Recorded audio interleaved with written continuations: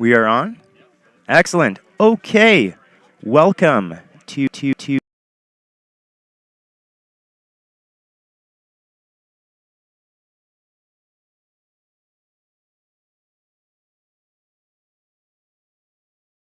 than yesterday. My name is Nick Jarp. You may remember him from last year. He was on the live broadcast with us. Sitting across from me, the man behind the audio and video is Wing Taylor. He will be monitoring any YouTube comments or questions that you have. So if you want to give any shout-outs, let us know where you are viewing from. Give shout-outs to any runners. Let Wing know in the comments. We will be updates on the top run.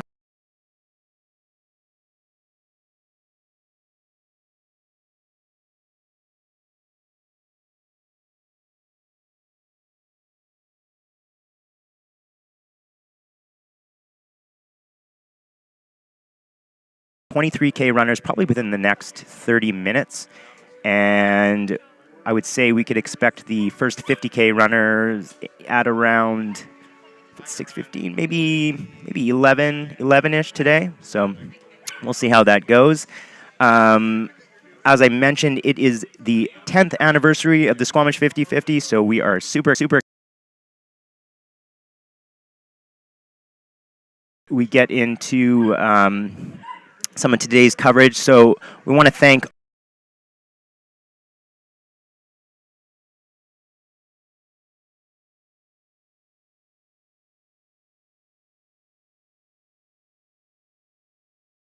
they helped out at package pickup all week.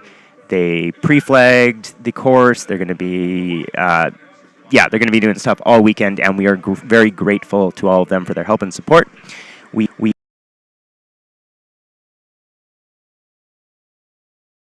very grateful for them. I want to give a quick shout out to some of our sponsors. They have been with Squamish 50 for what feels like forever. They are back, and we are very grateful for them. If you are here or if you are planning on visiting the finish line, go check out the Solomon tent.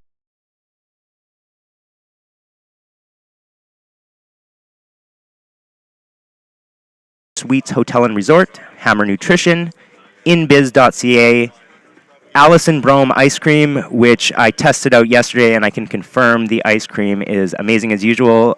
Wing Taylor sitting across from me, I think he did the ice cream double, so that's 2. We just want to make sure that it's tasting good for everyone.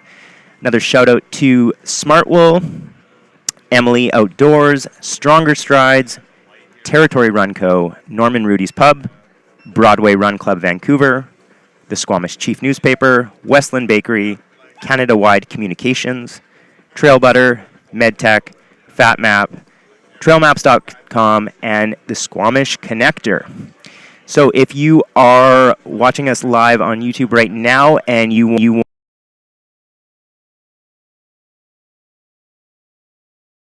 at Squamish 50, as I mentioned, Hillary is going to be posting video content, images all throughout the day. There's already some great quality footage of the top runners from the start, and as they're starting to sprinkle through Quest. We will also try to incorporate some of that video content that Hillary's sending over throughout this live stream on YouTube. Again, let us know in the comments where you're viewing from, what runners you are looking forward to seeing coming through, and anything like that.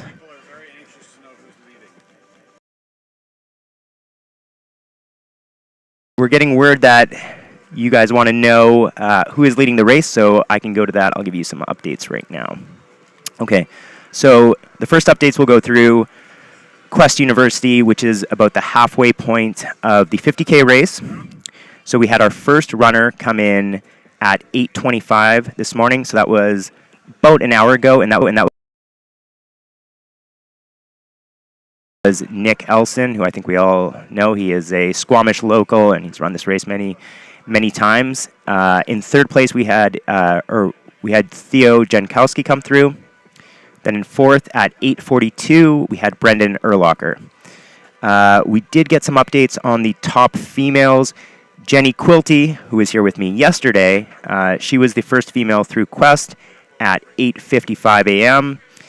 And, sorry, there's some bugs here. That's the trade-off with a little bit less wind, is we do have some mosquitoes here at the finish line, but they aren't that bad.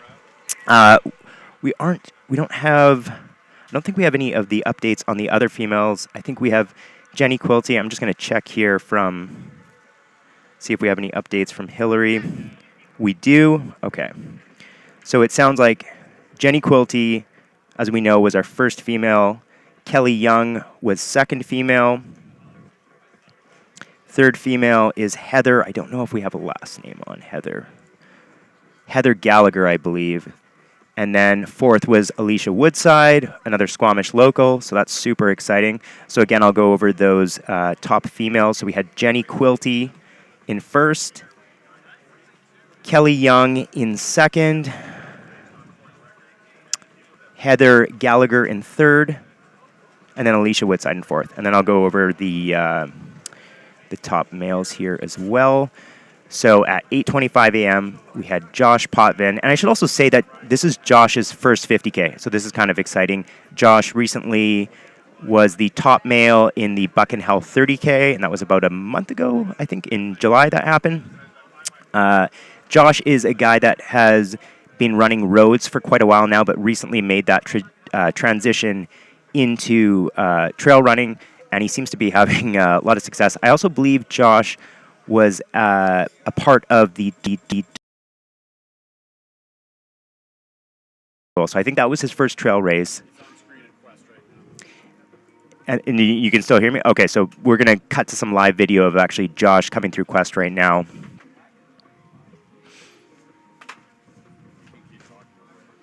Oh, okay, I can keep talking over it. I don't want to ruin that, but I believe so. Again, so we had Josh. Josh was in Quest at 8:25 a.m., and then 7 minutes behind him was Nick Elson. Then Theo Jankowski was third male. Brendan Urlacher came in at about 8:42, and fourth male. And then I do have a bit of an update on our 50-50 runners. The only update I have so far, we'll be getting more updates as they come in, but the only update I have so far on our 50-50 runners, John Dean, who actually won the 50 mile yesterday, him and Simon Weidman. Simon was, I believe, fourth male yesterday and second in the 50-50, and so they both came into Quest at 8:53 a.m., so they seem to be looking really good. I should make a note that both 50 mile winners yesterday, so both the male and female 50 mile winners, are both part of the 50K, which means that not only did they run 50 miles yesterday, but they both woke up early enough and started the 50K. So that is super impressive. And we don't have any updates yet on our 23K runners, but we're going to be expecting them probably within the next 20 to 25 minutes. And I should talk a little bit about who we could expect to see coming in here. So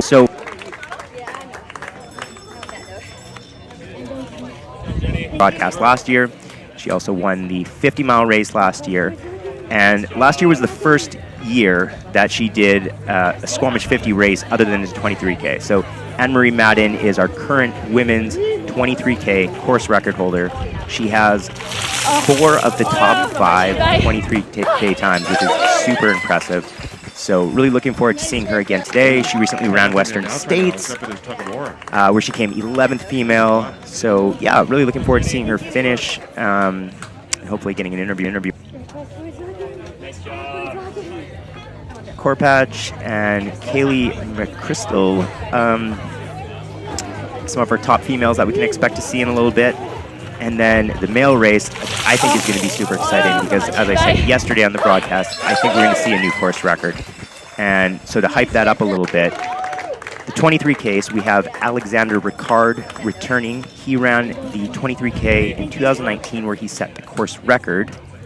And I should bring this... 20 minutes away. We're expecting the lead 23-kilometer runner 20 minutes away. Okay, so we just got word from Gary actually that we can expect the lead 23K runner in about 20 minutes. So I just want to talk about that course record time because I do really feel that that's going to get broken today with the level of competition. So speaking of Alexander Ricard again, so 2019 he set the course record, which was 1:43:30. Super impressive time for this 23K course.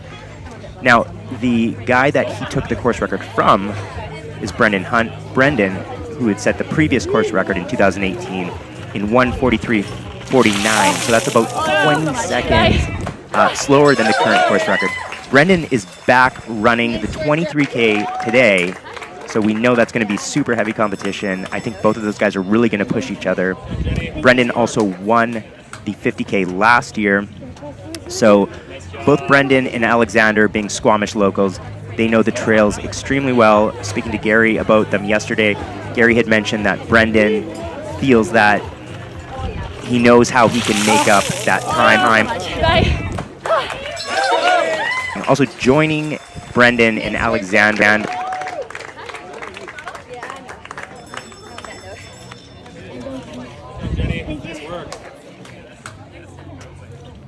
he won the 2021 Survival of the Fittest 18K. I believe he won the 2021 Whistler Alpine Meadows 13K. So he is another guy that we would expect to be at the front with Brendan and Alexander. And again, we can probably expect to see those runners in the next 15 to 20 minutes. And during that time, we will probably be cutting back and forth to the finish line camera so that you can see those runners coming in. And we'll hopefully be getting interviews with all our top 23K runners, our top 50K runners.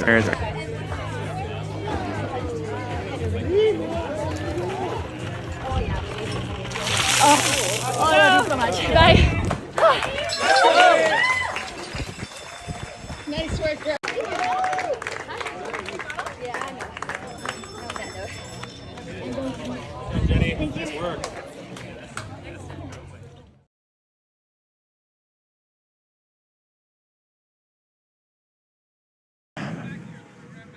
I don't have the results from yesterday, but we will get those up as soon as we can. In the meantime, let's talk about the toad migration. That's always a good transition when you're waiting for the internet to come up.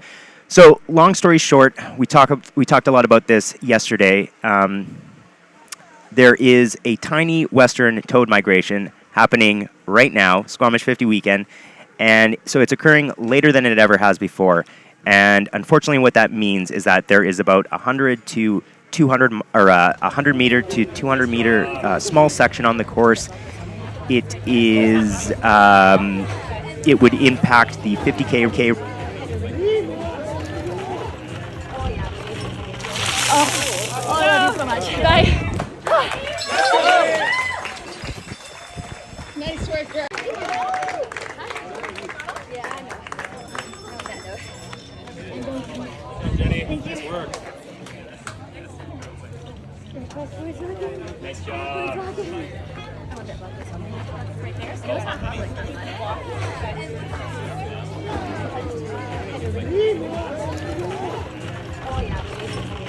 Oh, so much. Nice work, girl. Yeah, I know. Jenny, nice work. Nice job. Right there. So it's not public.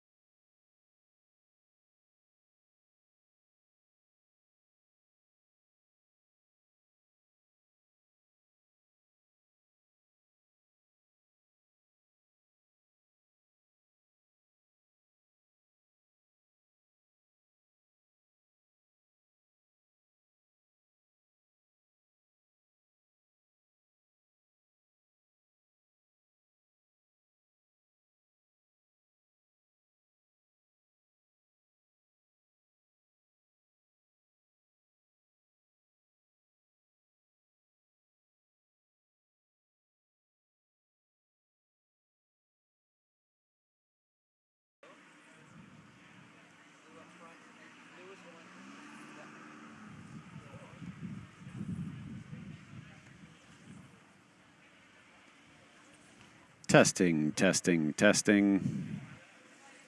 Hey, people in the chat, can you hear me?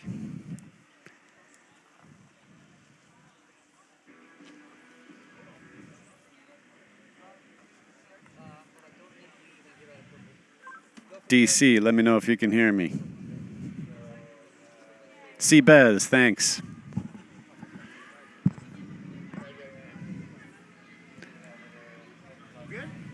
We are good. No, we had it for a long time, and then when I stopped you, right before you were doing the memorial thing. Lead 23-kilometer runner is 1.5 kilometers, 1 mile away from the finish right now. They will be pushing course record pace. They'll be here very shortly. Gary, do we know who that is? All I know is who left for our side first, and that was Alex. Yeah, by 2 minutes, I think. Okay. Course record 1:43, I think. Something. 1:43:30. Awesome. Nick, you're back. Okay. All right, we just got word that we are back. We apologize for some of the audio issues earlier. Apparently, my lips were moving, but nothing was coming out. So thank you for whoever let us know in the comments.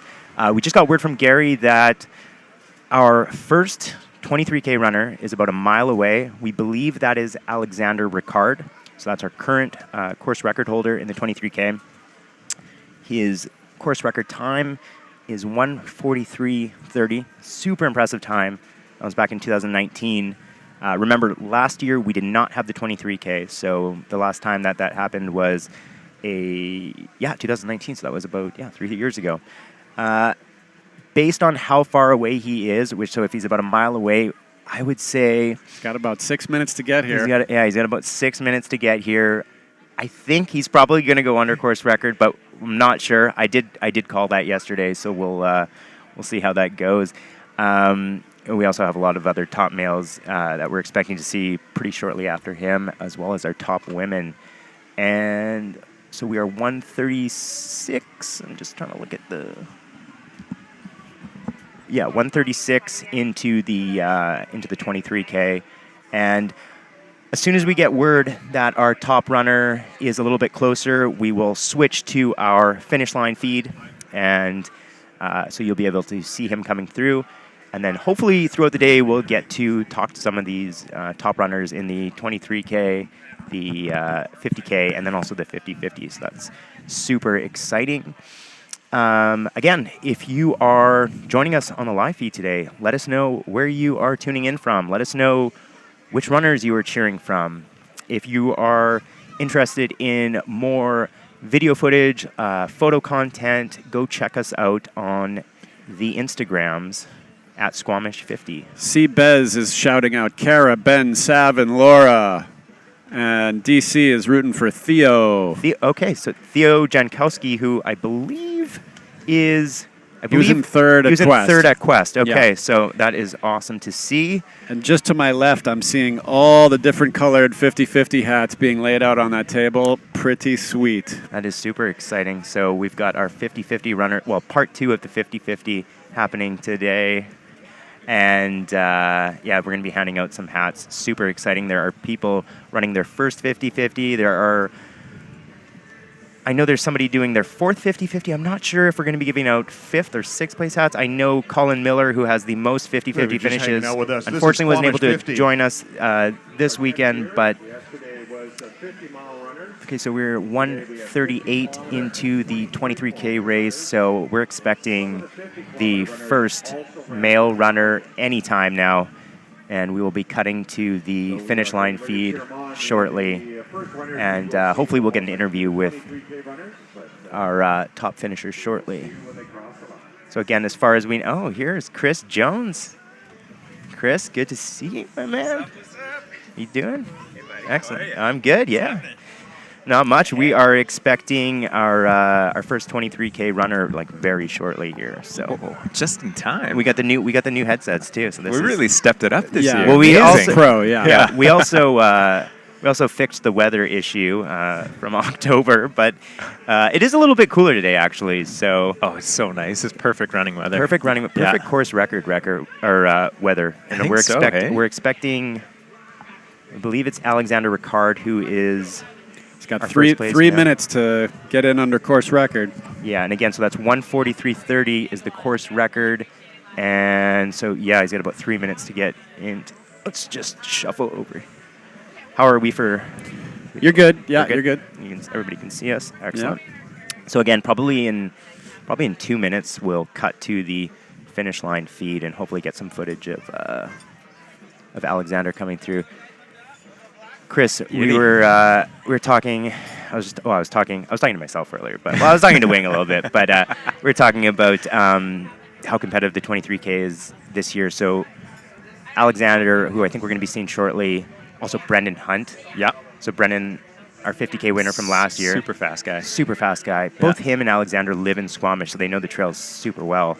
I would imagine they've been pushing themselves all day out there. Right from the gun, And yeah. Yeah, they also have Jordan Gannett, which Jordan I wasn't super familiar with up until the last few years, and I just being at the Coast Mountain Trail running races and just seeing him win all of the shorter races. So he won Survival of the Fittest in 2021, the 18K, and he also won Whistler Alpine Meadows 13K, I think, in 2021. So he's another fast guy. I would expect him to be at least in the top 5.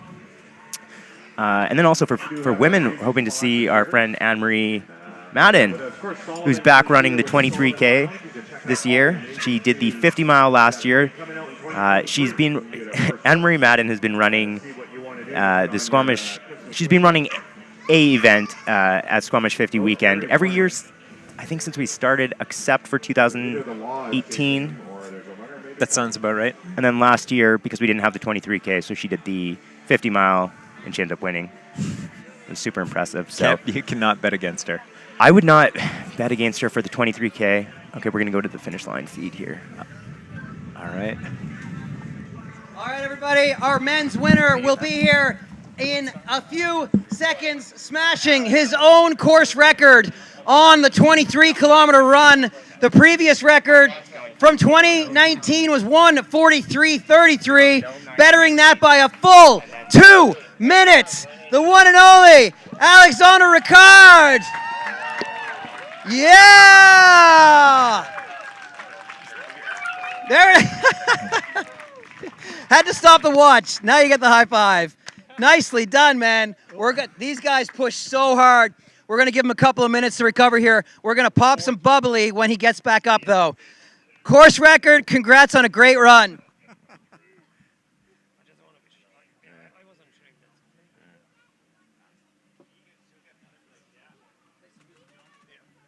I have to turn it down every time you talk. No, not yet. They might have one of the awards. Maybe take one of the boxes.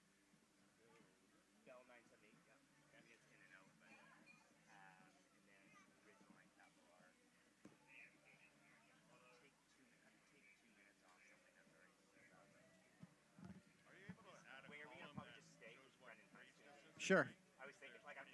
We'll stick with Gary.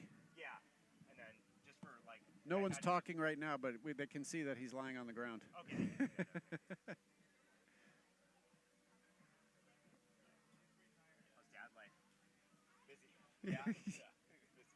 Yes, we have had our first finisher in on the 23K. They headed out this morning at 8 a.m. from Quest. This is our... Yep. Sure. This is... we didn't have 23K last year with the COVID version of it. Plus, it was October and pouring. So, we saved them.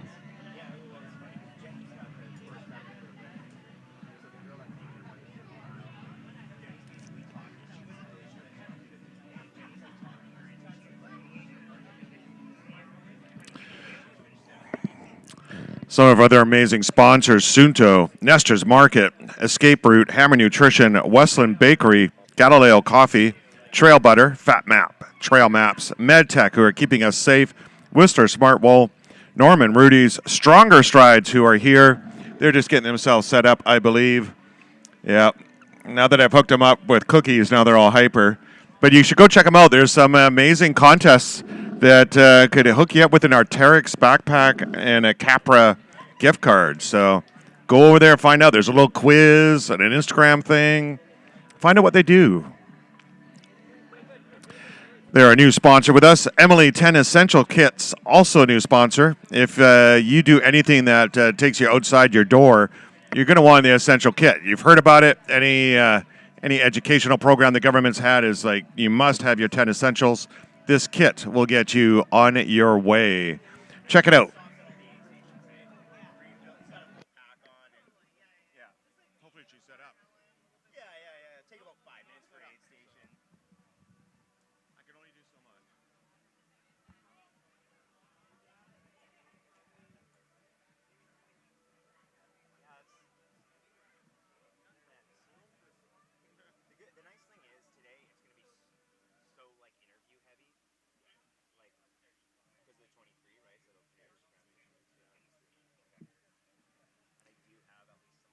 Gary's wasting all his airtime here. All right, he's had a chance to catch his breath. You know how this works. Come on over here, Alex. All right, Alex, pop the bubbly in that direction. Back-to-back 23-kilometer victories, only getting faster each and every time. While we were letting him catch his breath, it was catching up with him a little bit. And he basically admitted that this course is way long for where he's training right now. So congrats again on another course record performance here, and let these people know kind of what you've been training for and what your goals are in the immediate future here. So in the next couple of weeks, I will do the Ascent Trail. So most of the time, I do shorter race. So for me today was like a really long race. Usually I race less than an hour. So an hour 40 was like pretty long for me. I was like starting to cramp at the end. But I'm happy with that effort. I did really well, so it was a good fight with Brendan, so pretty happy about it. Good stuff, yeah. Has one of the fastest ever grouse grind times in the history, and every top runner has done that. We're going to see him at the Ascent race in Whistler next month, and it's an absolute pleasure. Lives in Squamish, gets to train locally, and I see his name pop up on Strava all the time, showing us what's possible on the local climbs. Round of applause for our back-to-back men's champion and course record holder, Alex Ricard. Thanks. And just so you know, it was 1:41:36. So 1 minute 57-second improvement on his course record. The math is hard. I forgot to carry the 2.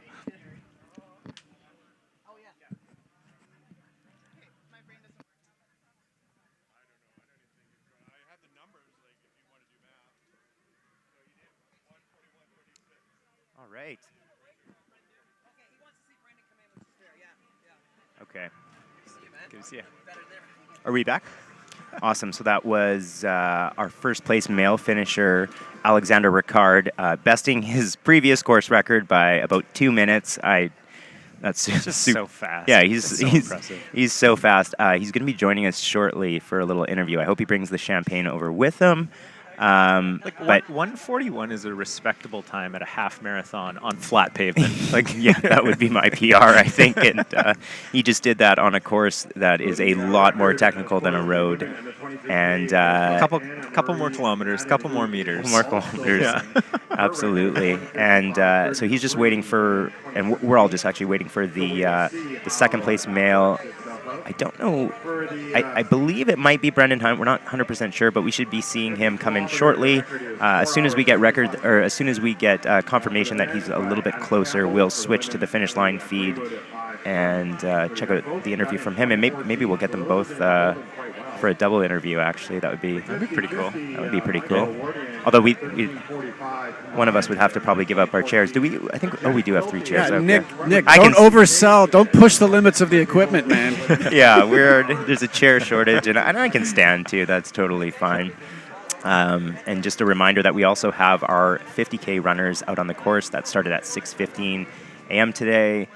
The last update we got on the 50K was Josh Potvin in first, and he was about 7 minutes ahead of Nick Elson.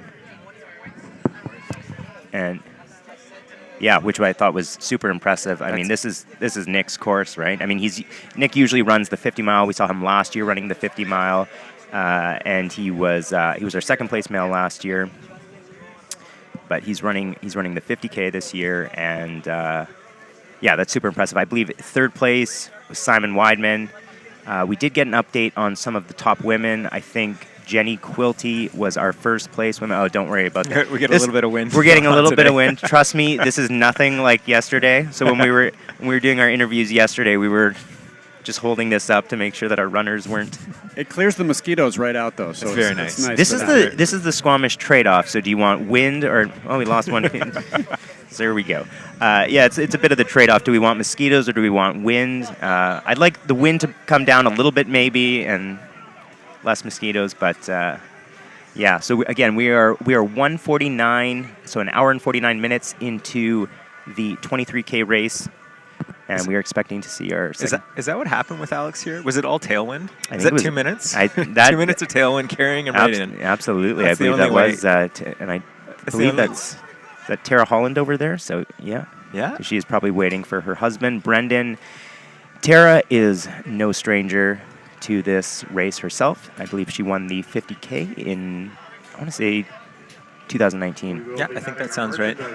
I think she was lined. I think she did do the 50 mile, but last year. But I think she had to pull out with an injury. But she lives up here in Squamish with her husband Brendan Hunt, and we are expecting him very shortly. Pretty amazing, talented collection of runners up here.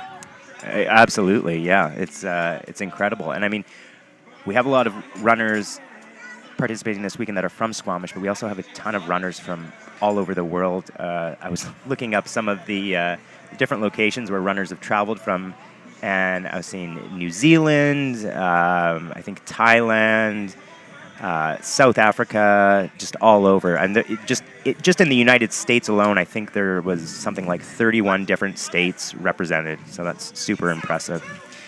In terms of our 50-50 runners, the last update we got was from Quest University. And the only update we're going to go to our finish line feed now because we got our second place male coming in. All right, here he comes.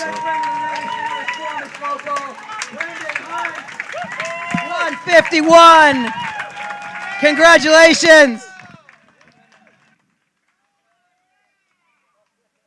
Don't forget your medal. Coming in fast. Looks like he's ready to go back out.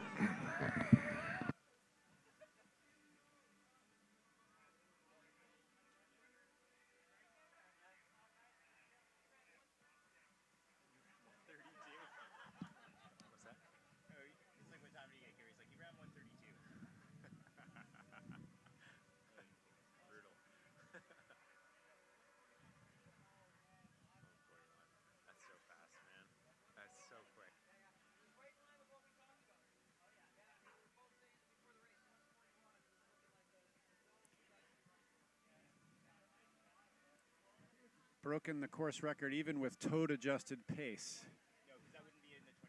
Oh, no? Oh, they didn't have to worry about that. Yeah, so we will be doing the awards for the 23K folks at 10:45.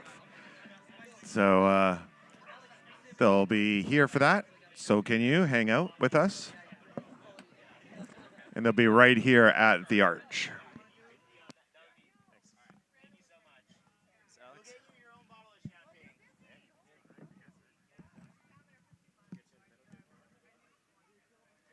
How you doing, man? Congrats. I'm good. We get you to put this on, and then just want to bring the mic up closer to your mouth. Absolutely.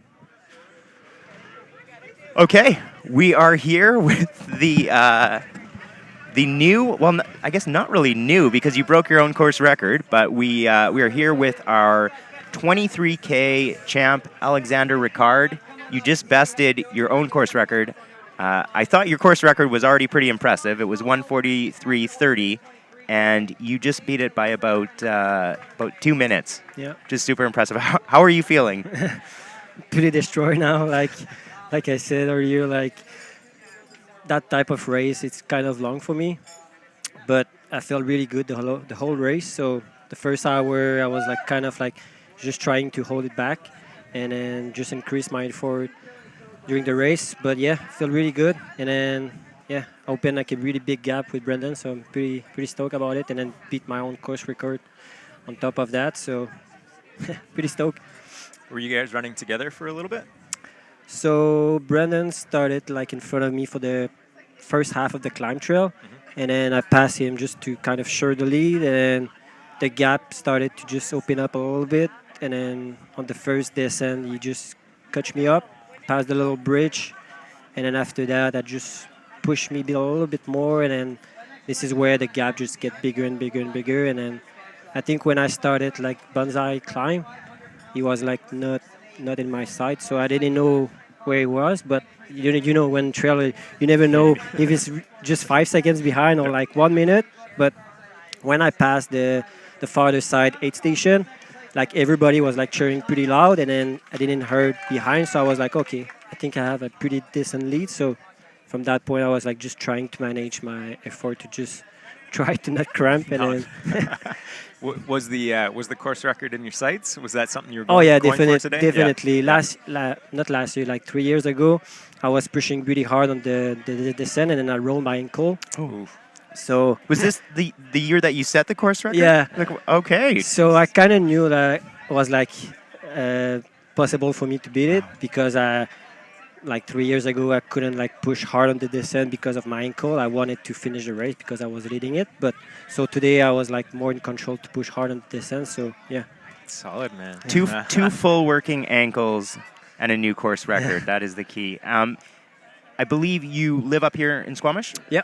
How do you feel that helped? I mean, I would imagine you've run this course, the trails out there, a million times in preparation. Oh yeah, especially the Valley Cliff one, like the whole end of the race. Like this is where I live, so I know pretty well all those little climb and then trails. So, and that's the big reason why I did that race, because usually I don't do like that kind of stuff. Like 20K is a little bit long for me, but because it's in Squamish, I need to do it, and then this is the big reason why I do it. But like I train mostly for like climbing stuff, like the grass grind, the climb.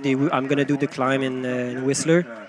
And The ascent race? The ascent race. Excellent. And then my biggest race this year will be the World Championships in Thailand. Okay. So I'll do the VK there, Yep. and the short course. Nice. So my whole training is like focusing for like short stuff, like from like half an hour to like an hour. So yeah, pretty happy with how my body react today for that type of race. So yeah. Right on. And how'd you get into trail running? Was your background in road running? You moved into trail, or have you always been trail running? Yeah, my background is more like a track. I was Yeah. running on the track at University in Laval, Quebec, and then I was like stronger in cross country stuff. So kind of like technical course with like big climb, and then I did some triathlon as well over the years, some cycling. So always really like it, like shorter stuff, and then stuff where you kind of like just feel the pain. So when I moved in Squamish, it was like just more natural to make the full switch to trail running, but I keep it on the shorter stuff. Yeah. Stuff where you just feel the pain. I like Yeah. that. Man. Yeah, I was gonna That's awesome. say that was. I don't like that. I like taking the pain and elongating it over like 15 hours. Yeah. Yeah. That's a little more acceptable for me. Yeah, that's the type of stuff that I really like. Like I like to do a lot of short intensity. Like I do like every week, like a good 3 big intensity workout. I know a lot of people don't really like that, but that's the kind of stuff that I really like when I run. Do shorter stuff and then just push hard. So Yeah. then the Nice. 23K distance is this. I mean, I know you did this in 2019, but is the 23K distance then your longest distance on the trails? Oh yeah, pretty. Like I tried like once like a 50K, and then it was like Oh, okay. not. I didn't really like it. Like I think I'm just not enough patient to just run longer. I like to just Go from the gun. go for it, and then yeah. just feel it in the legs like right from the start. So So we should probably pencil you in for the 23K next year and not the 50-50. oh yeah, definitely. Like if I race again here this year, will be the 23K. Yeah. Well, you'll have your own course record to go after. So what do you think? Is sub 140 possible? I think so. Yeah? Yeah, I think it's Okay. possible. Yeah. If I have like a bigger base, Yeah. I think someone could do like sub 140. Solid. That's incredible. So you were saying that you've got the Ascent race coming up in September, so that's early September in Whistler Alpine Meadows. Yeah. Do you have any other races on the calendar for this year? The World Championships you had also mentioned. So I have the Assen race. The following week will be the grass grind. Right. Yeah. And then in November, mid-November will be Thailand. Okay. And then would be the end of my season. I'm probably gonna do some time trial by myself in October, just to keep the leg sharp. But yeah, Nice. Well, you basically have every segment on Strava in Squamish right now. I'm like trying to chase after some of them, and it's just not happening. So that's awesome, man. Cool. Cool. Well, any other questions from the chat? If anybody has anything that they'd like to fire our way, Or feel free to shout out any of your friends, family, sponsors, anybody you want to thank. oh yeah, especially a big thanks for Running Room. Like they've been supporting me for like so many years, like a good 14 years. So such a big perk for me to just not have to think about like shoes, clothing, and then they've been so nice with me for all those years. Awesome. So yeah, that's big thing Great. for me. Yeah. And And we're- then all my training partner as well, like Sean, Scott, they help me to just keep pushing all the time in the trail. So Yeah. pretty cool. Are those and who are those? Sean and Scott? Like training partners. Sean Stevens. Yeah, Well, Sean Stephen okay, Wells we and, know yeah. him from. Scott McGuire. Oh yeah, Yeah. those are two. Yeah, two- Jordan Gannett. I do a lot of training with those guys. And I know you've raced Jordan before, especially in the gross grind. Yeah. I saw that. Is Jordan running today? I know he was signed up.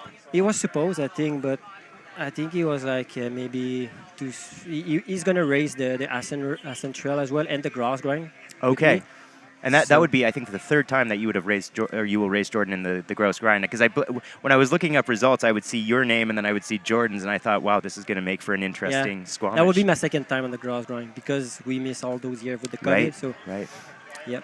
But yeah, Jordan is like this is his playground, so he's always training there. So Yeah. Well, we can't wait to see you up the gross grind, then Whistler Alpine Meadows in September. yeah. Thanks so much for your time, and congratulations again on besting your course record with a new incredible time. Cool. nice work, Awesome. dude. Thanks. Good job.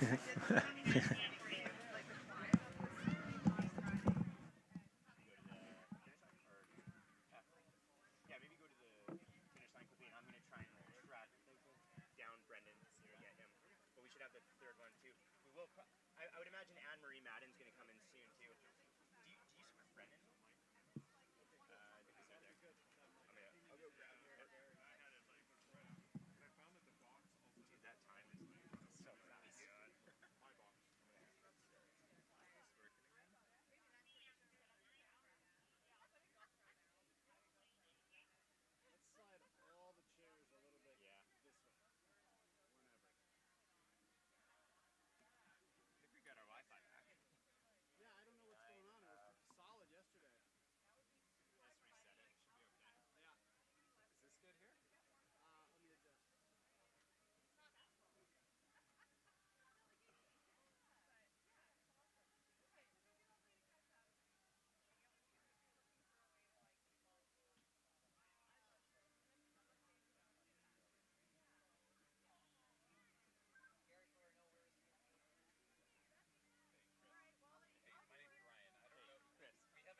Here we go. Third place in the men's race. Oh yeah, yell, it's loud. 2 hours, 2 minutes. Great run today.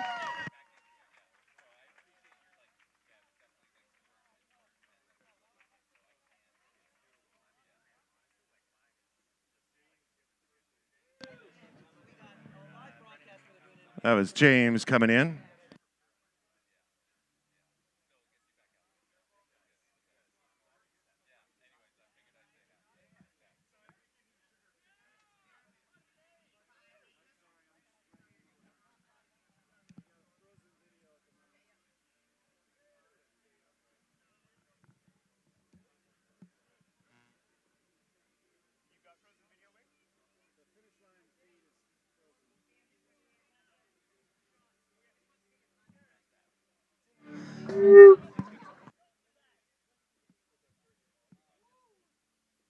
All right, we have word that the women's winner will be here very shortly.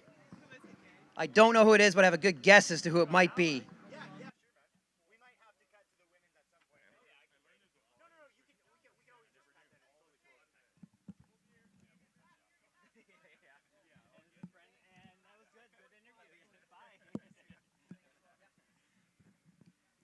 This is a bit different than last year, hey?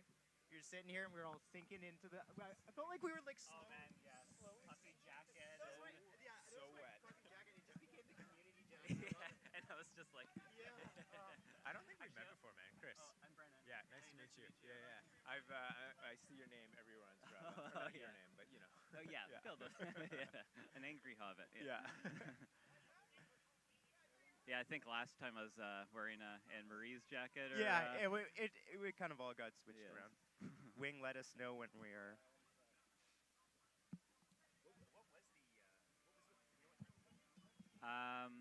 151 and a half, I think. No, probably. Give me 1 sec. I got you. Thanks. Yeah. I could see the second fastest stuff. Oh, we got it here. I got it.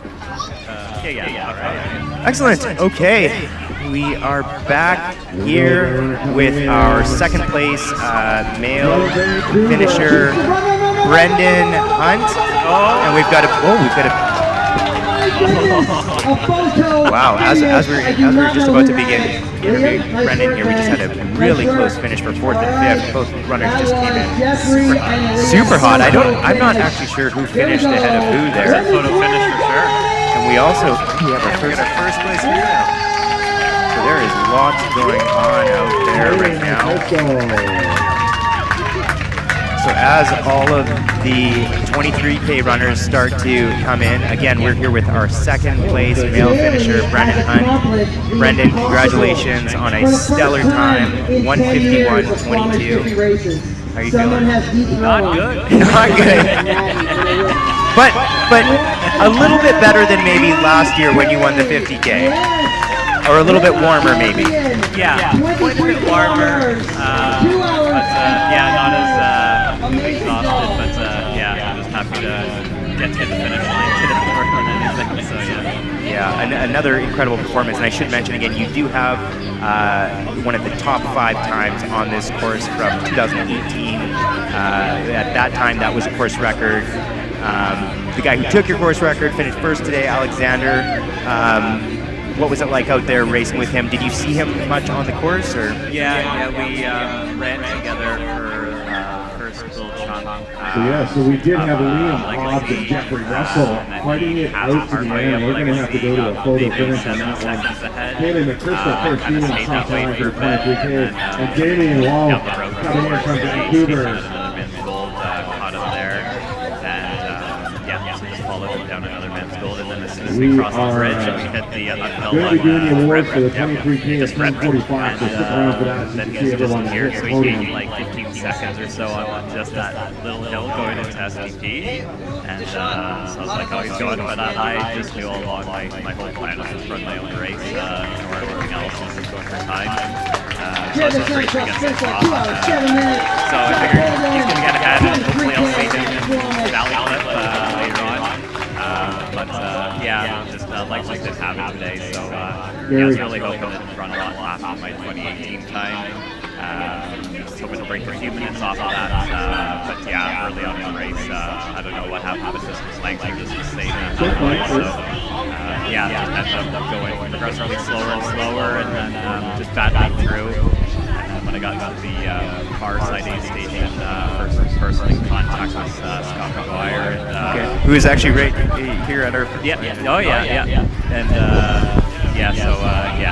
he just said, just get it out of your head and just keep going.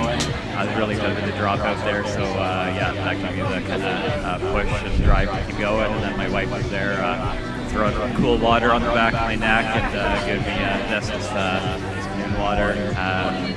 So just keeping me going. So that was good, just to have that push and just try to dig through and get it done. Nice work. Well, you got it done.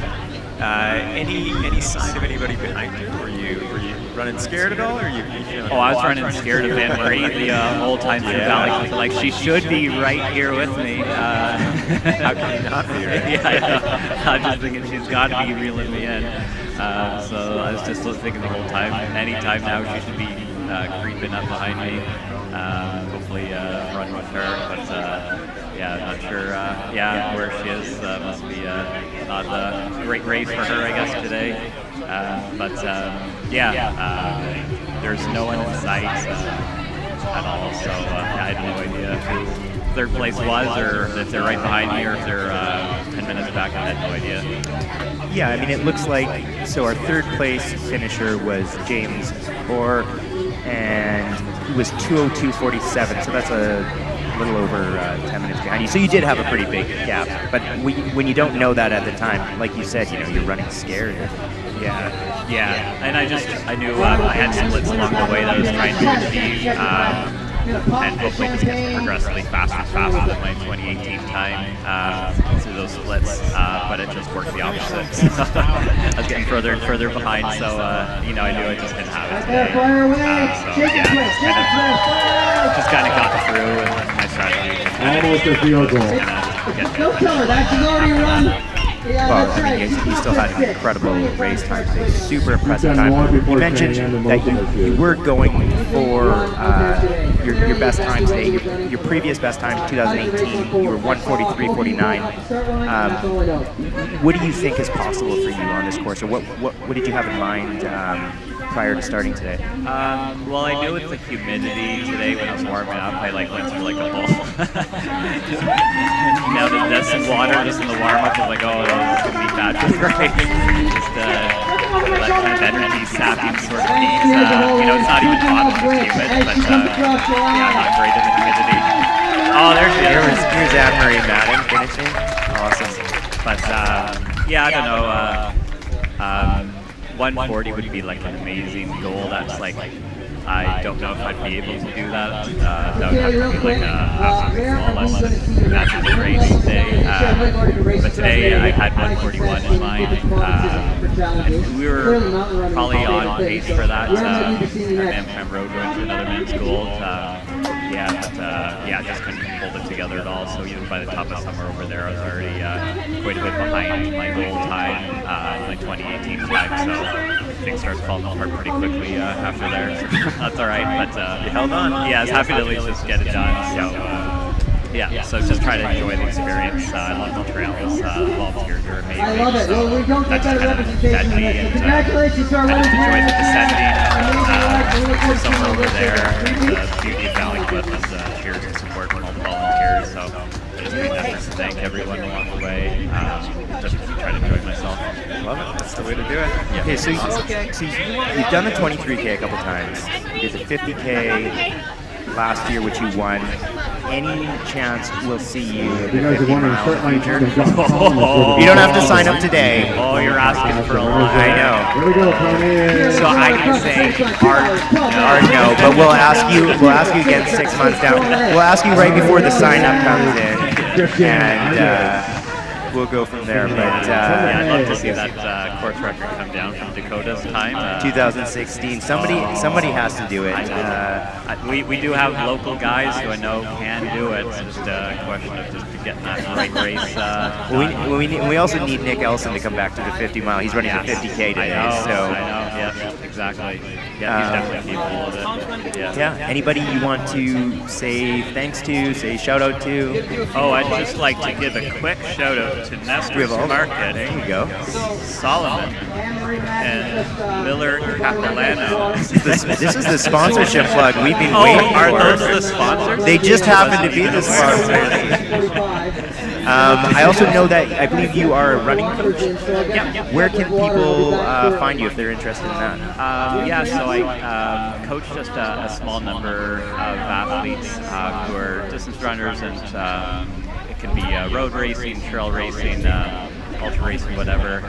Alright, So round of just applause for our anyone who's second place motivated running on finish out here. We're going to do the podium at 10:45, which is a half an hour away. So my website's I've seen your website. It is awesome. oh yeah, Holly Holden and Shout out Holly Holden. Yes. Oh yeah. those. The web design dream team. Yeah. Oh, there we go. There's one of my athletes right there. Is that? Yeah. Who is that? That's Clayton Dendy. Yeah. Okay. Oh yeah. Yeah. He's a mountain man. He just eats mountains for breakfast. So theshireracing.ca. Yeah, if you're interested, you can check out the website, contact me. If you're running the 23K, I think this would be the guy to speak to or get coached from. So, thanks so much for speaking to us today, Brendan, and congrats on another outstanding performance. And we hope to see you again next year. Oh, before we let you go, should ask, do you have anything else coming up on the calendar this year?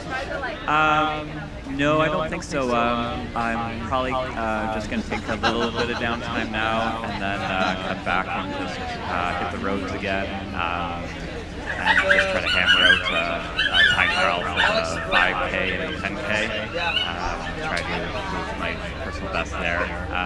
That's all I have planned. I might, just for fun, throw in next summer the Cape 100 in Mabu, Cape Breton Island, Nova Scotia. Okay, Nova Scotia. Yeah, so there's an 87K there. My cousin's heavily involved with the management of the trails there. So, so they have like a course or a race there. This will be next year will be the second year will be done. I might do the 87K, not really train specifically for it, just kind of do the best I can, and if it turns into an 87K hike, then so be it. That sounds like a really smart plan. We'll see. But that's probably all I have in mind for now. Yeah. Awesome. Well, thanks so much again, Brendan. Yeah, thanks. Congratulations. Yeah, good job. Awesome. Thanks, guys. Cheers. You can just say I have to reboot the whole thing to get the finish line back up, so we're going to be down for just a few Okay, minutes. so we are having. So we are just going to do a quick reboot of our finish line video because we're just having some issues there, and we want to make sure that our live audience is able to see the runners coming through, especially hopefully before we get some of our 50K runners through. So we're going to be down for a quick break. We will catch you shortly. Talk to me about the 305 side. Is that Elson and Josh?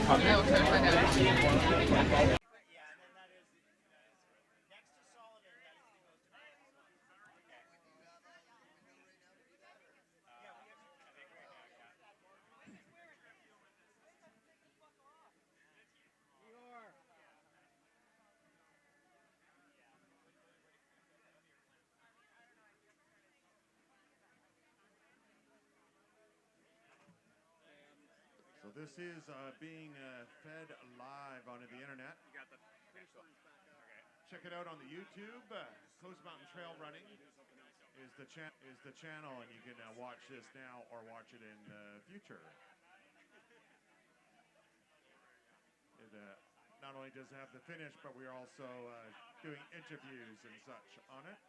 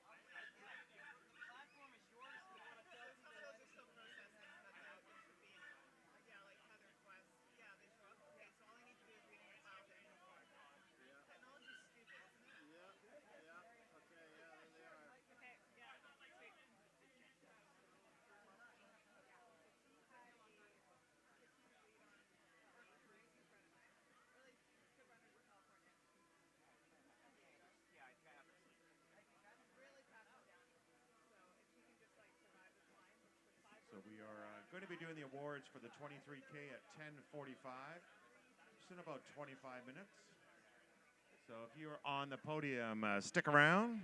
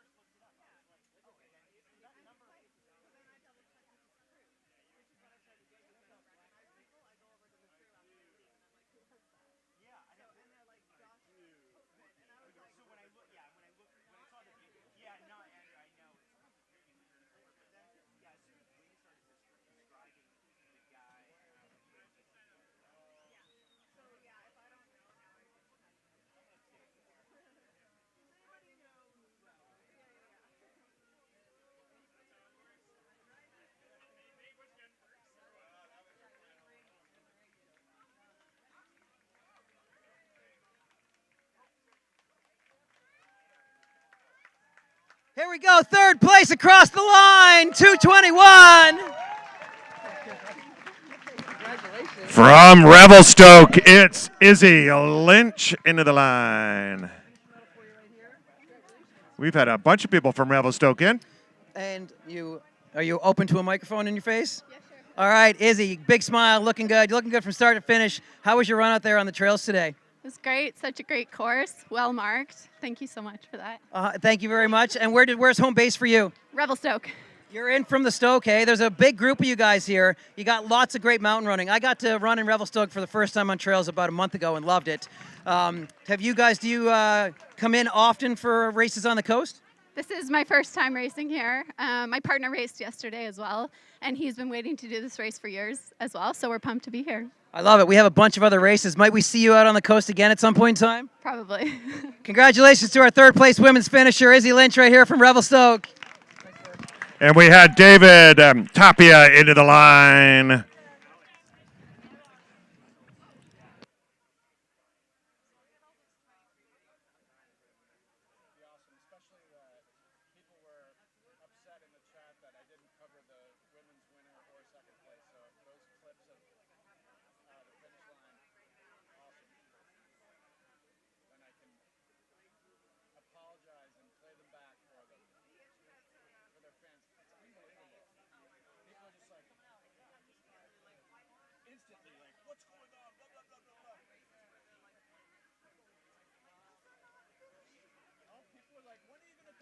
Coming in from Victoria. He had the all aboard breakfast coming in. Andrew Cook. Doesn't even look like Andrew's sweating. That's not right.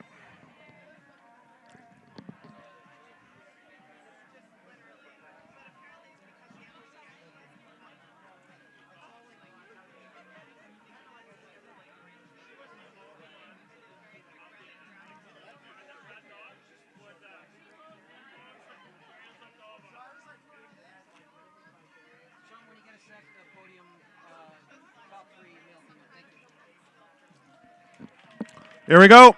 From Bellingham, Megan McClellan coming in hard.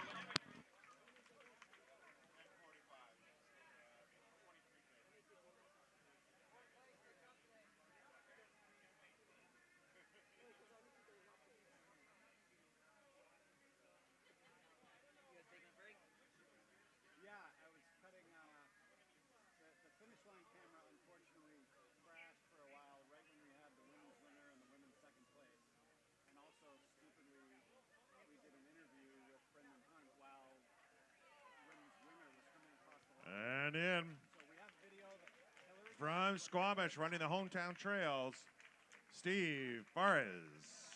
Quick check on the watch.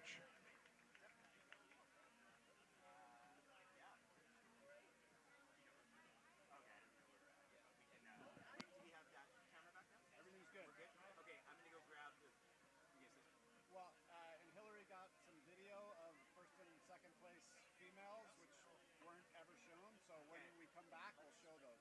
Okay, and then in the meantime, I'm going to get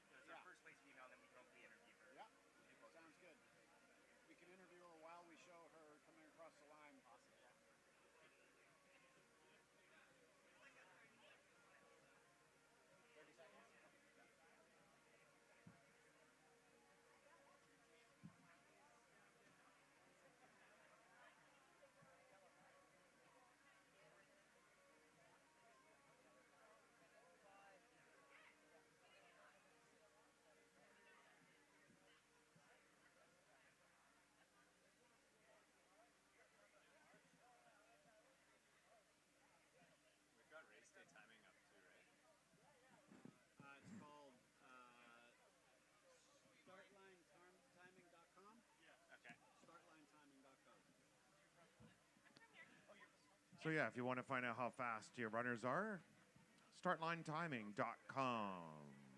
It's on the website, goes up right away as soon as they cross the line.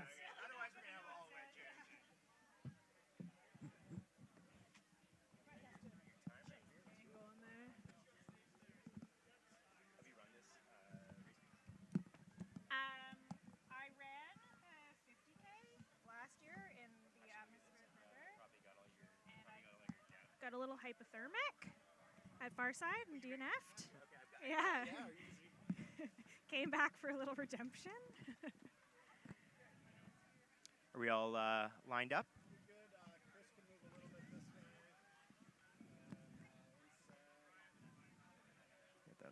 Good, good, good.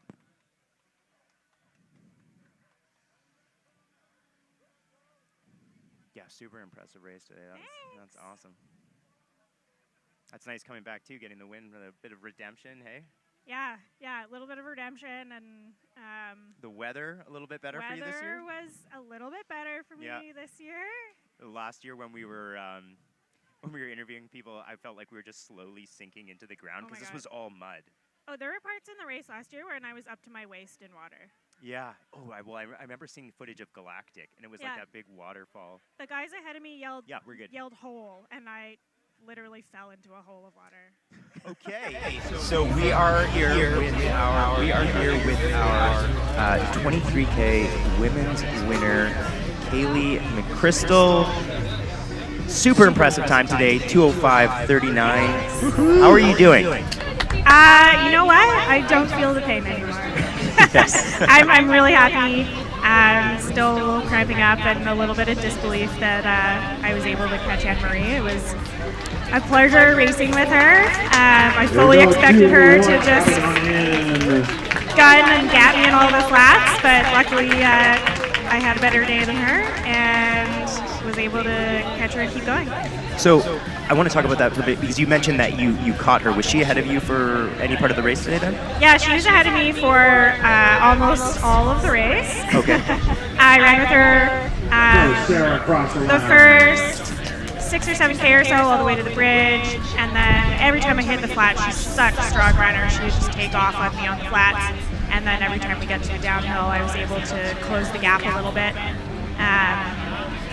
I think she had a strong race as well, but that's super impressive because Anne-Marie Madden has 4 of the top 5 finishing times for the 23K. I think she's run the 20. She's run this race.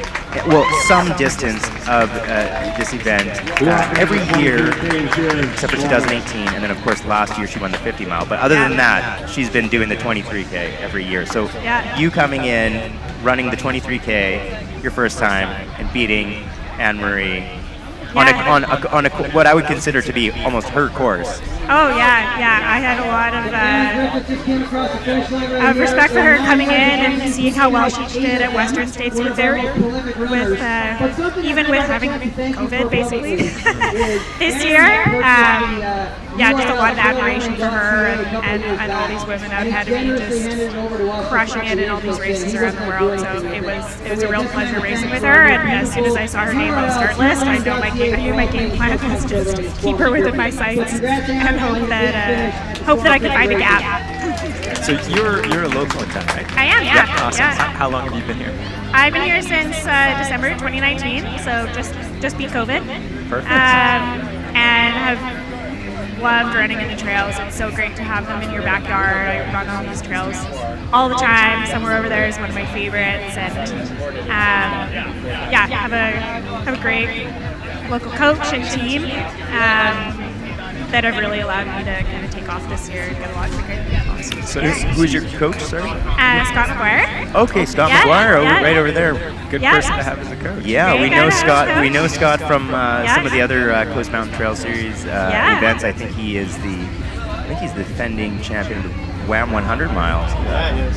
Pretty impressive. So he's an amazing runner, and the whole we have our Monday night shakeout and stuff. It's just such a good group, and it's really become a little running community here that is so supportive. And and I think it's really allowed a lot of people to step up their game this year. I think there'll be a few people coming in the 50K up there as well, so I'm super excited to see that. So how did you get into trail running? I've always been a runner, did more road running, and then moved up here and really started hitting the trails a little bit harder, loved it. Recognized I had a bit of an affinity for the steep ups and downs, and I've kind of been trying to put up some of those fast segments on the Chief and EVAC and stuff, and having fun with it. So You picked a good course to be going fast on the steep up and downs. Yeah, it was fun. Yeah, that's awesome. And what's next week on the race schedule? I have WHAM 50K coming up. So see if I hear Emma Clark might be racing. So she was at Minotaur earlier in the year, the Skyrunner event, and crushed it. We actually had a couple racers yesterday that took part in the Minotaur event, and that sounded pretty wild. Yeah, it was so fun. The course was amazing. Highly recommend it to anybody. And I had a good race that day too, and was able to come fourth, so that qualified me for the finals in Spain in October. So for that Sky Race Trail Series, yeah, for the Skyrunner World Series. So it's looking more and more like I might head out to that. How exciting is that? Pretty cool. That'll be a little bit different than this course, I think. A little bit different, but it'll hurt just the same. Yeah. Any nutrition strategy, fueling? How did that play out throughout the day? I think I probably made a tactical error in not taking a handheld for the first 10K. I was pretty dizzy and cramping coming into Farside. Scott passed me a bottle, and it was kind of life-giving. Still had like a bit of a rough go until those electrolytes got into my system, but I think everybody by that point was kind of out there cramping a bit. And had to hike some of the steeps, so probably was a little bit slower on time than I was aiming for. I was hoping to come in under 2 hours, but yeah, I think everybody was feeling the same way. We put in a pretty fast first 5, and had a few descents in my pocket, and luckily Anne-Marie was feeling just that little bit worse than me going up Mountain of Phlegm, and as soon as I passed her, I kind of just ignored my screaming legs and shot downhill just like I was being shot at. That's the way to do it. Yeah. I mean, you put about 5 minutes on her from the finish, so something worked out, I would say. And I saw a couple people coming off Smoke Bluffs there cheering, and that really gave me a lift. So thank you out there to all the course marshals and volunteers and local people cheering on course. It really does make a huge difference. And coming into the finish and seeing everybody with their signs and hearing the cheers was such a great way to finish the day. Is this your first win in a race? It is my first win. Congratulations. I expect we'll see a couple more from you. I hope so. Yeah, where's the wood? Yeah. Very cool. Anybody else to thank or any other shout outs you want to give today? Aside from Scott and the whole Shakeout team, just all the volunteers out here, the course organizers. These races are so great, and it's so amazing to see them back in full force this year. I'm having so much fun just seeing everybody. Just really grateful to be able to run these races again and see everybody around having a great time and supporting each other. So all those volunteers out there. Especially in the nice weather we're having this weekend. This is nothing like October, hey? Nothing like October. It's so much nicer. I literally was dragged off course hypothermic at Farside last year. There's a little bit of rain last year. It was a little bit of rain. A little bit of an atmospheric river. Little bit of a river, yeah. Like I was saying, I was literally up to my waist in water. Like Catherine Short pulling off the win last year she's a friend, and hats off to her. Hats off to everybody that Turbo 50/50. Yep. All those guys just crushing it out there, but I'm a little bit happier You picked the better weather here. A little bit better. Yeah. I feel like I paid my dues last year. Yeah. Awesome. Well, you made it count today, so that's what matters. Yeah. thanks so much for taking the time to speak with us. What does recovery look like for you for the rest of the day? I gotta get up and do a little warm down. A warm? I think. You're gonna go run? Oh, very gently. Okay. Probably just like champagne bottle in hand. Yeah, that's standard. We wouldn't expect anything less. Yeah, a little warm down, and then just gotta get some food in me, and I'm gonna go out and the 50K winner. Hoping to come in pretty quick here, probably. So stick around for that, and then I'm gonna go and cruise with friends. That is Head out to awesome. Farside. Yeah. Enjoy it, celebrate. You deserve it. Keep the medal on. Yeah, keep the medal on. Wear that proud. Yeah. Fantastic performance. We really hope to see you again next year. Maybe in the 50 mile or the 50-50. Maybe 50K. We won't make you sign up for it just yet. Incremental. Let's go. Yeah, Incremental, 50K. Okay. Well, thanks so much. Thank you. Thanks so much. Pleasure talking to you guys. Great work. Thank you. Wing, do we have the video clip of her finish coming in that we can go to? Unfortunately, we don't. Okay. It looked like that. Yeah. You came like full speed through the finish line. That was amazing. Oh yeah, you Very got impressive. a kick. Yeah. Just in case, Amber could be right there. You never know. I don't know. Wow. Well done. Thanks. Thanks so much. Awesome. Good. Thank you. Yeah. From Vancouver, Mary Kaplan Hallam coming in full stride. There we go. Good sprint.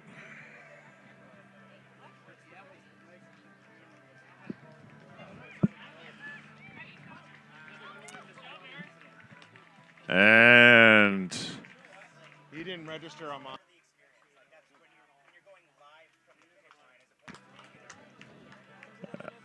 Yeah, Gary, we need his bib number.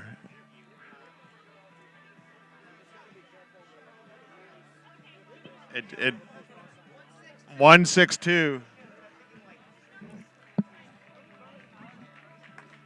And here's Brad Barasiak into the line.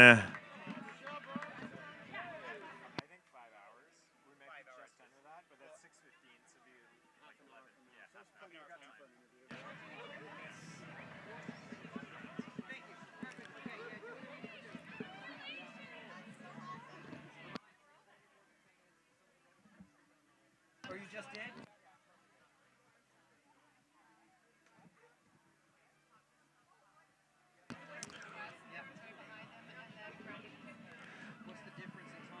Just a reminder for all the runners that we have a barbecue for you. And I even believe some cheese quesadillas. So pop on over there, grab yourself some hot food, something that doesn't taste like an energy bar.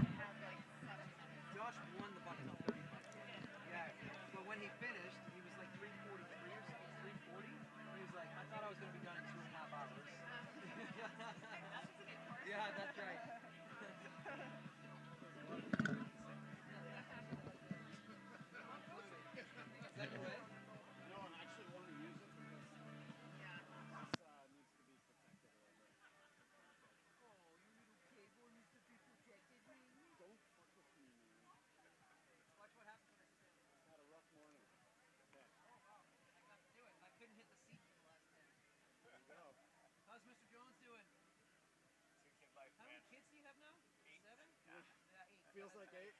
Busy, dude.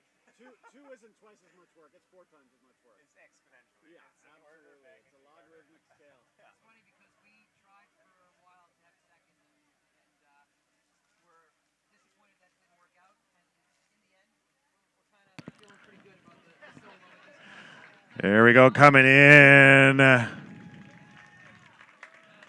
Finishing up, we have Amber Mawson. We have Aaron Seaman. Just coming in together. Welcome to the finish line.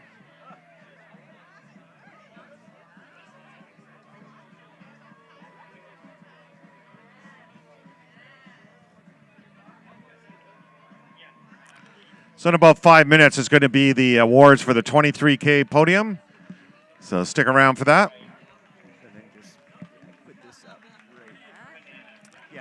Coming on in, Savannah Talbot Kelly. And from Courtney, Scott Prager.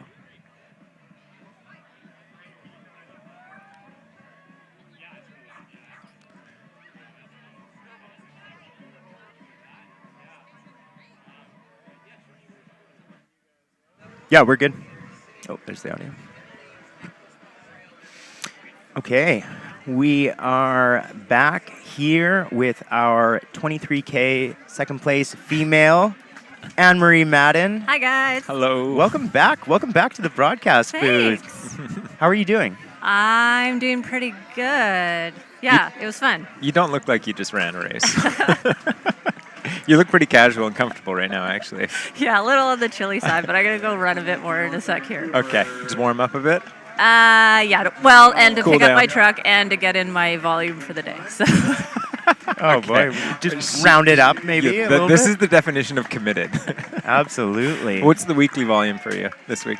Oh, this week's gonna be maybe 90 or 100K. I'm Yeah. just starting to train again properly post kind of COVID, post Western States. So not really high volume yet. Yeah. Yep. Just warming into it. Yeah. Okay. Yeah. All right. So second place today. Yeah. Congratulations. Thanks. Yeah. 2:10, about a couple minutes off your personal best here. Just like 15 minutes off. That's okay. That's okay. How are you feeling? You've done this race so many times that you can finish in any time, and it's still super impressive. Yeah. If we take your average finish time, like this isn't too much of an outlier. You're doing all right. Okay. Actually, the outlier we should talk about. The outlier was last year when you won the 50 mile in our atmospheric weather October my edition gosh. Squamish. How does today compare to that? It was so nice out there today. I was like, oh, this temperature is nice. There's a breeze. The ground was perfect. Yeah, no, it was Perfect conditions for fast running. Yeah. And so walk us through your Western States. Yeah. Super impressive. Believe you got a little bit under the weather just before that. I felt a little funny just the day before. My heart rate started doing kind of odd things, but I didn't feel sick. And raced and kind of felt maybe unsure if I was feeling the altitude or just going out really cautiously. But overall, the day it went pretty well for a first 100 miler. A few puking sessions, but that was very much expected. And they'd kind of I'd throw up and then could keep running, so it wasn't it really was sort of normal, I think, for how those things go. The good kind of puking. Yeah. Yeah, it was kind of, So as far as it went, nothing too dramatic. There weren't any horrendously terrible lows, and not really any major highs either. It was kind of just a bit steady most of the day. And then finished 4 minutes out of top 10, which was a little bit hard to It's a bit of a sting. Yeah, so now I'm trying to decide. And then I got COVID just a couple days later. I finally tested positive. Wasn't sure if I got it at the race or on the way there or the way home. You said you were feeling a little off before, maybe. Yeah, but I didn't have a cough or anything while racing, so I don't know. I'll never know if I got it before or after the race or what have you, but we'll give you the COVID course record for Western States then. How's that sound? Absolutely. I think that's totally fair. Probably 25% of us out there were Yeah, I know a couple people that got a little sick coming back. Yeah. But so after Western States, walk us through sort of you got through COVID and then a bit of a recovery and started to feel a little bit better. Yeah, and then kind of just been starting to do a bit of speed work again and training, and no major long runs, but it's just been beautiful out, and I've had a whole bunch of nice days in the Alpine, kind of running or hiking and just enjoying BC summer and not really too stressed about having a formal training plan and stuff like that. And then now I'm trying to figure out if I want to try and race another golden ticket race and do it again, or do I just kind of... Yes. That's 2 thumbs up from me. Nick actually knows the answer. I'll sign you up right now if we can. Let's go on Ultra Sign Up and find one. Yeah. I'll do that right now if we can. Javelina 100. Yeah.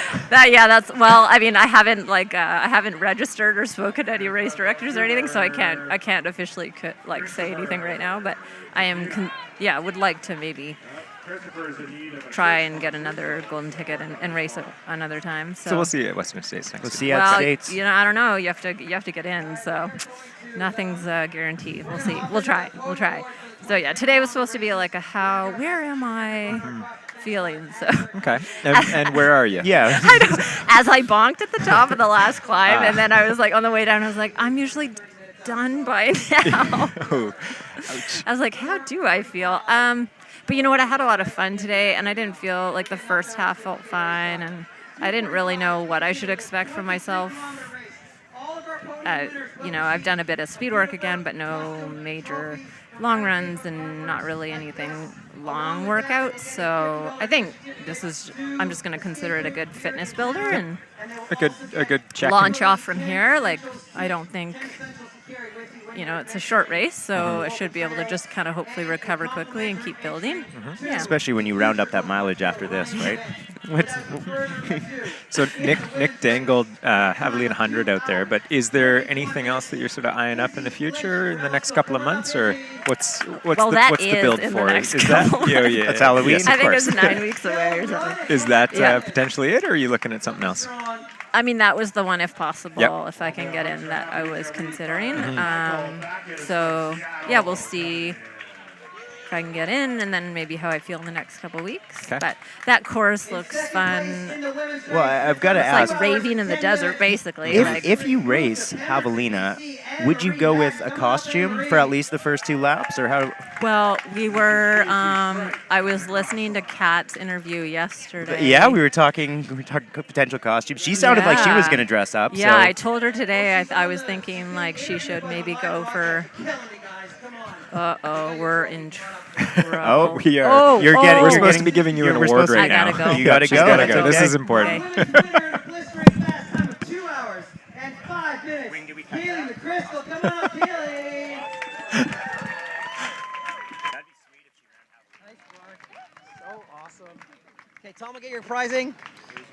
Anne-Marie, you're not in the middle for this picture, I'm sorry. And then our photographer right here. Round of applause for the fastest 3 women's runners out here today. And another Revelstoke runner coming in hard, Gordon Mason. Good sprint there, Gord.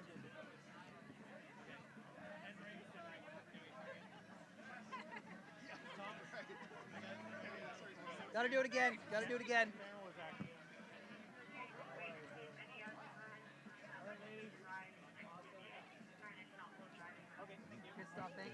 Good running.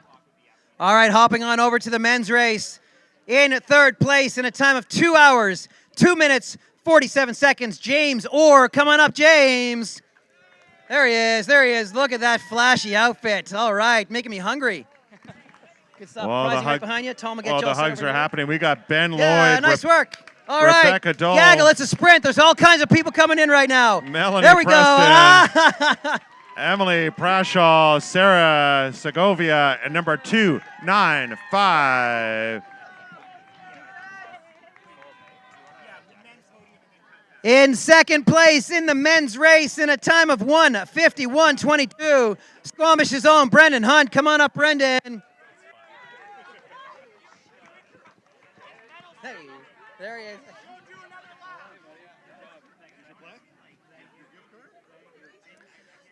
And our men's winner in a stunning course record time, 1 hour, 41 minutes and 36 seconds for the full 23 kilometers. Again from Squamish, Alex Ricard. Come on up, Alex.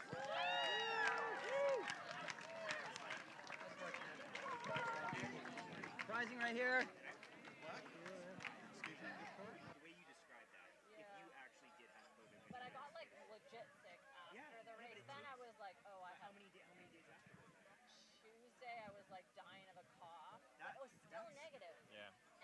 Round of applause for our men's podium in the 23-kilometer race, please and thank you. All right, great job, everybody. Those running shorts make me want to have a donut right now. I don't know about the rest of you. All right, we will get back to cheering on in our 23-kilometer runners, and we'll get a 50K course update here shortly.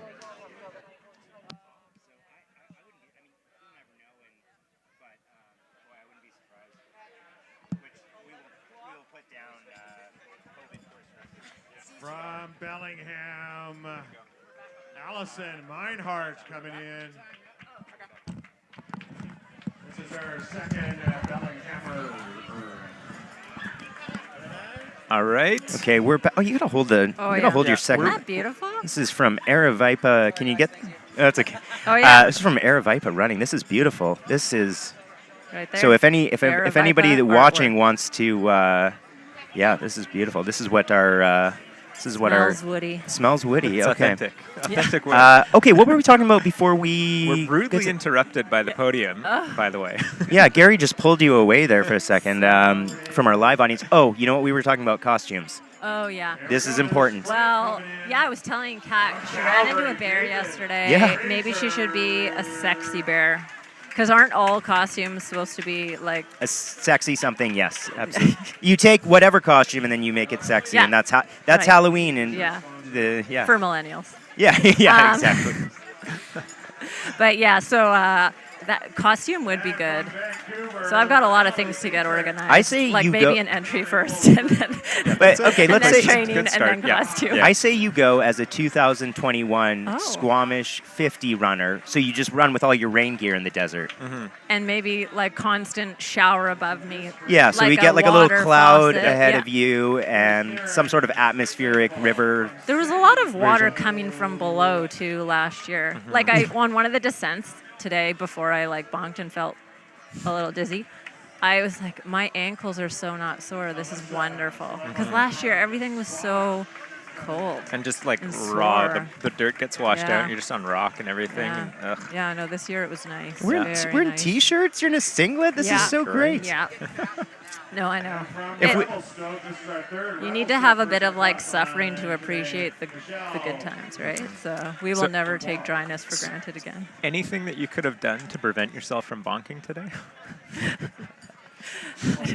I mean, like, well, I didn't. Do you usually run this race with a handheld or with calories or anything, or is that? Some years, if it's really hot, Yeah. I had like a tiny bit of water on me.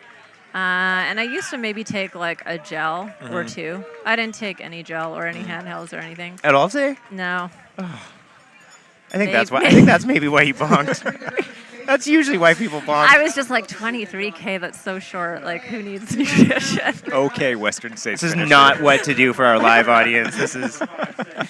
This is how to race your worst time ever here. Yeah, I think. Also, I'm like, to be honest, I'm kind of happy. I just kind of like went for it after feeling like my usual MO is to kind of hold back and then race the second half harder. I was just like, well, I'm just going to run as fast as I can until I can't. And unfortunately, that was before the finish line. Yeah. But that's fine. It's a good fitness builder. Okay, so you ran the 50 mile last year, which you won. You have the current 23K course record. I think you know where I'm going with this. Will we ever see you in the 50K maybe? Yeah. I feel like that's the only box. I mean, I guess the 50-50, but. No. Okay. Two birds with one stone. next Yeah, year. exactly. Oh, there you go. I was sort of thinking Although- about the yeah. Western States Squamish 50-50 double. Right. I don't know if that's been done. Has that been done? I guess you could call it a triple, sure. Yeah. Yes. Maybe next year. We'll see. We can get Gary to pencil you in for that right now if you want. I think they just told me I got a free entry to something. I'm not sure what it was for. But He's not going to let you do the 23K again. So. yeah, I've been banned. Now that my reign is over, I'm no longer allowed to do it. Sorry. Anybody you want to shout out, say thank you to? Yeah, probably Max, my coach, for putting up with my ever undecided plans. Is that Max King? Yeah. And then Hamish and Tucker. Yeah, I was going to say we need a Tucker. Is Tucker here? No, because I left him at home because I didn't know, you can't really lock him in the car. We could put him right here? I did ask. I was like, Hamish, do you think Gary would let me just race with Tucker, even though it's against the rules? And I thought, no, I can't start breaking rules. So Tucker left would him at smash home. the course Oh, record. man, you have no idea. I've He seen would your- have left me. He would have been like, you suck. For And the- for- he, for our he live would've audience- dropped me, and he would have just looked for the lead man and just like raced For our them. live audience, Tucker is a German short-haired pointer. Yeah, well done. Yeah, GS. Oh, I follow you on Instagram. I live vicariously through your Instagram running with Tucker. Are you gonna get one? We talked about this. We talked about this, and I think I was split between GSP and a Border Collie. I don't know. That's a lot of energy in 2 dogs. I know. Yeah. I know.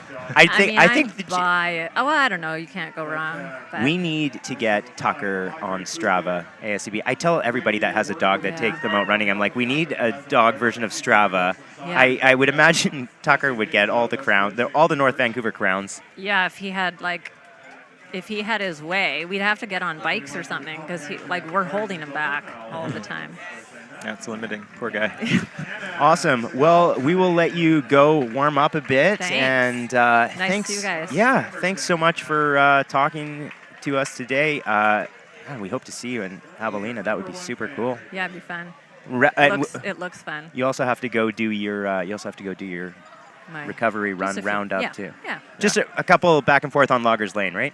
Well, yeah, I just gotta get over to Garibaldi. It's a short little The jog. summit. Garibaldi. That'd be so pretty. Awesome. Congratulations. Thanks so much. Way to go. Thank you. Second place Thanks. female. Congrats on the new baby. Oh, thank Anne you. Marie Madden. Awesome. Alrighty. Thanks for talking to us.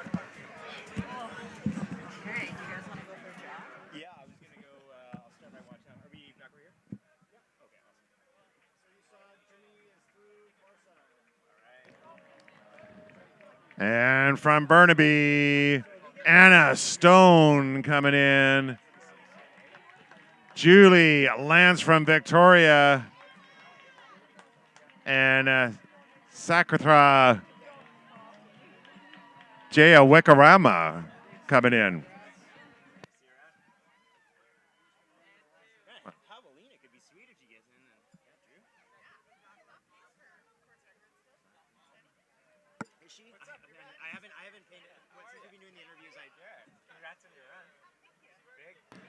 Oh, look at them putting their blanket out, getting all ready.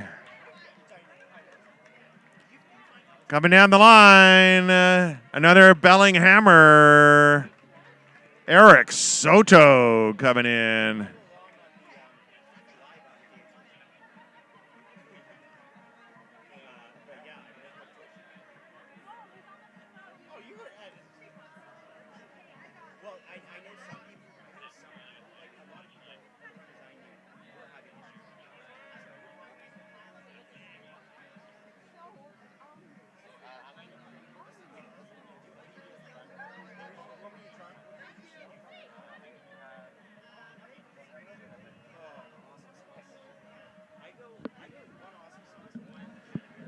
So we are still waiting for our first 50-kilometer and our first 50-50. So we will be waiting for them to arrive.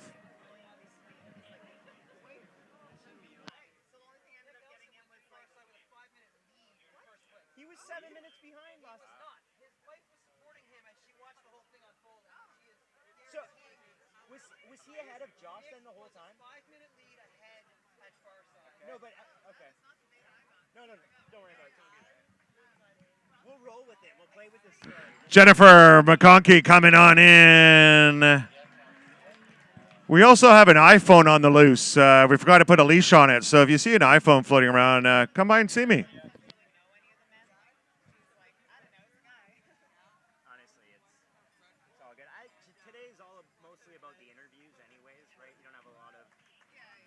Carmen Golden from Nanaimo, Andrew Irwin from Toronto, and Ariana Cesar from San Jose.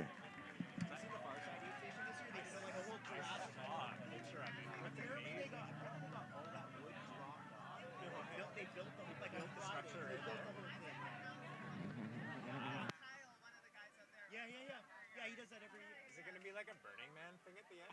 Yeah, I actually... Not a cool joke right now. Forest fire season, guys. Oh, I didn't think... I know. That would be cool. There is actually a Burning Man Ultra.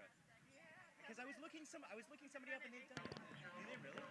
It's like a 50K. We have Barb Tires coming down the line from Vancouver.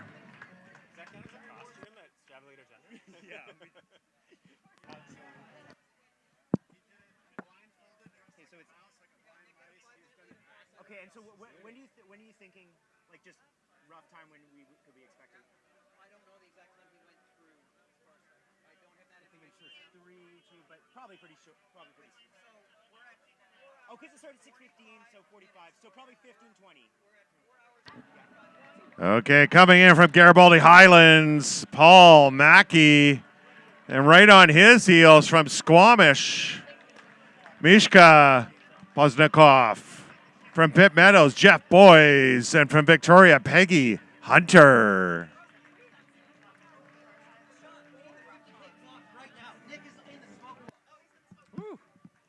That's fast. Which is, how far away is Smoke? Travis Cox from Seattle. He's going to be like 5 minutes under.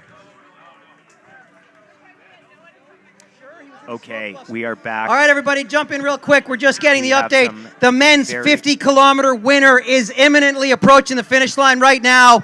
Men's 50-kilometer winner is coming in what will be very close to a course record time. It's Adam Campbell's 4:55, I think, right? And from So, as we were just saying, we've got some exciting news.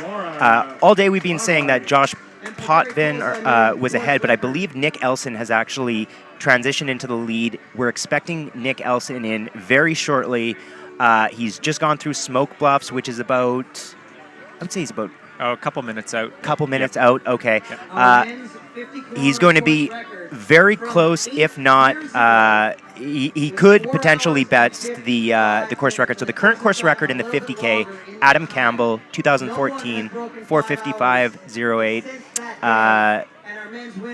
2014 is a very fit Adam Campbell. Is a very fit Adam Campbell. That's an exceptionally fast time on this course. The next closest time to that 4:55 was 5:02. So just showing sort of the fitness that Alex has, or that Adam had. And for Nick to be coming in potentially a few minutes under that is going to be an incredible run. Conditions are perfect for it today. Yeah. Nice and cool. A little bit humid, but I'm really excited to see him coming through the finish line This here. is super exciting. I also want to mention. Here he is. New course record over in the 50-kilometer race. 4:48. Nick Elson.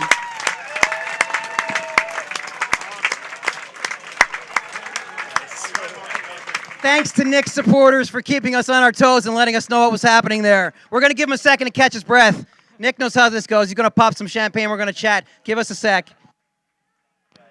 And from West Vancouver, Emily Sung coming in.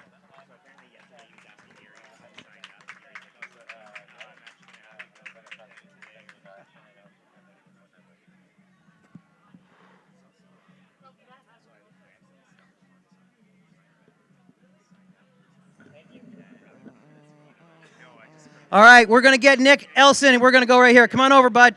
You got lots of experience with doing exactly this in exactly this location. Shake and pop, a course record performance on a longer version of the course than the original course record. Woo! 3 points. I have to say, it's been 8 years. No one has broken 5 hours. I wondered if it would happen. But I did know if it was ever going to happen, it would be this guy right here. Nick Elson lives literally across the street and has won our 50-mile race a couple of times, had the course record in that. And Nick, basically, every time I've seen him finish, he's been a little shattered. But he just told me he's never felt better at our finish line before. Is that correct, sir? Yeah, 30 less kilometers in the legs. So You absolutely smoked the course. Going into this, you live here, you run these trails, you've won this race. What was your best case scenario in your head time-wise today? yeah, I was thinking right around the course record would be pretty optimistic. So yeah, I'm obviously super pleased to go under it. So yeah. The only reason we were ready is because your aunt actually came up and let us know you were in the Smoke Bluffs, because we did not expect anyone to come in that quick. So thanks to your family for keeping us on our toes. You basically messaged me a month ago and said, you know, you want to get a chance to run on the home train. You're training for something bigger. Where are you taking this fitness next? I'm going to do Run Rabbit Run in a month from now in Colorado. So Run Rabbit Run is a 100-mile race at altitude, very competitive field of runners. How long are you heading down there for? Hopefully a couple weeks. Yeah, a little bit of time to acclimatize. And how much 100-mile experience do you have, sir? Yeah, none. So.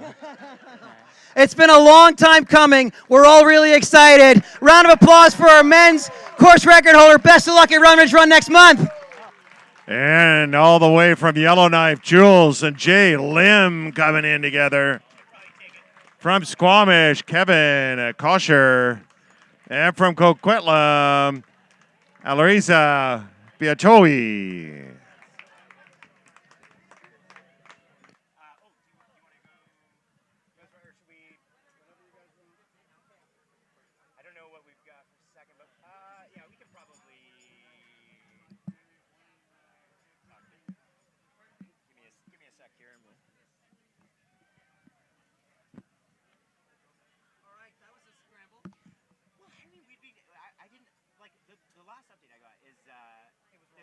Josh was 7 minutes ahead or something, but I think this worked out because this is epic. So the funniest thing is, I'm over there talking to people, friends, and his wife is standing there, and I say, like, oh, Nick was 5 minutes back in our side, and I see the look on her face, but she doesn't say anything, and I go congratulate a finisher, and then I come back, I'm like, what am I missing? Yeah, what do you... She's like, Nick was not behind, he was 5 minutes in the lead, and I was like, are you sure? She's like, yes, I'm sure.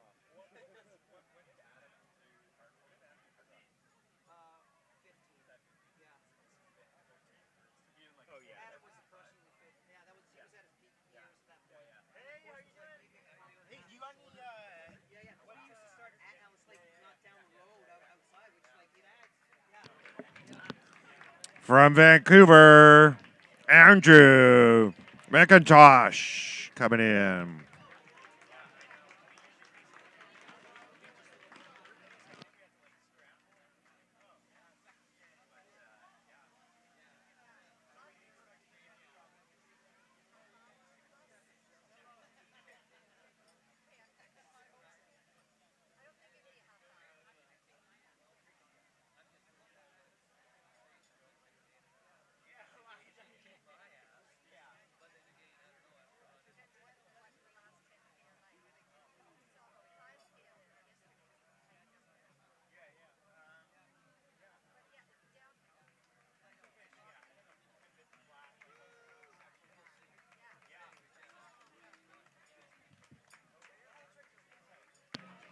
From North Vancouver, Glenn Nichols coming in. I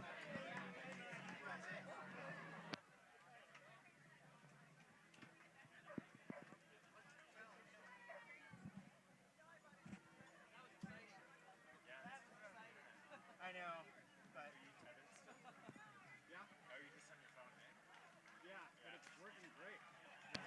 Coming in hard, Dylan Hume coming through.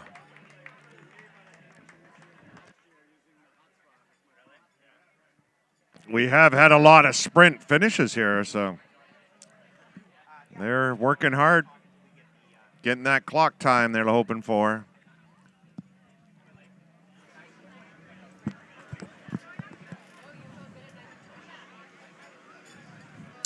Okay, wow, that was that was a super exciting finish. So we just watched Nick Elson. I want to say break, but I'm going to say smash the course, destroyed the 2014 course record. So that was previously held by Adam Campbell, and I know Adam and Nick are friends, so Adam's probably happy to see Nick be the guy to take that course record. I've got to say, all day we were, it's tough to get data on the runners that are out there, but we were under the impression for a lot of the time that it was Josh Potvin who was in the lead. And then I want to say like 10 minutes ago, Gary came over and said, forget everything you've heard. It's Nick Elson. He just went through Reminder to all the racers, Smoke Bluffs, and he's going to be here shortly. And he had a apparently 5-minute gap coming through far side, which is a big turnaround from an earlier part of the race. Yeah, I think at Quest, Josh was up. What was it, 5 to 10 minutes, something like that, on Nick at that point. And that's the data that we got, and I had actually heard that from a couple of different people. So I do think that information was accurate at the time, which we'll find out when we speak with Nick, and then the second place male, of course. But and if that's true, if there was a 7-minute gap or a 7-minute gap there, then that's even more impressive that Nick was able to not only catch up to close in on that 7 minutes, but then to put an additional 5, 6. We'll see how far in the second place male is, but Super. I can't wait to talk to Nick. That's Heck of a run. Really good run. Yeah, absolutely. And so just a bit of background on Nick. Nick has been, he lives super close to the start and finish line. He usually runs the 50-mile distance. So he was our second place male last year at the Squamish 50. I think you've raced him a couple times, maybe at Squamish 50. Yep, chased after him a couple times. This is his first time running the 50K, and I'd say he had some pretty decent success, hey? Yeah, not bad. New course record in the 50K. Well, and it's so impressive to see him bettering a course record from 2014. So Adam Campbell set the record at 4:55. Nick, I believe, today came in at 4:48, so about 7 minutes he took off of that time. And just for context, 2014 Adam Campbell is an incredibly fit Adam Campbell. That's I think he ran his second place finish at Hard Rock, in 2015. So this was building into that year. So just incredibly fit. So this 7 minute off that course record by Nick is not surprising because it's Nick and he's incredible, but it's also a pretty amazing time and an incredible feat. Absolutely, and we are expecting our second place male 50K runner, I would expect pretty shortly. We also have a lot of our 23K runners still rolling in throughout the day. We haven't seen our first 50-50 runner yet, but we expect to see them in I want to say maybe an hour or maybe before then. The last word we got on the women's race for the 50K is that Jenny Quilty had gone through Farside, which is the last aid station. I think we can probably expect her within the next, within the next 30 to 45 minutes, depending. I actually just spoke with her parents. They let me know that she'd gone through Farside, and they were thinking, 30 to 45 minutes. So we're really excited to see her. Jenny joined me on the live stream yesterday. She was also on here last year. She is as of right now, she's the current women's 50-50 course record holder, but as we saw yesterday with Priscilla winning the 50 mile and then starting the 50K today. Could be giving her a run for money. There could be a lot of course. We've seen the 23K broken earlier by Alexander Ricard. Super impressive. Shaved about 2 minutes. Yep. 2 minutes off his previous course record. Now we have Nick Elson. 7 minutes. 7 minutes. Yeah. It's a good day for running. The conditions are nice. We actually had a little bit of rain a couple days ago, which just kind of tempered all the dust. So it's a little bit more tacky out there. It's cool. There's a bit of a breeze. It's perfect conditions to go really fast. And there's no atmospheric river, which is nice. Yeah, there's no atmospheric river. I don't think Gary will ever do the October Squamish 50 edition ever again. So we'll look to try and see if we can get Nick's attention in the next little bit here and get him over for an interview. He's very elusive. So I have a bunch of questions for him. I think everybody does. I think everybody has a bunch of questions from him. He's very humble though, so we will have to find him here shortly. I should also give the last update on the 50-50 runners that we got from Quest. Was that John Maxwell and I believe Simon Weidman, who were both in our top 5 last, I think we're both in our top 10 for the 50 mile yesterday. They're both doing the 50-50 today, and those are the two lead runners as far as we know in the 50-50. They came in to Quest together, so I'm not sure if they've separated since or if they're still running together. But yeah, we can expect to see them in the next couple of hours, I think. And like we said, we have lots of 23K runners continuing to roll in. We're expecting our next 50K runner probably in the next. Let's see, we're 4 hours and 50. We're almost 5 hours flat into the 50K. So yeah, I would expect our next 50K runner to be in here shortly. When we get word that they're closer by, we'll of course switch the camera to our finish line and go from there. In the meantime, let's shout out some of our fantastic sponsors who make this happen every year. Okay, so we've got our presenting sponsor, Nestor's Market. They've been on board with the Squamish 50 for what feels like forever. They're always a part of this. They're the presenting sponsor, so big shout out, big thanks to Nestor's Market. Of course, Solomon. We've got our Solomon tent right across from us at the finish line. Whew. Almost lost it there with the wind.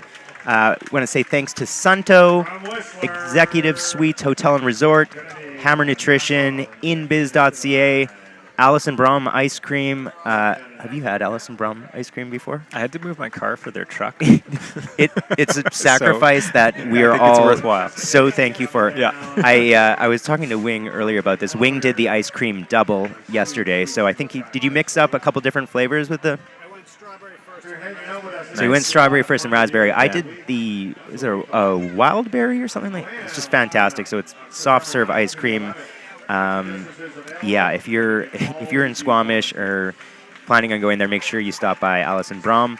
We also want to shout out Smartwill, Stronger Strides, Territory Run Co., Norman Rudy's Pub, Broadway Run Club Vancouver, the Squamish Chief Newspaper, Westland Bakery, Canada-wide Communications, Trail Butter, MedTech, FatMap, trailmaps.com, and the Squamish Connector. And if you're looking at that time on that clock saying 5 hours and a bit perplexed with things, the 50-kilometer time is 5 hours. We're just listening plus to 1 hour 45 minutes for the 23 an update from kilometer Gary time. here. So it's on 3 the hours, mic. 15 minutes on the 23-kilometer clock right now. Okay. So again, we are 5 hours. We're about 5 hours and 2 minutes into the 50K, and we're expecting to see our next 50K. Yeah, we get a lot of action happening down here. It's starting to fill up. There's a ton of people milling about. The crowds are really coming in. We got a 23-kilometer race that's finishing. We got a 50-kilometer race that's finishing, and we have a 50-kilometer race or 50-mile 50K race that's finishing up today. So lots of people down here. A ton of energy in the crowd, which is really awesome. cool to see. This is so much better than October. Oh yeah. I mean, August is a preferable month for running. Yeah. And to be fair, the October, so in 2021 we had the October Squamish 50, there was still a lot of incredible energy. Like, for how bad the weather was, it was awesome to see the turnout we had, runners, volunteers, spectators. You almost wouldn't have known the weather was that bad with the turnout and energy out on the course. It's amazing. Yeah, the team, Gary and team, do such an amazing job pulling the community together around this race. Like, it really comes together. The volunteers are a big part of what makes this race really special as well. Like, I know I haven't been out to the aid stations today or yesterday, unfortunately, but did you get a chance to get out to any of the aid stations? I heard didn't, some but rumors in social media that there's some cool stuff going on. So if you're following along right now, you should go check out Squamish 50 on Instagram. Hillary's been populating video content, images all weekend long, but there's some awesome content from one of our favorite aid stations out there, Farside Aid Station, which I believe is the last aid station in the course. So I think that's aid station 7 in the 50 mile, and then aid station 5 in the 50K. They always do something incredible at that Farside Aid Station. And this year, it was no different. So they had sort of a Jurassic Park theme. I think it was called Jurassic Farside. It is incredible. Apparently, they had a bunch of wood dropped off on Friday. They built this incredible structure. It's got this whole dinosaur Jurassic Park theme. It's awesome. I know the runners love seeing that kind of thing when you're in a race. And yeah, it keeps it going. It gives you the energy to keep going. And especially at that last aid station, the last part of the course, it gets dark.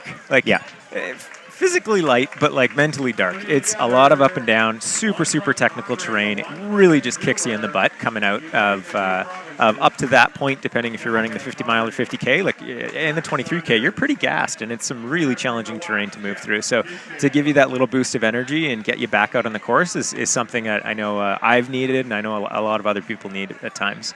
Yeah, absolutely. Another one of our big. We're getting an update. Okay, we are getting an update from Hillary right here. Is it right in front of me? So if I'm reading this correctly, Jenny had. Okay. Okay, so let's see if I get this right. So Jenny had a 15-minute gap at Farside, and she is being chased by Heather and Alicia. So about 15 minutes behind. So that could be awesome kind of race. exciting. Yeah. So I'm thinking we would probably be expecting them in the next 35, 45 minutes, like that. Awesome. Thanks so much, Hillary. Should we cut back to the finish line for a little bit, and then? Yeah, let's cut back to the finish line for a little bit, as we've got lots of 23K runners coming in, and we're expecting our 50K runners pretty soon.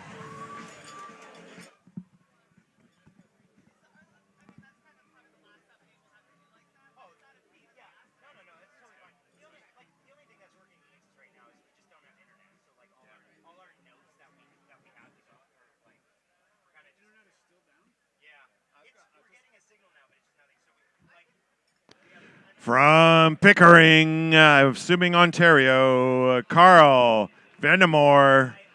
From Burnaby, Rick McIver coming in.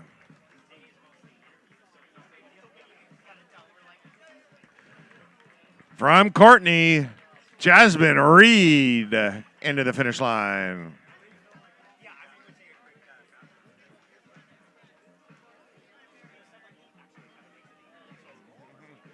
Good job.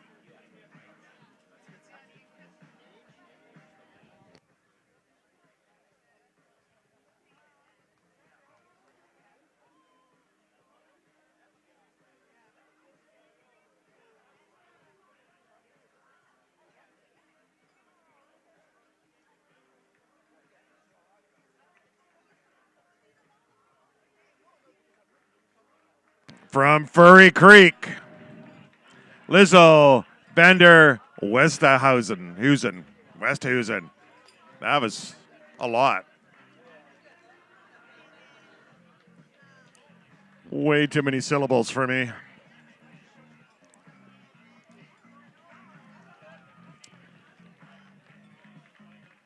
Randy Siemens, Jonathan Peacock, Paul York, Colin Huggard, and Eric Johnson all coming in together.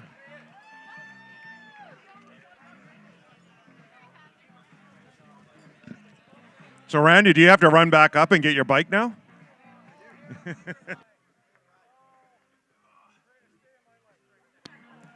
Eric Johnson in from Squamish.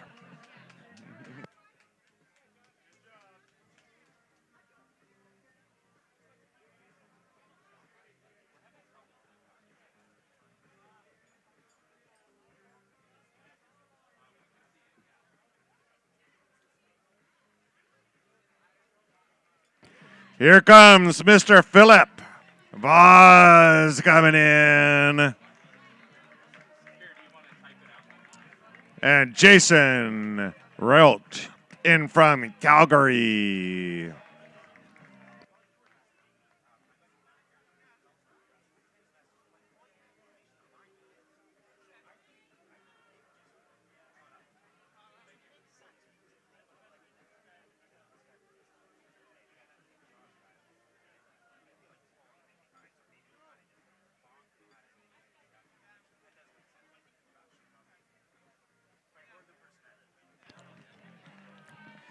High-fiving all our fans down the line. Petra Walter coming in.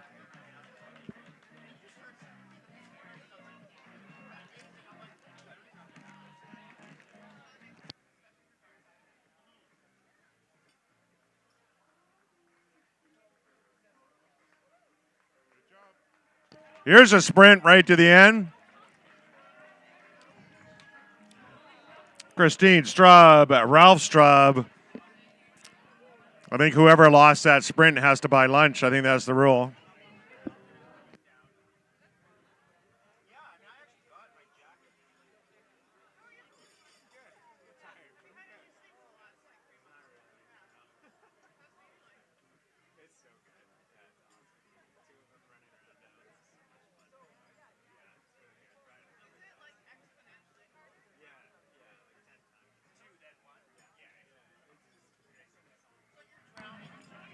From Portland, Jared Stoger coming in.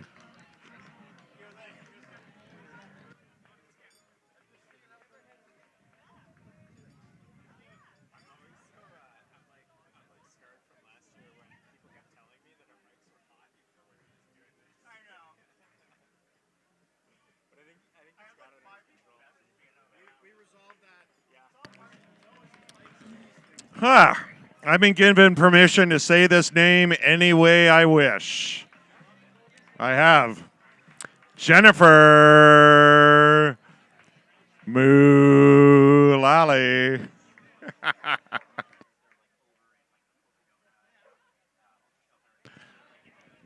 I was told I could say her name any way I wanted. Catherine Feeney coming in from Squamish. Cynthia Skrenik from Edmonton.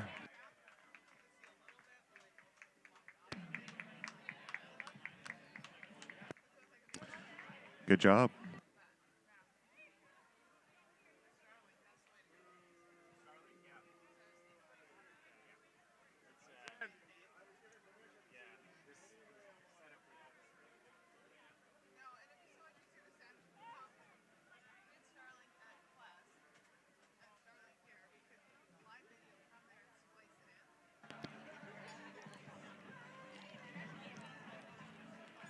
From Maple Ridge, Christine Boatman.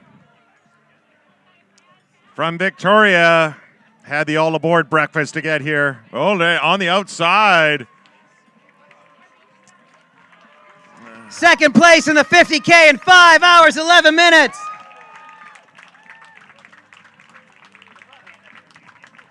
That was Joshua Potvin doing the Jeff 50K. Long coming on in.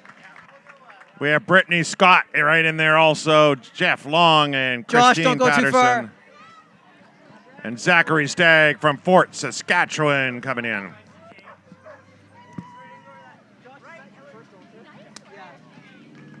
Nice work, man. Good stuff. Just grab Nick and bring him over here. Don't give him the option.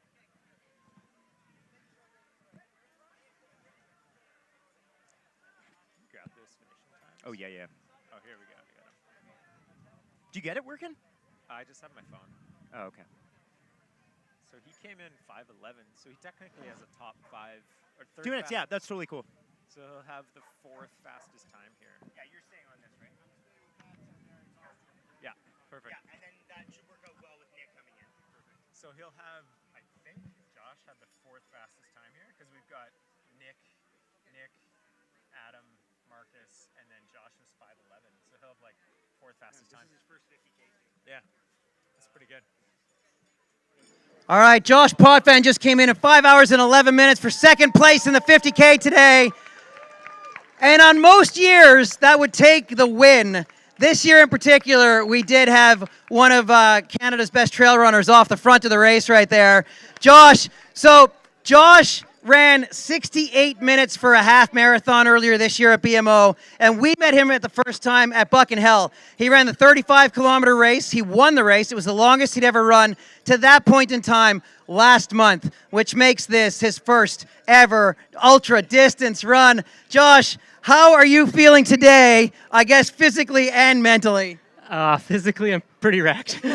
Yeah, but mentally, I'm happy. Yeah, I'm super stoked. Yeah. You led through Quest University. It doesn't get any easier from there. Talk us through the back half of your race. Have you been on any of those trails to know what was coming?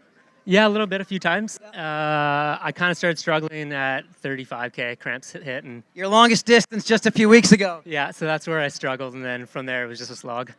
So first distance, first time running an ultra, second place, 5:11, like I said, would win this race most years. What are you looking towards? What are you thinking in the trail space right now? It's great to see you out doing some of these races.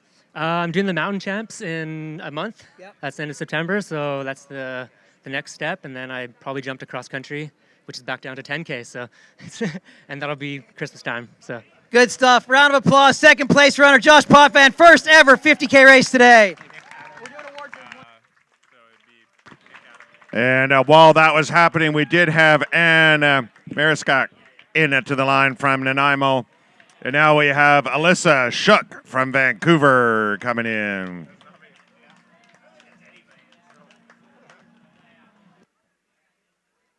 So those Western States guys who have like every time from every year. Like an encyclopedia of knowledge. Yeah.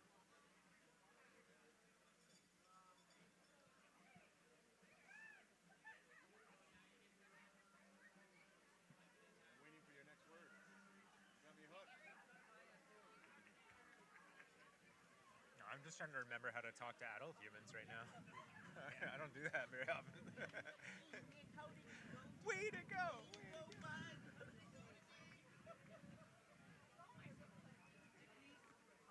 You just went from all smiles to all business, like real fast there, man. Come on. Coming in from Squamish, rocking out the shades. Optimistic it was going to be sunny at the finish line. Amish Solanki. And here's Hannah Kakari in to the line.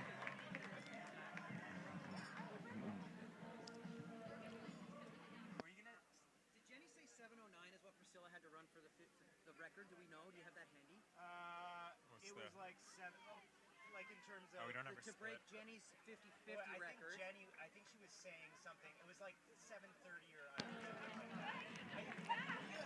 From Bellingham, Ben Meinhardt waving, high-fiving his fans. From Vancouver, Louis Desrosier. And Jasper Groh into the line from Vancouver. Or Squamish, sorry.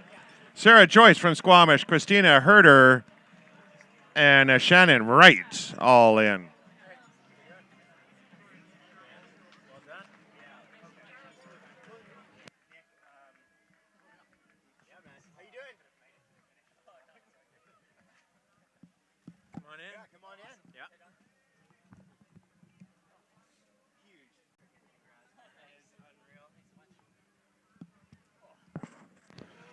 Reminder to all the runners, we got the barbecue going on down there. Get yourself some hot food while you're chilling out the park here. We got the upgraded headset. Oh, nice. They're going to be a little bit more comfortable, but yeah, we're good to go.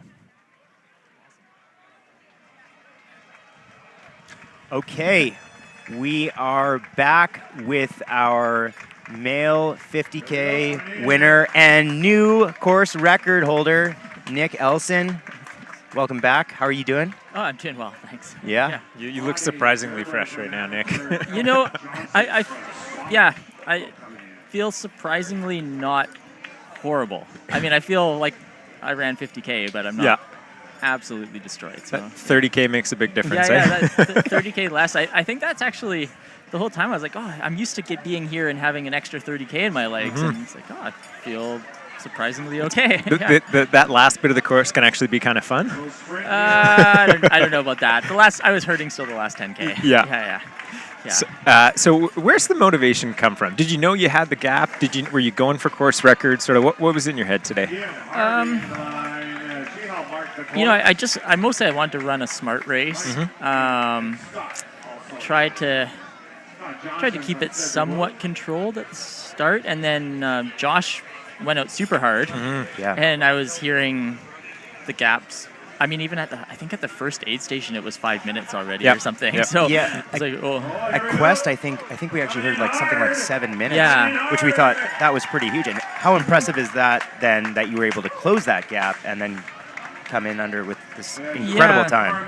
I mean, I sort of figured either he was going to run off the front and just crush me and crush the course record, and there's nothing I could do, or you know, I hoped, and I've run this race enough times to know how hard it is in the second half, and I hoped he'd come back to me. So yeah, but I tried to. I ran the Climb Up Galactic still fairly quickly, like certainly faster than I ever have in the 50 mile. And then I ran the climb trail pretty fast as well, and even then the gap wasn't coming down all that much. I think it was the downhills where I started to close the gap. Yeah, that makes sense. Yeah. Did you know that was Josh's first 50K? Yeah, I think I knew that. Yeah. Okay. I knew. It's funny. I was running with Brendan at the start, and he told me, "Oh, Josh ran the Bucking Hell." That was his longest. Yeah. And apparently he cramped a bit in that race, so I was sort of hoping, maybe a little bit strategic in this race. Yeah. And it's just like, I mean, if you run that fast off the front, and if you can run that fast all the way to the end, then I mean, go for it. Good for him. I mean, and he still ran an amazing race, right? Yeah, so, absolutely. And so, at what point did you overtake him? Just on the bonsai climb. Yep. Yes. Okay. So yeah, I could. People were telling me the gap was getting smaller and smaller, and so I sort of figured I would. I caught him right around the end of STP at the beginning of bonsai, kind of around there. You must have felt pretty good coming into bonsai compared to the 50 miler, because I know that's a pretty make or break point for a lot of people on the course. Yeah. I think most times I've run the 50 mile, I've like cramped at least a little bit on the bonsai climb, you know, and you still have 15K to go at that point. So, but today I felt still pretty good until kind of mountain of phlegm, and then I was definitely suffering. Yep. Okay. And I think that's pretty standard. Yeah, totally. So coming off of Mountain of Phlegm, did you have you knew your under course record, or did you know how much of a gap you had? I sort of figured. I knew what the course record was, and I think I went through far side at around. I'm trying to remember, 3:53 or something like that. And I did sort of figure, okay, I can run back in under an hour, hopefully, as long as everything goes okay. Yeah. Because I think I've done that in the 50 miles, usually a bit under an hour. So at that point, I sort of figured if I didn't blow up, then I had a good chance. Awesome. Yeah. Right. Well, and so what was your training looking like leading into this? Were you training specifically for this race? Or I heard you talking a little bit about a 100-miler coming up on the radar, but... Yeah, I've been doing more runnable running than I have in a while. The last month or so, I'm not running huge mileage. Mostly running around Squamish and also in the mountains. So not super impressive mileage, but still more runnable stuff than I would typically do. Yep. And yeah, a good amount of vertical too, which I think actually doing a good amount of vertical helps with a race like this, just to be able to run downhill at the end of the 50K. I think it goes a long ways. Yeah, so, definitely. Yeah. So you were talking, as you mentioned, and you were talking a bit to Gary about this at the finish line, but you've got Run Rabbit Run. I believe that's your first 100-miler? Yeah. So I personally, I've been wanting to see you run a 100-miler for a while now, and so it's super exciting to see. What sort of inspired you, made you sign up for that one? Well, I've been saying I'm going to run a 100-miler for a long time, too. But partly it's just the logistics. Like, it's, kind of hard to get into a 100-miler that I want to do. So there's that. And then, I just thought this year I should suck it up and make it happen. And Run Rabbit Run was a race I could get into. It's in Steamboat, Colorado, for any of our audience. I believe that has about 20,000 feet of climbing. Exactly. Something like that. Some pretty impressive climbing. A very impressive field of runners they attract every year. Yeah, I think it should be pretty competitive. There's a lot of prize money. Yes, So it does attract a strong field, and so I think it's not super technical, so that's why I've been focused a bit more on more runnable stuff lately, trying to run a few more miles and on more runnable terrain. And would this be sort of, because I'm trying to think of what the exact, I know that Run Rabbit Run is in September, but what are the exact dates? It's September 16th, so about a month from now. So is this sort of your last big run before then, or how do you transition into that? I'll see how I feel, but probably if I can recover quickly, then do, hopefully get a little bit more training in before sort of starting to taper for that. But I thought this would be a good kind of tune-up training race. What's your longest duration outing? It doesn't have to be a race, but time in the mountains, like. Yeah, that's a good question. Probably like 24 hours. 24. Or like that. Nice. So this should be well within sort of the realm of possible for you. It feels I think for sure, like the mountain experience helps, and especially with the nutrition and pacing and all that kind of thing. Right on. Is that our third place male finisher, Brennan Urlacher? Awesome. Solid. Super right on, Brennan. Nice. Time of 5:24, somewhere around there. Awesome. I'm wondering if you could maybe talk us through your nutrition today, how that played out, how that might help you prepare for Run Rabbit Run. Yeah, no, actually today was good. I tried to make an effort to eat and drink a lot, and I think that actually helped.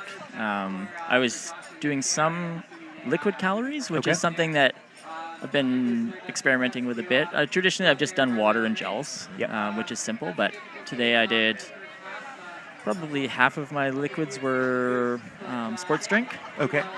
Which sports drink do you use? I had some Spring stuff. I love Spring. And also some Vitargo. Okay. So, So both pretty and both pretty calorie heavy. Like one flask would be like 150 calories. Okay. Which is pretty calorie dense because like at Quest I took 2 of those flasks and so drank probably 300 calories and a liter of fluid on the climb trail. So And then I also supplemented with gels. So gels and water. So in about 40 minutes going up, or a bit less than that? Yeah, I mean, maybe I drank a bit on the way down, but yeah, nice. But I think I was around 300 calories an hour all day. That's solid. Good. And my stomach was good. So nice. Yeah, I felt like I was sweating a lot. So I was drinking.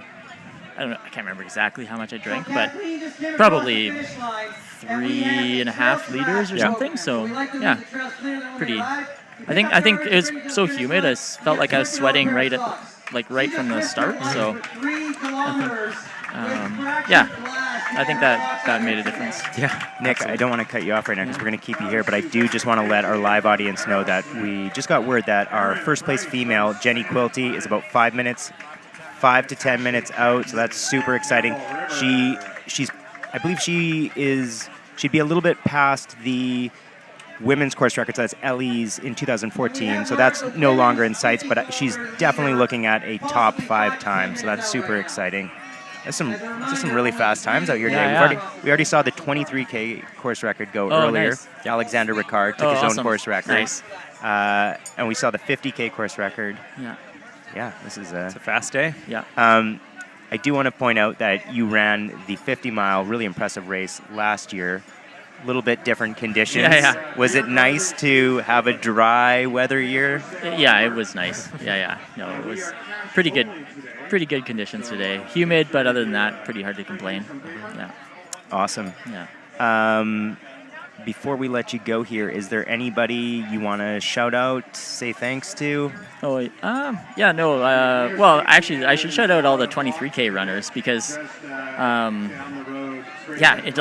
I actually had forgotten that the 50K would be catching the 23K. Yeah, of course. So, but then I started catching people. But actually, at first I was like, oh, is this going to be really terrible? But it actually was great. Like everyone, 99% of people were super courteous, moved out of the way, could hear you coming, and were basically cheering me on the whole time. So it's like actually, who's that 1%? Where are they? Well, it's the people with the headphones. Yeah, right? of course. But other than that, no, it's everyone was super supportive, and it's like having spectators lining the course for the last 20 kilometers. So it actually makes it awesome. It's kind of a cool perspective for them too. They get to see the first place sort of 50K runners come flying through. Pretty amazing. Everybody's feeding off of each other's energy. I love it.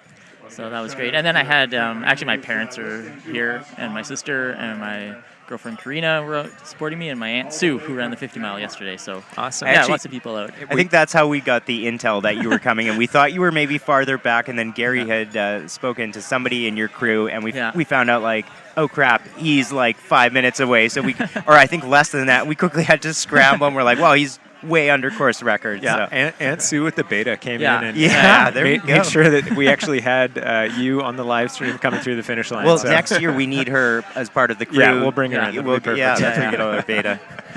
Awesome. Any other sort of mountain adventures or things you got planned that maybe not racing for the rest of the summer? We'll see. I mean, just general mountain adventures. Yeah. No, I mean, I probably focus a bit more on running in the next month or so, leading up to Run Rabbit Run. It's a good idea for 100 mile. Maybe get out. Going to try to go down a little bit early for Run Rabbit Run, so maybe just do some mountain stuff in Colorado before the race. Altitude a concern at all for you, or is that going to be a little bit? It's not super high. I think it tops out at about 10,000 feet. Okay, so it's high enough that you're going to feel it. Yeah, but it's not hard rock. Or something like that, but yeah, no, it's high enough, so yeah. Cool. Yeah. Right on. Awesome. Well, awesome. Congrats, Nick. That was awesome, man. That was Thanks really for having me on. I don't even have to ask because I know we'll probably see you back here next year for one of the events. Yeah, I guess you don't have to sign up yet. Don't worry. Don't ask me now, but yeah. Yeah. There's a 50-50 record that I haven't seen you touch before, so. I don't think that's going to happen. Yeah, that's not going to happen. Awesome. Well, thanks so much, Nick. Awesome. Yeah, thank you guys for the live stream. It's great. Have a good one. See ya. All coming in together.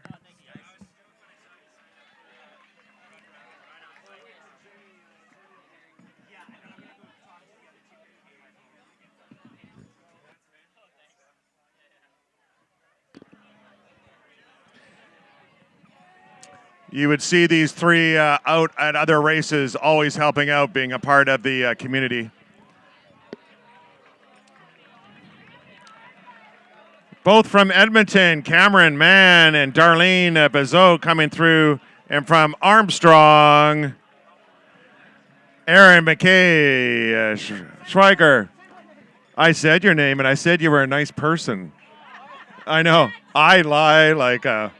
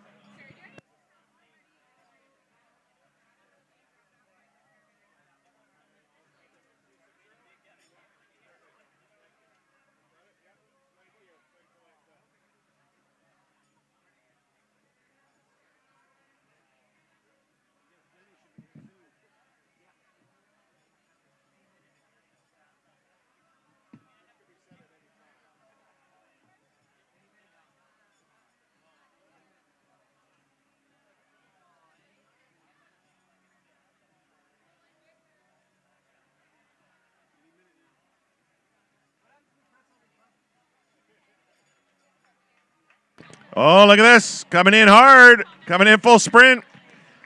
3 hours, 47 minutes.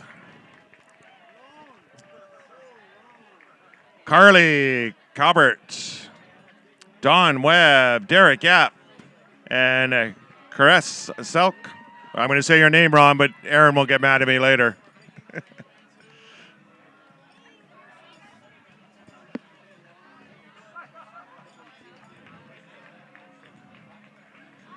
Here's Don Webb from Winnipeg. Twice were 60K apart where you could see your crew. So in between there was just water and like, oh, you want some broth? We can like use this chip here and And here's Carolyn Glover into the line.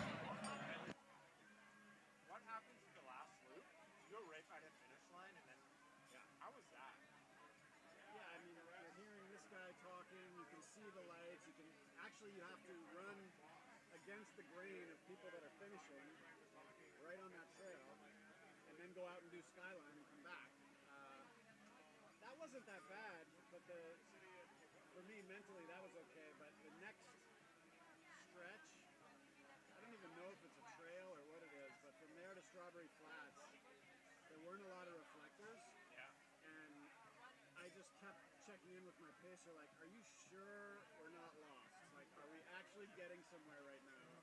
And of course we were, but I was just like, oh, please. And it's, I think that's 16 or 17K. I don't know. And it just seems And from Squamish, Wendy Romanen coming on in.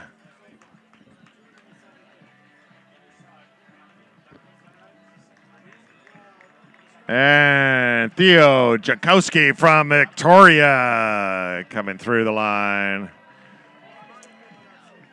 Pardon me? Thank you. Finishing up 50 Ks.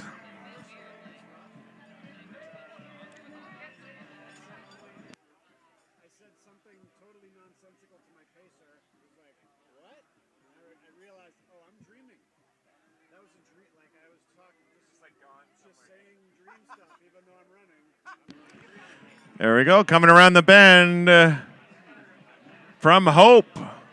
Bo Gerber coming down with his own photography team, it looks like.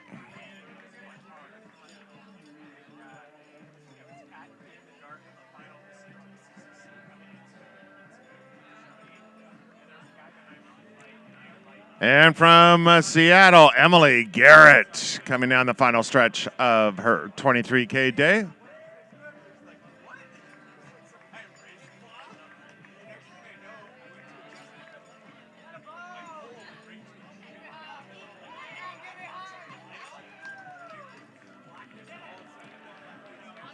From Souk, Naomi Sally. From Coquitlam, Faraz Khan.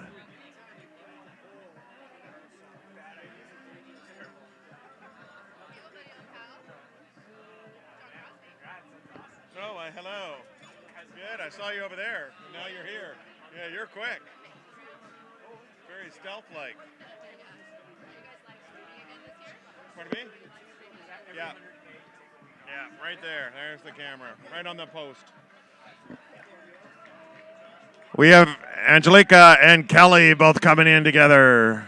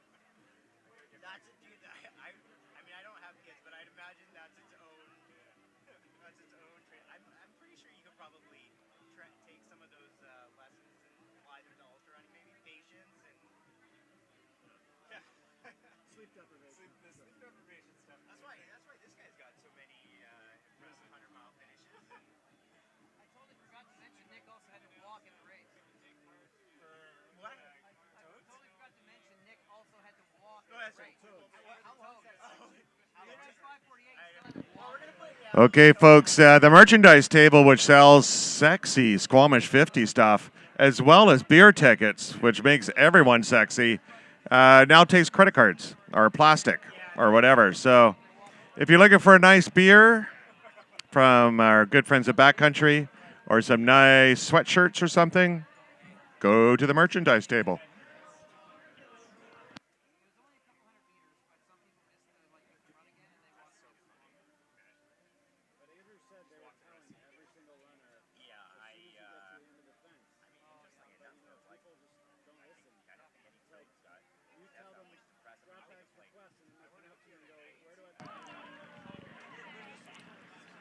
And coming on in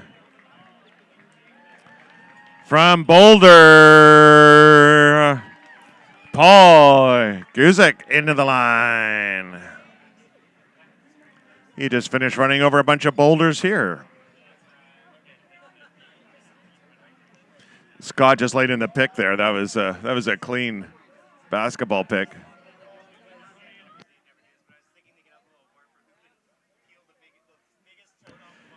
If you haven't had a chance, be sure to visit some of our sponsors that are here, including Solomon. They got the Solomon Lounge over there.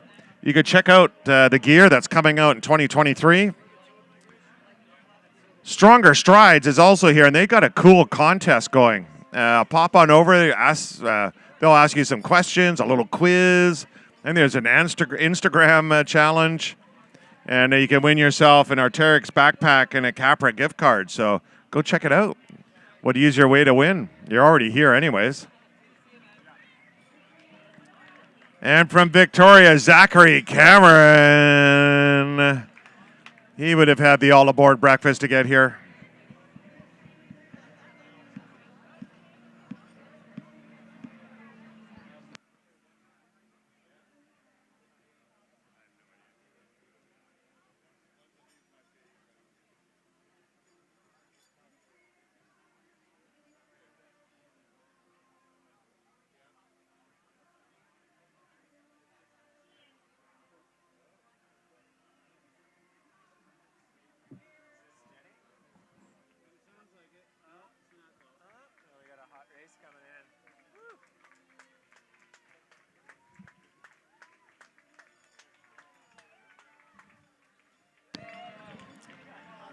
Hey, there's Karen. Karen's in. And Lana is in from Squamish. Hi, Karen. Nice to see you. Running. And Elizabeth Couture from Denver into the line.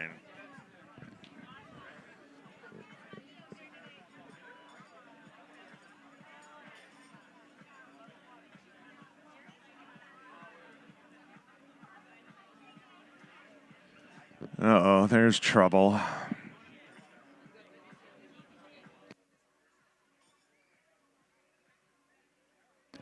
Here comes a whole crew of runners coming in. Oh, look at that sprint coming in hard.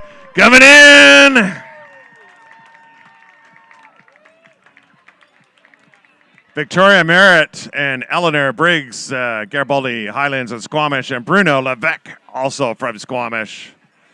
I wonder if they were fighting over who's buying the beer in the beer garden on that sprint.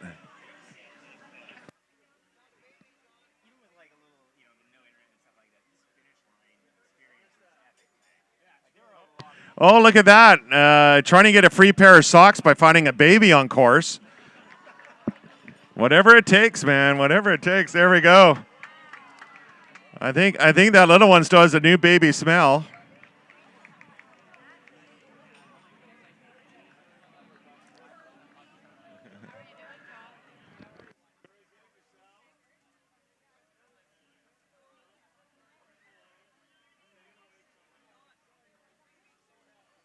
Okay, that little one's 3 weeks old.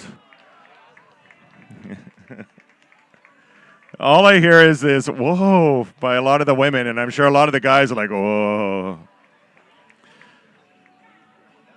So we had Natalie Shelby James from Calgary, Christina Donnelly from Vancouver, Dana Glover from Squamish, and Bree Norlander from Redmond. And that little one, 3-week-old, was wearing a Squamish 50 buff, I think. Simon Widman, 50K, 50-50, our first 50-50, Simon Widman, WIDM. Mark Richards also in there. 4th overall in the 50K after running 50 miles yesterday. Do you regret anything that you've done this weekend? Not at all. How did you feel once you got up and started moving to start the 50K? How much damage was done to the body after 50 miles yesterday? I felt a lot better today than yesterday, to be honest. Also, it really helped to stay behind Jenny. She's a really smart runner. It really helped up Galactic because yesterday I was just going way too hard and then suffered after. Today I stayed with her. It really helped, and the second part was a lot more enjoyable. And that means Jenny is not too far behind, right? The women's winner is imminently coming in. Our first 50-50 finisher of the weekend right here. Look at that. The only way you get one of these hats is if you do the 50-50, and each year a different color.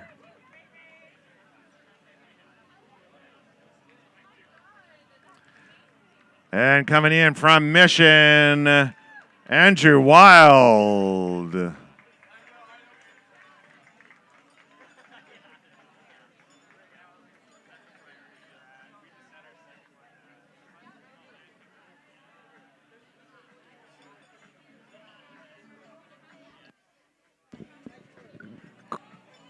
Christina, Gary.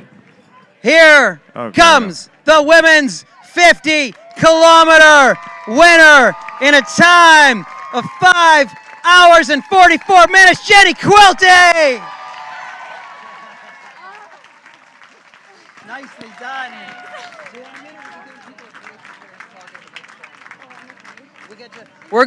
Jenny's good. We're gonna get you to pop your champagne for victory, and then we'll do a quick finish line interview right here. You're just pulling gel and calories out of everywhere. Oh, sorry. Jenny, it's not your first time. You know how this works. What? Oh, that's right. Okay, let's cheer this runner across the finish line. Grab that. Francisco Jerez from Midway. Yeah. All right, here we go. First, popping the champagne at our Squamish 50 experience, our 50-50.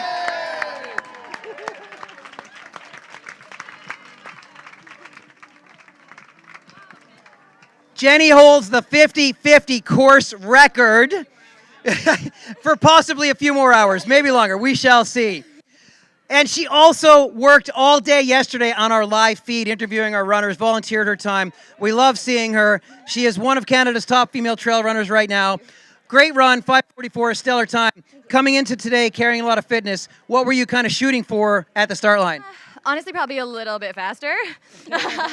It went well, but it was a pretty tough day, just nutrition-wise and getting food in. And and not cramping for whatever reason. I think we have a visual of exactly what you're describing right here. But I think thankfully in the last 10K, the legs came back and I kind of tempoed it to the finish. So still super happy with it overall. Our men's 50-50 winner who just finished ahead of you said that he keyed off of you specifically today because you're a much smarter runner than he is. So he owed his success to you. Yeah.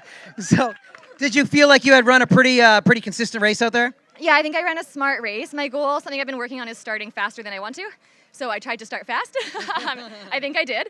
And then I think my low was probably somewhere just after, like between Quest and maybe a bit after. And then I was able to kind of get back on it to finish strong. A stellar time at 5:44, a high level of fitness. You've already done a few races this year on the podium at all of them. Where is your next running journey taking you? Next, I will be down in Mammoth for the 55K with Tim Tollefson. So that should be in September. Yeah, in September. Yeah, and then I'm heading to Thailand in December for the UTMB Thailand 100K. All right, let's give a round of applause for our women's 50K winner and wish her best of luck in the rest of your racing this year. So we did have Amy Reese, Beck Plain, Lisa Sire-Cantwell, Greg Faber, and Brenda Bartz coming in.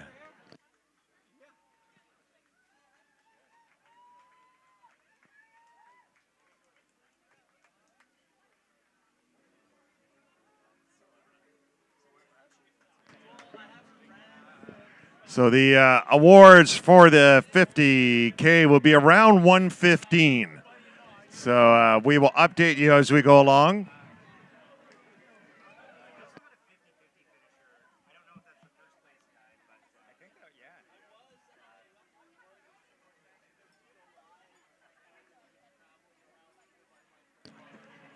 Here's Nair Mohammed from Singapore into the line. Sorry.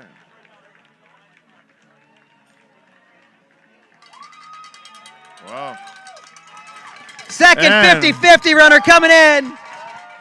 John Dean. John Dean just, is that on, finished 5th overall male today, 6th in the field, and won the 50-miler yesterday. A stunning performance. We're going to do some math and see where that puts you, and we've got a hat to say congratulations to you right over here, John. Here comes Sarah Dixon into the line.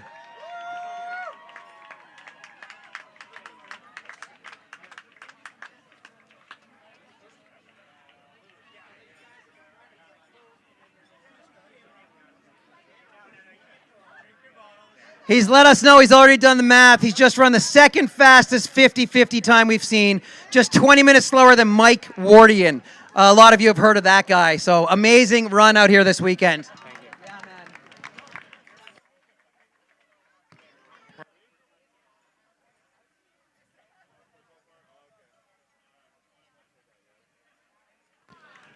Steve Walker, Simon Taylor from Burlington in the line.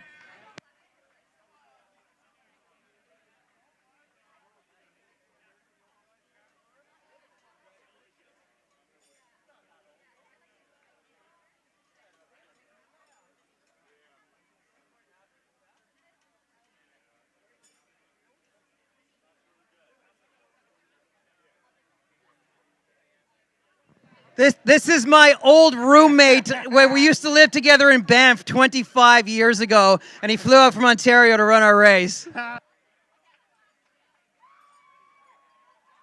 Here comes Harley from Vancouver.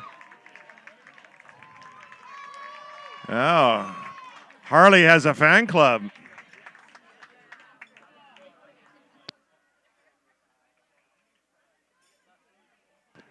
Gary.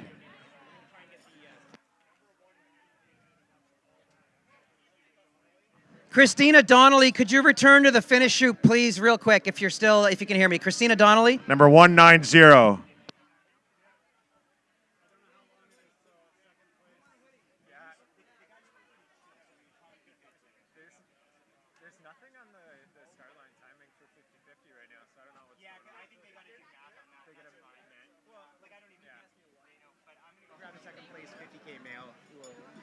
Jen Donnelly, Christine Donnelly, 190. If you have a sec, if you could come back into the finish chute. If anyone knows Christine Donnelly, number 190, point her in this direction, please.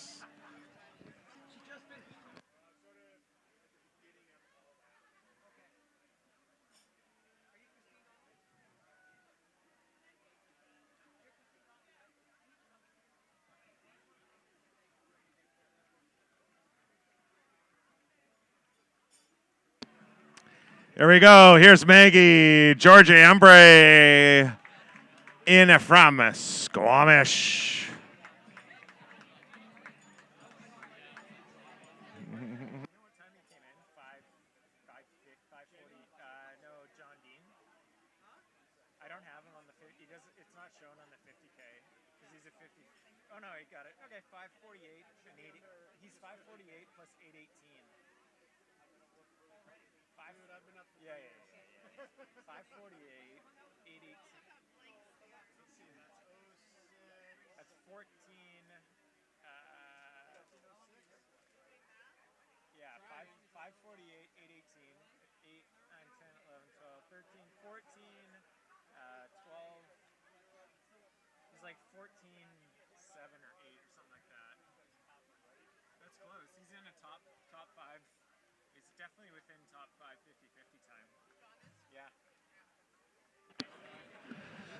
And from North Vancouver, Cash Charvini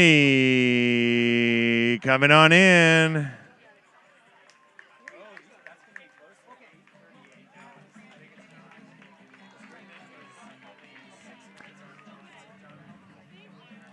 Looking good in that hat.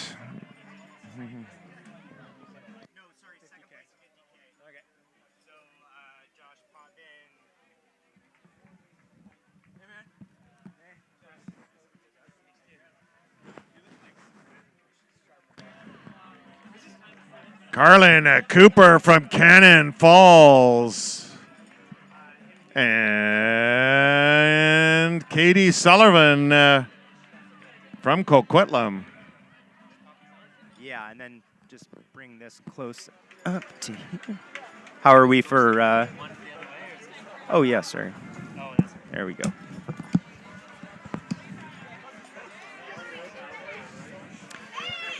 Do we know what his time was, too? I totally forget. Do you remember what your time was? I think it was 5:12. 5:12? Oh, we're live. Excellent. Okay, so we are here with our second place male finisher in the 50K, Josh Potvin. Yeah, that's great.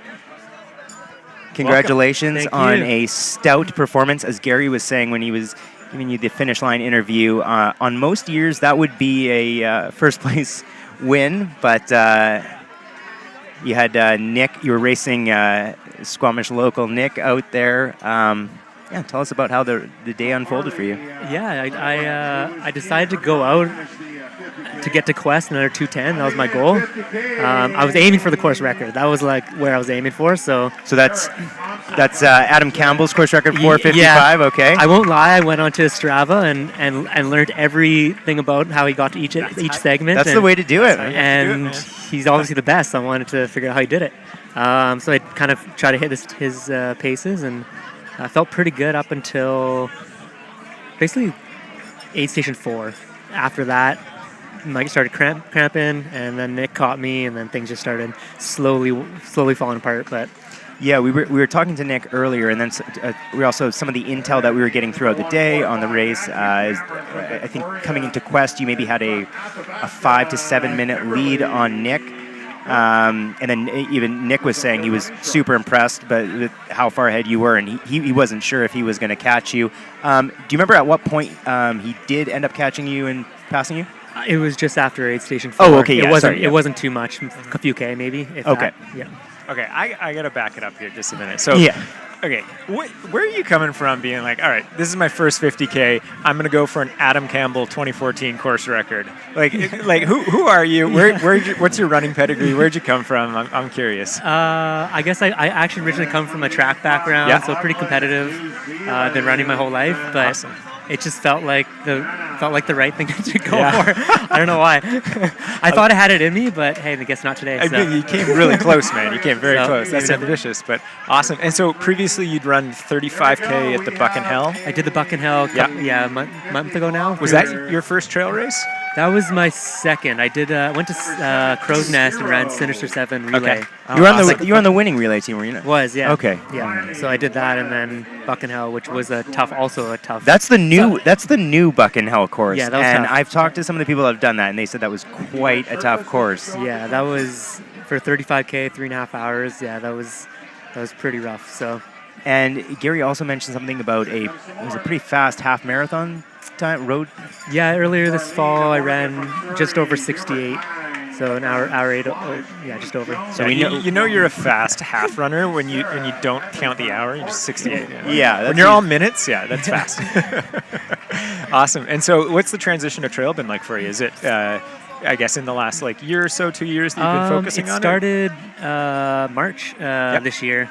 I had a bad injury in the hamstring, so I couldn't really do any speed work. So I started just running in the trails, and then I've always wanted to get into the trail scene, and it just seemed like the perfect time. Nice. I tried last year, but I got a really bad ankle sprain, so it put me out for 6 months. So here I am back. And what's your home trail network? I'm in North Shore. Yeah. So I live in North Van, so I'm Baden Powell. Awesome. By end of the line, general store. I run from there all the time. So we'll see you out at the Neenacker one year, maybe? That's the hope, yeah. Right on. Yeah, I'll be there. Awesome. And so coming into this race, was there a specific build in the block that you were doing for this, or is this a build for something bigger that you're going for next? It's part building towards the Canadian Mountain Championships, which are at the end of September. So that's in 4 weeks from now. So I'm going to do the 40K there. And where's that taking place this year? That's in Vernon. Yep. Cool. Yeah. Oh, at Cal Park. Yeah. I was just out there. Yeah. I love those trails. I haven't ran there before, so I'm pretty excited. They're beautiful. And it's going to be a competitive year, so I'm excited to obviously race. This is it's nice to race against competitive people. So it's pretty much all runnable there. So I think you'll do quite well out there. It gets hot, very hot. So be careful for that. If you can control the weather a little bit and train for the heat, it'd be nice. But awesome. And so the last sort of 20K of the race, 30K, was it 20K or something? So where Nick got you? Yeah, it was probably about that. Aid Station did you 4, I think. Did you have 3 any understanding where anybody else behind you was? Were you starting to run scared? Or were you still feeling at that point? My legs were cramping so bad. I had it in my head just to I wanted to finish this race. Just make it. I wanted to get through it. It didn't matter where I ended at that point. Yeah. I just wanted to finish the day and be happy with it. Yeah. Given it was my first ultra, I wanted to get to the line. So did a lot of power hiking when I had to and ran when I could. That's ultras. Given that this is your first ultra, how did everything play out with nutrition, hydration out there? I think pretty good today. I generally struggle with eating and drinking while I run. Coming from a shorter distance background, I don't do that a lot. So, what do you take for calories? Gels, gels, liquid? Okay. Yeah, mainly gels, and then just water. Okay, water, and you found that worked out fairly well. Coming up to Galactic, I was struggling a bit, so I popped some Tums, and then that just kind of cleared it, which was good, and then felt really good after that, and I didn't have any stomach issues, and then my legs just started to bug me, so tried with the salt tabs, but that didn't really help. So I think it was just the course. It's a tough course. It's a very tough course, absolutely. Did you see any frogs out there? I did not. No, but I looked. Okay. Yeah. Didn't see you were careful. Yeah. Okay. For anybody unaware, there's a mandatory walking section this year because of a frog migration. So it's a no toad zone. It was kind of nice. I went out really hard to that point, and then you got a bit of a breather, knowing I could have a 300-meter breather. Yeah. It's a mandatory walking break. Yeah, Everybody, exactly. Absolutely. Take it. That should be in more races, actually. Just give you a little break. Everybody kind of slows right down. Treat every 50K race like there is a mandatory toad crossing. Absolutely. Will we be seeing you back at Squamish maybe next year? Definitely, yeah. There's also a 50-mile I know. race. I was originally signed up for the 50-mile, but that's how I got into this because it was already filled up, and I think I set my alarm 5 minutes late, and there we go. I missed out. That's the key with signing up for you want to get to Squamish. Squamish, wake up and be at your computer 5 minutes early. Yeah, absolutely. Yeah, but I know that I would love to do further than 50K, but I think I'd kind of like to do a few more of this distance, get that under my belt, and be comfortable with it. Yeah, sharpen up on the 50K a little bit, and then move up. That's definitely smart. things to learn. Yeah. Oh, yeah. Any other local races? I mean, you mentioned Neenacker. Anything that you'd like to try out? I would probably do WAM maybe next year.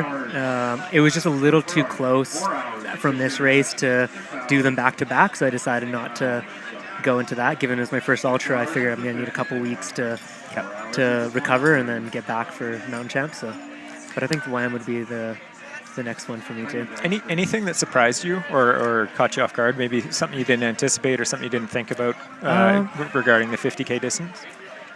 You know what? I actually felt really prepared and confident. My legs were just the leg cramps, and I had a feeling that it might happen, and it did. So I think it's just the way it played out. Yeah.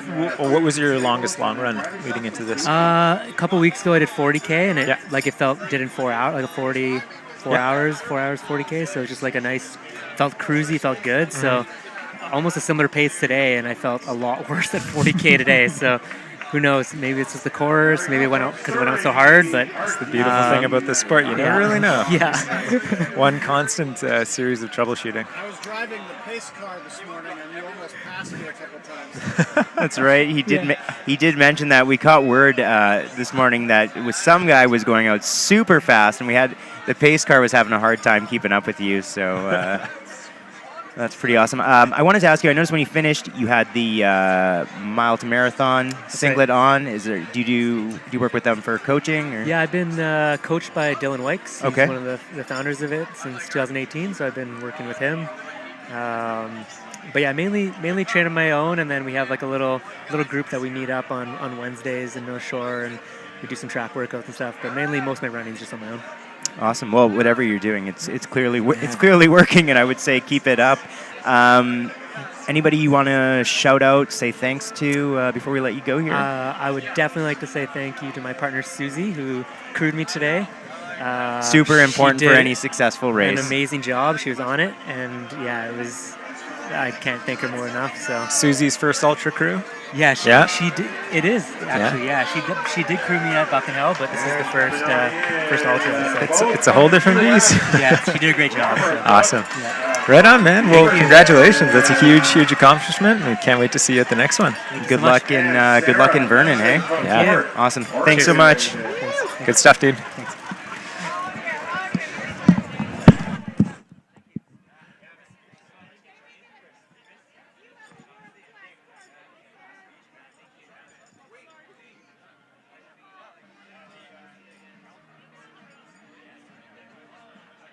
Good job.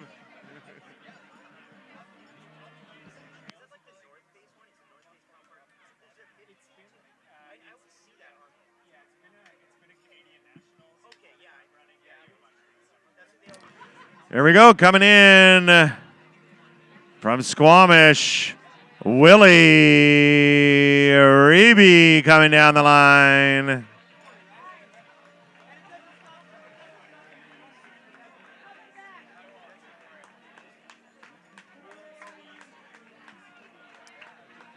And right behind him from Langley, Andrea Baxter coming in.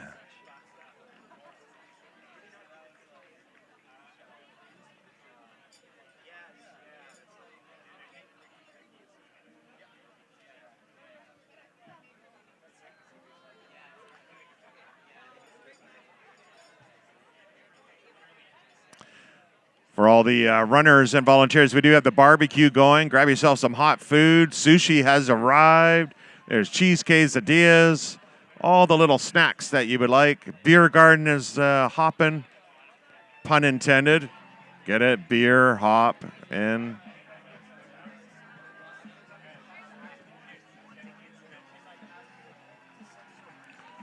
Coming in 50 Ks later. Timothy Warren.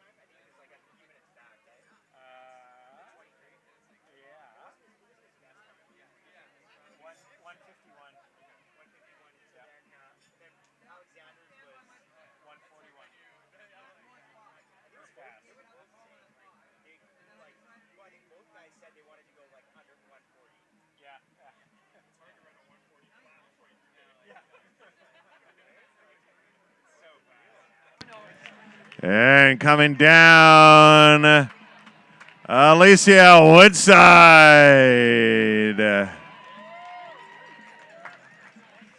Finishing up.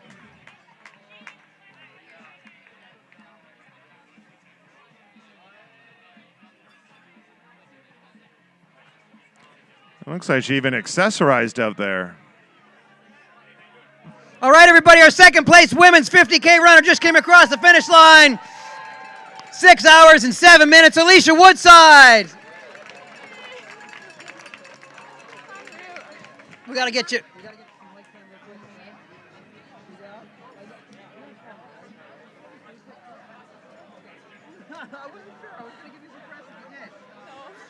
All right, Alicia just finished second place, just over 6 hours. I told her we were going to give her some mic time, and she said no, thank you. But let's give.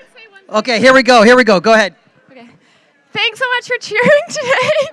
Super awkward here, just here for your entertainment at my awkwardness. But I will say everyone should do this race so that you can actually find how to get up Mountain Phlegm. We tried doing it as a training run one time, and I used Strava Beacon, so like my mom knows where I am. And she thought that we were super lost and like needed help just because it's such a maze up there. Awkward laughter and grinning from my friends. We love you at the race. Congratulations, Squamish local. It is a maze out there. If you don't follow the flagging, it's tough to find your way. There we go from Yellowknife, Kiana Stagg.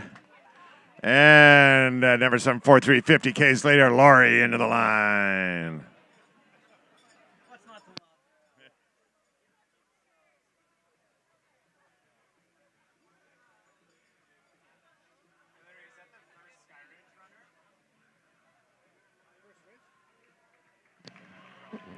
Coming in, 50K, Heather Gallagher in the line. Third place today, 6:09.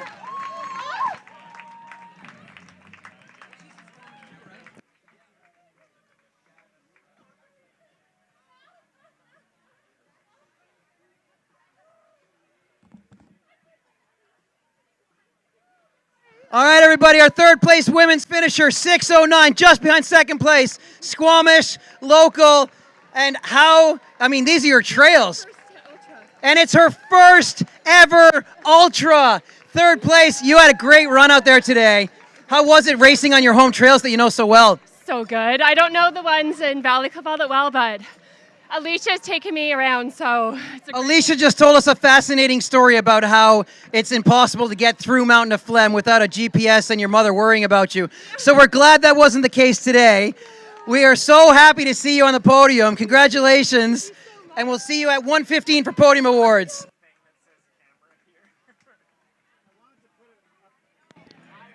There we go, just at number 215, come across the line. That's Hillary in.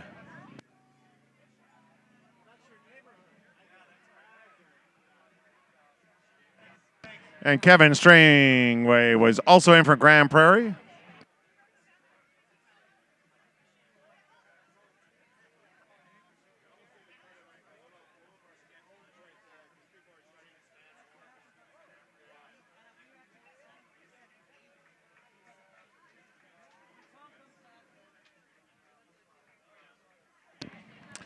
Here we go from Montreal. And Brenda Susku.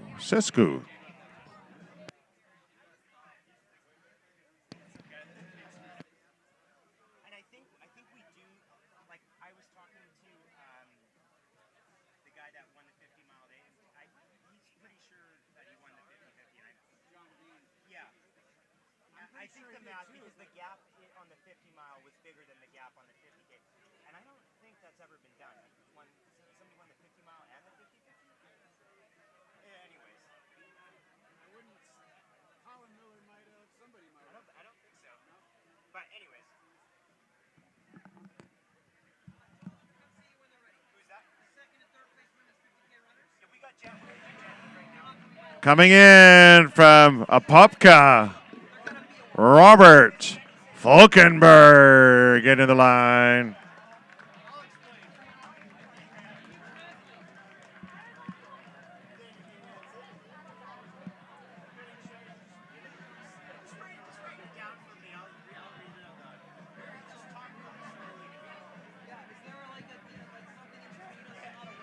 Popka is in Florida. So that's quite a drive to get here.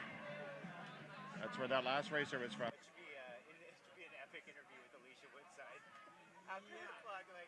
gotta prepare for that. I need time for that.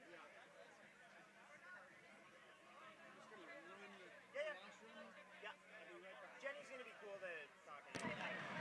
50 Ks later. Oh, kissing everyone along the finish line. Andrew Williams from Calgary.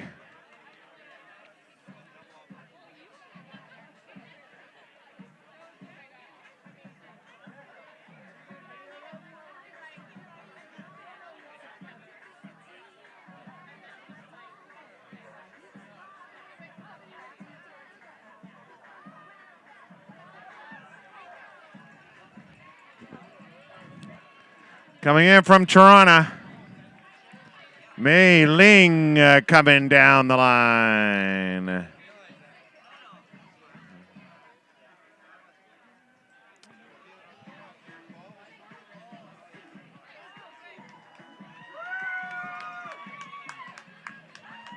And from Edmonton, 16 years old, Kira Skreknik. Also from Edmonton, Oscar Platero.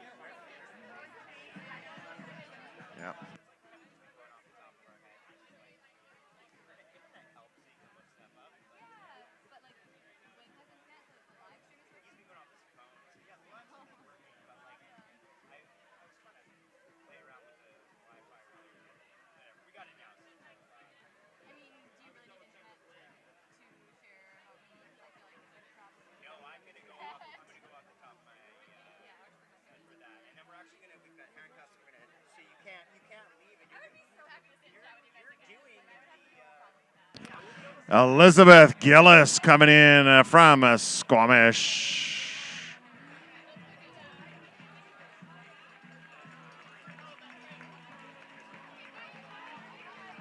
Elizabeth rocking it out at 73.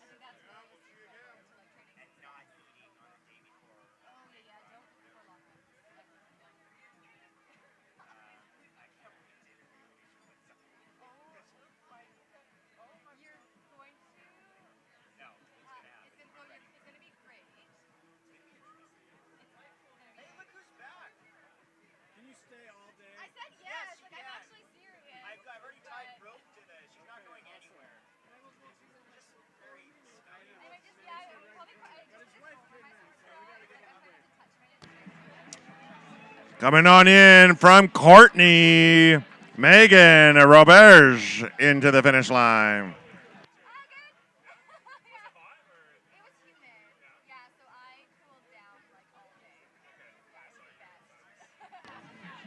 If you haven't had a chance, be sure to check out Allison Brom. That ice cream is fantastic.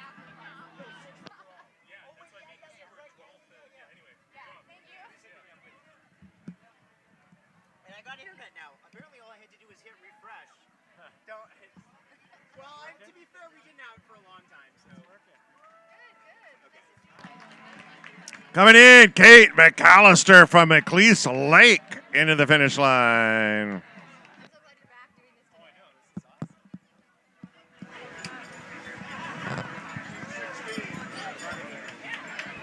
This feels just like yesterday. All right. Okay, welcome back. It's me again. It's you again. What are you doing here again? You guys tied me down here. You were gonna join. You're gonna stick with us for the rest of the live stream today. Told it's mandatory. You are actually our 50K female champ. Yeah. How exciting is that? So how'd you get here today? I drove. Nick, how'd you get here? I got dropped off by some jerk this morning at Alice Lake and told to, I was kidding, by my best friend, who was the best crew ever, and told to follow the flags. Perfect. And it you worked. made it. I made it. I made it. In a pretty good time. There were snacks along the way. Yeah. Yeah, it was good. Did anybody make it here before you? Yes. Well, technically. Five men. Yeah. 6 overall. 6 overall, and then let's First place just. female. Congratulations. Thank That's you. amazing. Thank How are you you. feeling right now?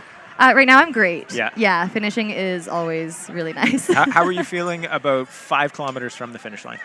That was a good spot. After Far Side, I kind of, I knew there was about 10K to go. So that was, all good. Okay. That was, I kind of feel like that was where I was able to kind of click back in. And I was like, I'm going to just tempo it from here on out because I probably should. I really didn't want a road sprint. Yeah. So after Far Side with 10K to go, and with that final 5K, I was like, I just have to get up phlegm. Yeah. And then I can not fall on the descent and cruise. Awesome. Yeah. Right. So let's jump way back in time, back to the beginning of the race. Yeah. Gun goes off. You're out there with anybody? You're running solo from the I start? went out How right did out that front go? with Nick Elson. No way, really? Well, actually, out front was. Okay, not was Josh. out front. So Josh took the real front, Yeah. following Wing in the vehicle. The chase car could barely keep up. Yeah, and they actually went the longer way around the roundabout, so we let him do that. We all went the other way. The volunteer said we could. They were like, I don't know, go that way. We're like, yeah, we will. And then I actually felt like, that front group of men, I was like, I'm comfortable going up the road. Yeah. They're, to me, because it's them, I'm like, they're chilling, but I'll just keep doing what I'm doing. So yeah, started out up front, went with them. Once we got to the trail, they definitely took off a bit, and I let them. And then I was pretty alone for actually most of the run, to speed that up. I got passed by 3 or 4, maybe a couple more men up Galactic. Yeah. And they just they went, and then there was 2 or 3 that I was with all the way kind of to Quest, and then I didn't see them again until after Far Side. That's when I caught them. So I wasn't moving up gradually. Yeah. I started moving up. I passed one person up Climb Trail, and I think I went out of Quest ahead of one of the men, and then from there I didn't go back and forth with anybody until Far Side. Oh, look, the wind is back, of course. I bring the wind. We timed it perfectly for you showing up. It's my here turn to have it smash into me. Absolutely. Awesome. So you were on the Jenny Quilty time trial today. Yes. Just was there a time in mind that you were going for? Yeah. Or were you just going to have fun and cruise? What was the? I wanted the perfect day, of course, would be course record. I didn't think that was necessarily going to happen, but I like to reach high and see what happens. So that would have been the perfect day. My next kind of marker or goal was Catherine Short's time from October here, which I think I was a few minutes behind. So Ellie Greenwood's time from 2014, that's the course record. That's 5:20:39. Catherine Short's time, which was the 4th fastest time overall, that's 5:41:24. So you're just a few minutes behind her, but still super impressive. So I knew, because I know how strong and how good Catherine is and how she races, that I was like, if I could get around there, considering her conditions on that day. To me, that time is so incredible given those conditions. So I was like, well, maybe I could try for around that. And then I didn't really look at the time, honestly, at all. I just kind of was working with the day and really not wanting to see the second place female. That was the main, don't see her ever. That is a pretty good strategy, I think. Yeah, different strategy today. Okay, I have to ask you, sorry, Chris, but we have to ask this because this is your opportunity here. nervous. How was the toad crossing? Oh my gosh, I loved the toad This crossing. is your platform I want to the get toad all of crossing your puns. every year. Go out fast with the lead males, and in 6K you get to walk. Like it was the best because it's so funny. You're like working so hard on the trail, and it was maybe 100 meters, like 150 meters. It Okay. was not long. The volunteers were fantastic. They told us when to start walking and when we could stop walking. There was no toads, so no toads. Have we said that no toads were harmed in the running of this 50K? I didn't use any toad puns today because I figured we would be interviewing you. There must I be wanted, feedback about that on the YouTube video. well, everybody's People waiting are- for you. This is your chance. This is totally your Totally my chance. opportunity. This is- We'll give you the next 5 minutes. So Get go it- back to, get back to them all that out. question. I think like my one go-to is the migration one. So like, how did you get here today? I migrated here. Yeah. I'm a toad. Yeah. That's just a toad now. that's all I have. I didn't come up with any more overnight. I got nothing. I'm Yeah. just going to be quiet for the next little while and let you guys go for it. Okay, something I do want to ask you about though. Okay, real question. The real question. Your nutrition throughout the day. I think you were carrying gels. Is that all you were using for calories? Were you using liquid calories? No, I had Tailwind and then my other bottle. So because I've never used what's on course, so Okay. I opted to use my gels and then Stick with what you know, yeah. Yeah, and then for hydration, I brought some noon tabs so I Okay. could add them to my bottles because those are probably the easiest thing to pack and carry and add to your bottles if you're not going to use the race day nutrition. Yep. So I would just add them before I figured this out after the first aid station. I ran away from the first aid station like trying to add them while running without the lid on. And I was like, this is not great.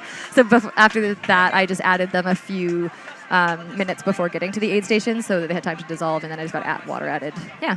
Awesome. Yeah. So what was your season like leading up into this? My season has been interesting because this, I kind of forgot I deferred and then I got you're in Squamish race. And I was like, oh, coach, I'm in Squamish. I'm going to do this. So leading up to here, this year it was my first time going after a golden ticket. So I went down to California in April and did the Canyons 100K. So basically, like I kind of had a lead up to that in training. And then since then, it's just been trying to race a bit more and get more experience with different races, different courses. Which has included some local 21Ks down in the States, and then the near-death marathon I just did, and then this. Awesome. Yeah. Right on. Yeah, so near-death marathon was a good build. Up to this, it's like one climb and one descent, Yeah. and 42K. So And where is that? that's in Grand Cache, Alberta. Oh, cool. Yeah, yeah. That's where I met Priscilla, the women's Who 50-mile winner, and very potentially Who you soon talked record- into I'm starting the so 50K happy. today. I mean, we haven't had any recent updates on where she might be in the field, but what are you thinking? Do you think she could take your I think Priscilla will take course my course record by close to an hour. That's my prediction. I get the I think impression so. that you want her to take I'm it. a You're hype stoked person. for I don't know it. if you know. Yeah. I also hype my friends. What did she split the 50 and what did So you she split won the 50? 50 Yeah. mile yesterday. Yeah. Back to math, more math. Don't bring me on when it's math time. Yeah, we're No, I making think she has. Oh yeah, I guess for an hour off, but she has Yeah. until 7 hours, I believe, in about 20 minutes Yeah. to be on or ahead of course record. Well, Nick and I can't do math, and we No. have not run 50K. I look at it this way. My time was 16 hours and 33 seconds, Okay. and she did an 8:45 yesterday. Yep. And then I just leave it. Okay, perfect. And now everybody can think about that, including you at home. Think about it. We should have just been asking Well, I'll the just go audience to do silent. the math for us. So this now you entire all time. know because you're all better at math than us, and Yeah. we'll just find out when she gets here if it's course record or not. But yeah, I guess maybe she won't take an hour off, but I think she has the ability to definitely take the course record. When I talked to her yesterday after the interview and convinced her into it, she wanted to know how much time she had to do the 50K in, and then how close the next woman in the 50-50 was. And I was like, oh, they haven't come in yet because most people run the 50-50 kind of reserved, right, Yeah, on the 50 mile. So the fact that you just won the 50 mile gives you a pretty good position Yeah. if you just show up. So I saw her at the start line this morning. It was really nice. Oh, that's awesome. She, we joked. I was like, I'm going to run like I know you're coming behind me. But she was like, yeah, maybe not. So I hope, I guess we'll see what happens. Very cool. And what about after this? Anything else you got planned? Or? I do, yeah. I'm heading down to Mammoth Lakes, California in Yeah. September. Trail Fest, Yeah, Trail Fest with Tim Tolfson. Looks like an amazing event, so I'm really excited for that. And then I am going. What's the distance on? I'm doing a 55K. Okay. Yeah. Yeah, at altitude. It'll be Nice. great. Fairly technical here. Yeah, like it looks like high mountain running. Yeah. So that'll be fun. Yeah. I'm not great at loose rocks. Yeah. Let's go from sea level right up to high altitude, Yeah. and then put her down rock faces. Yeah, It'll nice. be great. Look should for be a lot of fun. more bleeding knee pictures ahead. Yeah, and then after that, I'm going to Thailand in December for the UTMB Thailand on 100K. Ooh, very cool. Which was just announced as a golden ticket for the 100 miler. So I'm registered for the 100K currently, and we'll see what I do. Possibly the only other race in the world that's more humid than this one. Why not, Yeah. right? Like I iced at every aid station today. I was kind of dying in the humidity. Yeah. Why not do that in Thailand? It's going to be really cool. Yeah. You, what an experience. You mentioned earlier this year you were at Canyon's 100K, shooting for that golden ticket.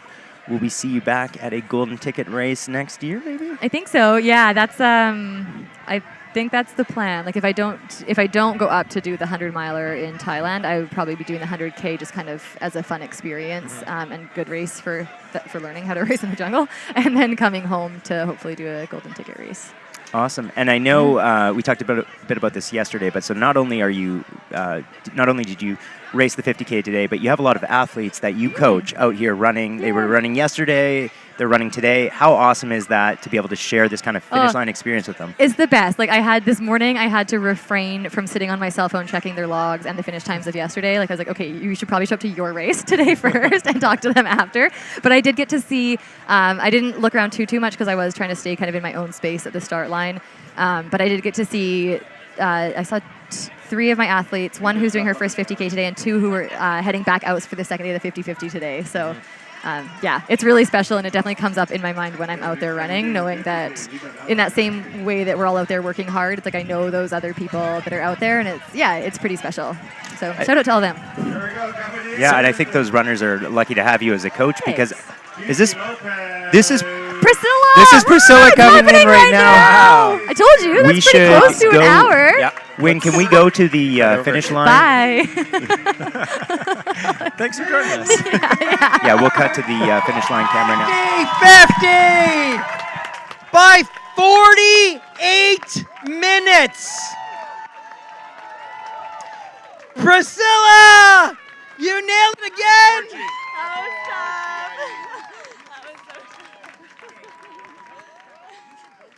You went for it today, and we knew that. You knew that. Jenny was so forthcoming. Yeah, come on over, Jenny. Our previous 50-50 record holder. And she told her exactly what she needed to do today before she set out. Can you interview her for me? Oh yeah, I'm gonna interview Priscilla. Look out, that's a round 2 of Alicia with the mic. So Priscilla, why don't you tell us how you felt after yesterday and how you decided to show up today? I'm trying to, my legs are shaking. I'm trying to think right now. Yeah, what made you want to run again today? I feel like I had some inspiration yesterday from Courtney and Jenny today. I was like, I have these strong-ass girls that I'm trying to race against, but they're not even here with me. But it was super encouraging, and I just kind of woke up and was like, I'll get out and see what I can do. And it was a bit of a slugfest out there, not the most enjoyable experience, but I pushed through and you rocked it, and you just took the women's 50-50 course record, another 48 minutes off of it. When you started out today, did you see that being possible? Yes. Her crew has the best goals for her. I thought it was achievable, but when I was on the trails, I was like, holy crap, I'm really tired. So there were some times I went back and forth if it was going to be achievable. Well, you crushed it. Do you want to hop in there? Thank you, Jenny, for hopping on in. Well done. A round of applause for an amazing performance out here this weekend. Thank you for coming and running our races. Okay, during that interview, we did have some runners come on in, including Karen and Newbie finish off 50 Ks. We had Annie Parsons from Cary in the U.S. rocking out 23. Debbie Newell from Kenmore in the U.S. rocking out 23. Also 50K, Athlon Cathcart Keys from Squamish, and 23K finisher coming in right now, Kelly Lenoir.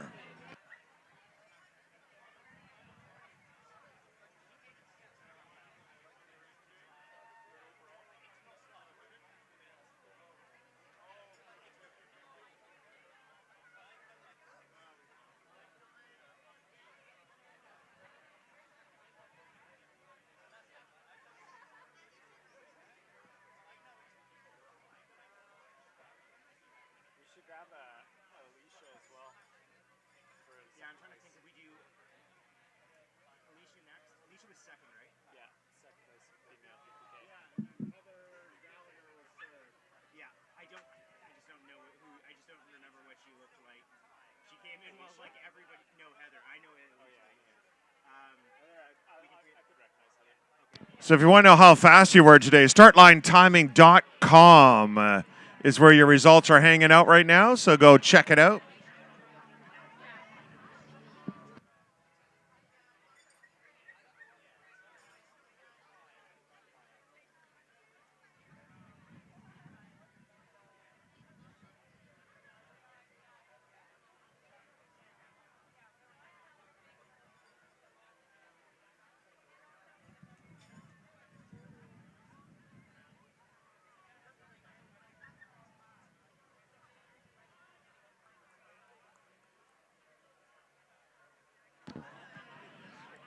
Be sure to go over and visit our good friends at Solomon. They got the Solomon Lounge over there. You can check out some of the gear that's coming out in 2023. I've already created my wish list. I got to see if Sandra's going to behave, but a lot of fun gear over there. Check it out. See what's coming down the pipe.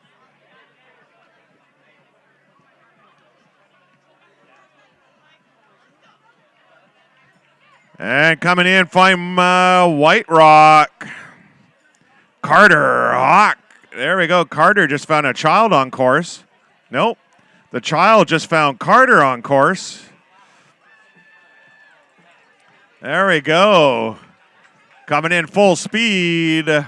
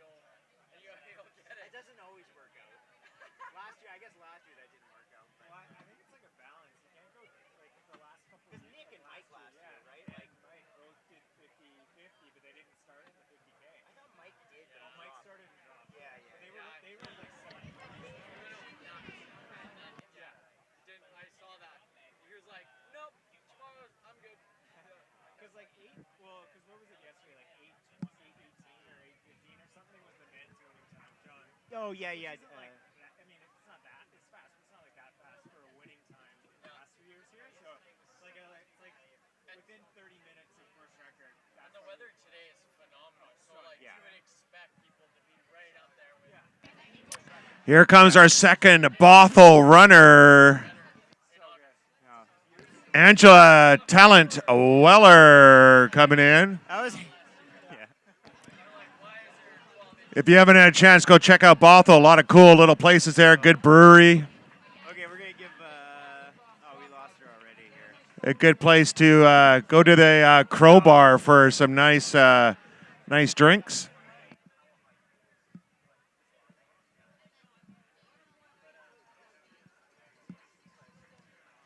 This is going to take. I feel like this is going to be our most challenging interview. Coming in together, Julia Helinsky from West Vancouver, Adam Marcinkiewicz from Burnaby. I have no idea.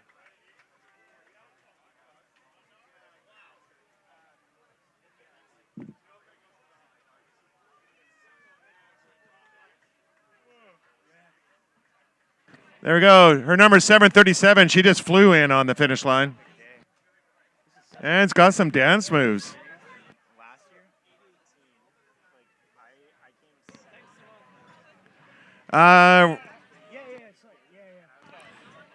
Christine Connolly, sorry to call you again, but if you can come up here to the MC tent, Christine Connolly, number 190. You're probably just relaxing somewhere and keep having to get up, but if you could please come up here, that'd be great.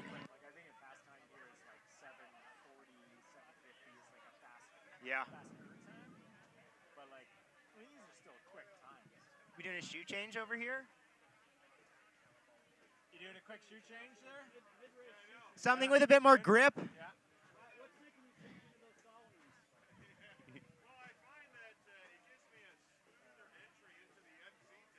Yeah. Oh, we've lost Alicia. We need to just bring people under here so they don't go through everybody over there. Arc'teryx? You like them? Which model are they on now? The first two. Okay, I mean, I've heard mixed reviews. I haven't tried them personally, but 800. That's yeah. Okay. Yeah, that's not bad at all. Is that the same thing? No, they're just a traditional tie-up. Yeah. But like the quick lace and the solid is like much preferred for me. Yeah. But I've been like quite impressed with the armbands. Coming in from Vancouver, Caroline Nadeau coming in. Rocking out the shades. Knew it was going to be sunny at the finish line.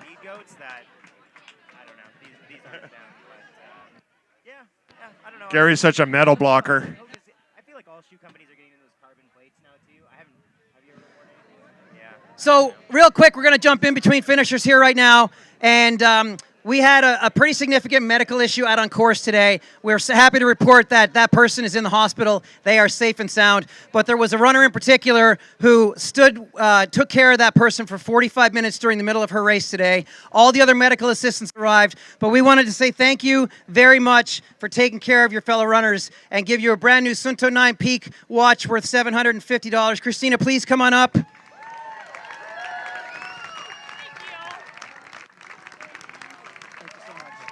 And also a free entry to come back in the future and hopefully no 45-minute interludes in the middle of your run. Thank you so much. I love that she has all her water bottles too. Yeah.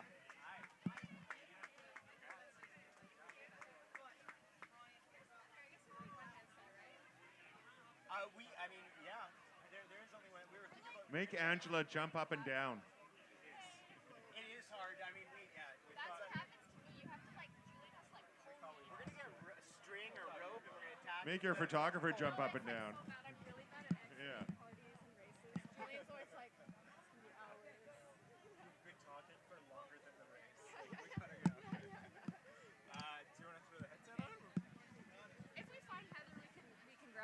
Yeah, I can jump out. We can bring Heather in. I'll try to not say any profanities. What was Jenny's time? Jenny's time was 5:44. That's awesome. Yeah, 5:44.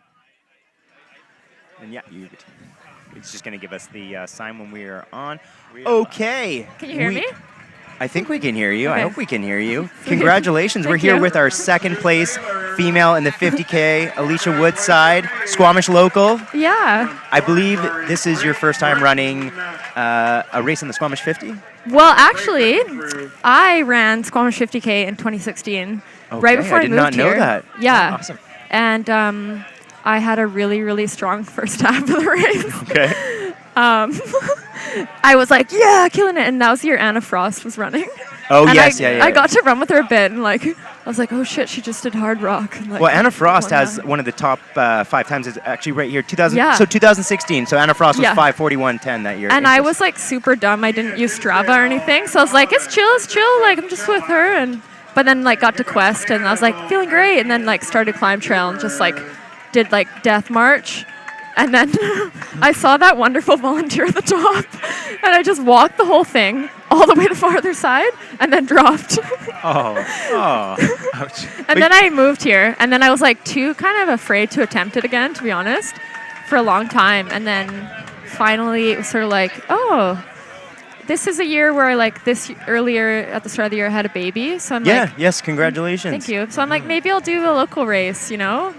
That's kind of convenient for my husband, rather than hauling him to like Grand Cache or these random places like Arizona, you know, like the middle of nowhere where most ultras are. So yeah. Yeah, this is your backyard now. So Yeah. Is this your first race as a mom? I actually did the survival race. Okay. Yeah. So that was just my first one. okay, Yeah, that was my first one. This is my first like ultra race.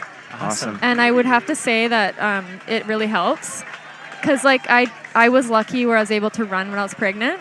So, and I actually did a couple races. I think I actually remember that. Yeah. Yeah, and they were fun. They were mostly like sort of mid-distance, right? With the 50K. You did a 50K? Well. Yeah. Wow. But that I is was super just lucky, and I kind of went about it just for myself. It wasn't like a race. It was sort of like a guided adventure. Like I think Whistler, snacks. right?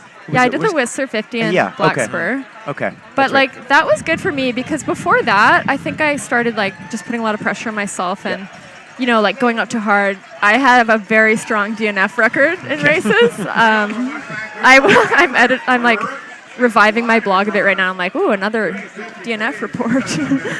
But I think those like pregnant races really taught me to just like focus on yourself, not care about like what position you're in until it's like kind of the end. Then it's fun, you know, and you're like, okay, 3K to go, like try to, you know, but yeah, it was like, I think really good for me to kind of just remember how to actually properly pace. Actually, it was my goal today to beat my Black Spur 54K pregnant time. Okay, and what time was that? It was 6:23. 6:23. Around there. Thank you. Yeah. So Yeah, that was- 6:06:42 today. Not bad. Yeah. So Very I figured impressive. like it's like you have to have some kind of arbitrary goal, right? Like that is obviously a totally different course in a totally different place with less climbing, and I was pregnant, but it was like, that seems arbitrary. Why not? I had a good day. I ate a lot of pastries. That makes perfect sense. This transitions perfectly with the pastries into my next question, which is I've been asking everybody about, you know, how did their nutrition, hydration strategy go. I can also see in your pack you have, are those chips? Yeah, they're chips. This is fat cake. Are those recovery chips? I or want to hear racing all chips? about your nutrition. racing. Okay. Yeah, I want to hear all about your race fueling. Okay, well, that's great because my husband doesn't love talking about this. I'm always like, that'll be a great race food. And he's like, okay. Is it pastry and chips, or do you work in gels? So, and- like, today I had... We should just bring this I out had on display. Timbits. I had Timbits, and they kind of got crushed, unfortunately, but, like, they're great. amazing. Like, so if you look at the Tim Hortons nutritional website, which is probably for people who want to limit calories, for me, it's sort of like I want to Maximize calories. So the sour cream Timbit has the most. It's 90 calories a pop, just one Timbit. This is excellent. Yeah. So is actually Yeah. One of those every 30 minutes? Is or? Tim Hortons a title sponsor? It's not. But So and then maybe next year. the honey dip ones are 45, which is kind of nice sometimes to like mix it up. Absolutely. But that's obviously half, right? So that's chocolate. Well, just wasn't feeling the chocolate Okay, today. no. But anyway, Yeah, so that's fair. I did a combo of Timbits, which I discovered when I was pregnant, are awesome. So I have to ask: is the yeah. so you've got some hydration here? Yeah. Is that a double? Oh, that would have been good. Yeah, French vanilla. No, maybe, or- it's water. But Okay. yeah, that would have been good. So the Timbits, and then I had some like exact fruit bars. We got the chips And too? the chips. What Yeah. kind of chips are those? They're just like plain, like, you know, the classic salt and vinegar. Okay. With like A little bit of electrolytes. electrolytes. Yeah, like they came in handy because Did you find yourself cramping out there at I all? for sure cramped up. Like Okay. with 15K to go, like near Bonsai. That seems to be sort of what everybody's been Okay, saying. yeah, because I felt great. Otherwise, I'm like, yeah, okay, maybe I can go sub 6. And then all of a sudden, I'm like, oh shit, I'm walking / limping.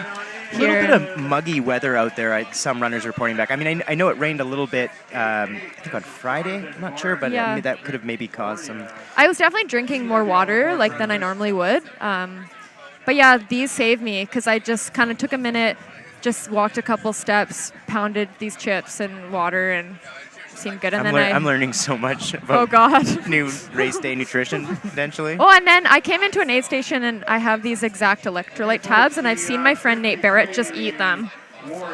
No, you just chuck them. Yeah, he eats them, and Awesome. he's great. So Yeah. then Is it I your just mouth ate start it. foaming up and stuff? It was foaming. And that was fun as well. Yeah. That was after Bonsai. I was like, I need to up my game with the electrolytes, just put them straight in the mouth. So you're climbing up Bonsai, foaming at the mouth, Timbits falling out everywhere, chugging a double-double. Oh, no. These weren't falling. These were like secured in the bag. Awesome. But yeah, and then I had some We've Snickers. got, yeah, I was gonna say we've got Snickers I bars. had in here. Snickers too, but I wasn't feeling them today. Yeah. Okay. They were like too sweet. Yeah. But it's with peanut. I with haven't even- peanut butter. It's like they can charge more because they use real like nut butter. It's like a new like health and wellness thing. They're going into the ultra scene, hey? Yeah. Yeah. So can we jump back into racing for a second? Yeah. Help yourself, guys. By I'm the actually way. pretty hungry, so yeah. that looks good. Here, let me open them up for everyone. Sorry, there's a little bit of electrolyte tab in there too. That's okay. We're fine with that.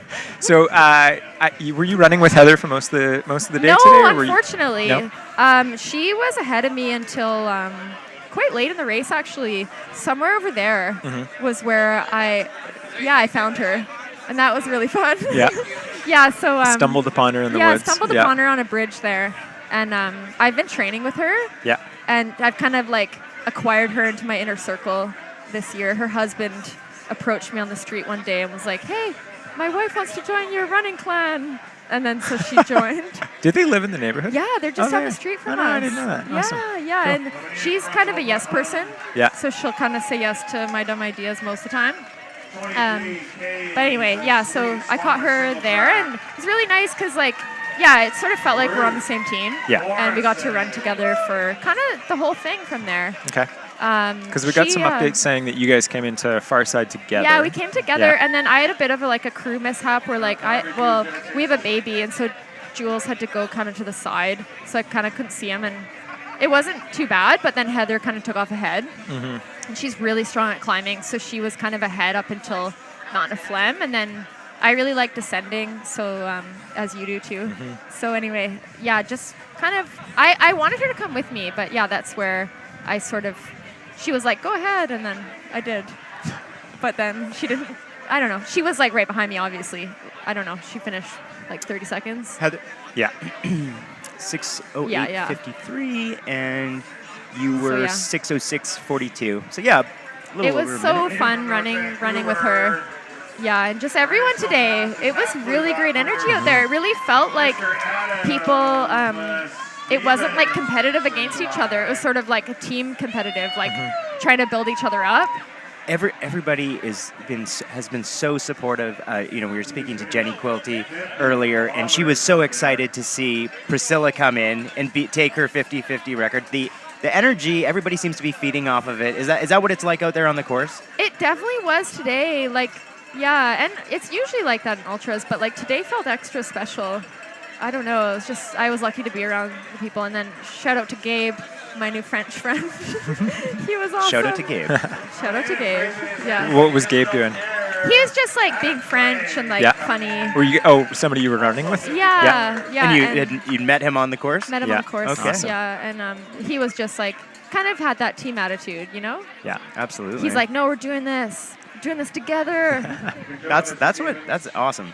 I So love that. Yeah. were there any thoughts of catching up to Jenny, or was that? No. Did you get splits on where she was? No, I was lucky where, so kind of lucky in that I got COVID a month ago. And before that, I was training really well and I was really fit and stuff. And I kind of had goals, I wanted to run under 6 hours and, a bit ambitious. Yeah. And that would have kind of had a bit of pressure, right? But then I got COVID And I had a long, long time until I got my energy back. I Okay. just got it back this week. Yeah. Started feeling really good again.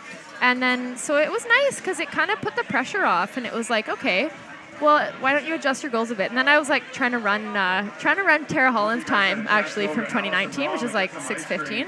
Yes, she won the 50K. Yeah, and she had a great day. And I was like, obviously, only if I'm feeling great. Like, Yeah. if I'm having an awesome day, that's probably a better time to aim for. And anyway, so I was kind of just really doing my own run. And I had read Tara's blog last night. I really was like, just like feeling Tara out there. But yeah, she had this advice, and it was like, Brendan told me to just run my race and not care about anyone else. That was Brendan. That was Brendan's race strategy for today too, in Perfect. the 23K. Yeah, It worked out for him. And I mean, I think that works out the best, and that's the most fun, because then you're just seeing what you can do, and it's not like stressful, like, because you can't control the other people anyway. Mhm. But I think that I normally do get sucked into like caring too much about the other people. Well, so, watching you come in, I mean, we could tell that you had a good time out there on course. You were all smiling and super thankful of the volunteers. So, yeah. but yeah, I knew Jenny also is like a great runner, and obviously, like, I knew that where she would be, sort of. And so I kind of wasn't thinking about that, but yeah, also rooting for her too. Mhm. Yeah. Building each other up. Yeah. You love to see that. Do you have any other races on the calendar coming up or anything in the I'm works? doing Golden Ultra in a month. Okay. And then which distance on that? Because there's a few different The full distances. pint. And tell for our audience. Oh yeah, sorry. It's like a 3-day stage race, and it's Golden it's- BC. Yeah, in Golden BC, and I love that race. It'll be I like think- my yeah, you've third done that- race, yeah, okay. third year or fourth now, and it's like a vertical K one day, and then a 60K, and then a half marathon. Just like a luxurious weekend in Golden. That sounds like a lot of pain. It's really relaxing in a weird way. I mean, I guess it's different. So like VK and then a 60K, like that seems manageable, but then throwing 23 on the K That's at the end funny. just seems painful. That's always funny, because Yeah. there's people that just do the half. Yeah. And it's really demoralizing. Actually, yeah, that's funny. But yeah, and then I really wanted to run Hurt next year, but I didn't get in. But I might get in through the lottery. Yeah, and there's a wait list, is there not? Yeah, I'm hoping I get Okay. in the wait list. But I I'm was gonna also say for- hoping about the posters. I know you do the Oh, amazing yeah, the- legendary okay. posters, and I was wondering if there's like a wait list for that.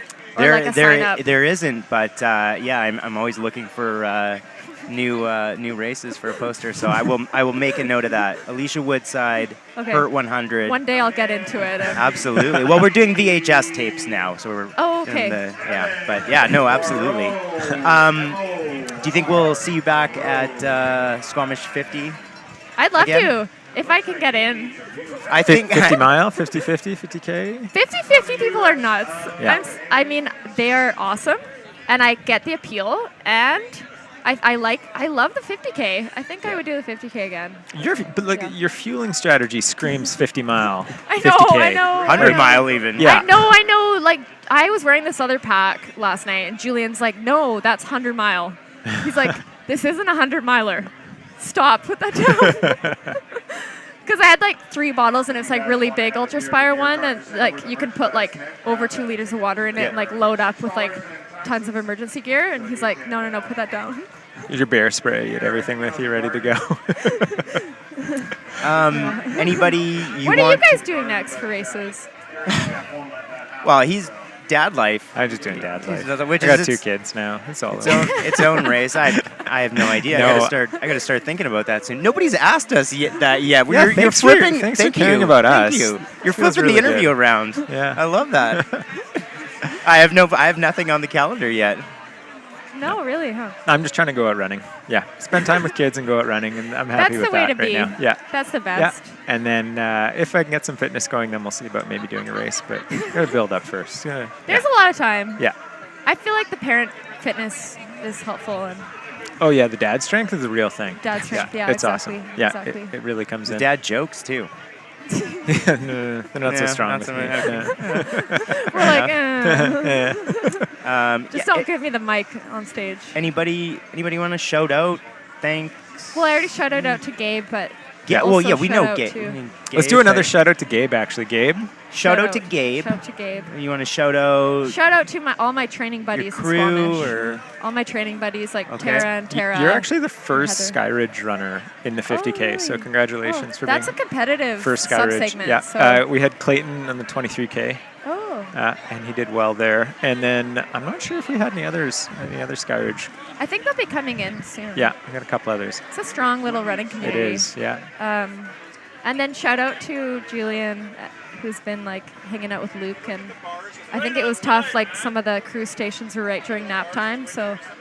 Hey, Gabe! I just did a shout out. There's Gabe. That is Gabe. Hey, Gabe. Gabe just walked by and said hello. I was wondering I was wondering somebody was looking at me as they was walking by, and then You I should really get him on. He's so we fun. could. We actually want to interview the third place female, your friend who Heather. you're pumping up. Yeah, well, I know, if you find Heather out there, I'm gonna go send- get her. Yeah, bring go her get over. Heather. Bring her over here. We'd love to talk to her. Yeah, she's good people. But yeah, thank you so much for speaking with us, showing us your nutrition strategy. This is awesome. We really look forward to seeing you back here again, maybe next year, maybe for the 50 mile, maybe for the 50-50. Yeah. 50 mile. We'll pressure you into it. Okay, 50 Yeah, 50 mile. You heard it here mile. first. 50 mile. I do like the start. I like the flat. It's a good course. It's awesome. You get a bit of flat. Yeah. And it's all dark, so it's like gone in a second. And then you just have a really challenging 60K, 70K to go. Yeah. Awesome. Well, Thanks, congratulations, you guys. Alicia. That was great. Congratulations. Good job. Boom. Thanks so much. Thanks, you guys. Yeah. Awesome. Bye. See ya.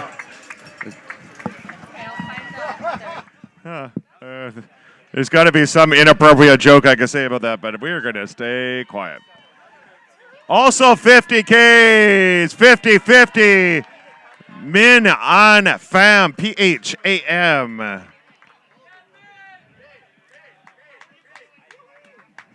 Stay here, Min. You get a hat. Min, stay. You get a hat, Min. Oh, okay. Well, you could take one of those too.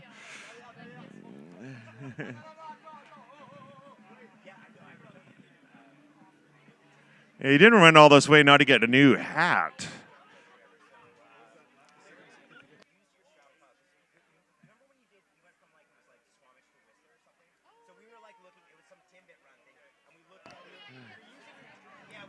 And we got two coming in right now. Coming in together. They just made friends out on course. 23Ks. Josephine. Fidelita coming in together. They were hanging out with us at the finish line yesterday. And now they get to come across the line. Look at Min Ann's hat. Looking good, Min Ann.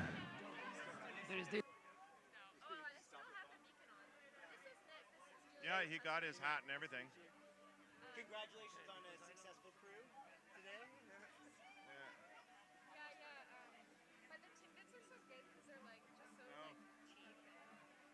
Yeah, I didn't like 50% of the record time. There was a maybe 4 minutes. This is the most epic nutrition strategy. 90 calories in a Timbit. That is awesome. Yeah, I love how you knew all the I was like, okay, but. And coming in from Langley, David Chen in full speed. David rocking out the 50Ks. Looking good.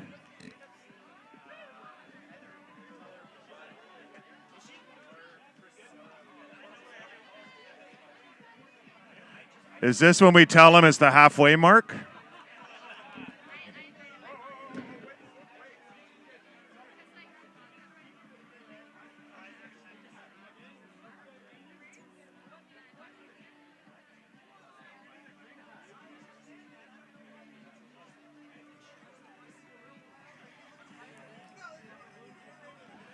There we go. We got more coming in. And Michelle Tessier coming through the line, rocking out 23Ks. Great job. Okay,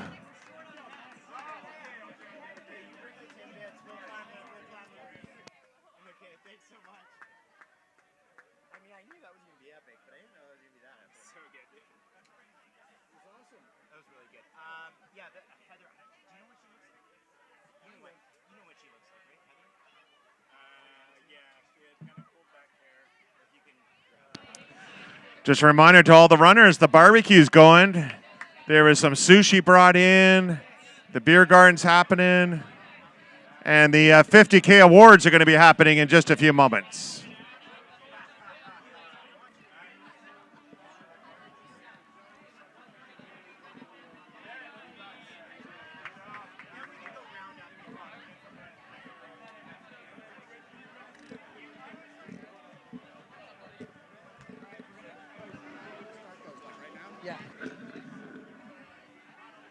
All right, everybody, we're going to jump into the 50K Podium Awards here.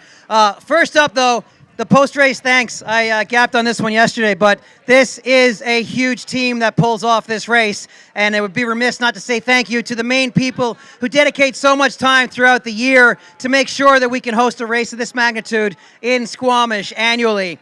In no particular order, those people are Jeff Langford, my right-hand man. He's always hiding in the back there somewhere. Sonia Mahoney, Megan Eastwood, Arnaud Vernet, Taylor Smith, Wing Taylor, Emily Teagan, Tom Mulleder. Let's cheer this woman across the finish line.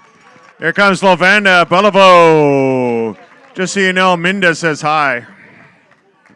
Elaine Fung, John Crosby, Dave Mellinson, David Papineau, Doug House, Scott Roberts, Ty Holton, Nick Jarvis, Jenny Quilty, Chris Jones, Dylan Morgan, and Fran Hopkins. Those are the main people that make sure this is a success. Can you please make some noise to say thank you to the team behind the scenes working on these?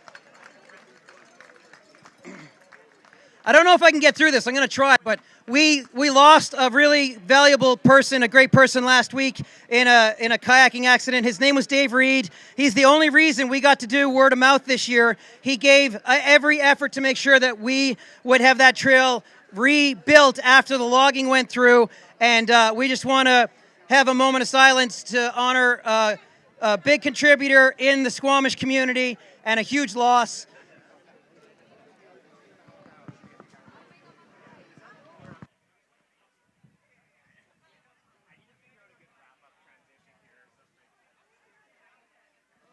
All right, thank you, and we're going to go into the Podium Awards here right now for the 50-kilometer race.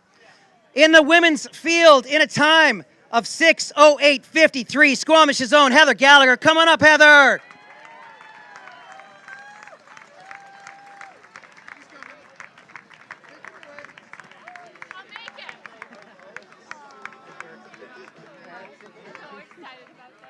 In second place, another Squamish local, 6 hours, 6 minutes, 42 seconds, Alicia Woodside. Come on up, Alicia.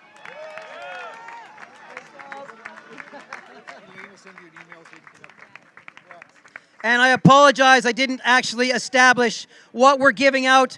Every podium winner gets this beautiful trophy from Aravipa Artworks. They get a complimentary entry to any of our races next season. They get $50 to spend at Escape Route, and they get an MLE 10 Essentials kit as a part of their congratulations for making it to the podium. Our women's winner in a time of 5 hours, 44 minutes and 20 seconds, Jenny Quilty. Come on up, Jenny.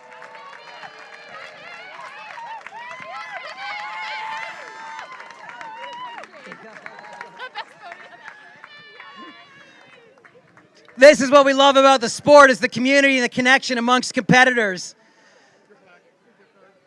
Scott, is there a preference? All right, Jenny, if, right over here, please. Jenny, if you set up in the middle. Yeah, and then Heather and Alicia on the flanks.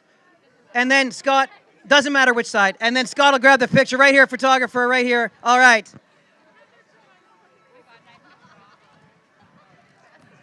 Round of applause for our women's podium in the 50K today. Amazing athletes all.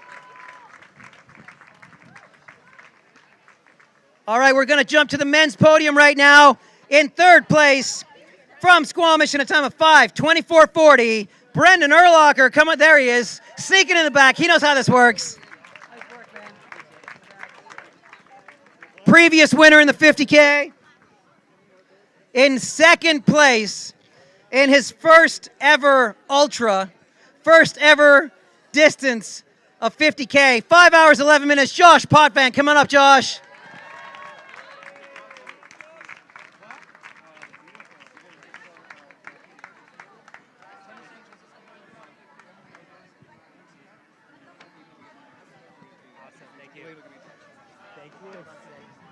And our winner today, not his first victory, surely not his last, but a stunning time along this course. Our previous record holder in the 50K is apparently here to see it. Adam Campbell right there ran 4:55 8 years ago, and today that time was bettered by Squamish's own Nick Elson in a time of 4:48.05. Come on up, Nick.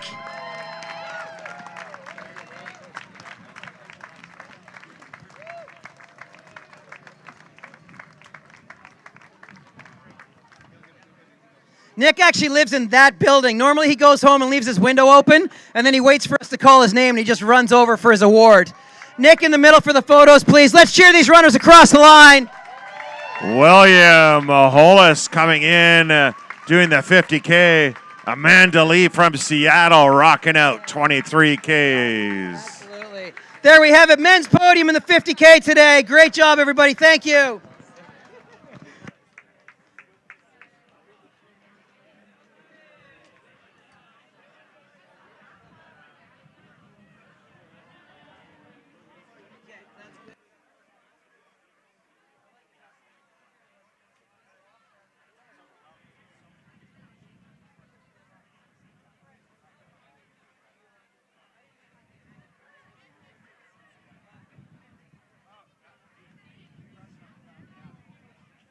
At 4 o'clock.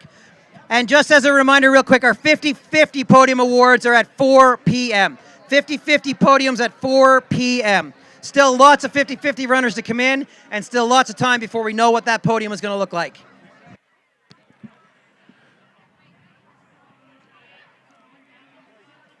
Reminder to all the runners, make sure you go grab yourself something from the barbecue.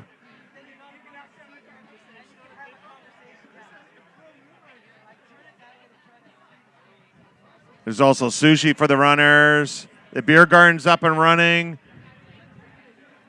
Grab yourself a nice cold one on a cool day.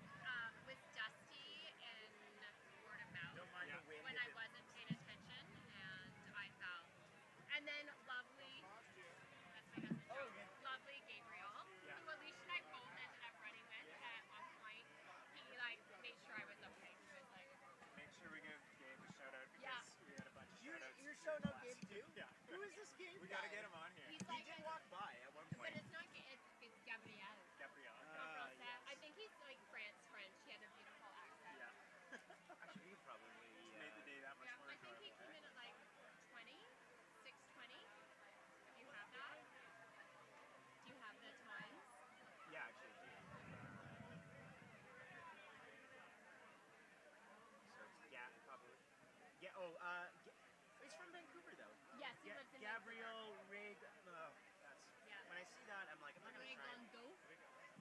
That might be it, actually. Pretty close. This is our Like nothing. Oh yeah, nothing.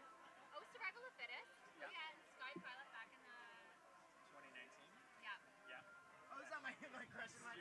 I know. I think I looked up like almost every runner on Ultra sign up, and I was just like, okay, gotta get some talking points. Yeah, perfect. Very important. Yep, I have 2 kids, and they're at bike camp in Whistler right now. And I teach elementary school. Yeah, at Garibaldi Highlands. Oh, awesome. Yeah, my wife's kindergarten. Oh, She really? teaches Where? In West Van. Oh, great. Yeah, she's at Hollyburn. Awesome. Yeah. But she's off on leave right now because we just had her second 2 months old. Nice. So we got a 2-year-old and a 2-month-old. Oh, yeah, that's busy. My Yeah, kids are exactly 2 years apart. Are they? It's Awesome. like, yeah, it's a lot. Yeah, how old are they? 8 and 10. Okay. So is there light at the end of the tunnel that I'm in right now? I had to pull over yesterday.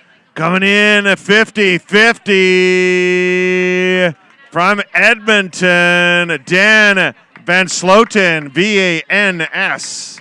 Dan Van Sloten.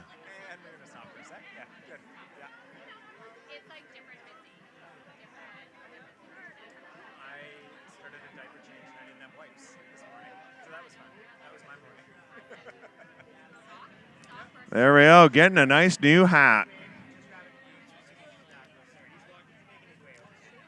There might be easier way to get hats, but you'll never get that one. Ben, slow. I had a knee surgery in 2018. 2020, did the knee in January of 2019, then surgery in 2020. So I've been scrambling to get back to that. Plus 2 kids. No, it was a meniscus. Yeah. So just not a great recovery from it. It was like the outside chance of it being good, and it turned bad. So yeah, it's been a little while. Yeah. We can go after that. We can go after this if you want. So we just have 16 more 23K runners out there.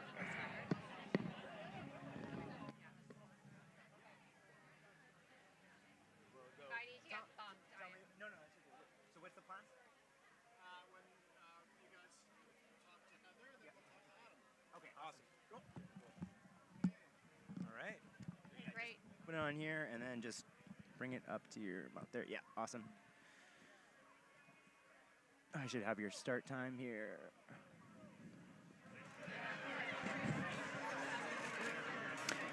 Okay.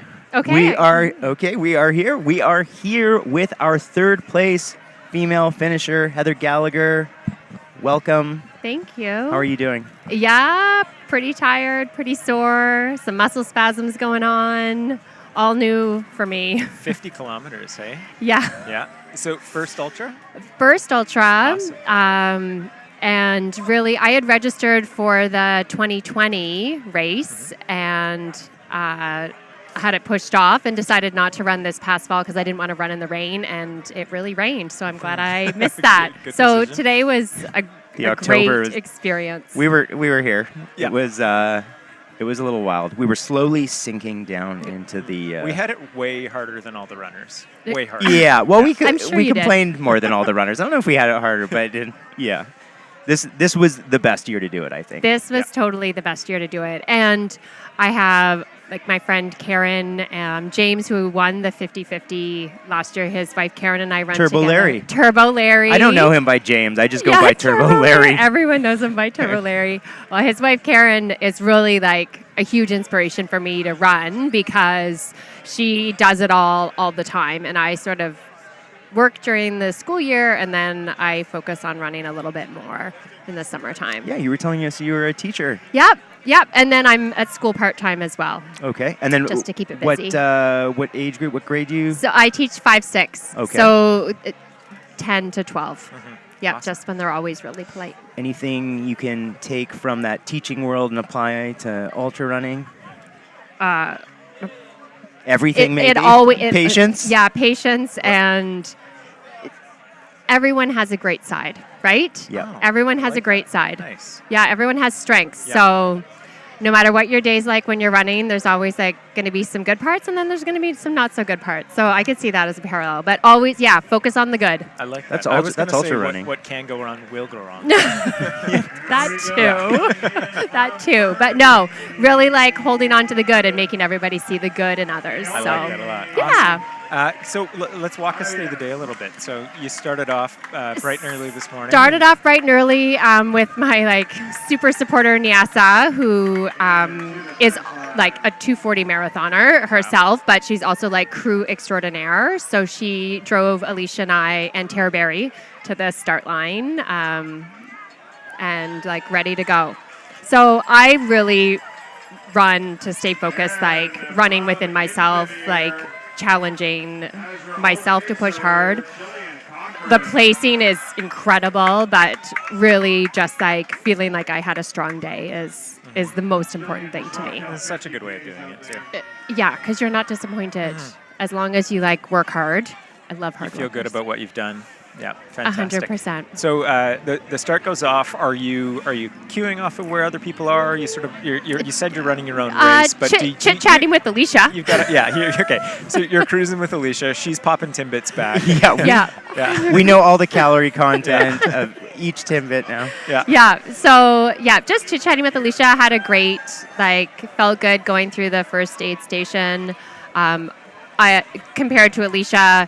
I enjoy climbing more than the descent. I'm just nervous Nelly going down. So I knew I had to like hold it together going up Galactic and then make my way down to Quest. And then Karen gave the advice, like, if you're going to make some time going up the climb trail. Yep. So I put my head down and worked to get to the top and then tried not to lose too much time on the way down.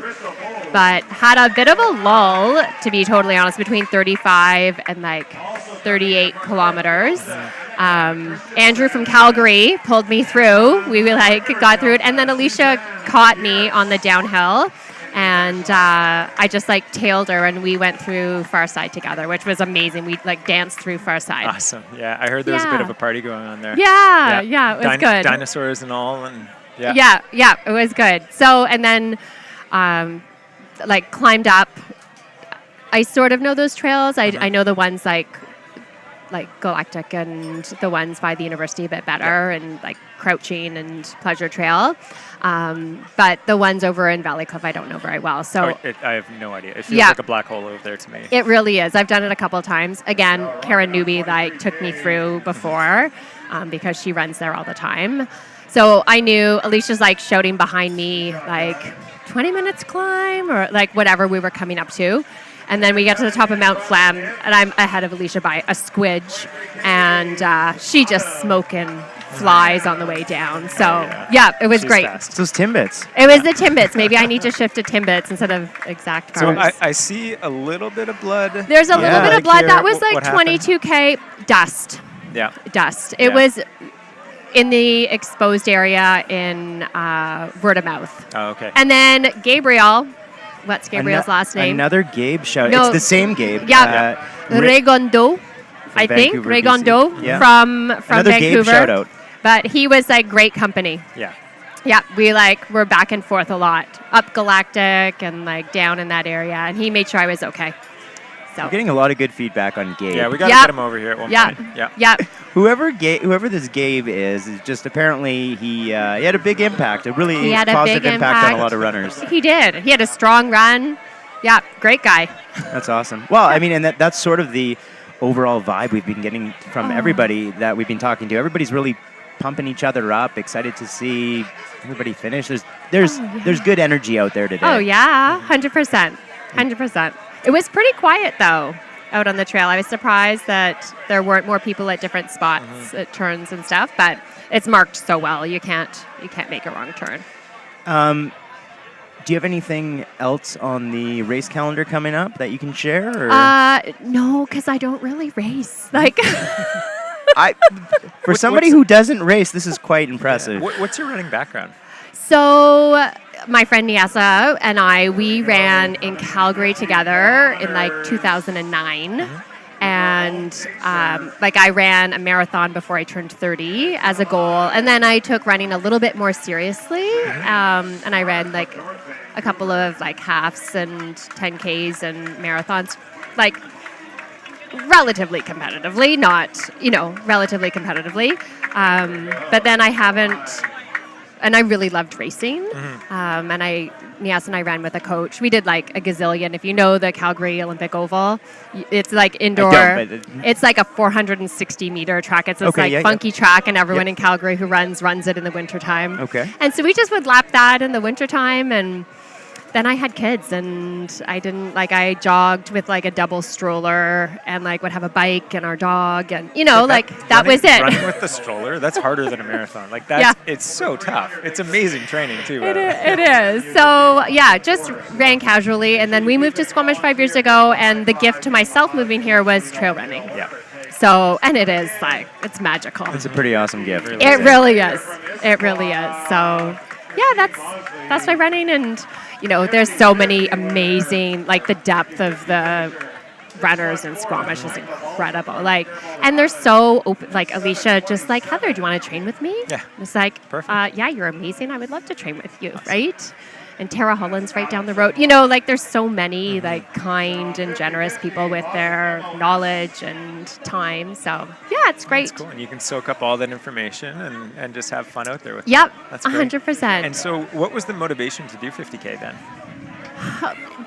So to do something hard. Yeah, just to see what you're capable of. To do something hard, and knowing that it's okay. And for my kids to know that it's okay to push yourself and to do things that are hard, and like you don't always have success with it, and I'm going to have a toenail that falls off, and but you push through when things are hard. Yeah. So yeah, trying to model good choices. I love that. That's so cool. What a good message.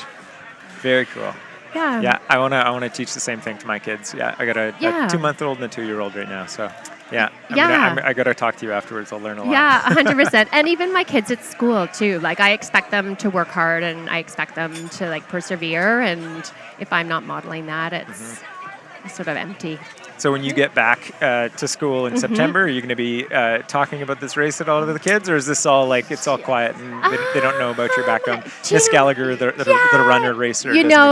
Some of the parents know. Yeah. Right. Yeah. So the kids will probably know. Oh, okay. Cool. But again. It is like we exercise. I take my class out. We don't even put our bags inside in the morning. We exercise for the first 20 minutes every day. Awesome. Just to get their little brains and bodies like ready for the day to learn. Perfect. So yeah. Cool. Good. I wish I had you as my grade 5 teacher. That would have been awesome. Yeah. Run all those beans out before you have to sit down and do math. Oh, man. Yeah. Do you think we will see you back at Squamish next year, maybe, for one of the distances? You never know. Maybe the 50 mile.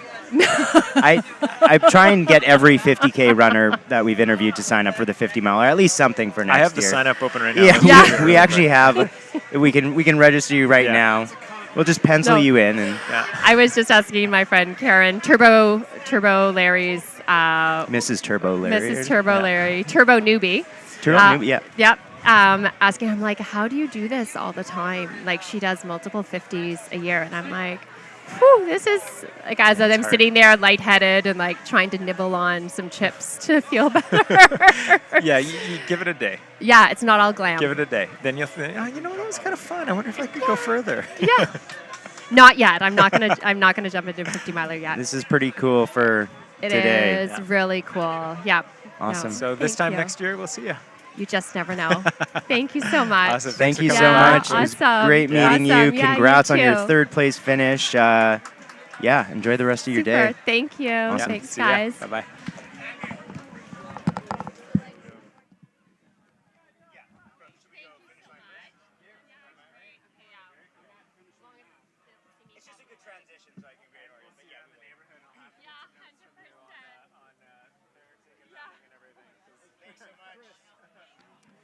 If you're wondering what your time is, startlinetiming.com is where your results go hang out up in the clouds.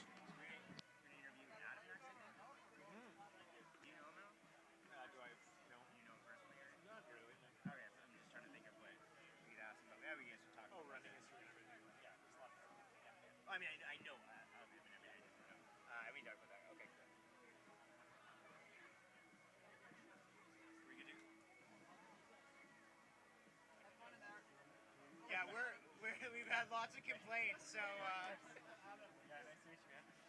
Nick, nice to meet you. We're videoing this. Say it again. We're videoing this as well. Yeah. We're gonna be on the YouTube. Yeah. YouTube. Okay, awesome. Yeah. That's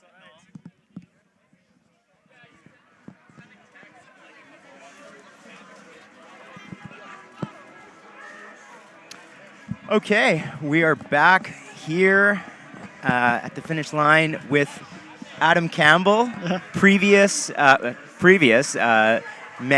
50K course record holder. How are you doing? Oh, good, thanks. Yeah. No, it was awesome to see. It's amazing watching Nick come across the line today. And, Nick's a really, really good friend. I've known him for a long time, and we've been running and climbing with him quite a bit the last few weeks. And it's amazing to watch his fitness come through. And it makes me feel a lot better about how much he's been dropping me on all of our runs. So. Well, because 2014 Adam Campbell is a pretty fit Adam Campbell running that race. How do you, thinking back, it's a number of years ago now, but do you remember what it was like to run the race back then? Do you? Yeah, I mean, it's important to like rest on your laurels, and that was definitely peak. I was definitely in good shape back then, and it was, I think that year I'd run Hard Rock about a month before and had finished third there, so I was I was definitely in good shape. And yeah, so it's a good sign for Nick. I know Nick's got some race plans coming up as well. So Yeah. I think this is hopefully he can take this away and be pretty confident that what he's doing is working. Yeah. Yeah. Awesome. So 2014 Hard Rock third place. A month afterwards, this was like get your legs moving again kind of run, just sort of see how the body's functioning, or were you fully recovered and ready to go again?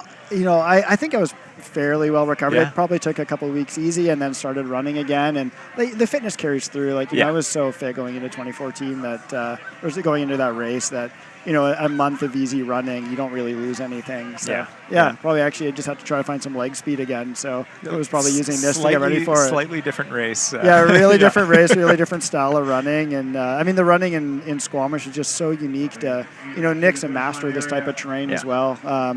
It's really, really physical style of running here. It's you don't have the big mountains, but it's just kind of relentless. I call it plyometric running, really. And you get sore in weird places, and your adductors get sore, and your calves, and just in all the little stabilizers and stuff. So and even there's like a mental aspect to it because you're constantly having to pay attention. You can't just Exactly. like go off somewhere else because there's very few sections that are groomed or rode or anything like that. So you're always on top of. There's no real flow. Nothing. There's no real flow. Yeah. Exactly. Yeah. So it's not like a runner's course, if that makes sense. It's sort of a mountain mover's course. Yeah. And that's the terrain for guys like you and Nick. Definitely. I'd say Nick even more so than me. Like he grew up on the north coast of Vancouver Island and sort of worked in the forest, in the bush, and grew up in that type of terrain. And he can just move through that type of stuff just so effortlessly. It's really it's a real pleasure to watch. Yeah. And so what have you been up to recently? So I've been living in Canmore, Alberta, but I moved here in December of this year. And so I've really enjoyed getting back into the West Coast lifestyle. And I'm not sure that moving to Squamish in December was necessarily definitely question some of my life choices for a couple months there. Back into one of the bigger winters we've had in quite a while. Exactly. Everybody's like, "Oh, it's never this bad." I was like, "Okay, well, I hope not." But now that the sun's been coming out, and I've got like a really strong community of friends out here, and that was the main attraction to leaving Canmore, was going back somewhere where I had a great community of people in Canmore, but I needed a change of scene. And so I wanted to move somewhere where, one, I knew that there was like obviously great skiing and great mountains, but also just where I had good friends, and I had good friends here, including people like Nick. So awesome. And so you guys have been getting out for some mountain adventures and some fun? Yeah, he's just better at me at everything, so it's awesome. So it's good better than most people. Yeah, exactly. Yeah, he's like, you can, a couple of days ago he was like leading a hard like 5:12 trad climb routes, and now he's winning the 50K and setting course records, and he's like winning the skimo races and alpine climbing, and he's also like a lawyer, like a brilliant dude. I was like, so you're basically like a very well-rounded human, and you're a nice guy to boot. So and very humble. That's so fun. And and you could. There's probably a small handful of people at this race that know his name, and then outside of that he's not very well known in the ultra community. Well, no, he's definitely not one to toot his own horn. No. So any chance I get to toot it for him, I'm happy to. But what was the nickname? There's a nickname I heard once. I think it was on. Was it on Ginger Runner? It was the Nick Elson nickname. Was it Undercover? The Undercover Brother. Undercover Brother. Is that? Yeah. He's the Undercover Brother. Yeah. That's right. Yeah. No, he's a total ninja. Yeah. He is. No, it's amazing. As I say, like there was a big climbing comp in town here last week, and he finished second at that with like amongst all the top climbers in town. Wow. Yeah. And now he's out, setting course records in ultra races. A very, very complete mountain athlete. So. And so humble because he didn't tell us any of that. Didn't mention that. We have to like pull it out of him. But, no, exactly. He's definitely like no big deal, Nick. So yeah. But the thing is, he also like trains really damn hard. Yeah. So he's also a total sandbagger. And it's going to be super exciting to see him. He's signed up for his first 100-mile race, Run Rabbit Run. Have you been able to give him any advice with your experience in 100-milers? Or? Yeah, no, for sure. No, we've been talking quite a lot about training and nutrition and stuff. I think the nutrition side of it is going to be the more challenging aspect. The other thing is that the course he's doing at Run Rabbit is a very runnable course. Okay. And so he actually just needs to kind of move off some of the technical terrain, actually just do some running, which is, maybe not as interesting for him. But I think that's going to be the biggest challenge, is just actually being able to hold that actual running stride for that length of time. And there's a bit of altitude there as well. And so sort of giving him some, just my experiences from Hard Rock, where you're also dealing with altitude. And then the nutrition thing, basically it's a bit of an eating game. You just need to train yourself to eat. Yeah, I think he was talking about he usually fuels off of gels, and I think today he was maybe trying out a few different some liquid calories and yeah. stuff. So it was definitely pushing some of the liquid calories on him, because the first the first 100 miler I ever did was the Ultra Trail Mount Fuji. Okay, And I think I was in like 2012, I want to say, or 2013, and I did the entire thing on gels, 19 hours on gels. And so did you count them? Yeah, far too many. It was probably about maybe 2 an hour, maybe up to 3 an hour for 19 hours. So like 45 I've tapped it. Well, it was my first time racing in Japan, and I didn't know what the food was going to be like. So I was like, okay, I know. Have to go with what you know. Go with what you know, and. Yeah, but they probably had like amazing, miso soup and sushi at the aid stations. And, I'm just like I'm good. an I got idiot, just gels. eating like chocolate gels. And, Let's do another power gel. I totally destroyed my gut that race, and I was like, okay, I really need to figure out a different strategy going forward. It was also like kind of one of the early, we were still all figuring out nutrition back then as well, and you didn't have all the options. Didn't have all the options, and it's getting more refined now. And people are getting a little bit better with it, more scientific with it, and I think that's why you're also seeing this big improvement in results, and people are just going faster. People are a bit more professional about it all, and everybody's learning from each other too. Totally, which is it's a great aspect of the sport. Like, it's super cool sharing experiences and with Nick and with other young athletes coming up, and sort of sharing what's worked, what hasn't for us over the years, and that's sort of how the knowledge pool grows. He needs to speak to Alicia Woodside, because we interviewed Alicia here, and she was showing us all of her nutrition for today. So there was Timbits. There was chips. There was pastries. She was pulling everything out. She knew all the caloric counts for each style of Timbit. It actually, we were saying, it seems kind of like 100 mile fueling for a 50K. Yeah. Well, I mean, she's a mom now, so she's got to start planning for snacking. Yes. Right? So, this is true. It worked well for her. Yeah, that's awesome. Yeah. I mean, she's done so many big adventures herself that those things are kind of what do we call them? They're any one of those expeditions, it's all about logistics, and it's how can you handle logistics as much as just being tough. So she clearly has all that side dialed. Yeah. So how about expeditions for yourself? Have you been either on the racing front or even more on just the fun adventure front? Yeah. Well, I like to do something fun every week. Yeah. So I'm constantly doing things. I've got a life. Strava's pretty diverse. If you're paddling, you're running, you're climbing, you're biking, you're doing a little bit of everything. Yeah, exactly. Yeah. I'm going climbing in about 40 minutes here. So it's fun to mix it up and sort of expand the skill set, and it's just nice to have a broad range of skills, and then it opens up a lot more possibilities and opportunities in the mountains. But basically just covering a lot of terrain in the mountains is sort of always my jam. And enjoying it. Yeah, trying to find interesting lines, and if you can involve a rope and sort of move fast in it, and sort of mix running and climbing, and maybe doing a bike approach. Those are the really fun days for me. Cool. But I did sign up for my first 50K. In a few years. I'm doing it's a race down in Mammoth that Tim Toloson's putting awesome. on. Yeah. Jenny was talking about that. She's going down there. I think it's Mammoth Trail Fest, right? Mammoth Trail Fest, yeah. Okay. So next year he's looking to grow it into having 100 miler there. Oh, wow. And anything that I've always wanted to go down to the High Sierras. Yeah. So it seems like a great excuse to go down and check it out. And if they're going to have a bigger race there next year, I think it'd be a really amazing terrain to go run in. Little bit of elevation there. Yeah, I think it's at an average elevation of around 7,000 feet. Okay. So a little bit for sure. And I think you go up to 10,000, maybe 11,000 feet. So that's definitely always a challenge coming from Squamish. But I'm not so outcome oriented with it. I think it's going to be a beautiful race, and there's also a bunch of I think it's going to be just a party. It looks incredible. And I think it calls itself a fest. Yeah. Yeah, I've been following along with updates on that and watching Tim Tollefson talk about all the different people that are coming out. That it looks like it's going to be the place to be. I think so. Yeah, I think it's going to have a lot of potential, and I do think that he's going to do a great job at putting on a race. And I like supporting good people putting on good events, which is why I always like coming here as well. You're not talking about Gary, are you? No, he's not a that good guy. no. Yeah, Not while he's not around. No, exactly. Yeah. No, I mean, I was slightly tempted by signing up for the 23K here, but then I remember how much it hurts to run fast. It's so painful. I know. do you think you'd ever come out for the 50 mile? 'Cause have you run you've run the 50 mile, have you? Yeah, I've run the 50 mile, the 50K, and the 23K. Okay. Yeah. 50-50 then? No, definitely not. No, those guys are savage. We pitch this to everybody that comes on here. We've got the sign up right here. We'll put you in. We can sign you up right now. Yeah, I don't know. I think I'm a bit more interested in checking out races I haven't done. You know, I get to run on these trails all the time. Yeah. And I kind of know how brutal they are. Yeah, totally. So sometimes being naive to those things is better. The first time I ran it, I was like, oh my God, this is a really, really hard race. So, have you been out to UTMB as well? I ran CCC. Okay, yeah. Yeah, I ran CCC in 2011. Yeah, nice. So a long time ago. A long time ago. Yeah, I mean, I was just in Chamonix a few weeks ago putting on some clinics over there. So any interest or draw in getting back there again?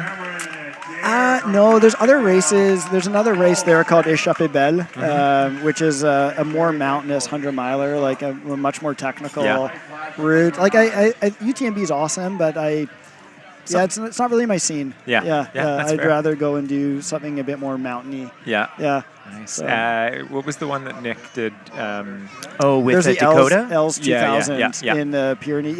Or Ultra Pyrenees. Very where they ran it together, right? Exactly, yeah. That was... So races like that are a bit more my draw, or something like Trofeo Kima, which is a more technical 50K. And what's that? It's a 50K race, part of the Sky Running World Series. Okay, it takes Killian 6.5 hours to do 50K just to show you how how brutal it is. So, yeah. What about, there was another one, maybe a month ago, Meet the Minotaur. Meet the Minotaur. Oh, yeah, totally, 100%. I know Gary was overdoing that. Yeah, a lot of the runners from this weekend had some pretty good results out there. That race looks wild. Yeah, it's a really, really cool terrain, and it's awesome to see races like that coming to Canada as well, a more techy terrain. And I believe that's the only part of the Sky Race World Series that's in Canada. Exactly, yeah. No, so hopefully get some more international runners coming over to it as well, and we get to show off some of our world-class trails. Yeah. Epic. Yeah. Well, we don't want to hold you back too much. We know you got to get out for a climb today, and this is perfect timing because the sun's starting to come out a little bit. So the thing with climbing, you don't actually want sun. Yeah, no, it's going to get hot. I know nothing. I literally watched the Dawnwall movie last night, so No. Yeah, that's the funny thing with climbers is you're always trying to hide from the sun. Okay. Whereabouts are you climbing? I think we're going to go on somewhere on the Malamute. Yeah. Nice. There's a bunch of the Arc'teryx climbers in town right now for the academy. Coming up. Yeah, so I get to go and climb with some professional climbers and go learn from them, which is pretty rad. Tough life, man. Yeah, it's life's awesome. hard. I know somebody's got to do it though. Yeah. That's lots of fun. Yeah, thanks a lot, guys. Really appreciate it. It's great to have you back in Squamish. It's great to have you back at the Squamish 50. It's a pleasure to speak with you. Yeah, we'll see you at the 50-50 next year. Whether you know it or not. Yeah, right here, high-fiving people. That's a suitable place. That's where I'll be too. Yeah, amazing. Awesome, guys. Thanks a lot. Thanks so much, Adam. Yeah, cheers. Thanks, man. Bye. Justin and Heidi. Justin's from Buren and Heidi from Flagstaff.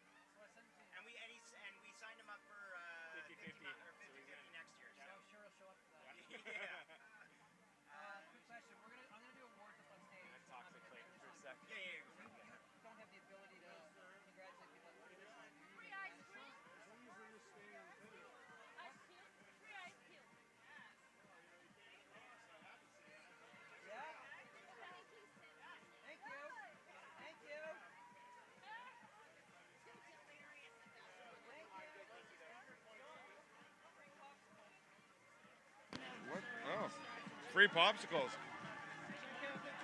Here we go, the Castros, Levi and Vita in from Vancouver.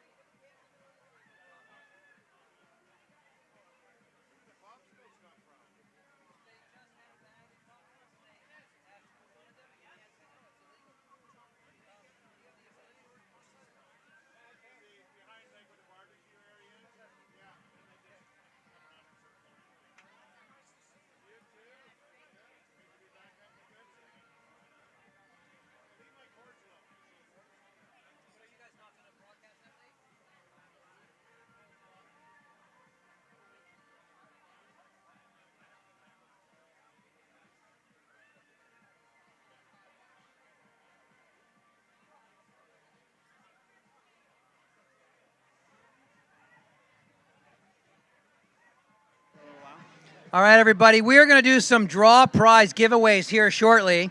We're just getting organized for that right now, so stick around for a little bit. We're going to give away a couple of Sunto 9 Peak watches worth over $700, some Solomon running shoes, Solomon backpacks, gift certificates, over $2,000 worth of prize and given away here shortly. So hang out for a little bit.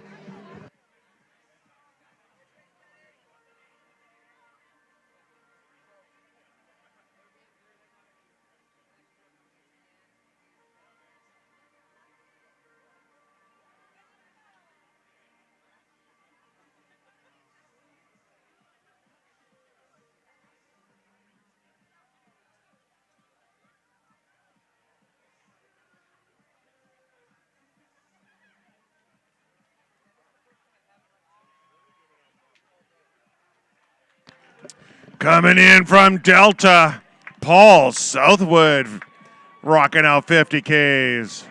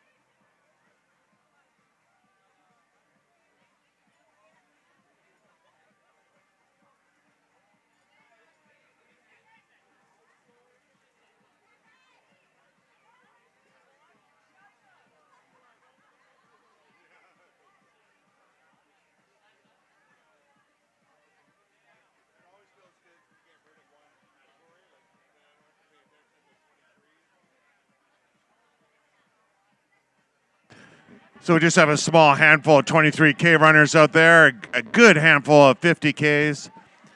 We'll be here to cheer them on. Oh, look at that, kissing at the finish line.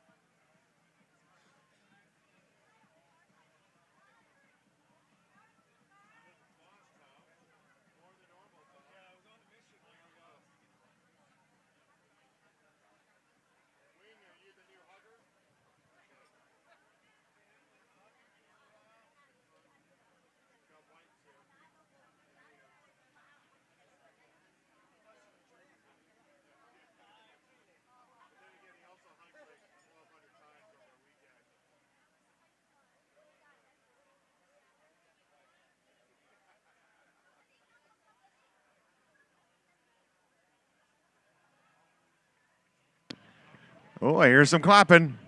And I see someone trying to catch up. Coming in hard in 50-50, Tom Harris into the line. I think he needs a shirt instead of a hat, but all we got is hats. So Harris, H-A-R.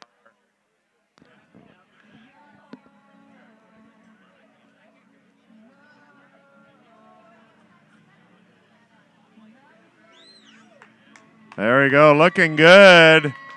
From one 50-50 to another.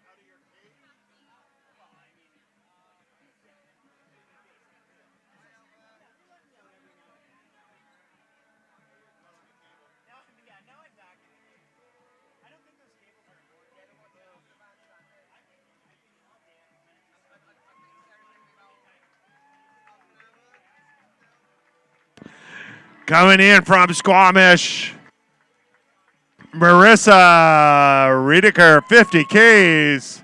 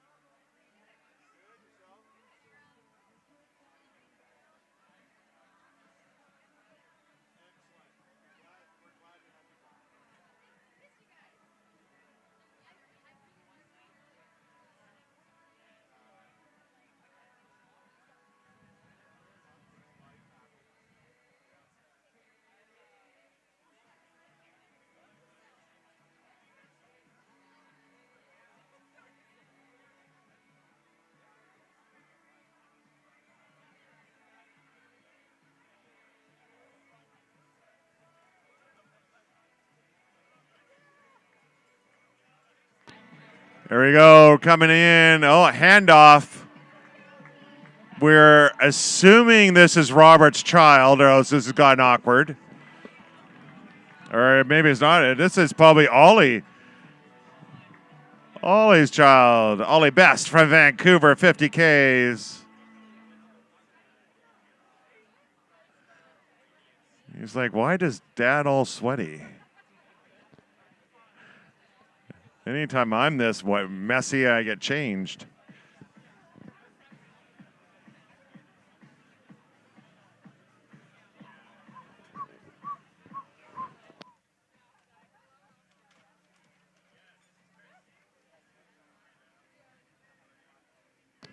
So everyone watching the live feed, we now have Wing out here doing the high fives and hugs. Wing's been managing the live feed. If you want to check it out either now or later, go to the fancy YouTube and check out Coast Mountain Trail running and check out the channel, and you can check out the recording of the live feed. And coming in 50 kilometers, dodging the people. I dare you to jump over the photographer. In, it's Mackenzie, Nickel.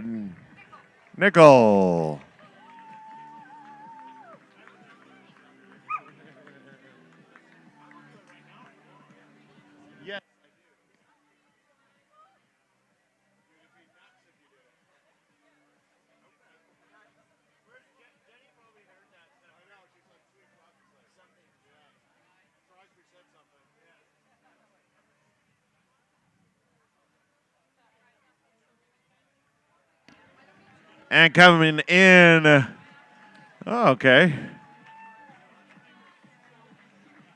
From Redmond, this is Randall Falkenberg. We also had a Robert Falkenberg. I don't know if there's a relation there, but if not, you guys should meet.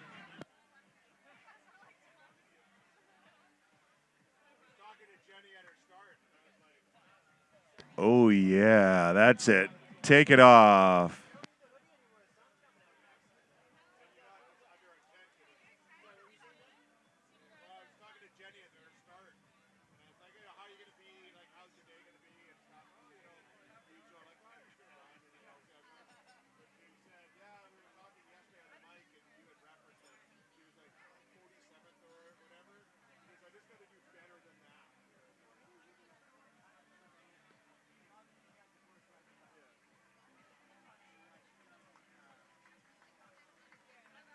Here we go, coming in, Ming Jiang from Burnaby, 50 kilometers.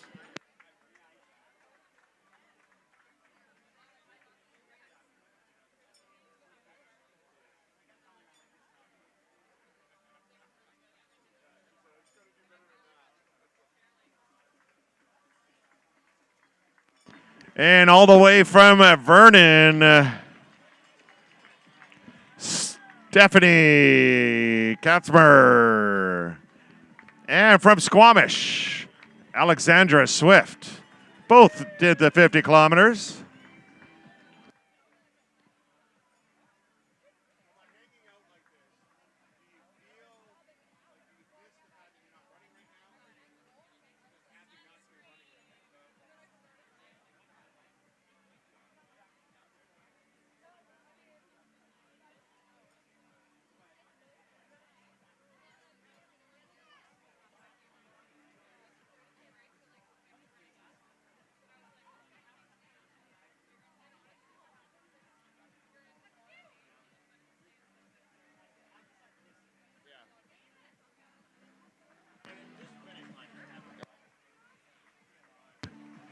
Coming in from Squamish, Victoria McIver.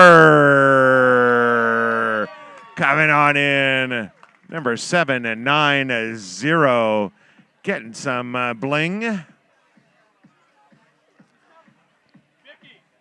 Quick check on the watch. It's like, ooh. Yeah. All right, John, that works well, right? You can hear me, obviously, no static. I hear you even without the microphone, Gary. All right, there's the draw prizing update. We're about 60 seconds away. Sorry, it's taken us a sec to get organized here. We'll let you cheer on the next few runners, but we are just about ready to go, and we're going to do it immediately behind you up on the main stage, up where all the food is located.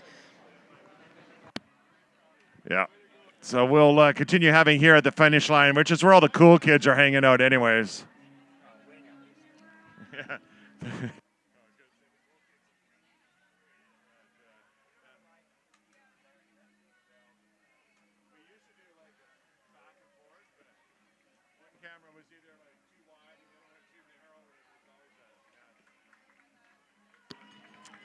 And coming in from Coquitlam, 50 kilometers, Alana Hind into the finish line. A little high five. Oh, don't forget your medal. Don't go too far. The medal people are... All right. John Crosby, we're going to do some draw prizes up on the main stage. And actually, I'm going to ask if Scott Roberts can come up for just a sec. There's a couple of pictures we'd like to get him to get a snap of, a couple of things. You can head back to the finish area there. All right, everybody. Who would like to win some draw prizes here today? We have thousands of dollars of prizing to give away, including 2 Sunto 9 Peak watches valued at over $700 a piece. If you ran or volunteered at any point throughout this weekend, you are in the drawing. You can play the games right now to try to win a draw prize from us. We're going to go through. We're going to have some trivia questions. We're going to ask some other items, and then you can let us know as we go if that's you. So first up, we want to know if it's anybody's birthday right here, right now, today. Does anybody share their birthday today with the 10th anniversary edition of the Squamish 50 races? Anybody? I know there are some people that it is their birthday, but I don't know if they're in the space right now. Anybody? Birthday today? No? Going once, going twice. We're going to start going for the closest to today if someone does not identify that today is their birthday. All right, today is August? Yeah, it's August 21st. Whose birthday might be closest to August 21st to win a draw prize? Is this on? Are we? Oh, wait, someone at us. Maybe 22nd, right there. Okay, good stuff. Anybody else? A day, one side or the other? 20th, 21st, or 22nd? You got someone coming your way, Gary. Go ahead, John. What? Oh, someone over on this side said it was their birthday and they were going to run to you. They're going to run to me? Yeah, like Brian Adams. That's what I heard. Just like these three couple people. Oh, is it birthday day today, August 21st? Okay, here we go. Official winner. What is your name, birthday girl? Vanda. All right, Vanda. We're going to give Vanda a draw prize. We're going to sing Happy Birthday, Vanda, but also Squamish 50. And Jeff and Tom are not going to get distracted by Benji. And they're going to show you the birthday cake that was made for us. This is the lemon meringue-filled birthday cake that we're going to start cutting up here. They did some creative interpretation of us on there. Please join me. Happy birthday to you. Happy birthday to you. Happy birthday, dear Vanda and Squamish 50. Happy birthday to you. Vanda, you can choose a piece of Solomon clothing. Come on over here, please. Can I interrupt you and cheer some people in? Yes, indeed. We have Damon Kipp coming in from Salmon Arm. We had Joshua Tunstra from Calgary, Ashley Bjork from Nanaimo, Andrew Khan, 50-50 winner, and Jocelyn Winnie from Saskatoon.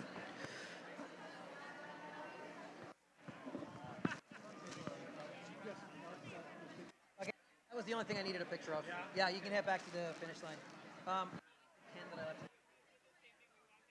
If you want. Okay. All right, next up, draw prizes.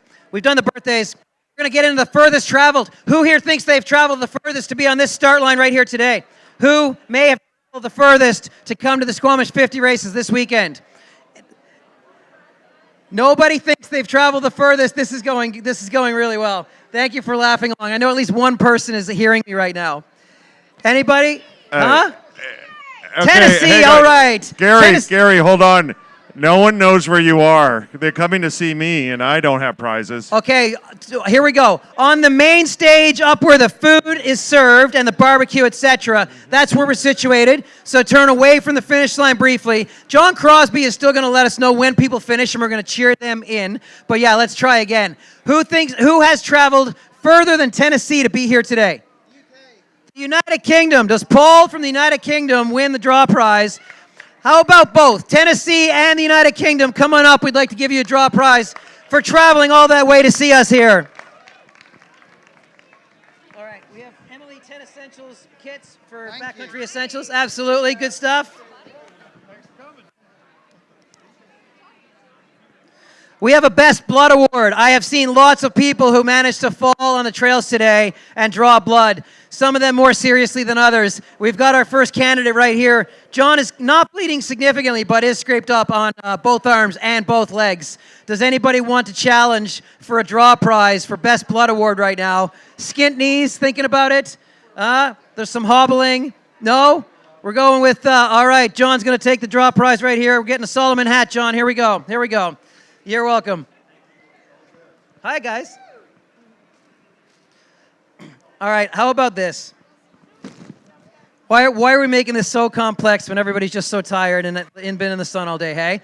We're going to start throwing out Solomon clothing into the crowd, okay? Everybody understands how that works? Okay, good. Let's start there. There we go. Now, here we go. We got some attention now.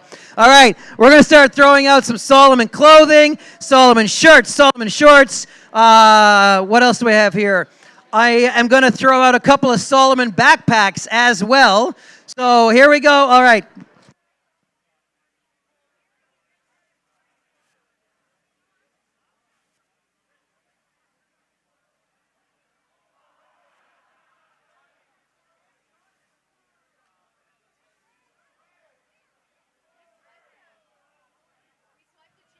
If you missed it, I hit someone directly in the back of the head, and then he turned around and caught it before it hit the ground.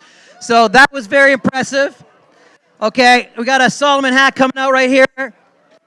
Another Solomon hat. These are good Frisbees. There we go. All right, no fighting, pushing, shoving, or punching, but here comes some backpacks.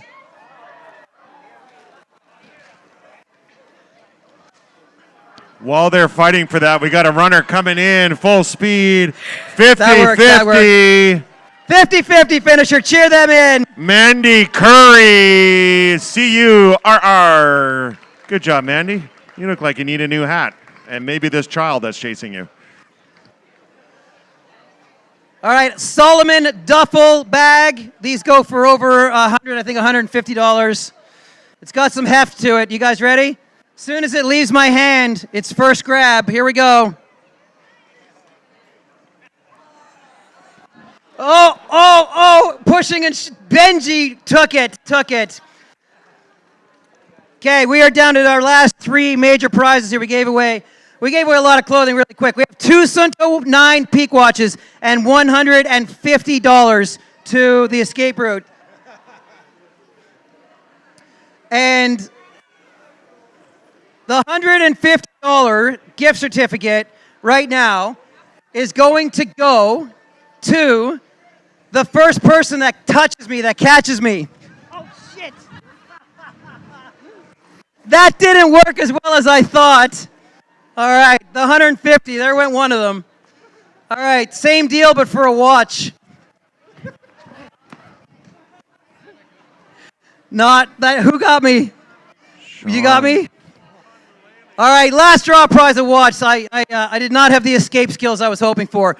Okay, here's how the watch is going to go. We do this all the time. Everybody's in rock, paper, scissors collectively as a group, okay? So we're going to work through rounds of elimination. It's single elimination by the honor system. I'm throwing rock, paper, and on scissors. If you beat me, you stay in. If you lose, you are out. And we'll pare it down over approximately 8 or 9 rounds to 1 or 2 people. If there's 2, they face each other. If there's 1, they get the watch. Anybody that wants to play rock, paper, scissors right now for a $750 Sunto 9 watch, be in this general vicinity. We're going to do a practice round. Join me in the practice round. Here's how it'll go. I will say rock, paper, scissors. That's when you throw your hand. Everybody understands what beats what in rock, paper, scissors. Okay, good. All right, the kids are all in. Thank you. That's where I got to start next time. Here we go. This is for real. Round number 1. Rock, paper, scissors. I told you what I was going to throw. Paper is out. Everyone else is still in. Here we go. Rock, paper, scissors. Rock out. Everyone else is still in. Round number 3. Rock, paper, scissors. Paper out. Everyone else still in. Going for round number 4. Everybody ready? Rock, paper, scissors. Scissors out. Everyone else in. All right, what are we at now? Round 5. Okay, good. Here we go. And rock, paper, scissors. Paper is out. Everybody else still in. Everybody that's still in, ready? Here we go. Round 7 maybe. Rock, paper, scissors. Rock is out. Everyone else still in. Whoever remains, please come forward so we can see exactly who remains in the game into this front space. If you're still in, right here. If you're not, please move back just a tiny bit. The kids are either really good or they're throwing late, but either way, they're still in. Hands up if you're still in. Hands up if you're still in. Okay, good stuff. Here we go. Ready? Rock, paper, scissors. Rock is out. Everyone else is still in. Tighter, come in now for who remains. Come on into the final pile here.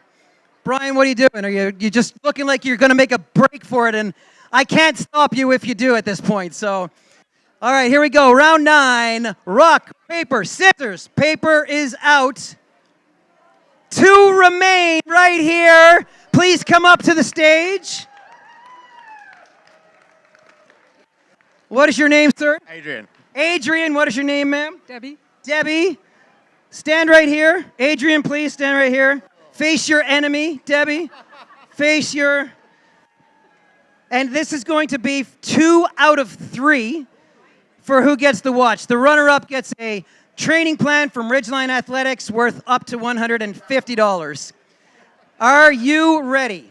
I will do exactly as I've been doing. You will throw against each other as I call it. And here we go. Rock, paper, scissors. I like it. That's a good start. Round 2. Rock, paper, scissors. 1 up right here. 1 up right here. Here we go. Rock, paper, scissors. And 2 and 0. You get the watch right here. Nice work. Round of applause here for Adrian. And the downloadable training plan for yourself. Thank you very much for partaking. Congratulations. Thank you, everybody. We're going to do the 50-50 Podium Awards at 4 o'clock.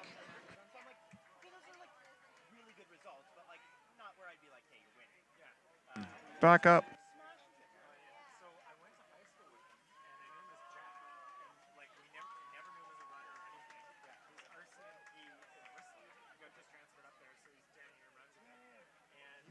And the cake is going to be cut here shortly. Help yourself to, I think it's lemon meringue filled birthday cake up here on the main stage. Just want to call a few people in. We have Megan and Becky Oldring from Cornell. Paul McBride was in. Patrick Honschmidt, 50-50. Shelby from Vancouver. Philip Finlayson from Burnaby. Rhiannon Brooks from Prince Rupert. Lindsay Knowles. Ian Pierce, Stephen Fazix, 50-50. Sean Moolele.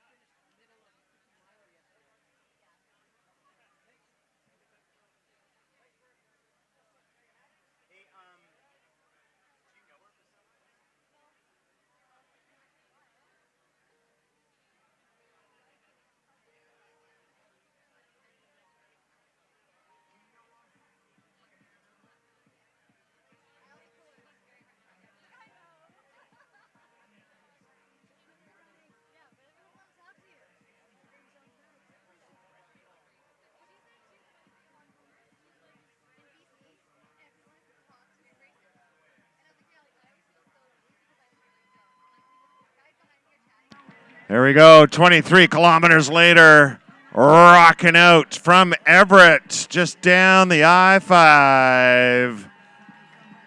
Joe Marie Rodriguez coming in. Rocking it out.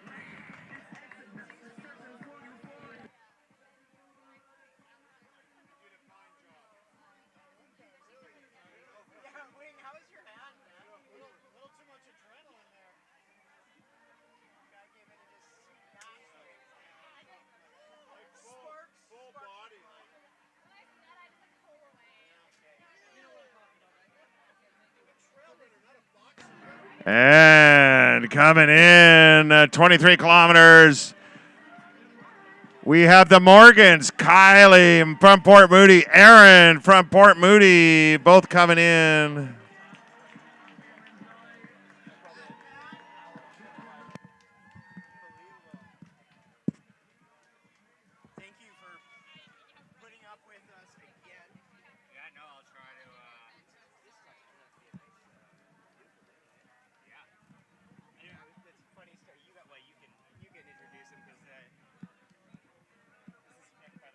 Yeah, no, we met yesterday. So There comes Aaron. Just a good strut across the finish line. That's all you need. You're more accustomed to this than I am.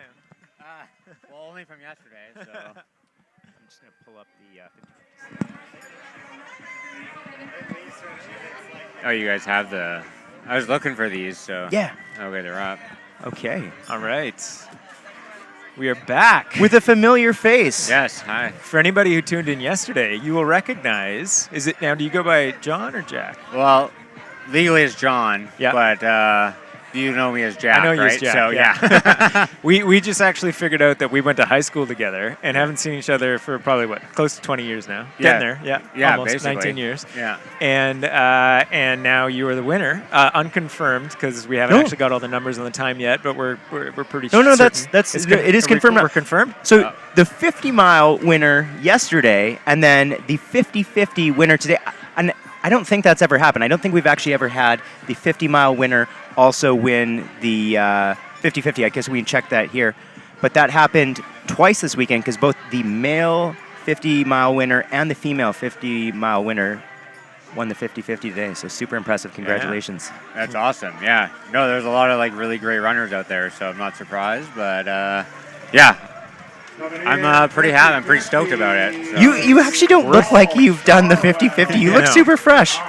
Yeah, like my feet say otherwise. But other than that, yeah. Well, so just for context here, when you have a race like this, you can't actually count what you did on the day. You got to go historical because you had an incredible run. So you're actually I believe this is the 4th fastest time ever in the 50-50 in the history of the 50-50. So massive congrats. Yeah. In the likes of Michael Wardium, Kristen Ushi, Colin Milner, those are some pretty solid. Better than runners Michael right there. Versteeg. That's pretty impressive. Yeah, so super congratulations, impressive. man. Well, thank you. Yeah, no, it just, sometimes it just works out, right? So sometimes you have a good day, and I had 2 good days. So, I was going to say it worked out very well both days. Yeah. 14 hours, 6 minutes, and 14 seconds. You say your legs don't feel like it, but your feet do? Yeah, I noticed today, the balls of my feet felt it today. Yeah. So, the legs feel pretty good now, but, talk to me in 4 hours, 5 hours from now. And we'll see how it was. I feel, yeah. So walk us through end of the day yesterday. You're coming off a high. You won the 50-miler. What did the afternoon, evening look like for you coming in, knowing you had to be recovered and prepared for today? Yeah, I was pretty relaxed. So we kind of had an earlier dinner last night, and then just tried to keep it chill and just didn't do much. Took the dog for a walk and try to get it to bed early, right? No runs, no mileage top ups to make round it up. Yeah, round it up or anything like that. I decided to take the pass yesterday. Yeah, right? good call. So. Yeah, smart man. Okay, how'd you sleep? Because I sleep terribly after a 50-miler. Yeah, no. So sleep wasn't great. I always find the legs a little restless. Yeah. So the alarm wasn't necessary this morning. Yeah. So when you're checking the watch and you're like, okay, 20 more minutes, right? So better go run 50K. Yeah. On the same course. Yeah. Basically that you ran the day before. Yeah. Was Galactic easier today? Harder? Actually, I felt like Galactic went better for me today than yesterday. I think it's because it was like earlier in the course there. So going up, I was feeling pretty decent about compared to like how I felt yesterday on it. So that was kind of like a boost for me, right? So Nice. yeah. And so, what was the strategy going into today? You had a little bit of a gap on the person who came in second, I guess, second 50-50 finisher yesterday. Yeah. What was your strategy going into the 50K? Yeah, so the gap there, like I knew. So the strategy really was this morning. I looked at the records, and it was going to be like a 5:26 was the plan. So that was kind of the plan, was go for the time. Yep.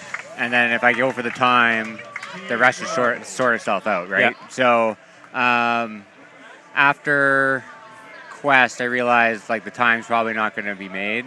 So then I started to focus on. I knew Simon was the one behind Simon me. Wyman, yep.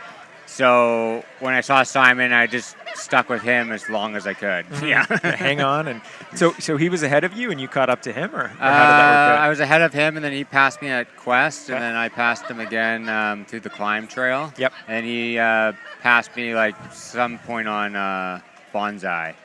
And then I didn't really see him again at like Varside, but I just knew like I should be able to keep it within range. So Yeah, because of the gap you would have had yesterday. Did you know the gap that you would have had on him? Yeah, I looked yesterday, so I think it was around like 24 minutes or something. Yeah. So I knew as long as I didn't totally blow it, I should be able to keep the gap within 24 minutes. So, Yeah. yeah. Because I think he was our 4th place finisher overall in the 50 mile yesterday. Correct, And yeah. you were obviously the 1st place finisher.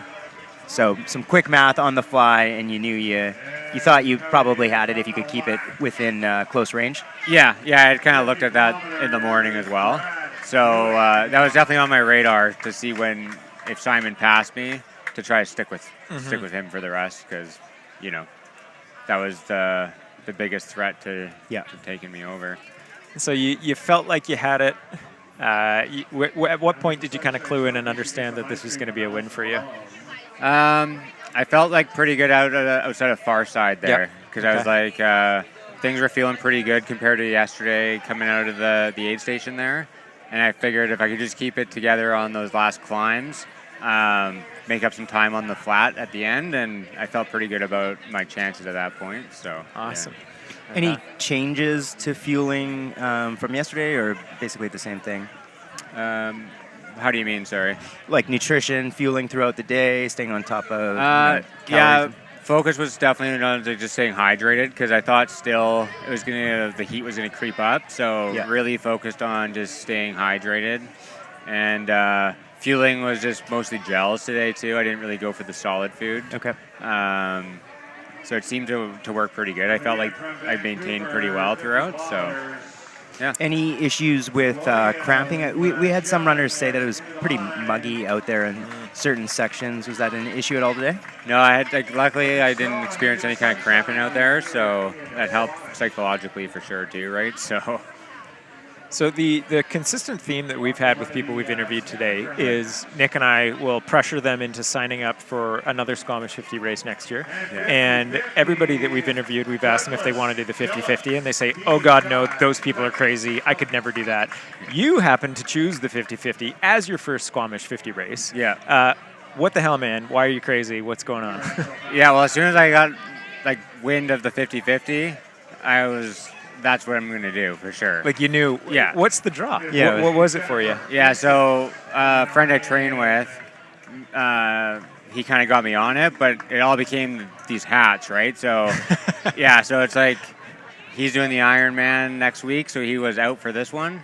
And I knew, like, this is the year, because then you can get the one up on him, right? So sign up next year and then do it all over again, and then you get, the next level up, right? So come for the hat. He's in come it for the the trails, hat. stay for the hats, however that works. I like it. Yeah, you can't underestimate what a hat will do, right? Yeah.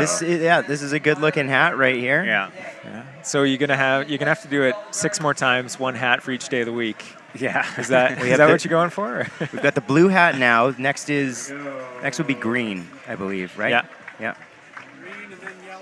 Green and then yellow. Then you're entering Colin Miller territory, and only he knows the colors of the rest of the hats. Yeah. Yeah. Any interest in coming back and doing it again? Yeah, 100%. Like, there we go. He's in We it- don't he- need to twist yeah. your arm. He's in it for the hats, man. No. Yeah, everybody else we've had to sort of pressure into it, but you are, yeah. Oh no, I'll be back. It was a great weekend of like racing. Really great event. Loved every moment of it. Double win. Yeah. Super impressive. So Yeah. between now and the next 50-50 you do, we were chatting earlier, you've got the Wham 100K coming up. Yeah. And how you feeling about that? I'm actually feeling better about it now than I was prior to this weekend. Yeah. Yeah, because doing the 130 over 2 days gives you kind of some more confidence going into it. Obviously, this is a hilly course. That's a hilly course. So I'm feeling pretty good about the Wham. Yeah, I'm excited to go and experience that next. So. Now, mid-September, 20. Oh no, it's the weekend of the 11th. Say like yeah, 11, 12, It's my 13. birthday. Is it? Yeah. We can maybe get you a free entry into Wham. Yeah, maybe. I don't know. So, what's the next couple of weeks look like for you? Because that's not a lot of time to really get a bunch of good training in. Is it more recovery? Like, what are you focused on? Yeah, I think it's just going to be kind of like just plug away with just nothing too crazy. Just keep some volume there and let some things recover probably. And then once the feet feel good, then maybe do a few more just kind of hill workouts more than anything, like go on some climbs, that kind of stuff. Because, yeah, obviously like that race is a lot of hills in it, and I want to be prepared for that. So kind of just get that hill training in, I think. Get the vertical. Yeah.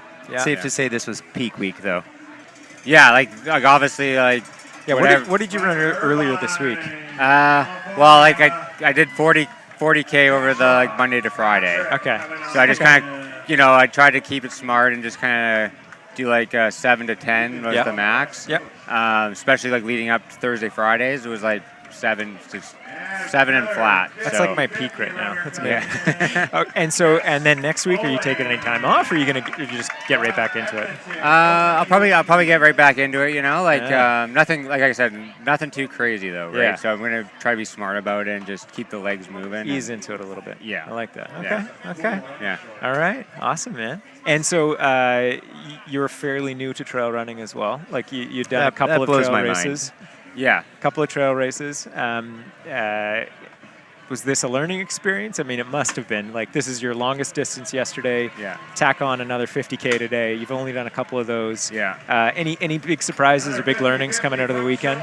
Like every race, like is a new like learning experience for me. But this one here, a lot of learning came from like maybe some aid state management. Like, you see how efficient some people are there with like cycling out water bottles and just little things like that. So definitely some lessons learned on that front.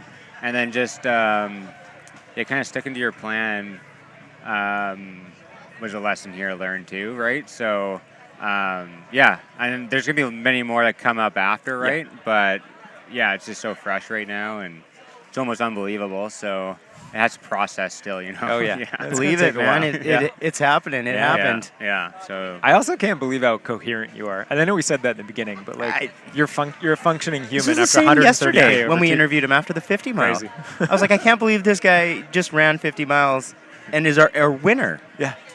Yeah, like it definitely feels harder to string sentences along, right? But I was able to settle for a couple hours here. And oh, you've got a big novel to check at home right now, don't you? Yeah, I do. That was awesome. Yeah, I'm still trying to figure out where I'm hanging that, right? Like, is it going in the garage? The kids are fighting over it, so it's like neither of them can have it because you can't cut it in half. So do you take a picture and just auto deposit it? I think that's how it works with the big checks. Yeah. So yeah, it's pretty cool. It's going to be definitely a souvenir I keep. That's for sure. So. Not as cool as the hat, though, right? Well, the hat's just practical too, right? Yeah. So you can just wear this thing perfectly around, right? functional. Yeah. I did my first Squamish 50 in 2014, and I think I wore the hat for like 6 or 7 seasons after that. And it was just like, by the end of it, it's barely hanging together. So treat that thing with respect. Yeah. Yeah, no, it was hard earned, and it's like you see people out on the course today like cheering me on, and you see them with the 50-50 hat, and you're like, okay, this person knows, right? So there's so much positive energy out on the course. This another theme that everybody we talk to is talking about. The positivity between runners, the camaraderie. Yeah, is that something again that you experienced out there? Yeah, like everybody out there, really, really great people. Everyone just wants each other to succeed out there. You can tell. The aid station crews were like top notch. They're just awesome. I couldn't like I said, the really well run event out there, and you can tell like people want to be a part of it, and it shows, right? So yeah. You and I were chatting about this just before, but what are you up to tomorrow? Tomorrow it's back to work, So. What do you do for work? So I work as a police out of Whistler. So night shift tomorrow. So depending on how you're walking today, great time to go commit crimes in Whistler tomorrow. Yeah. Oh boy. Yeah. And shut the interview down. We're done. I feel like you could still chase down quite a few think people. he would not have a problem. Yeah, I wouldn't bet against you right now. Like we're gonna go for the long game, right? So yes, exactly. You might get the early start, but maybe he'll catch up with you. Yeah, don't worry, he'll catch up with you. Absolutely, and you can go 2 days too if that's needed. Apparently, we know that now. Pretty amazingly impressive step into the longer distance ultra scene. I'm excited to see what else is going to come from you. I'll be following closely at WHAM. It's going to be pretty awesome to see how you do there. So I'm excited too. Keep plugging away at it and just keep on going, right? So yeah. Awesome, man. Well, congratulations. Anybody you want to give a shout out to? Anybody else? I kind of did it yesterday, but obviously my wife and kids. You deserve to give another set of shout outs. Absolutely. They were great. They allow me the time to go and spend the time out there doing, hours of running during the week, and. You couldn't ask for more support from home, right? So, and then everybody that came out to obviously crew along the way here today was, can't be done without them either. So, yeah. Awesome, man. Well, congrats again. What a performance this weekend. 50-mile win, 50-50 win. Can't wait to see you back on these trails again. Awesome. Thanks. No, I appreciate it, guys. Thank you. Good stuff. All right. Thanks, man. Awesome. Boom. Thanks, man. Thanks. Cheers. Good stuff. Thanks, guys. Congrats on your finish, man. So we just had Stefan Curry-Roberts finish doing the 50, and here comes Emily Barlow-Botch from Edmonton, 50-50. Don't go anywhere, Emily. You get a hat.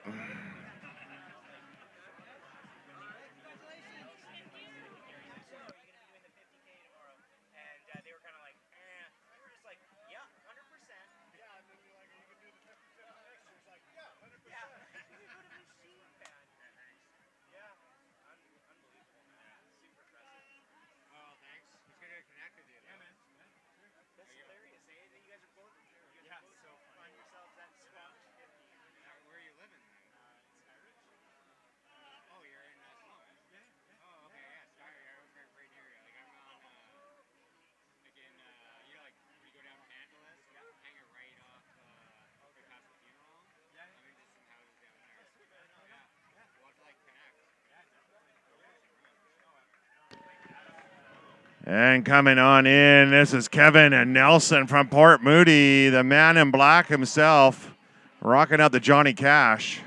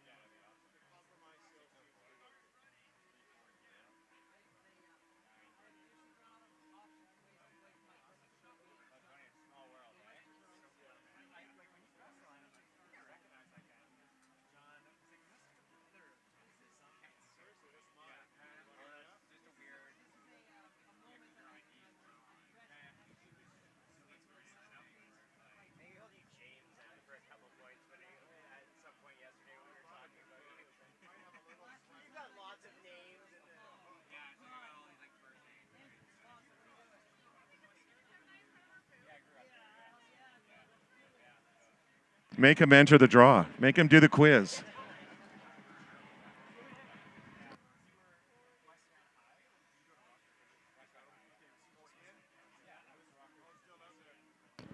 So we're waiting for just around 240 racers to come in. So we're going to stick here in the sunshine, cheer them in. The beer garden's open. Alice and Brom are still there, I believe. Get yourself an ice cream. I recommend it. Stronger Strides are in. Gary's in there trying to win the prize.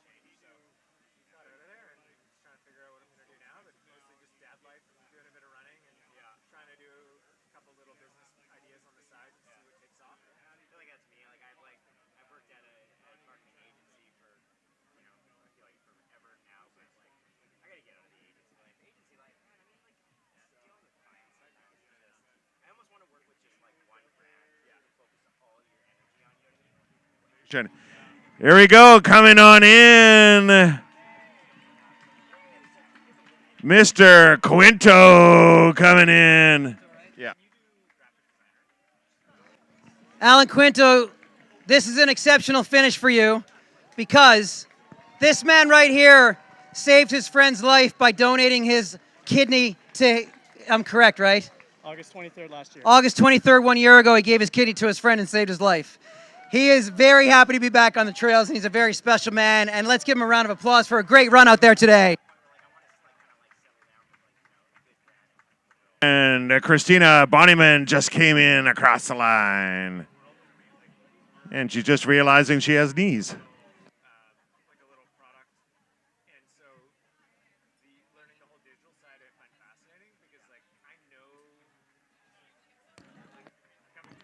And from Saint-Jean-sur-Richelieu, Stéphane Bergeron coming on in 50 kilometers.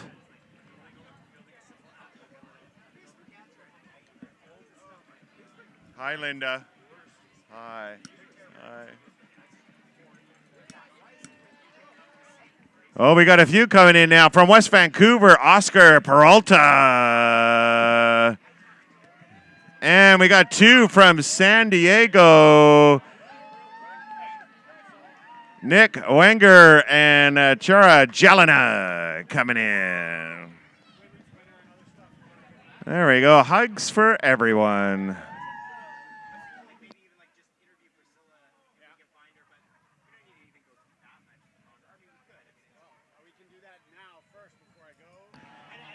And from Squamish, Tim Symes coming in.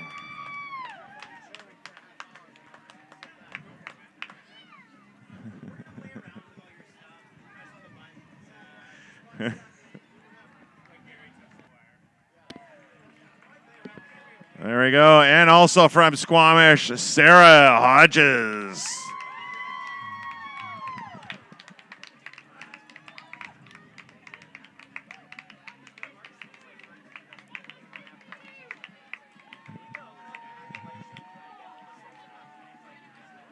Coming in fast and furious now, Nicole Norris, Christopher Pond, and a 50-50 David Trow,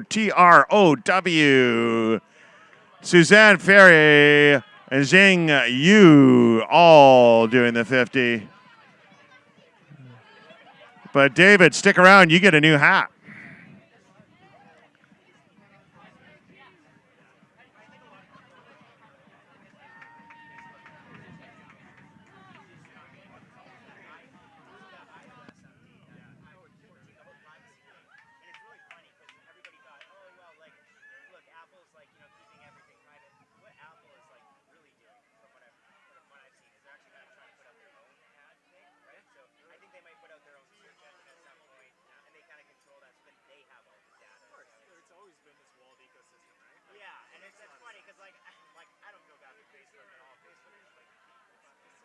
And we might know this person.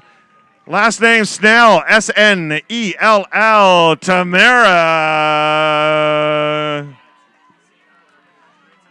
Part of the Coast Mountain Trail running family.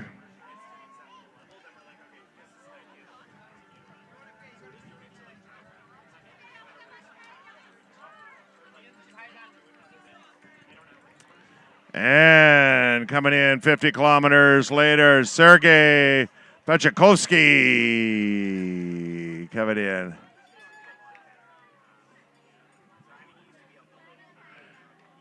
You just took a picture of his hamburger.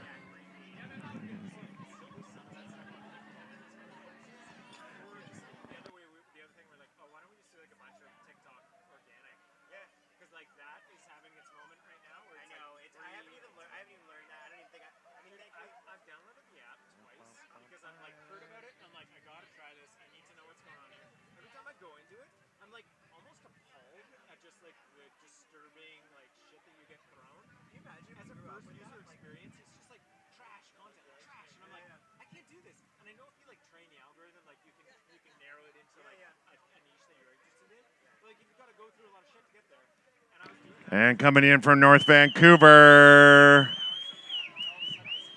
you have a fan who just learned how to whistle. Brittany Shaligan in it to the line. Good job there, Tamara. You're welcome.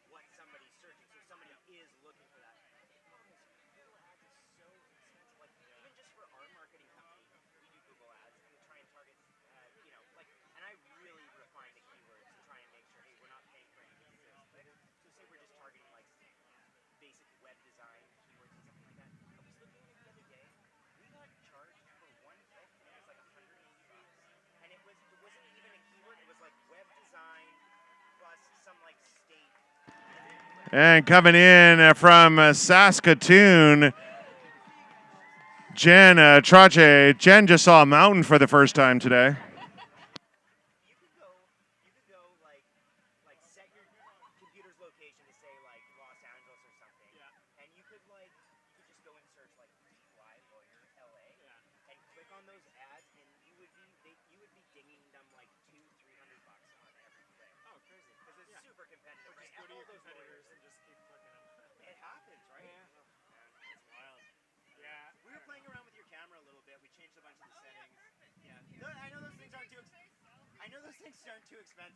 Coming in from Victoria, Kara Miller.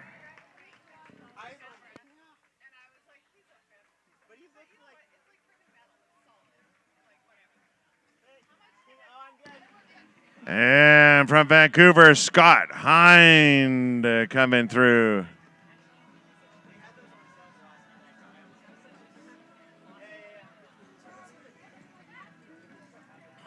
And from North Vancouver, Kyle Suave.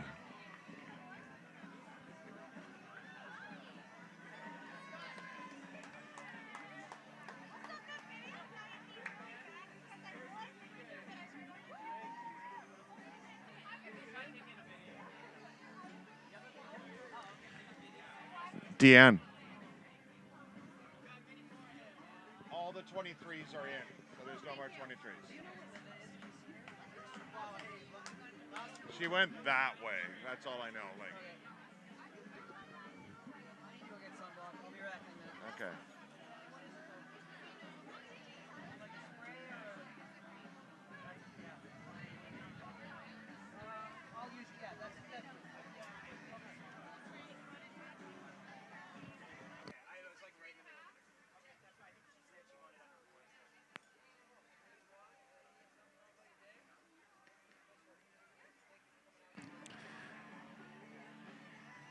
You guys go closer into the arch if you want, if you guys want a better picture. And make sure when you finish your race, go to the barbecue area, grab some food. There was some sushi before. I think there'll probably be some now. And other fun foods. The beer garden's open. Allison Brom is going. Serving ice cream.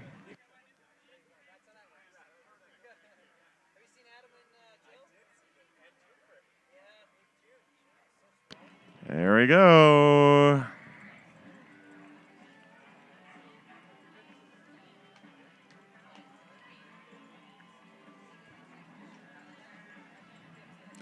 From Vancouver. Oh, we got a crew. We have Claire Villette and Alexandra Lukac.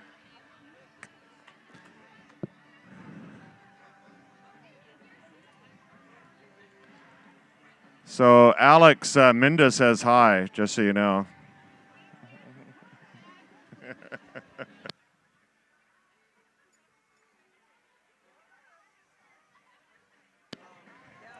And Adrian Armstrong coming in from Squamish, being chased in by Brian Stewart from Victoria.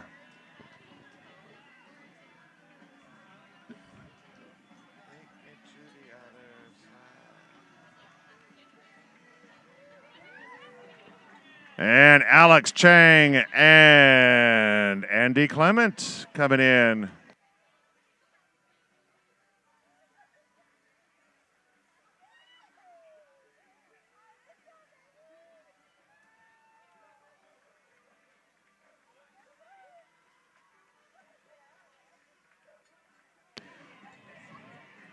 And here's Mark Lim coming across the line, getting the hug.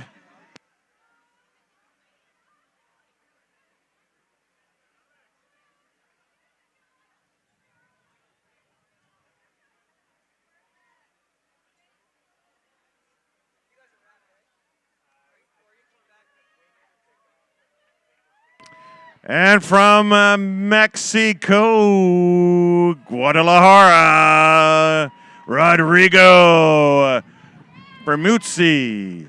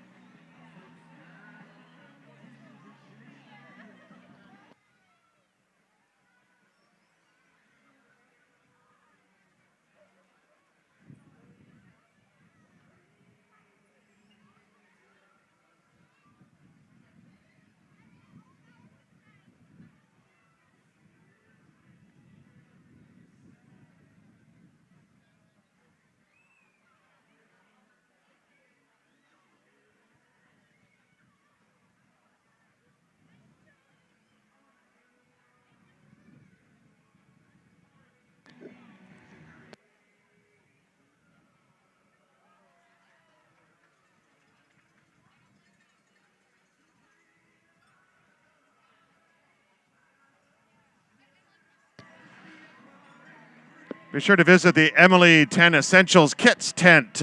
Check out all the great kits there. Perfect if you head out on an adventure and you need your 10 essentials. From Albuquerque, 50-50, Rebecca Schaller, SCHA.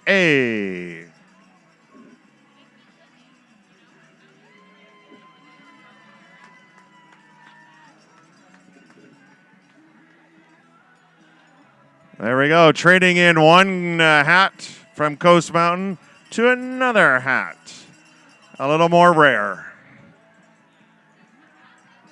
Oh, wow, now that's one outfit that we did not expect to see. And Peter Russi from Abbotsford.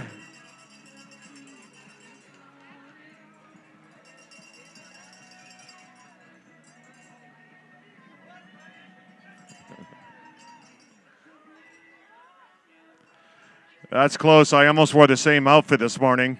Would have been embarrassing.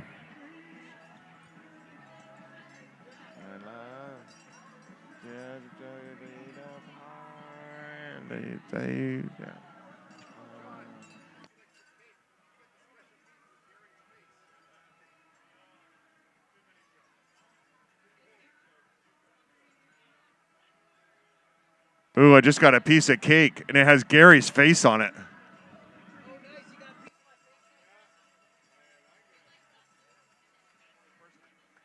$50-50, Zachary Nabe from Marysville, KNA. No, that's Mark Wardman, and there's Zachary.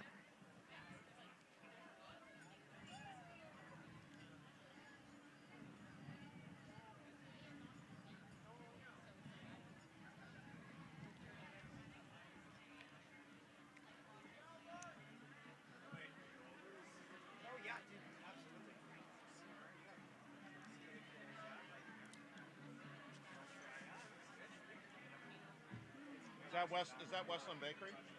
The cake? We do want to give a huge thank you to Westland Bakery, one of our amazing sponsors. They're the ones that took care of the cake for us, had it all made up. If you get a chance, go check them out. They're in Lynn Valley in North Vancouver.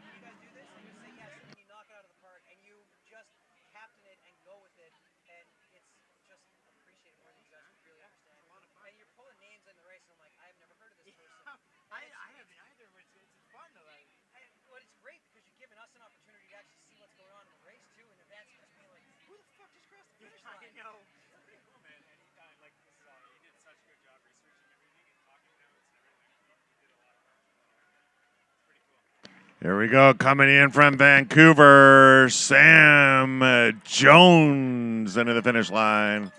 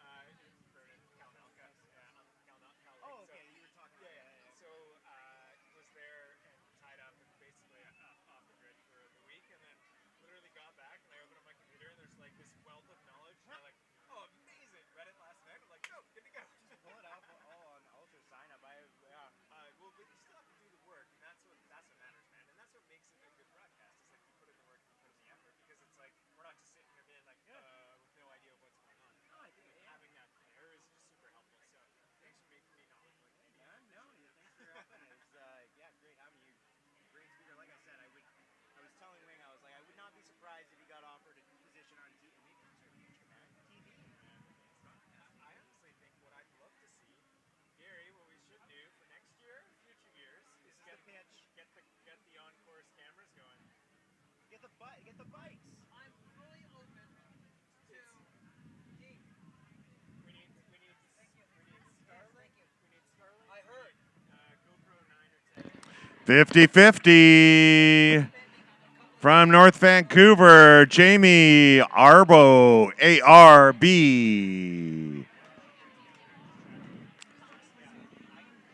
Coming into the finish line from one beer to the other.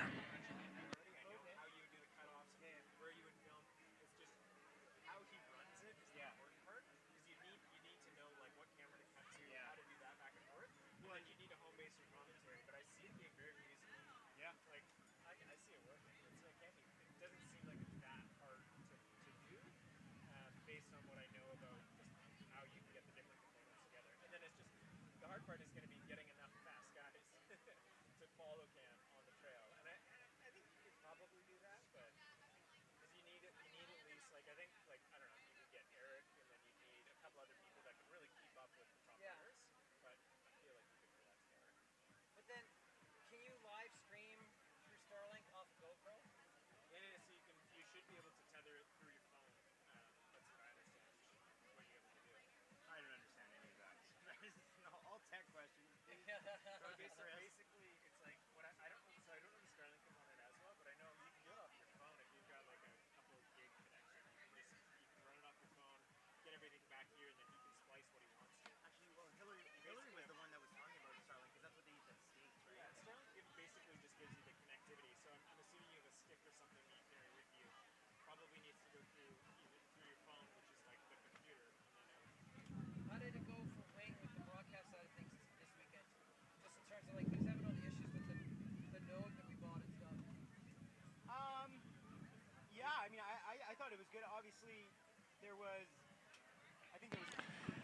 And coming in from the U.S., Alyssa Ballas from Vacayville. That sounds pretty cool. It's like Vacationville, but shorter.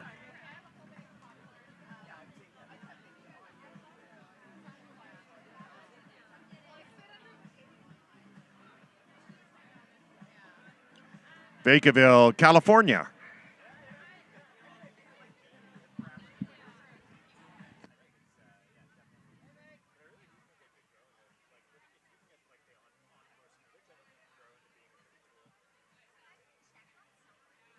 Say again?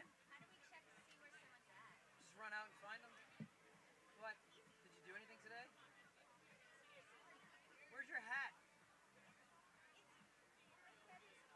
The only thing we can tell you is if they are dropped from the race or not. Yeah. But we're talking about how to live stream the race while it's happening, so maybe in future years we can just put you on a website. Actually, we did test live trackers this year with our sweep team, and I think we're going to go down that route, so we'll be able to track runners when they're out there. But I can't answer that for you, unfortunately. Yeah. Oh, I'm good. Thanks.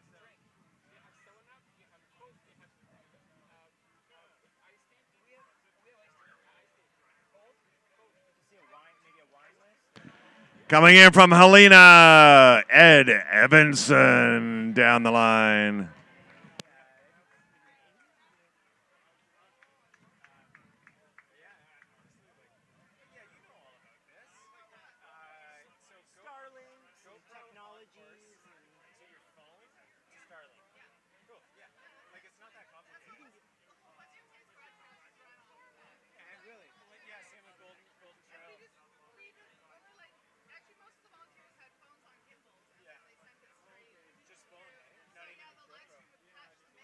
So it's not like it doesn't go.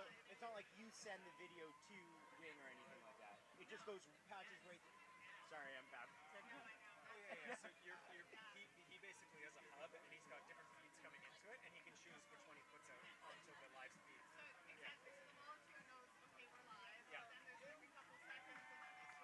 From Seattle, Christopher Sneinel.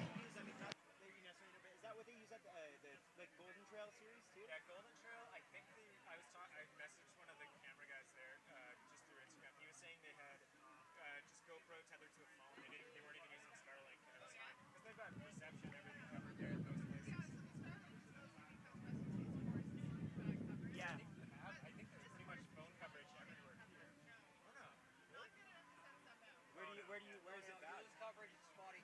You don't get coverage at work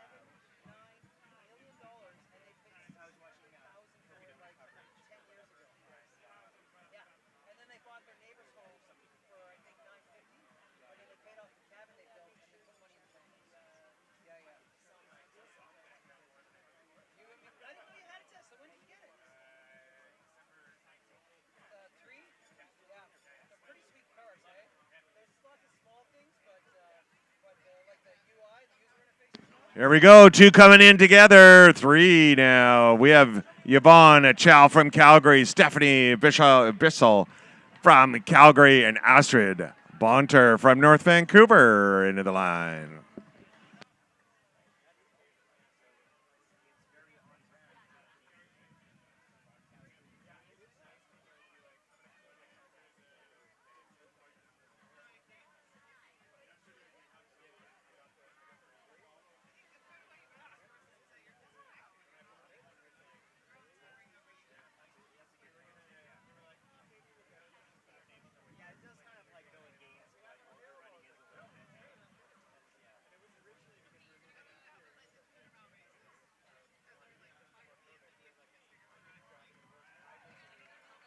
$50-50 coming in. XIA.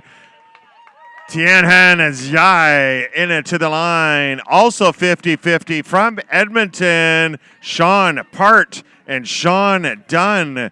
A couple of Seans are done. In it to the finish line. Part, P-A-R-T. Dunn, D-U-N-N-E. And there's Zhai getting his. Look at that. We haven't put one of those on yet, I don't think. Look at that.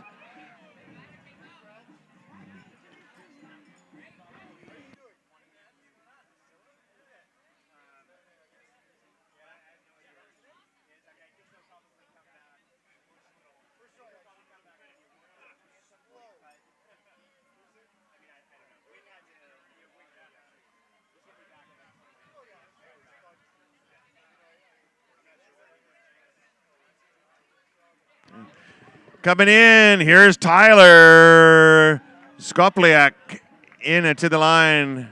Looks like he was texting while he was coming in.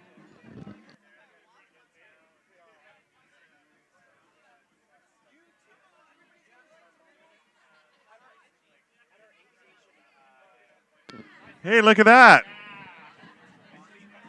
It's like you take a picture and you use a filter on Instagram.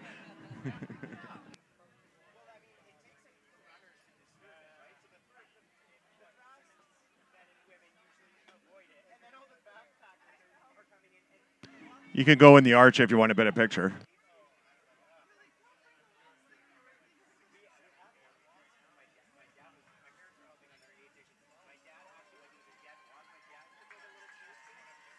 There we go, 50-50. Schultz, S-C-H. Malcolm from Garibaldi Highlands.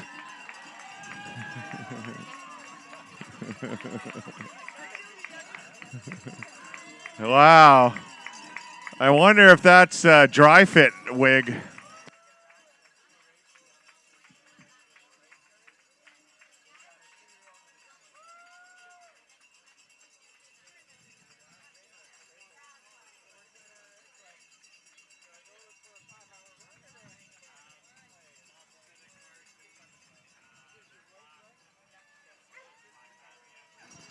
All right, local Malcolm Schultz coming on in for his first ever 50-50 finish right here.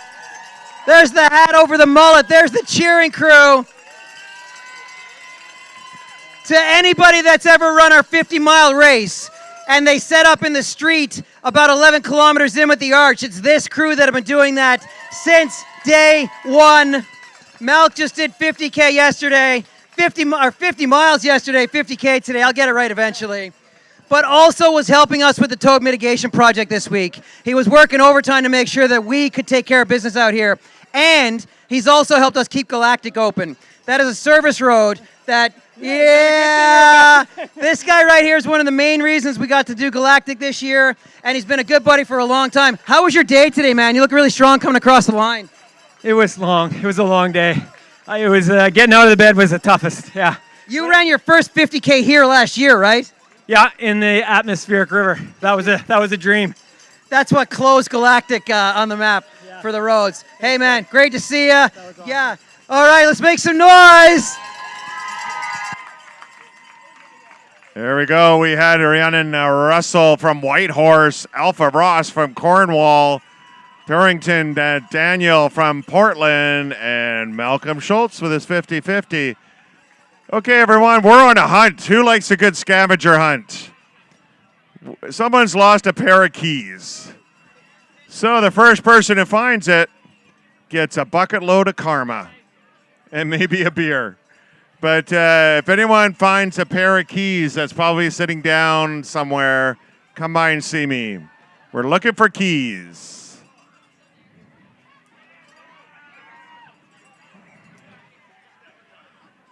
Wow. I'm going to say that it's really cold outside based upon the guys in the blue outfits. Oh, look at that. Poor Montserrat had to run by that mob, finishing her 50. Way to dodge all them.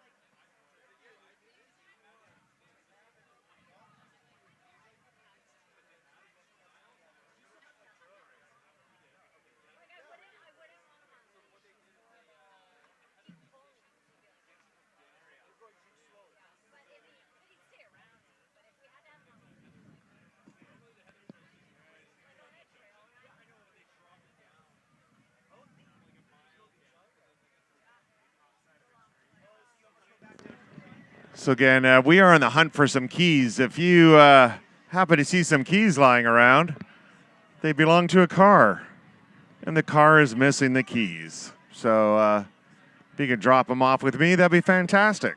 I promise I won't keep the car.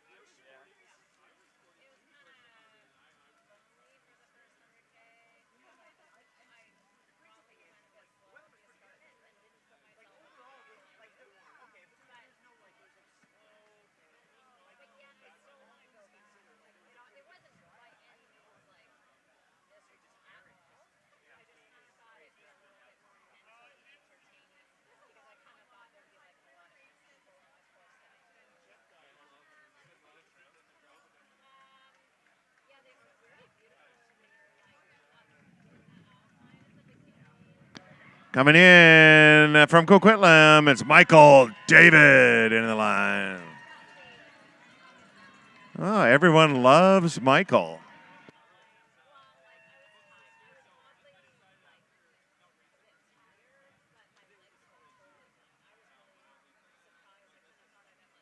And from Port Coquitlam, first we got Port Coquitlam and Gibson's represented. Rebecca Silver and Kyle Levin. Both coming in.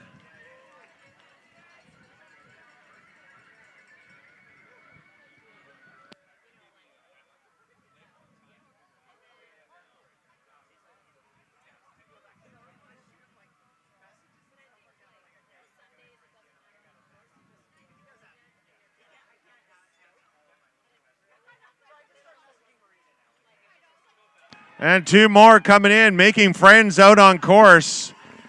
Ben, Kara, both coming in at the same time.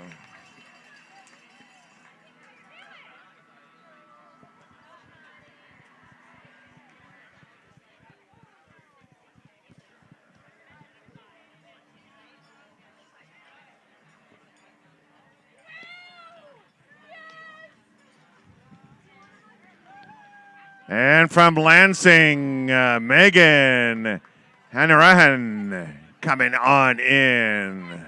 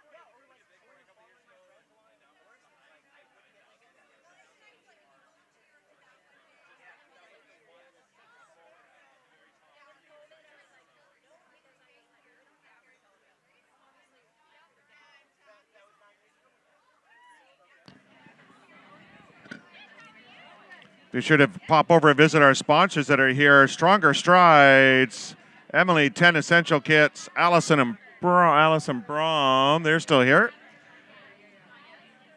And of course, our good friends over there at Solomon. Check out what's coming up in the future, man. You could see what goes on the Christmas wish list. There's some pretty nice looking shoes, guaranteed to shave 10% off your best time.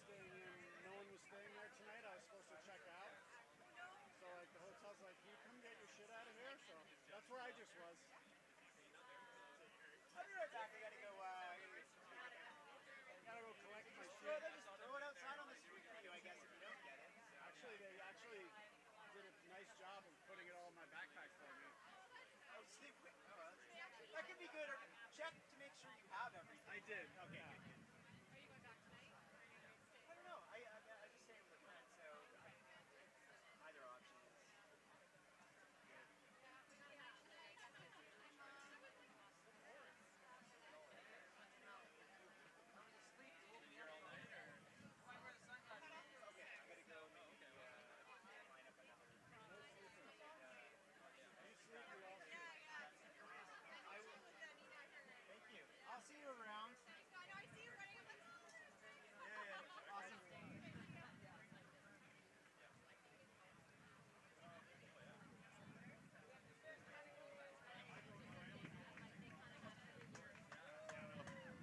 50-50, Hawkins.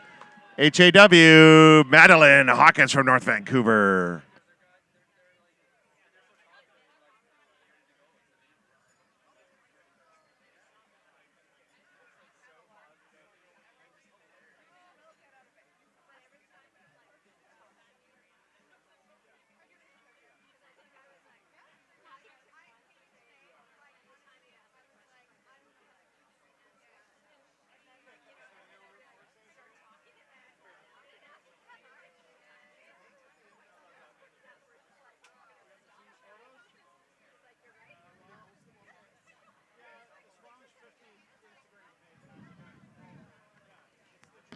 If you want to know your results, startlinetiming.com. Startlinetiming.com.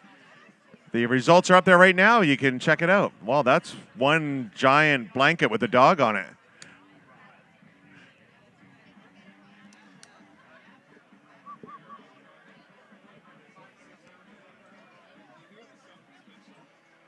Yeah, Kyle showed me because he's like, I know you won't be able to make it out. So he showed me the pictures. I'm like, wow.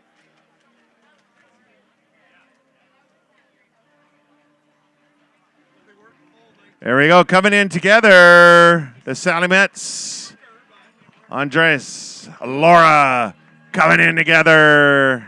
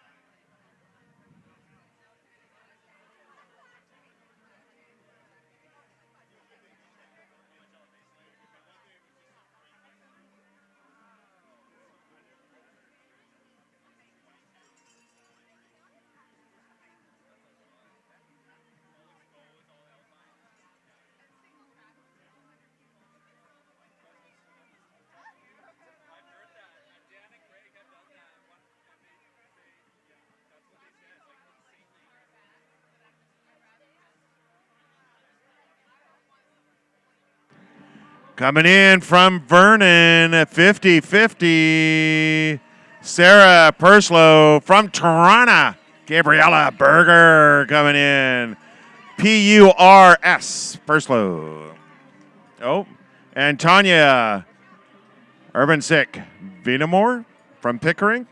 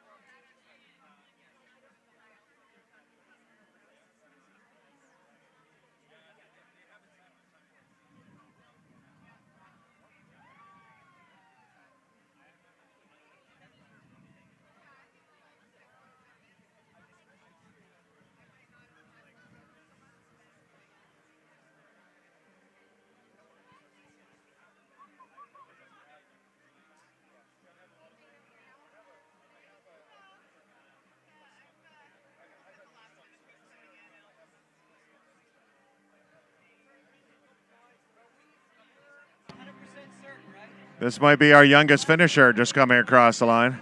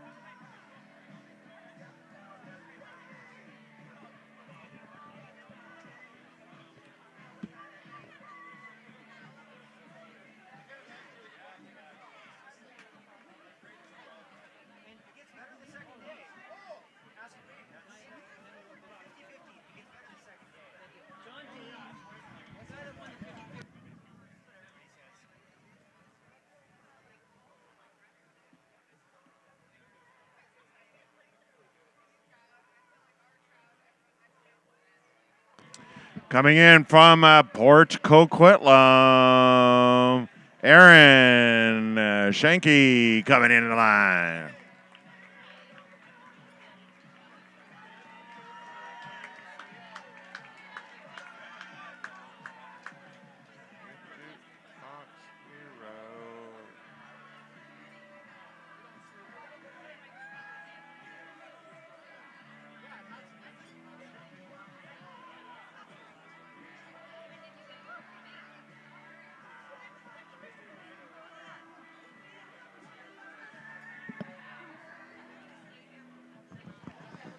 So as a reminder, we're going to do Podium Awards in the 50-50 at 4 o'clock, which is just 27 odd minutes away. Let's cheer this runner across the finish line, John Crosby. We have Sharon David coming in from Coquitlam, Trevor Davies coming in from Ottawa, Leah Reinberger from Gatineau, and Matt Circa from Calgary. We covered 4 provinces there coming across the line.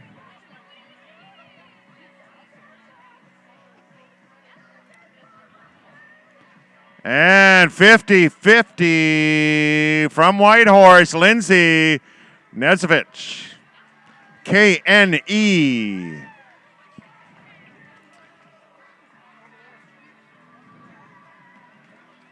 And from Edmonton, Amarino Gatti.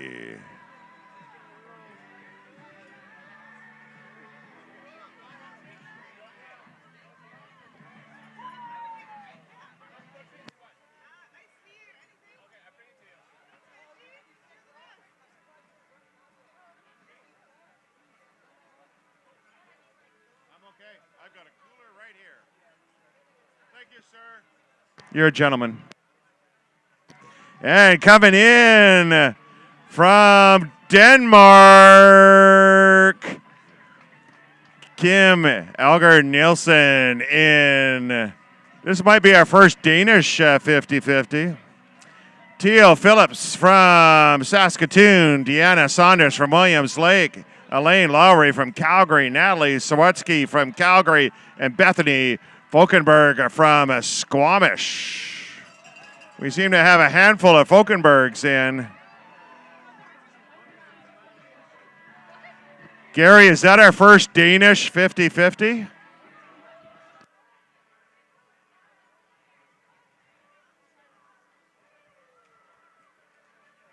Do you guys know when you woke up this morning you're wearing the same clothes? Like, you know, that could be like, whoops.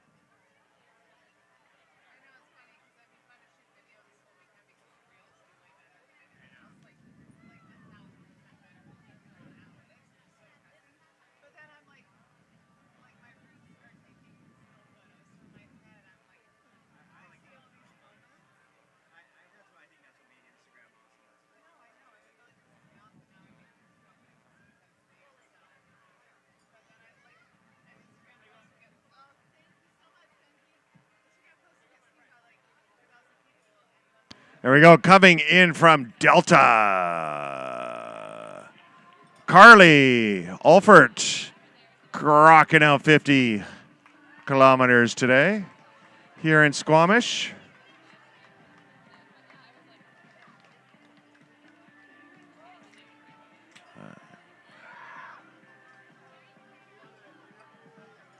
Good job. Grab something from the barbecue. We got some hot food going. There might be still some sushi up there.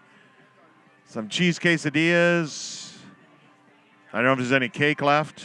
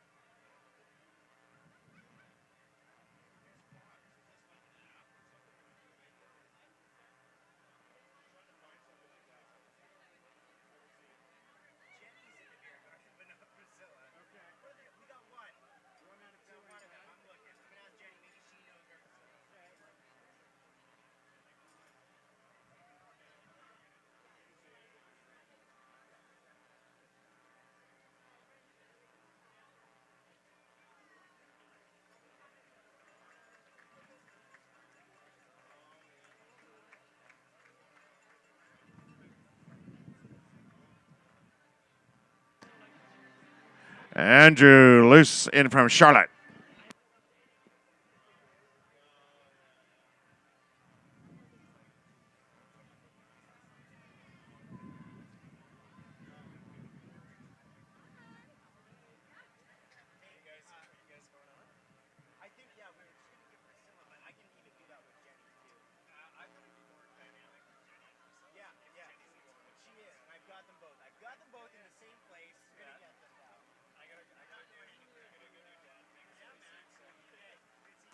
Coming in 50-50, last name Wu W.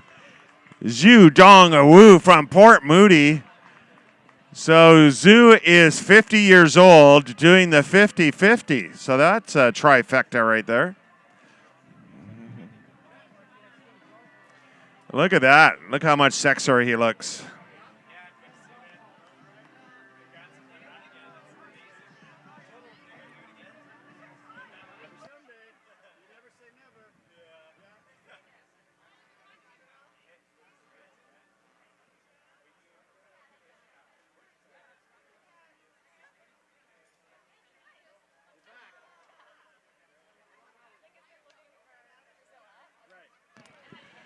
There we go, coming in from Garibaldi Highlands. Sarah Bowers coming down the finish line.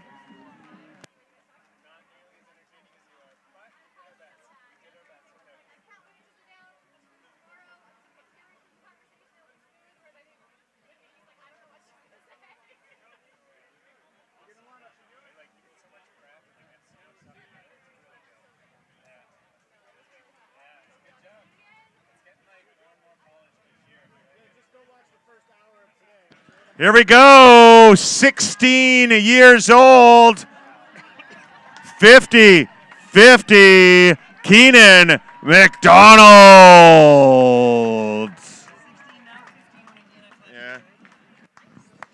16 years old, our youngest ever 50-50 finisher. He came out last year at 15. And he got it done at 16, and he's been volunteering for us since he was about 3, I think. His dad is very proud. There he is right there. They're out at every race. Amazing accomplishment. So good to see you. Hey, what do you think? How did it go for you today? That was an amazing race. Thank you. Absolutely. Round of our youngest ever 50-50 finisher right here, and his dad right there.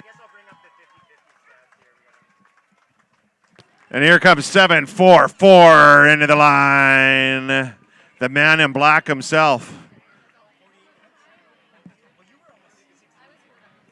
And 50-50, Marty Reed, R-E-E, coming down the line. Okay, there we go. Yeah, on, okay. Also finishing 50 kilometers, Yuri Karzenti. I say go with the glasses. I'm just kidding. I love Okay. Okay. Yeah. Okay. Hi. We are back for our final interview of the day. This one is going to be a good. I think we saved the best one for last. We've got a couple familiar faces here. I feel like I can't agree because I'm part of it. Yes, you did. We have our 50K women's winner from earlier, Jenny Quilty, who joined me on the broadcast yesterday. Jenny was the former women's 50-50 course record holder until a few hours ago, when that course record got broken by Priscilla Forgie from Edmonton, Alberta. And I should also say that you didn't just win the 50-50 today. You won the 50 mile yesterday. So this has just been a huge weekend, in my opinion. Super impressive. And I don't actually think we've ever had a year where the women's 50-50 winner also won the 50 mile. No, there's been 2 years of women podiuming, like when Caitlin had the record. Yes. She podiumed in both days. When I got the record, I podiumed both days, Yes. but not a 50-mile winner. And even, actually today, I think you were 4th for females in the 50K. Incredible. So that's pretty unreal. Yeah, I don't even know where to start. How are you feeling? Let's start there. How are you feeling? I'm feeling good. I have never walked like this in my whole life. I am walking so slow.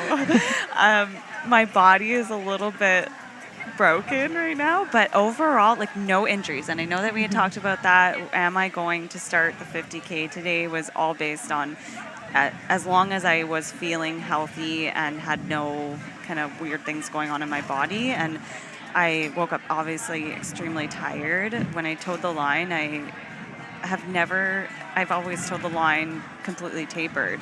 So it was like a whole different world. Like the drastic opposite of that. Yes, exactly. Okay, wait, no, actually, when I first started running, I did this 110K race hungover, and that's very similar to how I felt this morning. This is a good training tip. Right? You want the experience. I not recommend at all. But I felt very similar to today, except I was doing a 50K. But overall, like now, I'm feeling good. No injuries. I have bad feet right now, lots of blisters, lots of chafing from my pack, but other than that, I'm in one piece. So. Today you went out with a pack? I did, yeah. I thought I knew I would be going slower, and I had some hip flexor issues with my race belt, so just thought something different and using different muscles would be a bit better for today. We've got the wind from yesterday showing up just now, of course, obviously. Just one more time for you. So, talk us through a little bit of the day. How did it plan out? You said you were a little tired this morning and everything. Did things start to pick up at any point throughout the race? I think I was pretty consistent. I haven't looked at my phone stat. I don't know. I have no idea what the results are other than you won. Well, other than I can confirm. By the way, I haven't looked at exact times or anything or how my race went, but I felt pretty consistent throughout the day.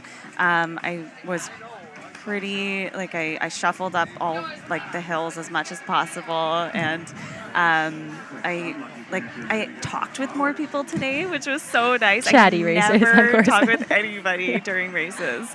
I'm very antisocial, and today it was just I met a bunch of people and people that I would normally not meet in races and be running with. So it was really cool. I really enjoyed it. It's funny that you mentioned that. Is we've actually heard that from a lot of the people we've interviewed today. Everybody was talking about, they had some great conversations. They met a lot of new people out in course. Apparently there was just a lot of really positive energy out there, and runners seem to be able to really build each other up, play off that. Anything you can speak to? Well, today was absolutely amazing. Everyone that I did talk to was in really good spirits, super supportive. Yesterday, though, something's coming to mind particularly when I was at about the maybe 5K mark. I had passed this guy, and he's like, "Hey, there's a guy right ahead of you. You can catch him." And he's like, you have maybe 4K left. You can do this. And I swear, I felt like he was part of my crew. And I was like, why are you cheering me on? You're also racing. That's awesome. It's like he had not given up, but he's like, I'm just gonna take this back and push her ahead. And he was just cheering me on the whole time. I was like, oh my God, everyone is so lovely. Everyone, the volunteers, the race itself is so well organized. I had such a good time this weekend. I feel like there's just so much positive energy. I think that stood out from you yesterday when you were talking about the course, or even when you finished. You were the one who's like, this course is beautiful. Yeah. And I think right away we saw that fire of she's got to come back tomorrow because she even wants to see the course again. And that's usually a pretty good sign when you're I can't wait to have Quest Aid Station again, to see the volunteers and run over some of those bridges, and just have the enjoyment and true passion for the course. And that kind of I think that shines through in your weekend and just how you probably went about your race from a mental perspective. 100%. I was elated today, even though I was very much in pain. I felt I was just so happy. I felt like I had also, it's kind of nice running a little bit slower because you have more time to really appreciate people. I was like, thank you. And like just really being able to actually breathe and talk. So that was helpful. And the trails are amazing here. Like I'm like, oh my God, when am I moving to BC? Seriously, you're welcome. Anytime you want, yeah. Yesterday I was going to ask you, so do we get to have Priscilla as a local? Yeah, at this point I think you have to move to Squamish. If you have the BC at course least. record on the 50-50, You it's actually do have to. required. Yes. Yeah, you signed the contract, you just didn't know when you registered. Yeah, it's in the it's the small print on the check that you would have received yesterday. Yeah, to so. cash my that check. arm. Yeah. I'll be here in 2 weeks. There you go. Yeah. How do you see the recovery playing out from here today, tomorrow, next week? Yeah, like my plan for the next week is to just take lots of time off, just listen to my body, eat lots of good food, and just rest, like recover. I'm telling everyone I have a 3-week taper because I have a race in 3 weeks. That's what I'm going to do. I'm like, I have no goals for the next 3 weeks other than lots of sleep and lots of food. Remind our audience what race that is that you have coming up for those of Ultra Trail Hurricana. That's in Quebec. I've never been happier to not hold that course record. Should I lose It's another probably- one? yeah. Should I lose another one in 3 weeks? I'm so gonna glad. say, Oh my God. you guys are It's just like a doing month of all the same races, hey? Is that by accident or? So think so. UTHC, I'm assuming, reached out to you to run it. Okay, so they are like I think a big premise of their race is to reach out to like faster, competitive. And have like a really, I think, well-rounded competitive field from across Canada and like in the men's and women's side. Yeah. If they hadn't reached out to you, I would imagine you'd be getting a phone call pretty soon. After this weekend's performance. When I got the message from them, I had never had anybody reach out and ask for me to run one of the races, and I was like, okay, I have. Originally. I always had the 50-50, and then I had Javelina 100-miler in October. That's exciting. And It's very exciting.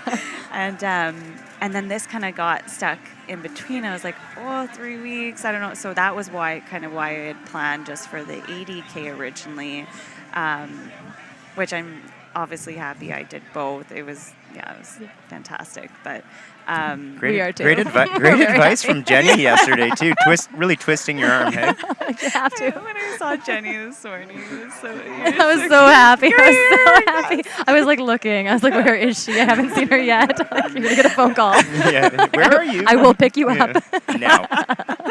No, that's awesome. Yeah. Looking. Sorry. Go ahead. No, I was just gonna babble.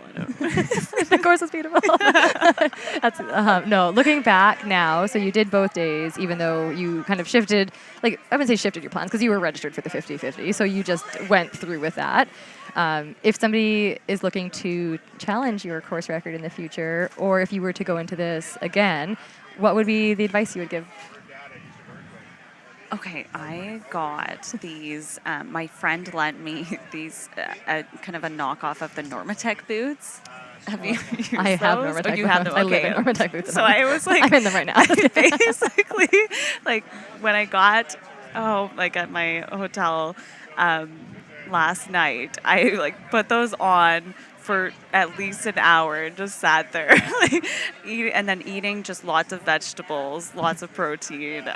And even though I didn't want to, I was like kind of gagging a little bit while I ate. It sounds awful, but It does sound awful, I know. picturing. And my body did not want it, but I was like, you need nutrition. So eat good food, no crap food. Like I'm having a beer now, but I would have not had a beer yesterday. I'm eating all good foods. Let your body recover and get to the start line, because from what I've heard, and I'm sure you guys have talked about this already, is that 80% of people usually on average finish it's about that. I think when you already they mentioned toe that the earlier. line. Yeah, so I think that's a really encouraging statistics, and I think that if you get out there and when you meet other 50-50 runners, it's so wonderful, and everyone's just cheering each other on, and it's just such a good opportunity to also like get back out in the trails that you just ran yesterday, and so you have like kind of like some deja vu of where you were, and it's make sure it's they're a still really, there.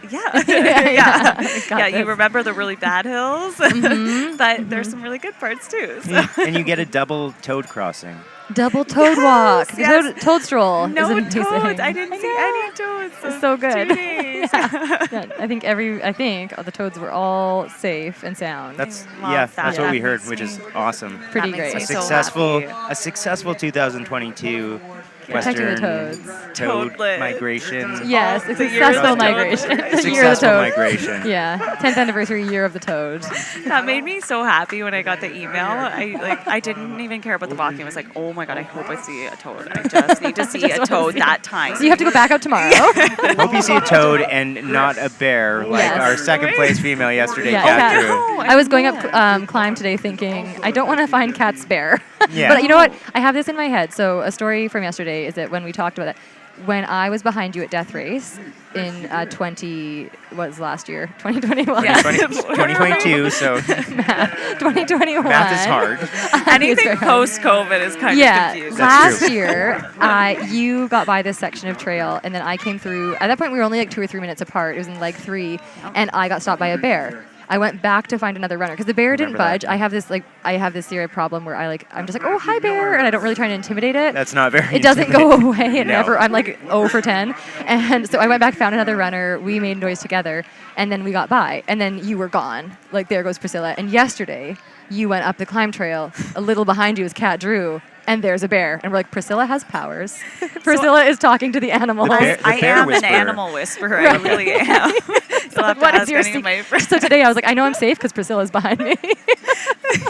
I'm safe. And I was safe. Black bears, okay, but don't bring any grizzly bears Yeah, over keep from them- Alberta. They are here. They are They here. are here, but Yeah. maybe not in Squamish. A little bit. Are they? Mm-hmm. But not like Oh, on our boy. trails. So you just talk to the black bear. Just talk to the Keep black doing your bear. thing. That's so, Use Jenny's bear intimidation voice. Hi, which bear. yeah, Shoot, hi bear. it's not moving. Yeah. Please. I didn't even think about bears today. Do we have a lot of bear sightings around here? Mm-hmm. Yeah. Yeah. Okay. Squamish? Squamish has lots of bears. Oh yeah, I see bears almost every time I'm running up Okay. here. Wow. You lucked out. You didn't Yeah, get the you full. said them You didn't behind get the full you. experience. We need to bring you back next They year. see you for the go, they're full like, experience. she's too fast. I'm gonna take the next one. Yeah, they're like, she looks scary. I'm Yeah, not I'll go that for the scary. next person, and then it's me and Kat Drew so far. There's a tactic to it. Yeah, and actually the same guy that I recruited to scare the bear with me at Death Race passed me on Galactic today, and I found him again later after Farside, and it was so great. He's like, what's your name? And I was like, Jenny. Like the only literally again, I'm pretty antisocial when I'm racing. I didn't really say anything. I was like, oh, I'm Jenny, and he turns around, he's like, Jenny Quilty. He's like, you found me to scare off a bear with you last year. And I was like, well, thank you for that. Here I am again. It was so good. Yeah. Just reconnecting Yeah. to the trail community. It's my favorite thing. So good. Yeah. Anyways, that's my story time. Awesome. That's all I have. That was pretty good. I know we asked you this yesterday, but do you have anybody you want to shout out, say thanks to? Just like I said at the end of the line, Courtney for pushing me yesterday and Jenny for pushing me today.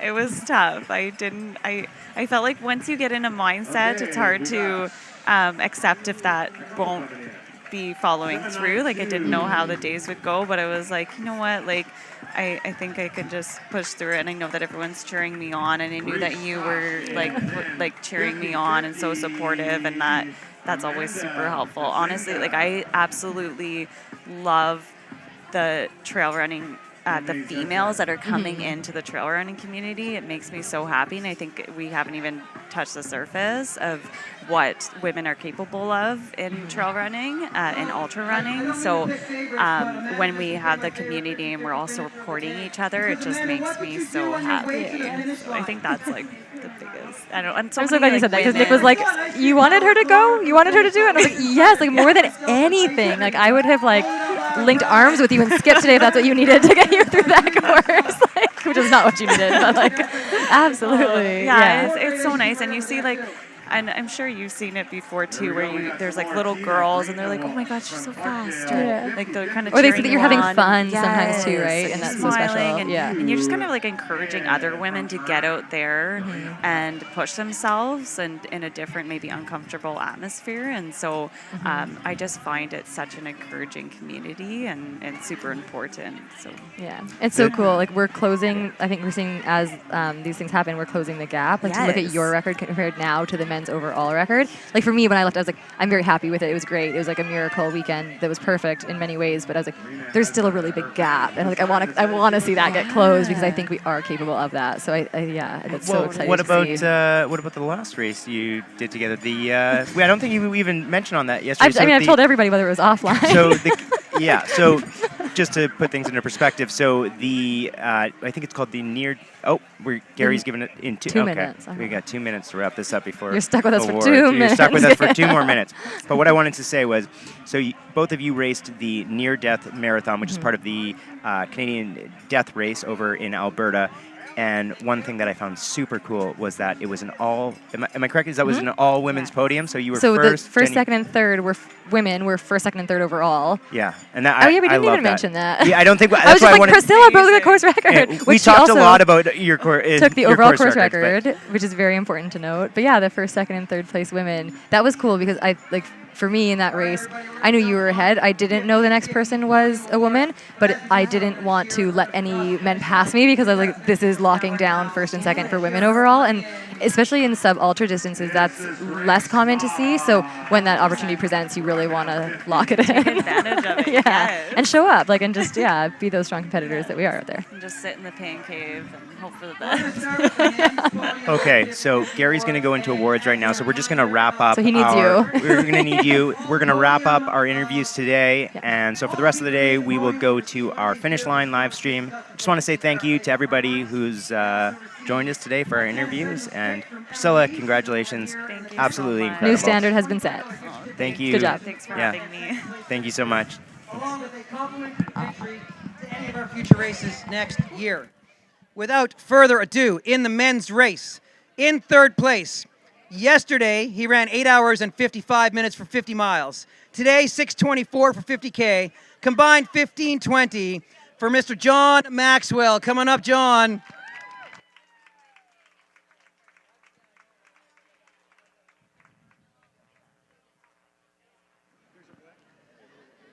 In second place, running 8:38 yesterday for 50 miles, 5:42 today for 50K, for a combined 14:21:12. Simon Widman. Come on up, Simon. Yeah, there he is. Sporting the green for year 2 finishes.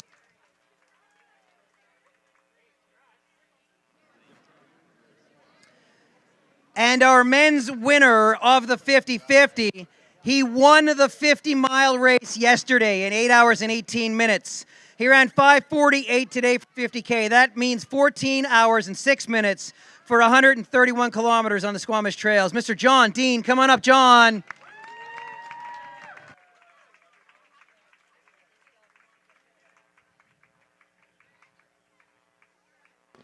We do have a finisher coming in, Gary, while you're... We'll cheer that finisher in. They'll get set. John will be in the middle for the photo. Here we go. 50-50 finisher.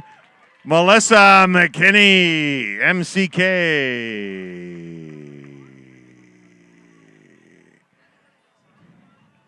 And right behind her, we have Cyrus Oodlegy and Terry Bacon coming in.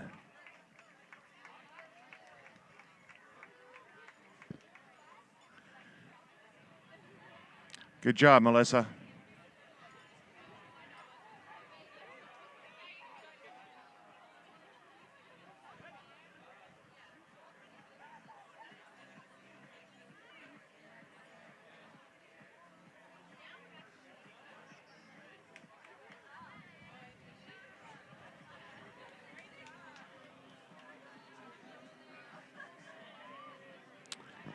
And coming in from Kelowna, Jacqueline Gelino. All right.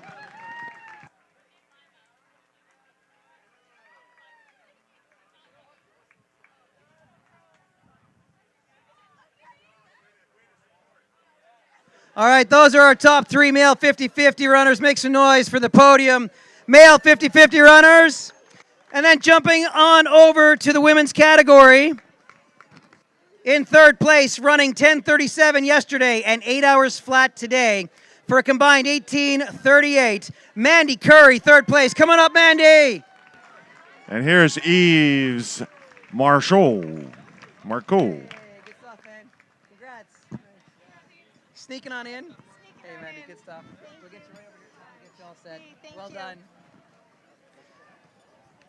In second place, running 11:09 yesterday and 7:19 today for a combined 18:29. Christine Mosley, come on up, Christine.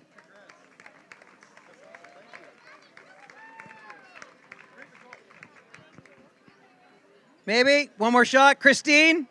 Christine Mosley, no. And on top of the women's podium, finishing third overall amongst all 50-50 runners, she ran 8:44:30 yesterday, 6:28 today, for a combined 15 hours and 13 minutes. She won the 50 miler yesterday in one of the fastest times we've seen, and her combined 15 hours, 13 minutes broke the previous 50-50 course record by almost 50 minutes from Edmonton. Such a pleasure to have Priscilla Forgie here at our race this weekend. Hey, finisher. Whoa. Just had Jacqueline Jansen come across. And here's Mark Demontier and Jenica Sorban from Salmon Arm.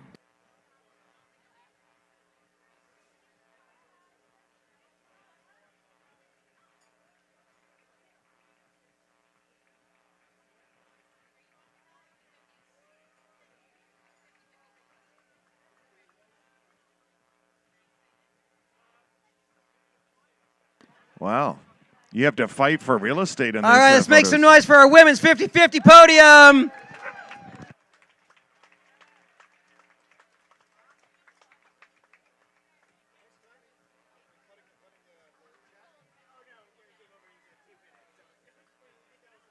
So Jenica 50-50. We also have Lee Alonzo Murphy coming in 50-50 MUR.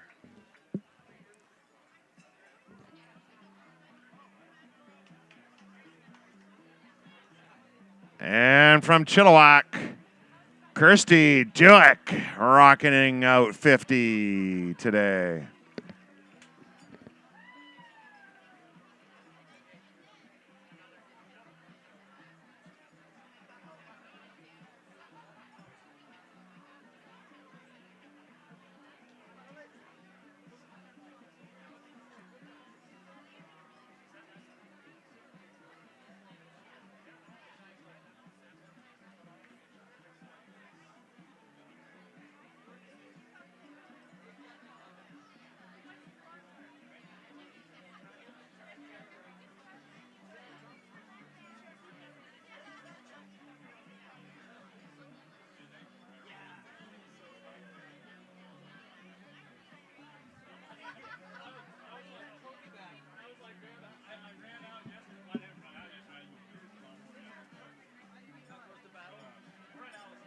Hello. Quit touching my... Coming in from North Vancouver, Megan Savage.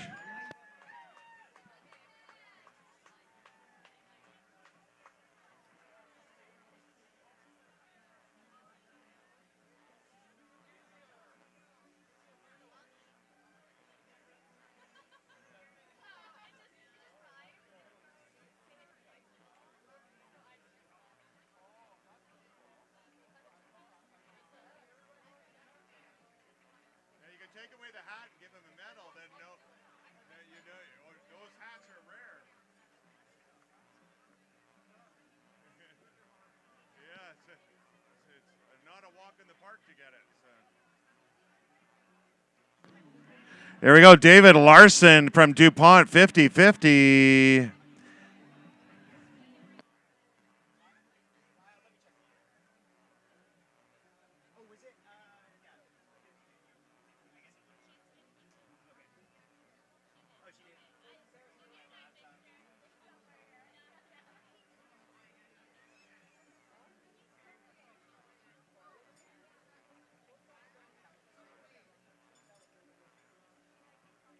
And coming in, we all know her, Sarah Thompson. Yeah! one of the original Squamish shirts. She was our volunteer coordinator for 6 years, and she gets her very first Squamish 50-50 finisher hat right here.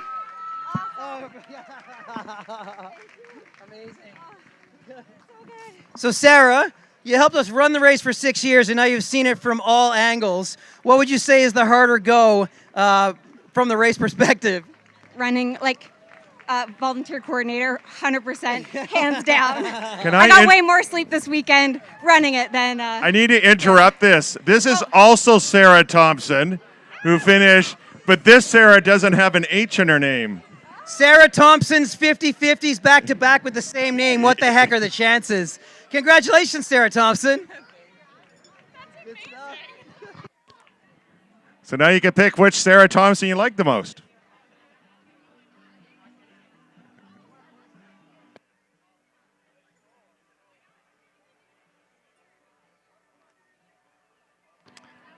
That Sarah's covered both coasts. Sarah without the H is in Halifax, which starts with an H. Maybe that's where it went. And then Sarah with an H is from Maple Ridge.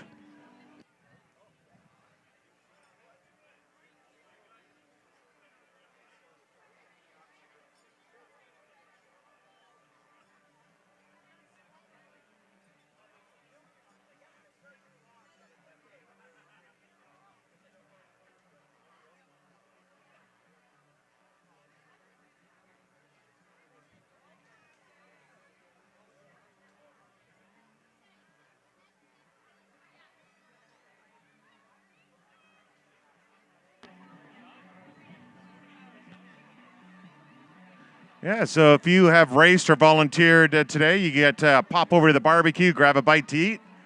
There is also some sushi there. I haven't heard an update on that, but we do have a runner coming in. I mentioned barbecue. She appeared. Marianne Fouchard from Coquitlam into the line. Rocking out the shades.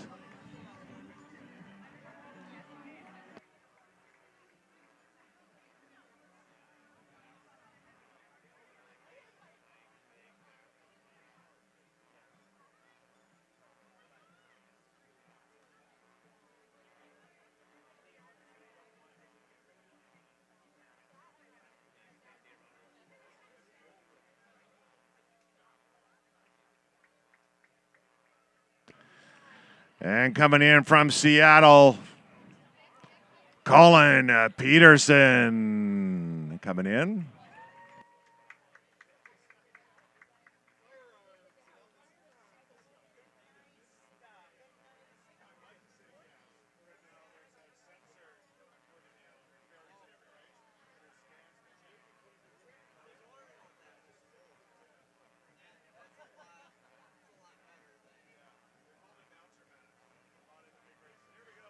Here we go, fighting hard. Ashley Lloyd coming in, Brian Stern and Justin Brand.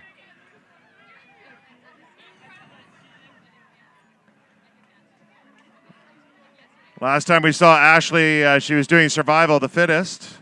Is this your new longest distance? Maybe.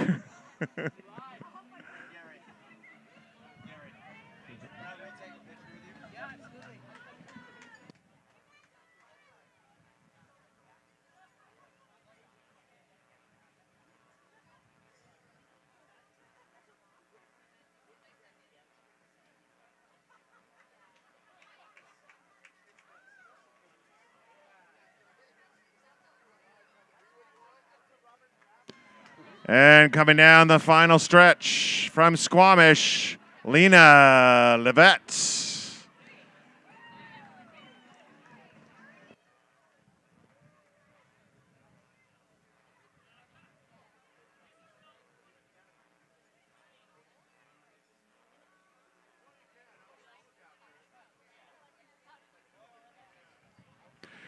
Here comes 50-50 winner across the line, Jeff Fabian, FAB.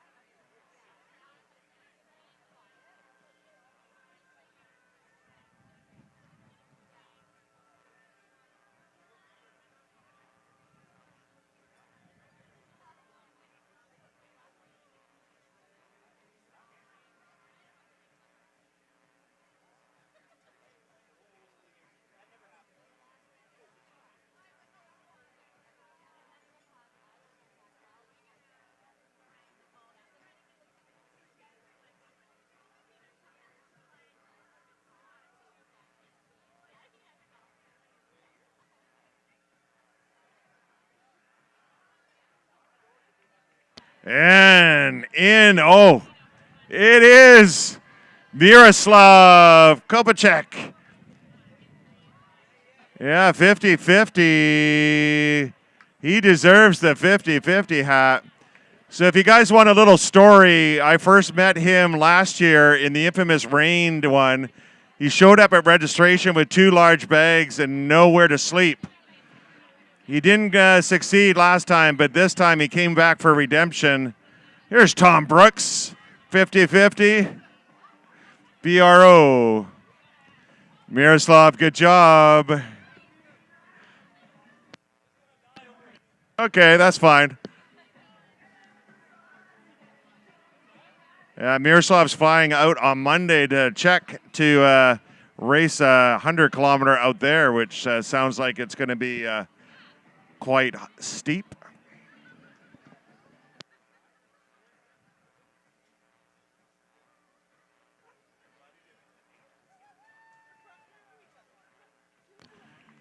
And in from Vancouver, Herman Kwong.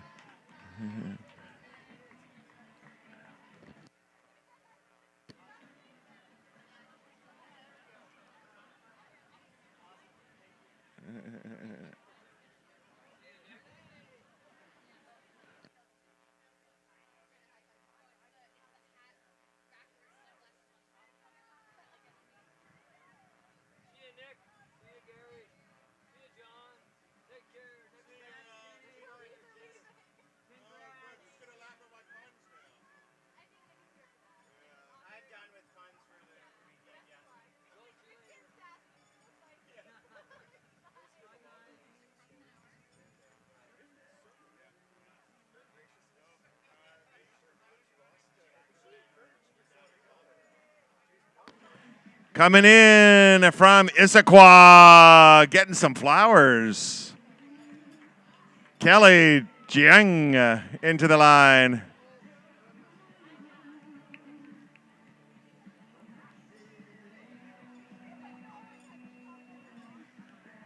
There you go. Your dad's been dancing to all my music. I just want to say that out loud.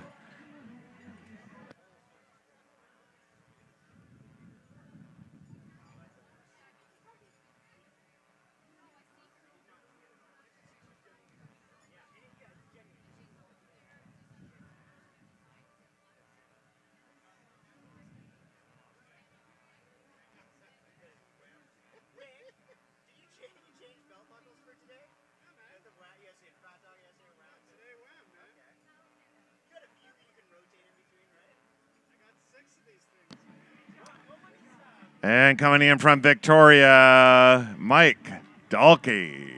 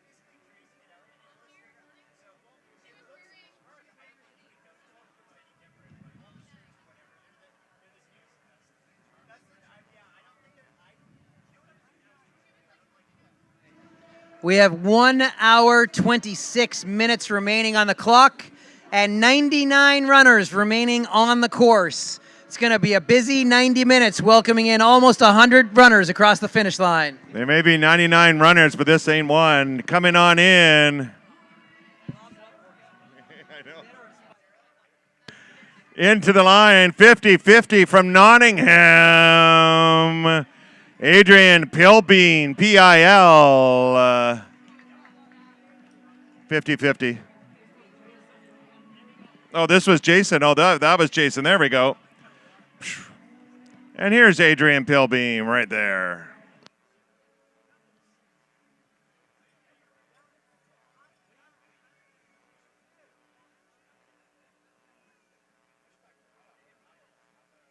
He's taking it across the water, across the pond.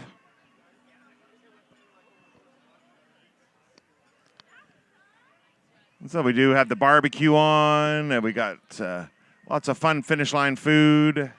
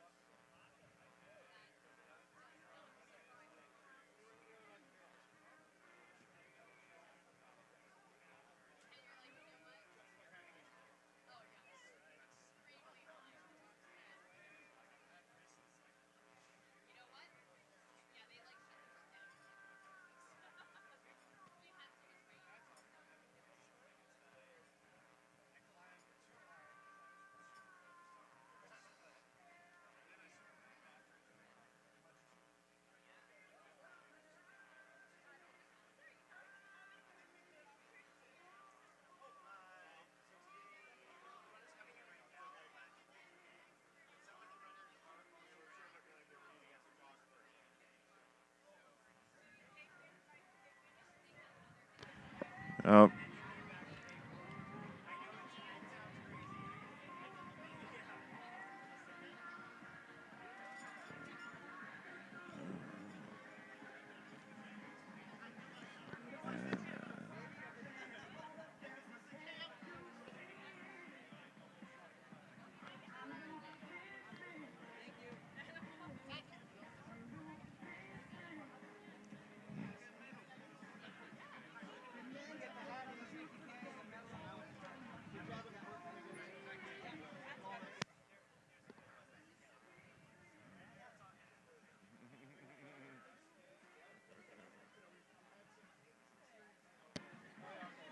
Hey, Gary, this is Ashley, who I was trying to tell you about.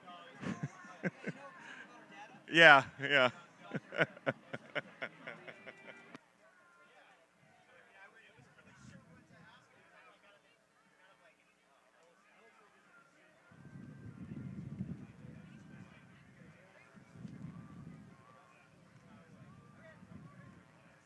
Hat down. Hat down.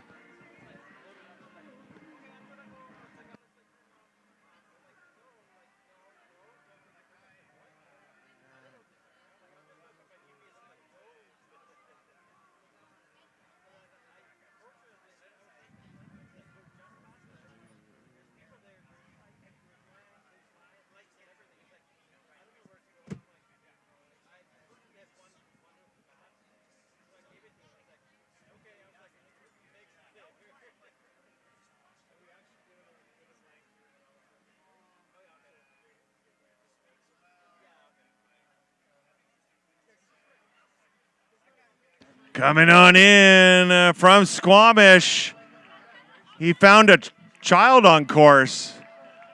Will Chambers.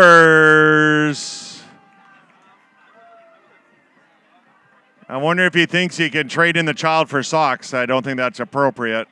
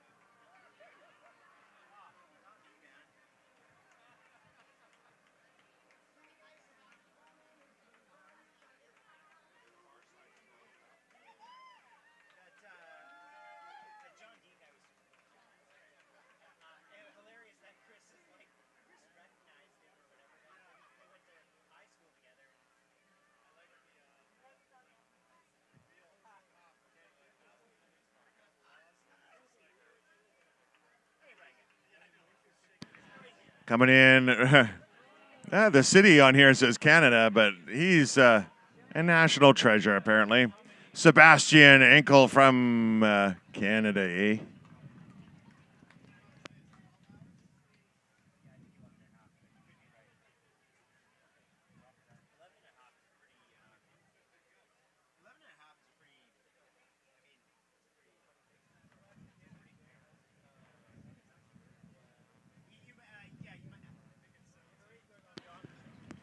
And Megan ready from Kelowna coming in. 50-50 RED.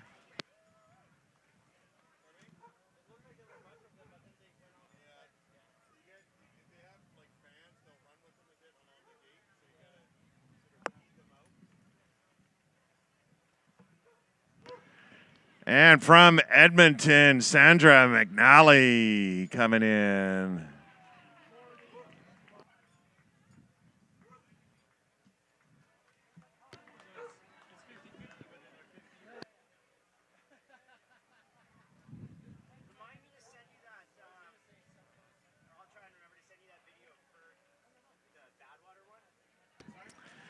And 50-50 TOP Mark Tapazio from Burnaby. Looking good, Mark. Oh, yeah. See, his current hat's all sweaty, so he needs a new one.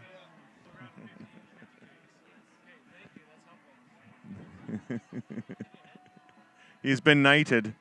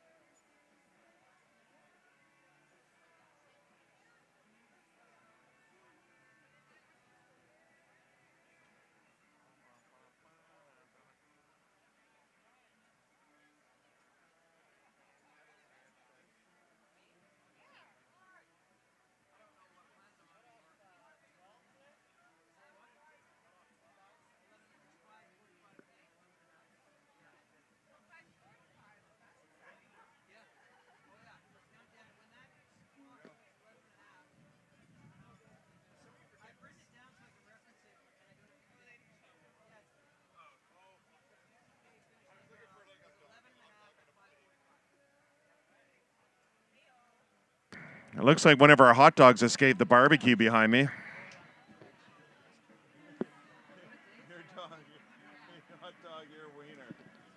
Oh, hot dog, you're a wiener. That's very bunny of you.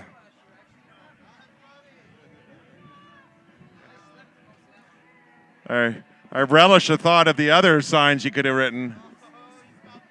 Oh, I could catch up with all of them.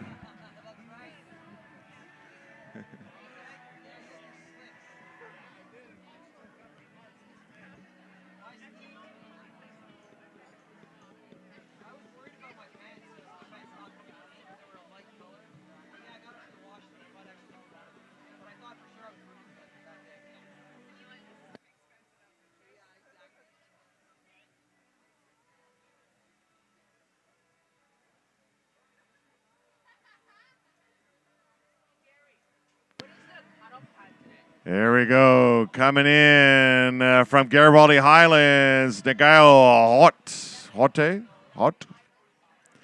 And 50-50 from Canmore, Tamara Kostia, KOS.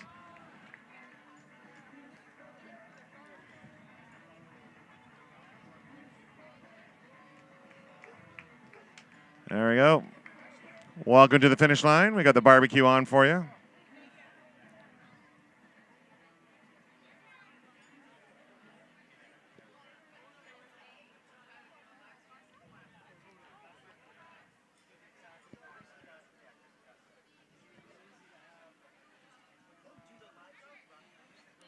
From Chilliwack, 50-50, Sue Safadi, SAF.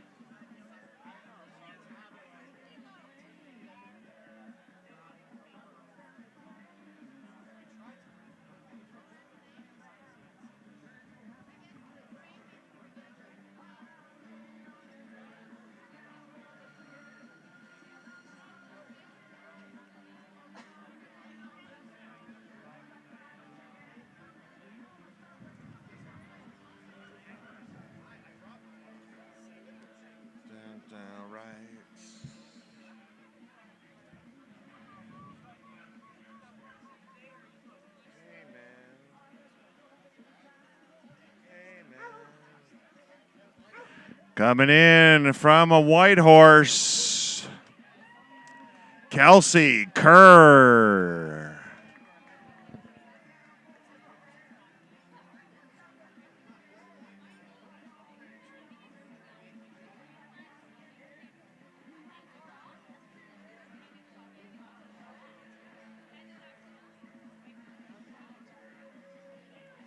And coming down from Vancouver, Carla Hudson.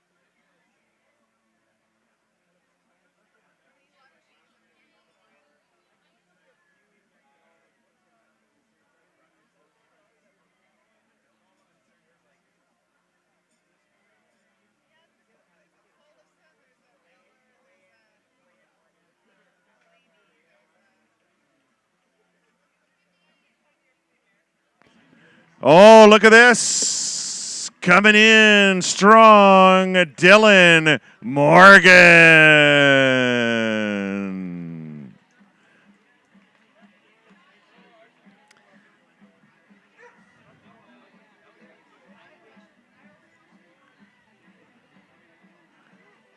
There we go. With that hat, you'll never lose your head. And from Burnaby, Tanyu Kao. Into the finish line, number 647.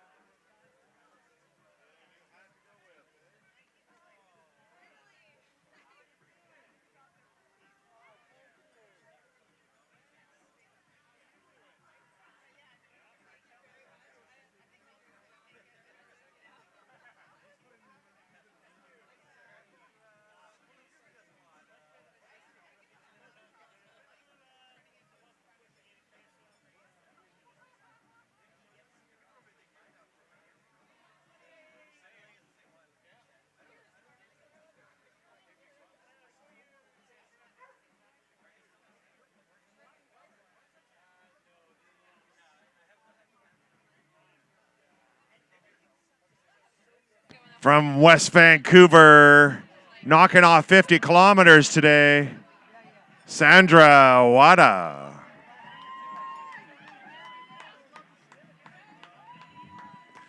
Oh, that would have been a picture.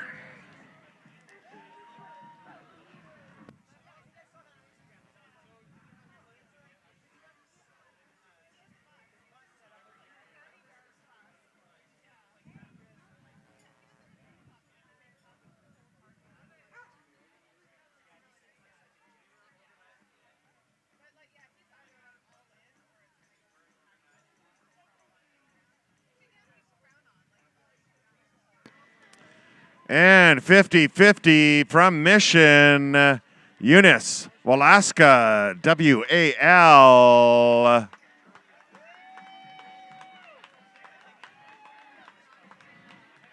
She was on a mission this weekend and succeeded.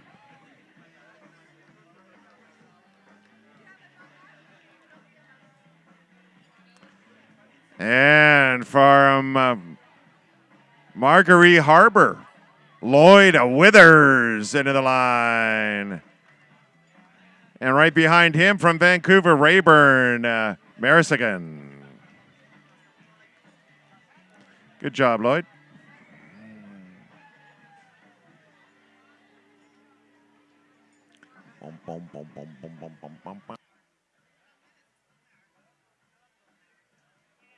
Yeah, so for all the racers and volunteers for today, be sure to pop over to the barbecue, grab something to eat, some hot food, something that doesn't taste like an energy bar. The beer garden, I believe, is still open. $6 for a beer or cider. Good job.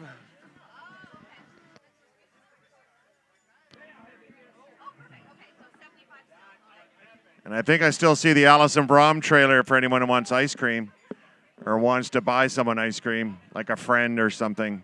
Ice cream.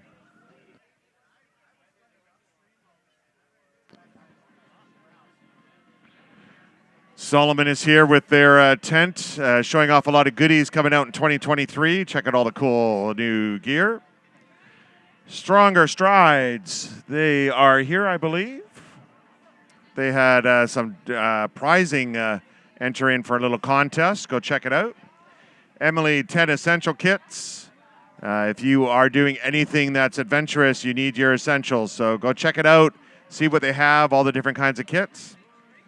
And coming in 50-50 from Port Moody, Renee Caesar, C-A-E.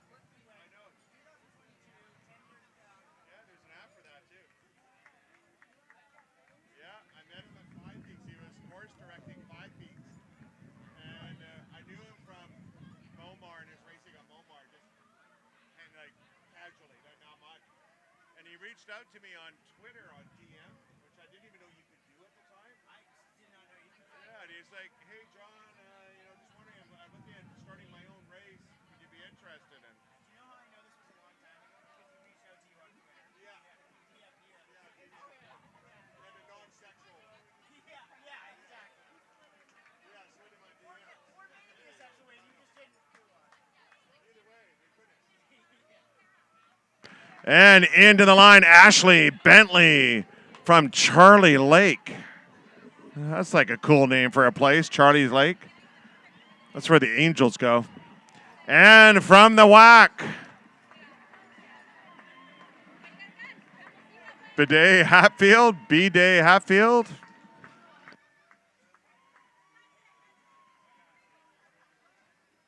A very color-coordinated outfit there.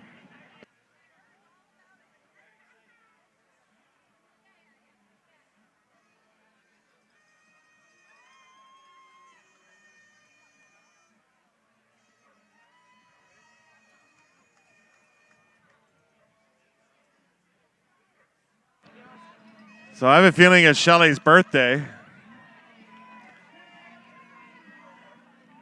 And coming in 50-50, Cindy He, and Jinping Sun, and Shannon Lum finishing up 50.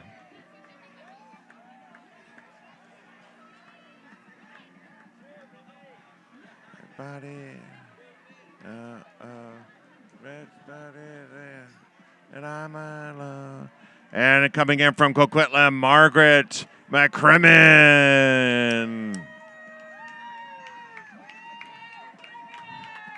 And she's being chased in by Christian Lauders from Chilliwack, 50-50.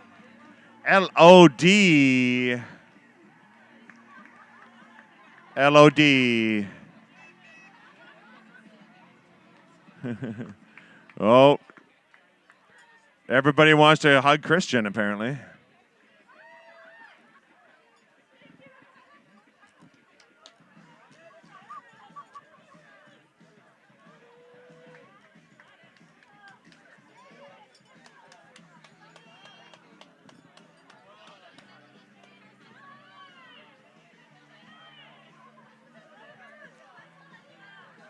Here we go. Coming down another 50-50.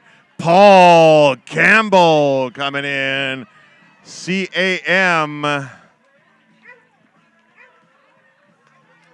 In it to the finish line. My try.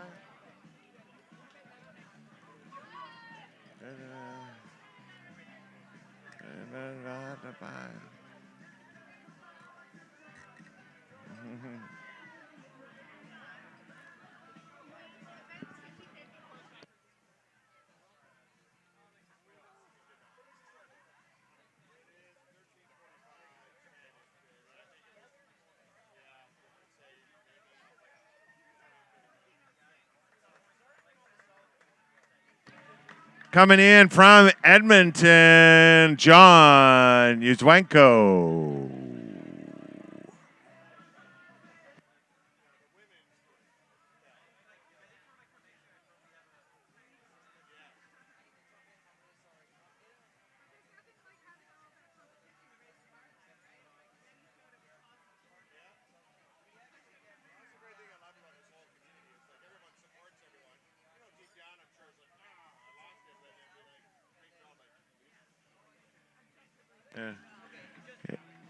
Here we go. We need to see your number on your side there. Hold on. Check it.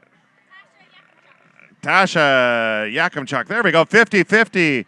Hang on. 50-50. Take away that medal and give her a hat.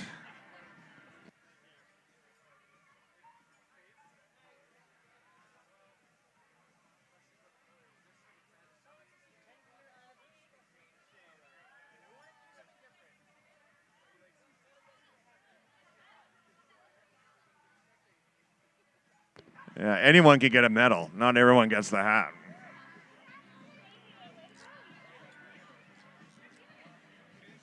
Here we go. We got more coming in. More 50-50. Kelly Wilson from St. Thomas. Christian Stenner from Calgary. Wilson is Wilson. Stenner is Sten. And then 50 kilometers, Alexina Picard coming in.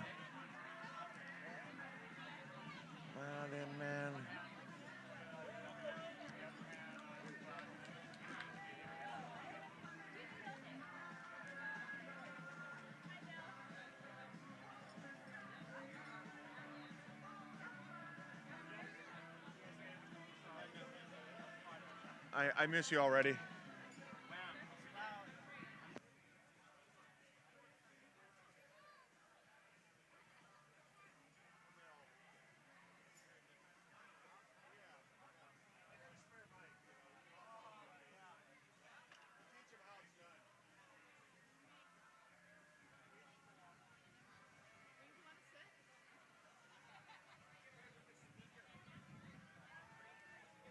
No, stand right by my speaker. It's so much more fun. And then I could talk over you like this.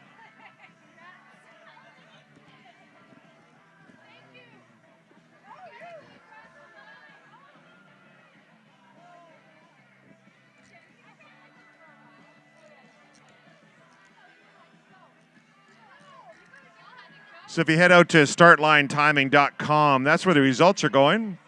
You can see if someone's made it in. You can see the results.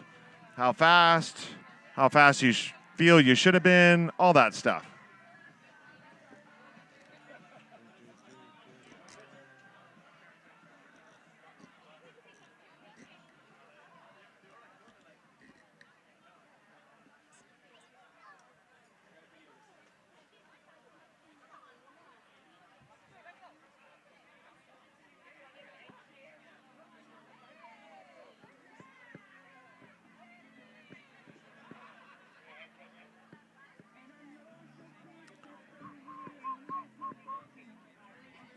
Make them jump.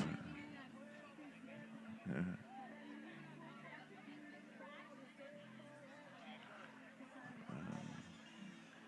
Yes, I know. Here we go, coming in. Number 695. Quick check on the watch.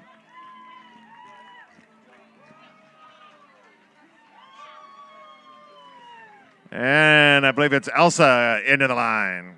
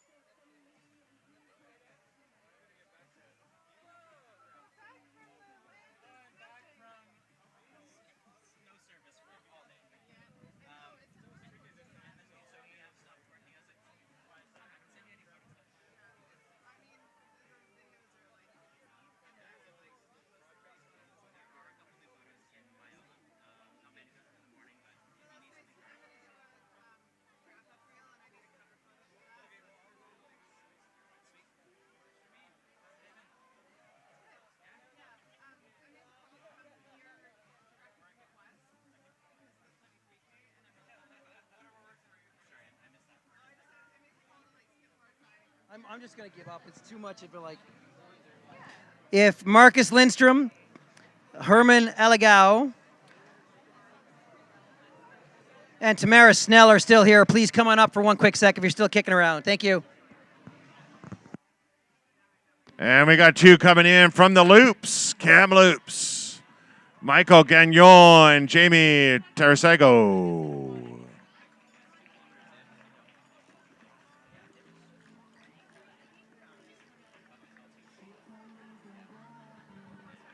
It looks like they just wanted to stay out there for longer and longer.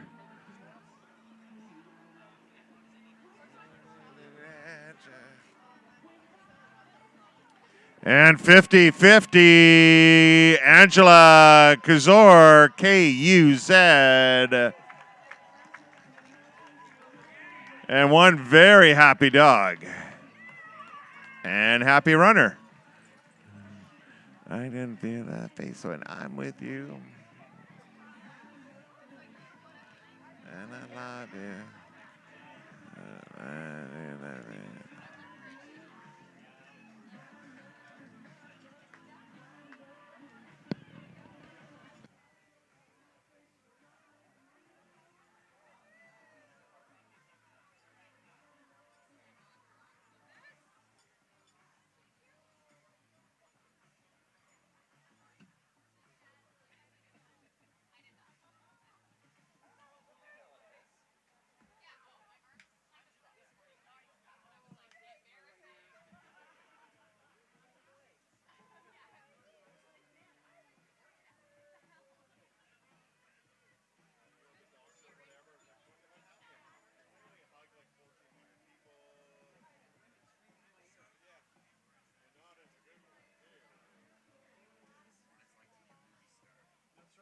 Hello, puppy dog.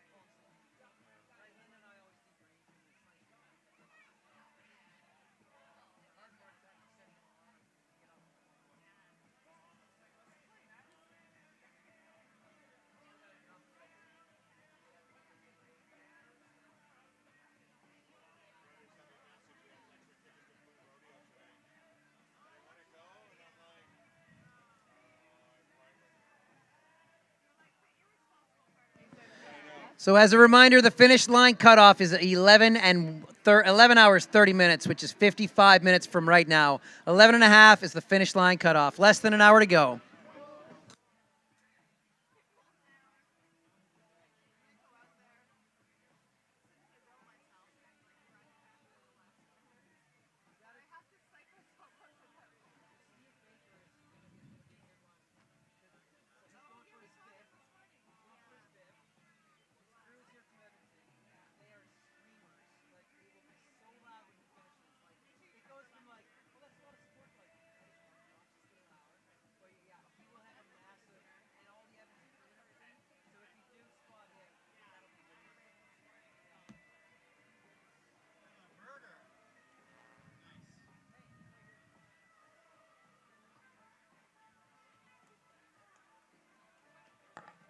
Coming in from Garibaldi Highlands. 50 Ks later, Catherine Boniface.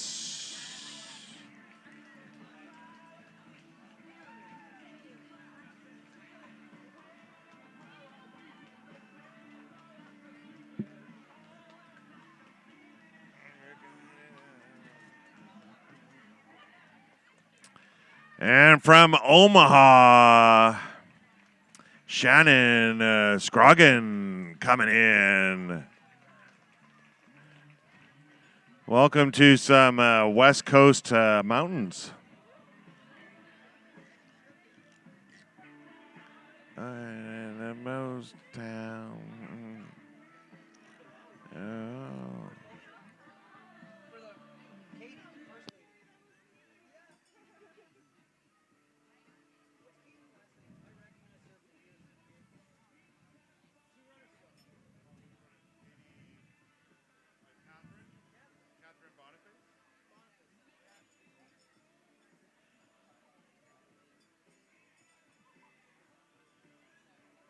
So for everyone, make sure you pop over to Allison and Brahms. They're still set up over there dishing out ice cream. I could go for some ice cream. It's a good dinner, isn't it? Looks like the beer garden is still pulling beers out of the ground, out of the garden. So grab yourself a beer ticket from the merchandise table. And looks like we still have some Squamish 50 gear over there if you're looking to spice up your wardrobe. And coming in from Toronto, Brian Craig coming in.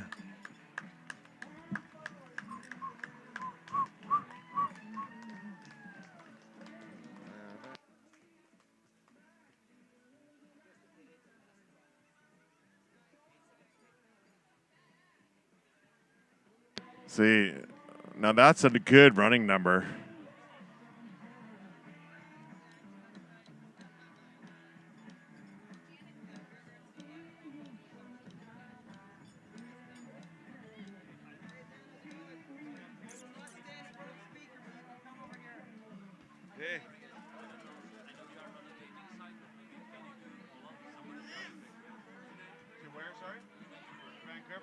I can ask. Yeah.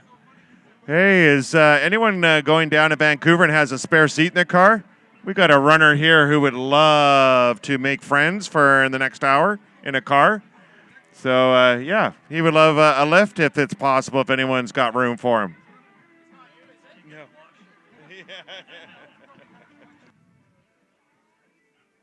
I know he's going to have that natural running smell.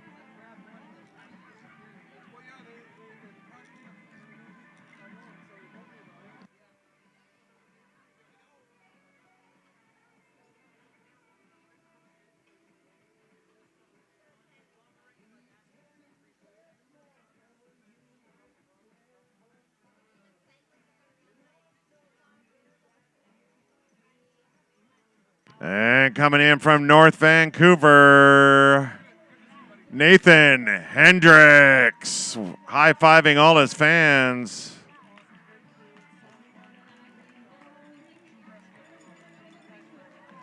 Finishing 50 Ks.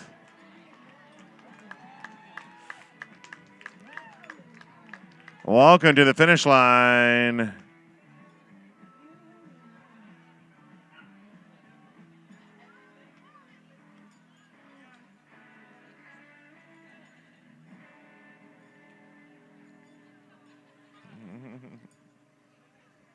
And we got a 50-50 runner coming in from Whistler, Vicky Romanen, R-O-M.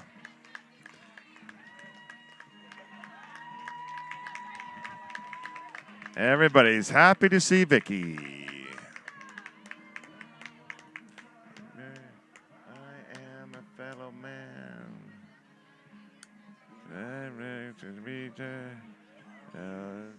Back again. Built an iron tower so I could touch him from above.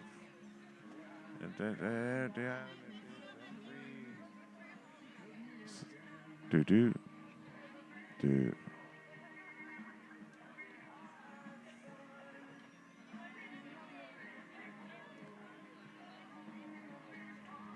So if you get a chance, make sure you thank all the amazing volunteers out there. Without them, we'll just be running in circles. But here we go. Port Alberni's Rachel Stewart is a 50-50 finisher. S.T.E. Stewart.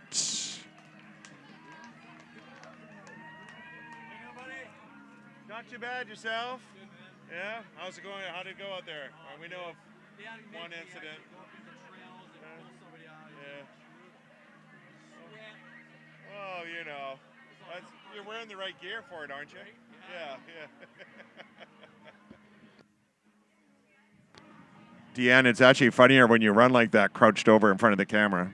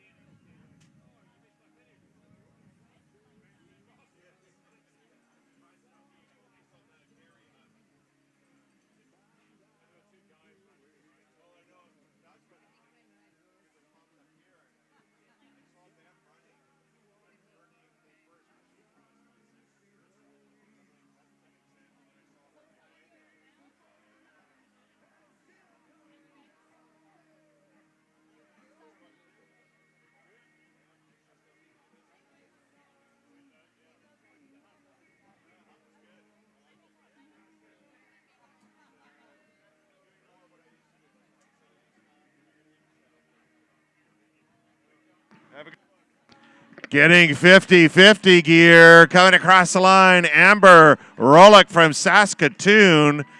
This is her first weekend ever seeing mountains, so it's pretty fun for her. R-O-L-L.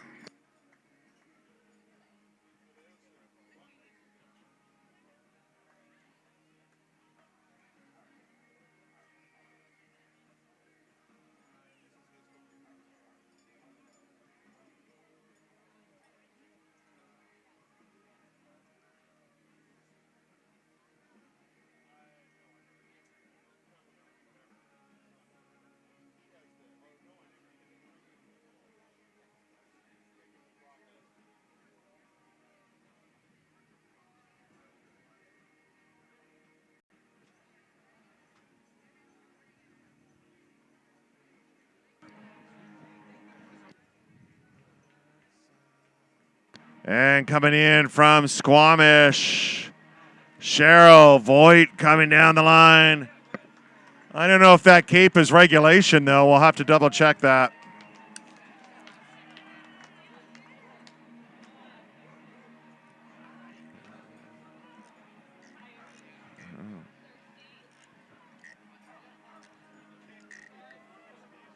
Yeah.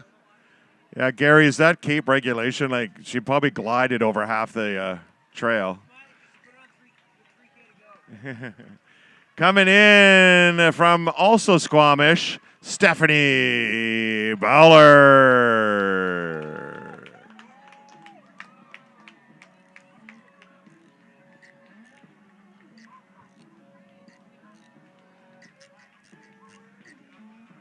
And from Victoria, Garrett Kulos.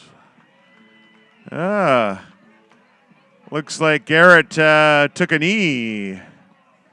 And from Redlands, Andrea Bochowitz coming down.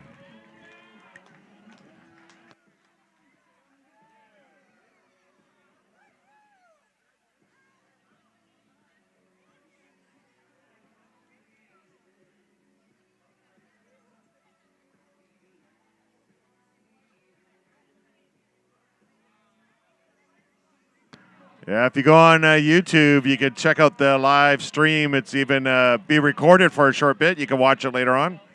Go to the Coast Mountain Trail Running website or the channel there, and you can check it out.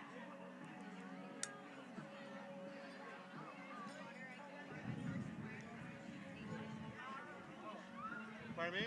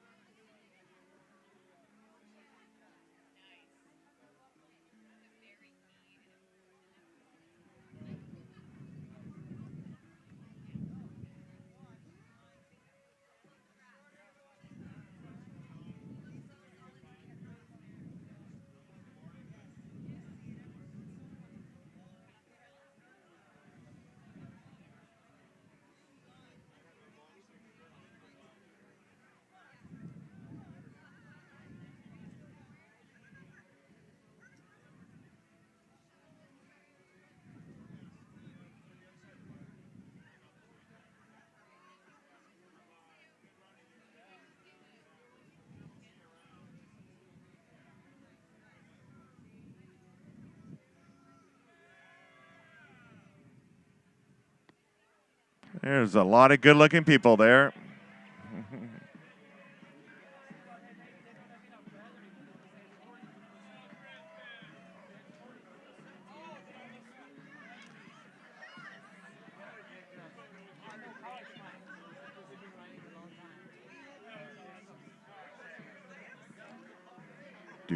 Do.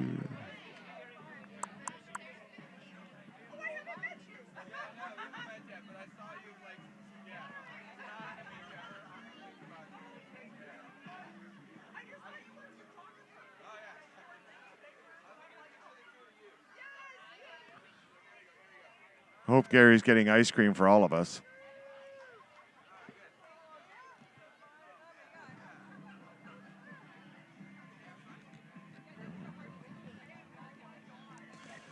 Looks like we're going to have to do some heavy editing now on our live stream. A lot of inappropriate dancing going on. No, it was him with the bouquet of flowers. Yeah. I know, he's been dancing for money. My voice also goes on the live stream, so that's all people are hearing.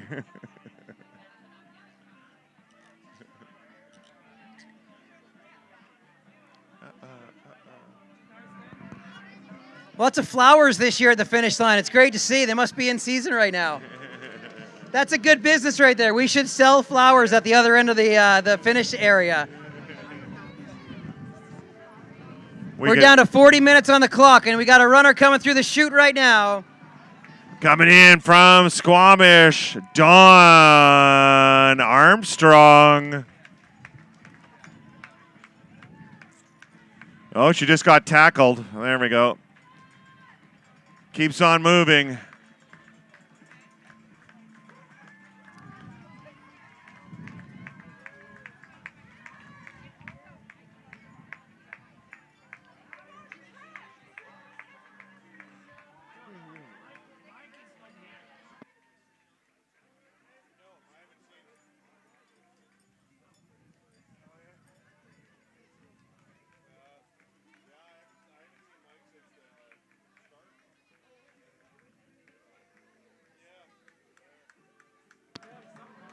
From Cumberland, 50-50, Troy Belisaro. There we go, Belisaro. I knew I'd get it right eventually. Cumberland has a lot of amazing trails if you like getting out there.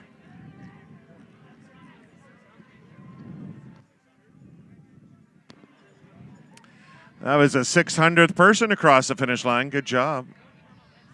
Oh, next one. Here we go, 50-50 from Athabasca, Corey Cook. Coming on in, number 600 for the day.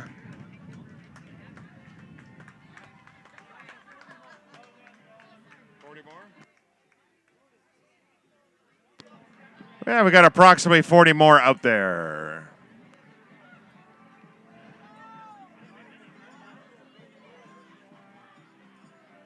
Cutoffs at 5:45. It's 5:07 right now. We'll be cheering everyone in right to the...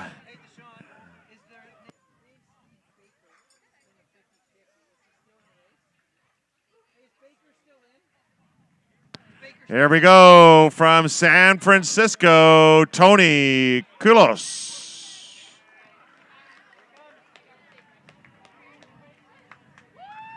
And from Edmonton, 50-50, Steve Baker. 5-time 50-50 finisher. Finally getting it done, my man. There's the hat you've been working 6 years to get. Hey, let's hear it from his home pub, from the Edmonton crew that are in town. How he told me 5 years ago he was going to do this until he got the hat. He had one off year, and here he is finally wearing it. I got to ask how it feels and what you think the journey has been for you. Well, epic to say the very least, but it sounds so cliche. It would never have been done without the crew helping me out and get me through, and you telling me to move my ass. So we got him moving this morning. And what's the one piece of advice for every person that signed up for the 50-50 about Sunday, Baker? Tell them. Start slow. Start slow. Let your body break in, and then get at it. Yeah. Get to the start line. Yeah, get to the start line. Yeah, get to the start line. The hat looks good on you. My last question before we let you go. You got the 5-year hat. What does that mean for you in the Squamish 50? I'll be back. There's no question I'll be back. I got to chase down Colin. So Colin's a legend. I got to try and catch him at 6. Good stuff. Let's make some noise. 5 times 50-50.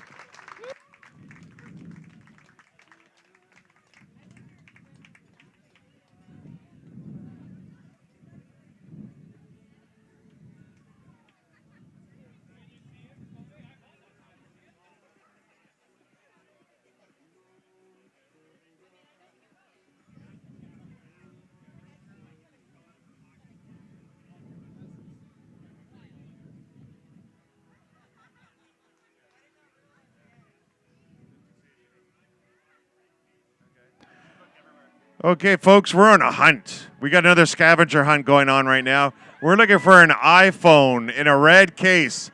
But in the meantime, we're going to call this racer in. I got the orange screen. In to the line. 1605.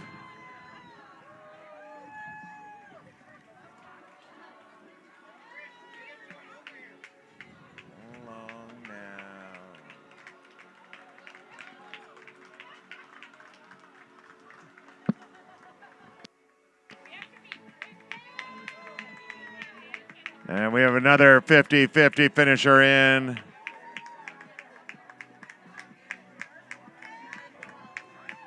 And we got another finisher coming down the line, coming in hard. 50-50.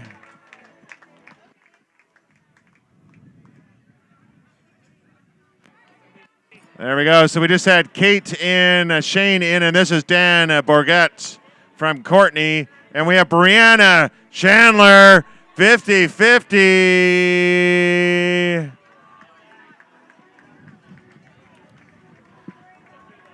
Coming on in.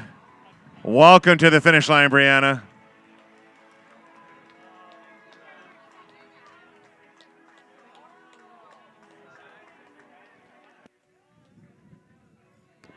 And another 50-50 right on her heels from North Saanich, Stephen Robertson. Whoa.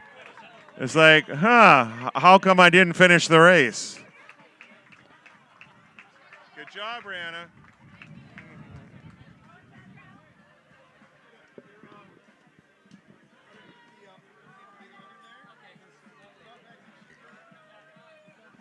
And another 50-50 from Edmonton, Shannon Ryan.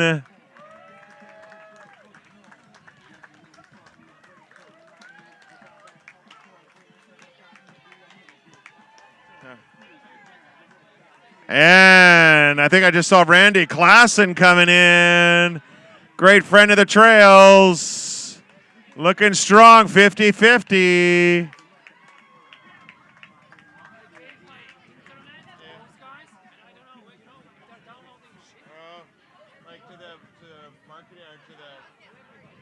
Okay.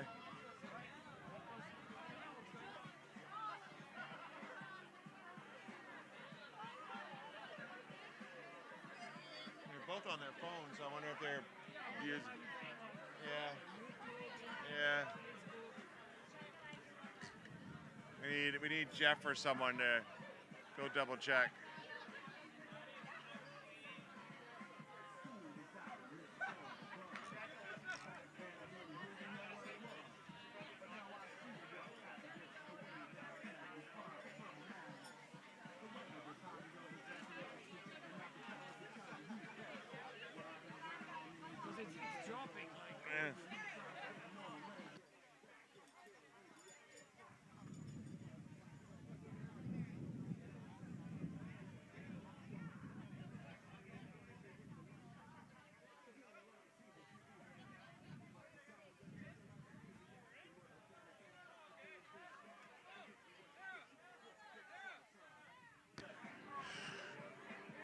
Jeff Langford, if you could hear me, if you could just pop over just for a quick sec. Jeff Langford.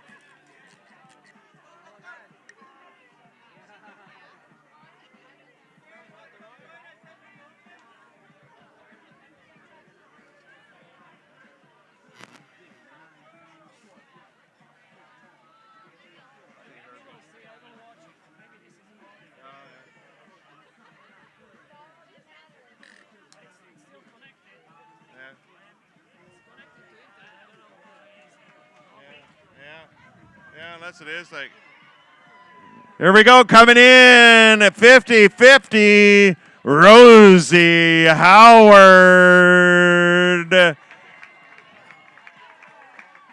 Rocking it out, finishing it up.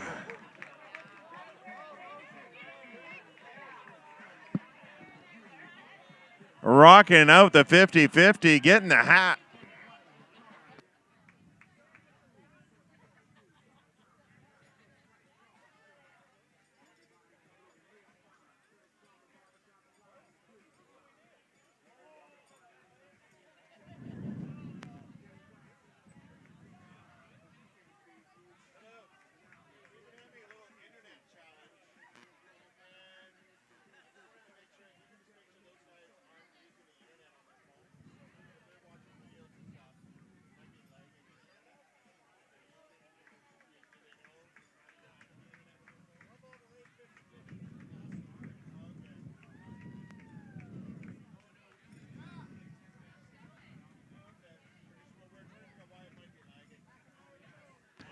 Here we go. We have Melissa Sweet just came across the line rocking out 50 Ks.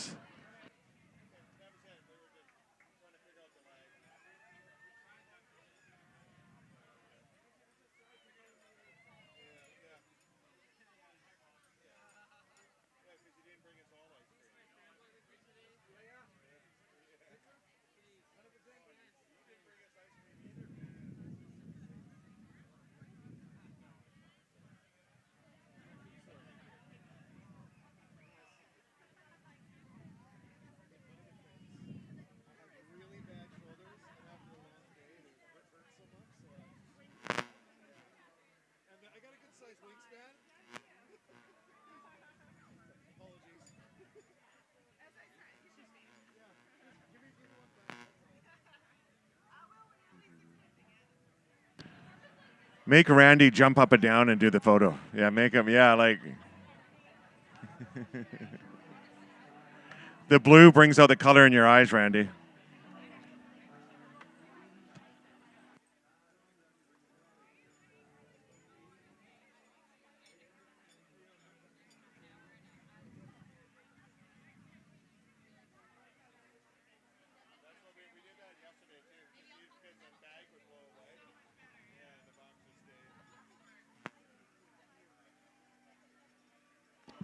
There we go. We got a couple more 50-50s coming in. Christian Zuzelj, Z-U-Z, Victoria Smith, both 50-50. And Zach Poliuk finishing up 50 kilometers on age 50.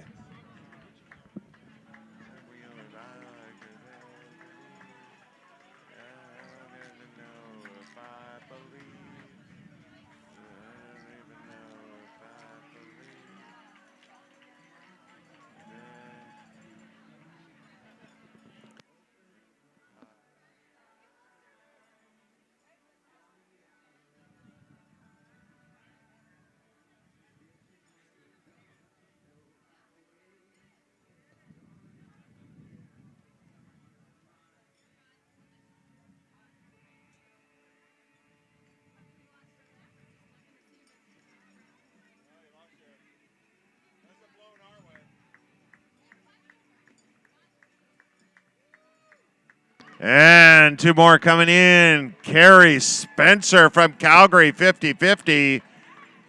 And Helen Lutz from Surrey, rocking out 50Ks.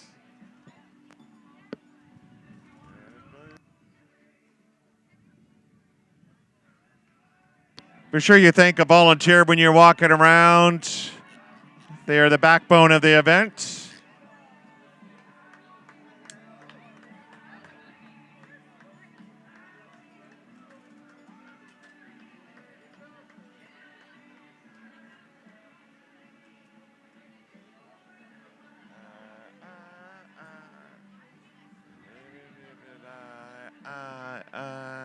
Do-do.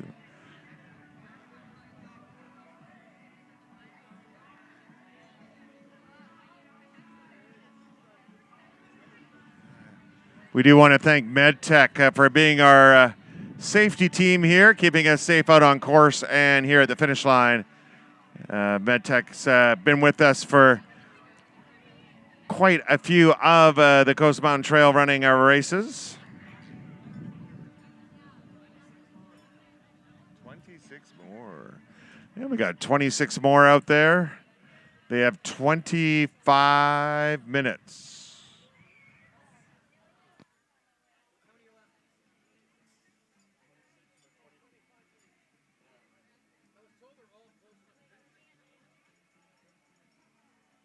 And here we go. Coming in 50-50, 1641.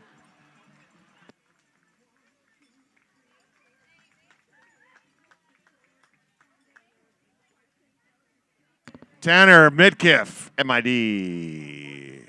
From Port Moody. Oh, you're going to be tackled. Hang on. Boom. That was a clean hit.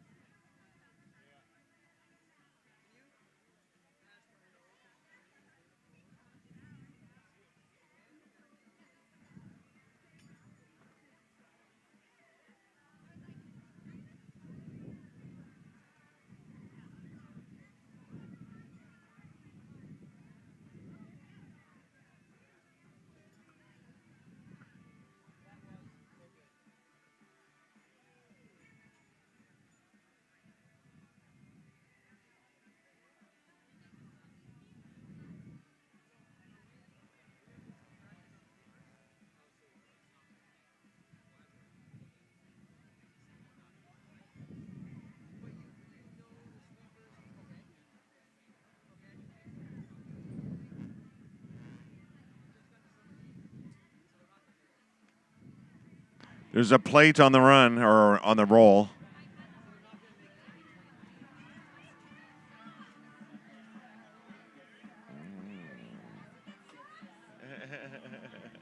Yeah, it's not his garbage. Yeah. And he found it on course. This is still course.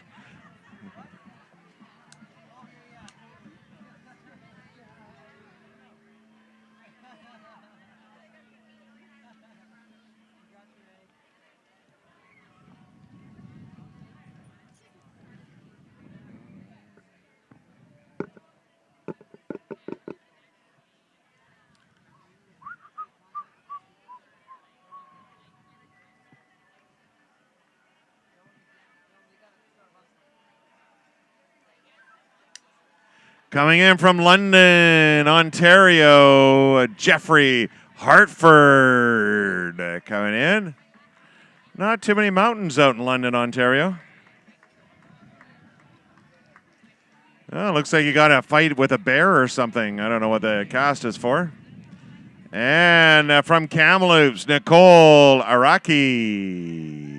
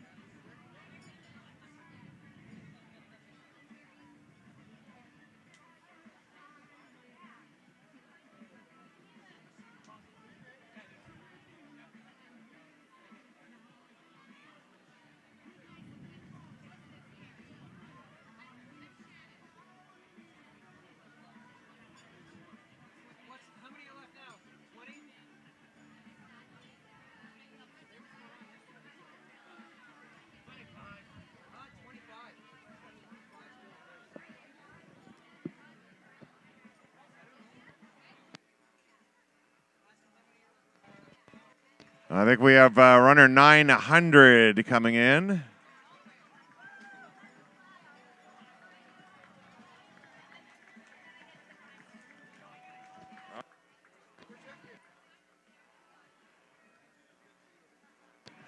Burnell in, and now we have two 50-50s coming in together.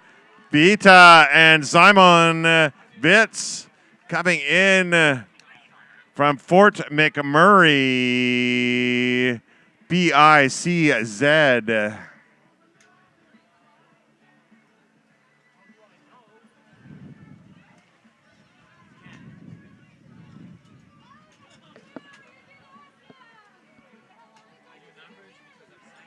And another 50-50 coming down the line from Manchester, Great Britain, Bryn Evans into the line.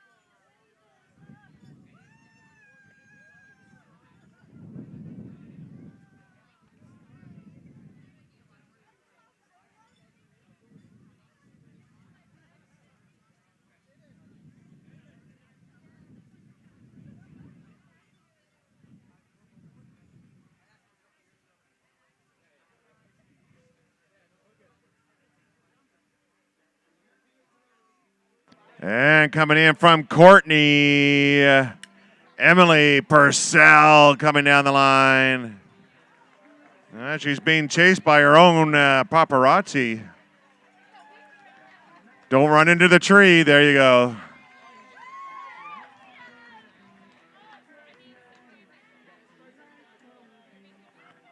Good night. Ooh, ooh. Night's gonna be a good night. Night's gonna be a good night. Night's gonna be a good, good night. Ooh, ooh. Night's gonna be a good night.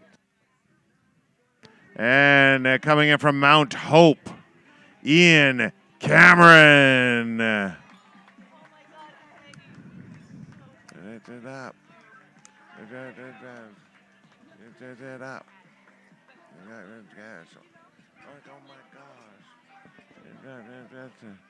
You did it.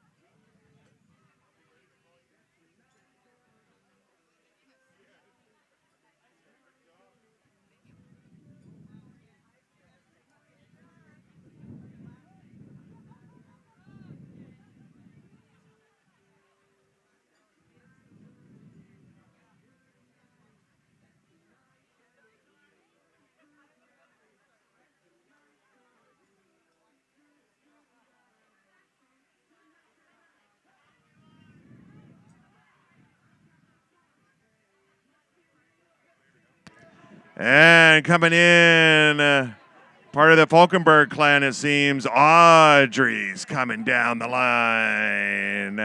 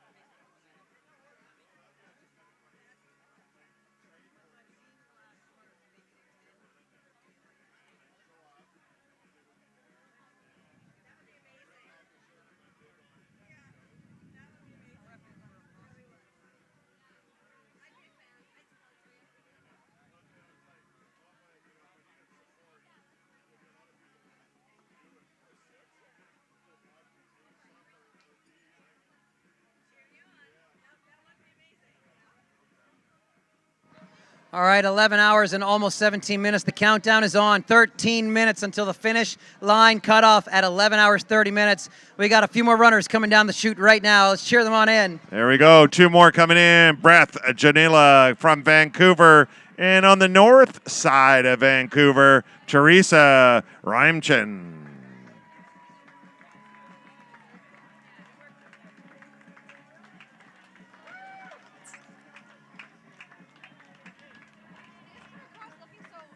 I know.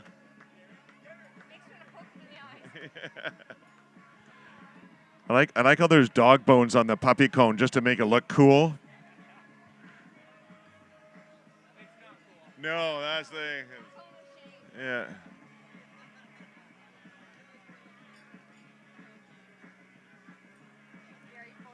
Yeah. I used to do that BC bike.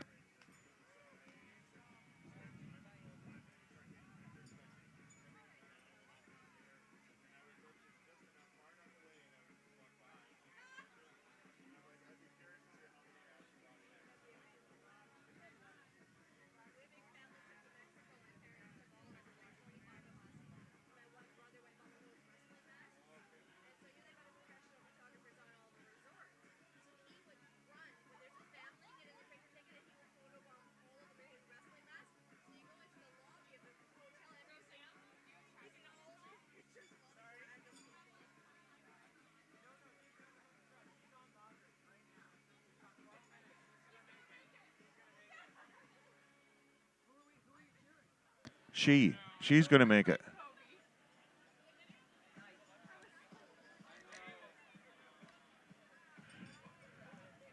Dun, dun, dun, dun, dun, dun, dun, dun. Dun, dun, dun, dun, dun, dun, dun. Okay, let's all keep our eyes open here on the chute, folks. We're going to have to cheer some people on, get them encouraged to come in and to the finish line. You know, besides the, the barbecue and the ice cream and the beer garden. Oh, no more ice cream. Okay. The trailer, which held ice cream at one point in time.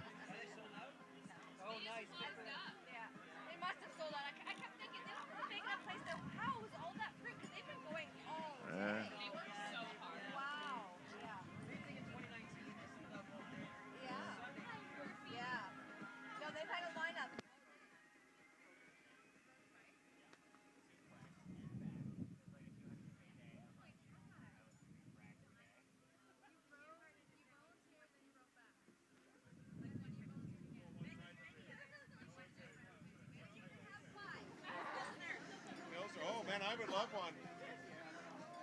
All day it seems like time is standing still, and now it feels like it's disappearing far too quickly. We have 10 minutes left on the finish line clock. That sums up life, right? Here we go from Seattle. Daniel Sondheim coming in.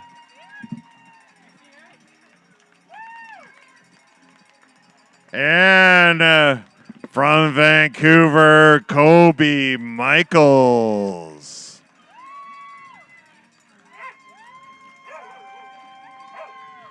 Even the dog's happy to see a Kobe.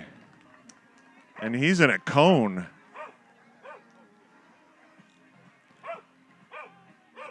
That's one cool running kit that Daniel's got there.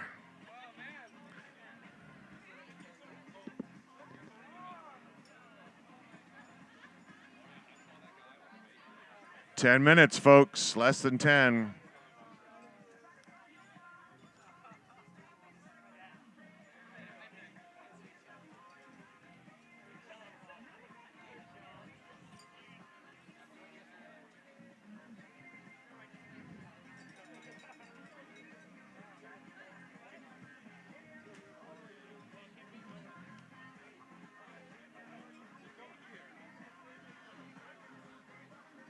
You can go closer to the arch if you want a picture.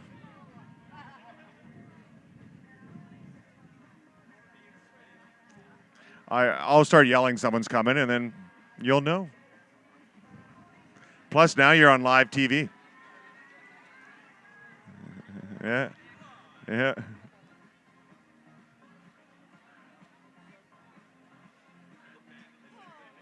Yeah.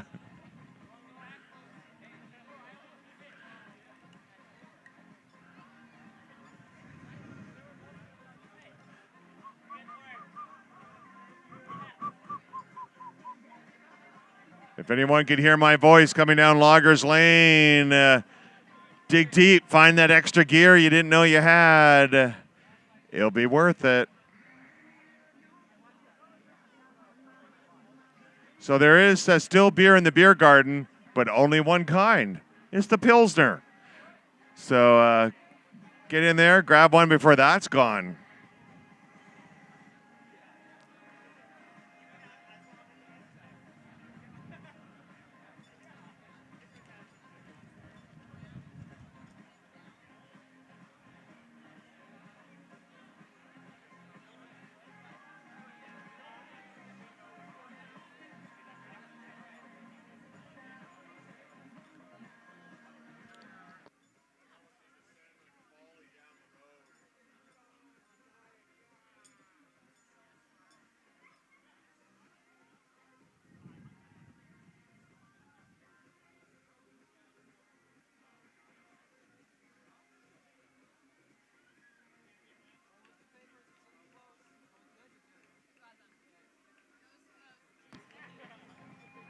Let's Coming cheer this in. runner in. 11 hours, 23 minutes on the clock. 50-50 from Yeah. Seattle. It's Kelsey Hoffman. Hoff. Rocking out 50-50 in time. I cannot repeat what she just said. But it rhymes with hockey pucking and yeah.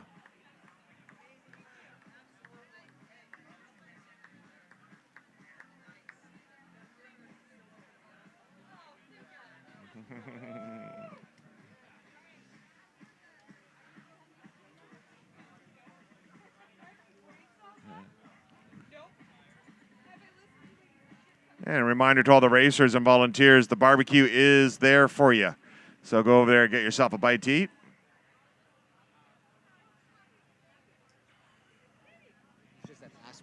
Okay, so I'm going to update everybody on what's going to happen at the finish line here in the next 5.5 minutes. We are going to see a few more finishers. There is one person that is really tight and may or may not make the finish, and there is one person that will not make it in under the 11.5-hour cutoff. We have been doing this 10 years. We have been strict on our cutoffs from day one. We've had 50-50 runners miss on the Sunday by mere seconds and have to come back and do it again. And we have to honor that history or we disrespect all the people that we have cut off in the years prior. Anyone that comes in over 11 hours, 30 minutes even, gets a finisher medal and gets a huge round of applause from everybody here for covering the 50 kilometers out there today. But we do need to list them as a DNF in the end. So let's make as much noise as we can for every single runner coming in, up to the last runner, no matter when they get here. Thank you. There we go from Fort St. John, Natasha Desjardins and Mitesh Patel. Into the line within the cutoff. My only experience with Fort St. John is buying gasoline. I have no great story for Fort St. John. No lock keys in the car. Just gasoline.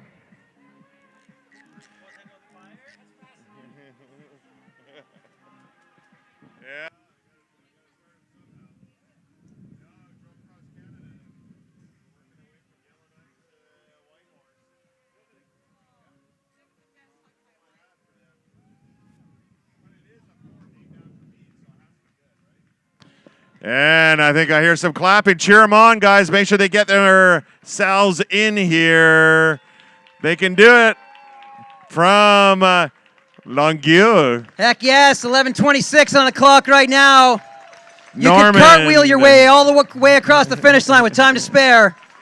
This is Norman Ouellette. I'm assuming from Quebec. To the line within the cutoff.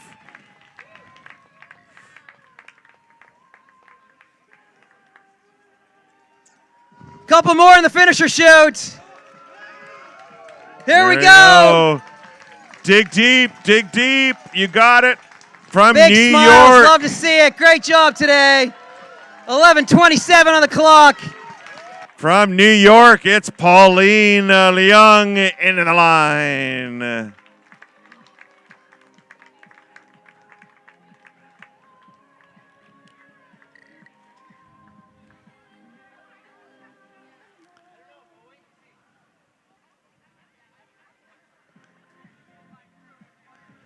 There we go. Gary's going to try to cheer some more people in.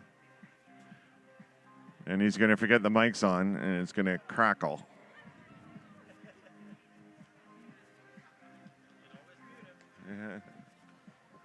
It's not the first time it's happened.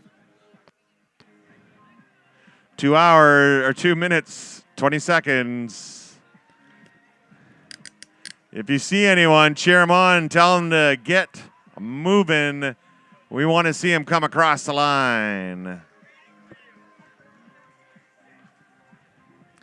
It's up to all you people on the fence there. It is your job to get them in. There we go. Our photographers are having a tough time keeping up. From Victoria, Sheena. 11 hours 28 on the clock. Woo! Sheena Brereton.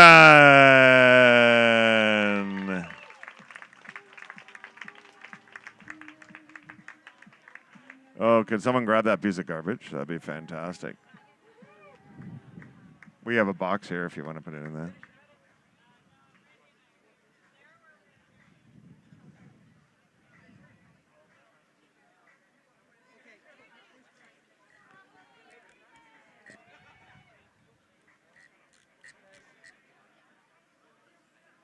Okay, folks. 65 seconds.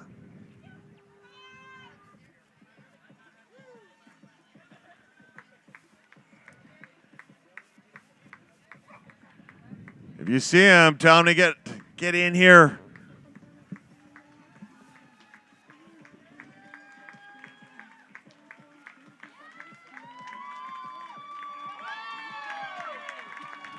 $40.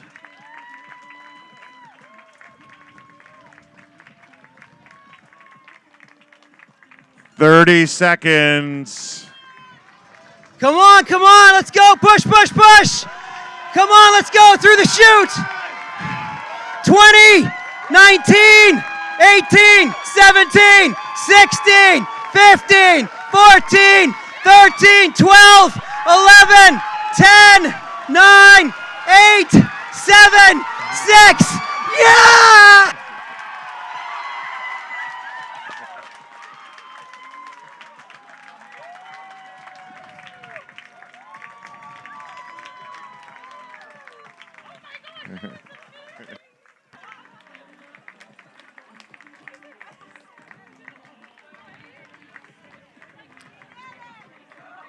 For the record, the best part about all that is even though she was on the ground, she still remembered to turn the watch off.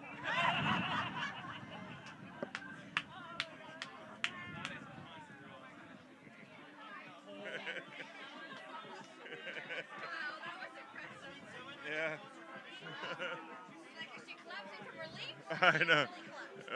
Yeah, I know.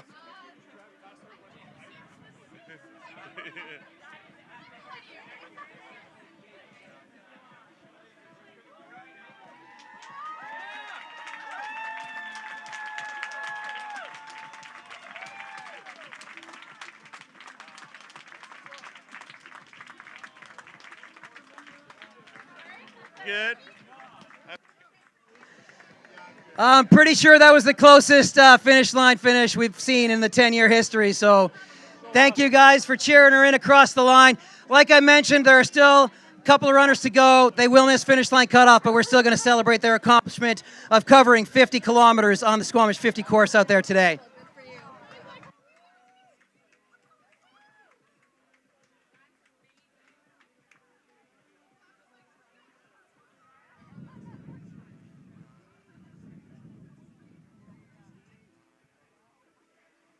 So we're cheering so hard I didn't get a chance to say that's Nicole Quinn, everyone.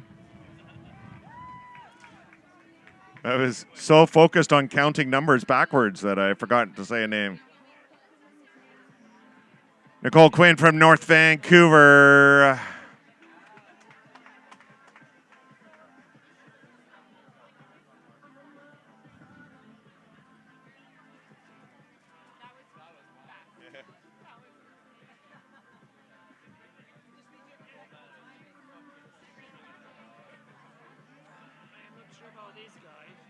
He was there last time at 5:30, so maybe he took off. Yeah.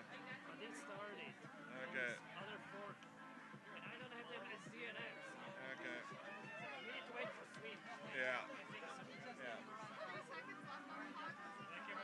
Oh God, it was like too tight to know. Officially, she's really good. She's 29:41. Yeah. She started later. Based on chip timing, yeah. But I guess. Yeah, that sounds great. Yeah. Because it was that sort of finish. Yeah. Oh yeah, I have to finish here at 44:58.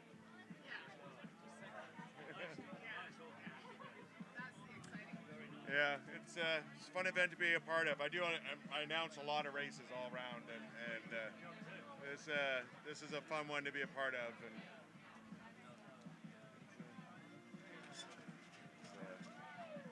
yeah, it's a good community, like all around. Yeah. Yeah. Where are you from? From this, yeah. Okay. Yep.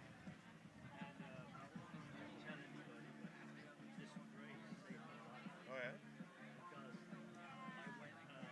Because I won 20 races this year, and I kept growing up, and so I figured before I do this race, I should probably go get a checkup. So I went in Wednesday, checked the nose, and got to 3 kg, no problem. He said, there's something not right.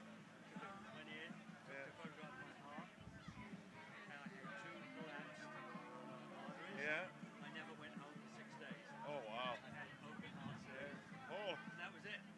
If I had come, he said, well, then put me in like a semi-coma to keep me alive for the next morning. He said, we've got to do that. Wow. And I go, finally came in the hospital. He said, oh no, you were that close. Wow. Didn't you know? So if I hadn't signed up for this, Yeah. I would not have Wow. I'd have been gone. Yeah. Wow. I mean, and I go, wow, that was very serendipitous. Yeah, that's, and it's so like it's 1 degree off too, right? Like you weren't running it to do it, you didn't get injured, but just that nagging. Yeah. I never had any pains in my chest or anything like that. Yeah. So luckily I never had a heart attack. Yeah. But you know, Yeah. I'm not gonna die. He said, oh yeah, you were this thing, you were that close. Well, especially in something I worked a race where someone died where I was at. It was you had to run up the side of a mountain and get to the top, and it was his heart, and healthy, like you would never have guessed, and it was never diagnosed, because there was no reason to, and so luckily you found a reason to. So. I have to say I've been putting it off all, the last couple of months. I guess it's the pollen. Yeah. Okay. Oh yeah. It was a bad year. Yeah. If it hadn't been for the pollen, I might have got it earlier. Yeah. Yeah. Yeah. Well, good on you. Glad you're still here. Yeah. The bill was nasty. Yeah. 225,000. Oh, good. Well, Well, yeah, that's there's a lot of things to be said about politics on both sides of the border, but at least the healthcare is something we can't dispute here. I have to say that I was very well looked after. Yeah, that's good. Oh my God. Yeah. That's good.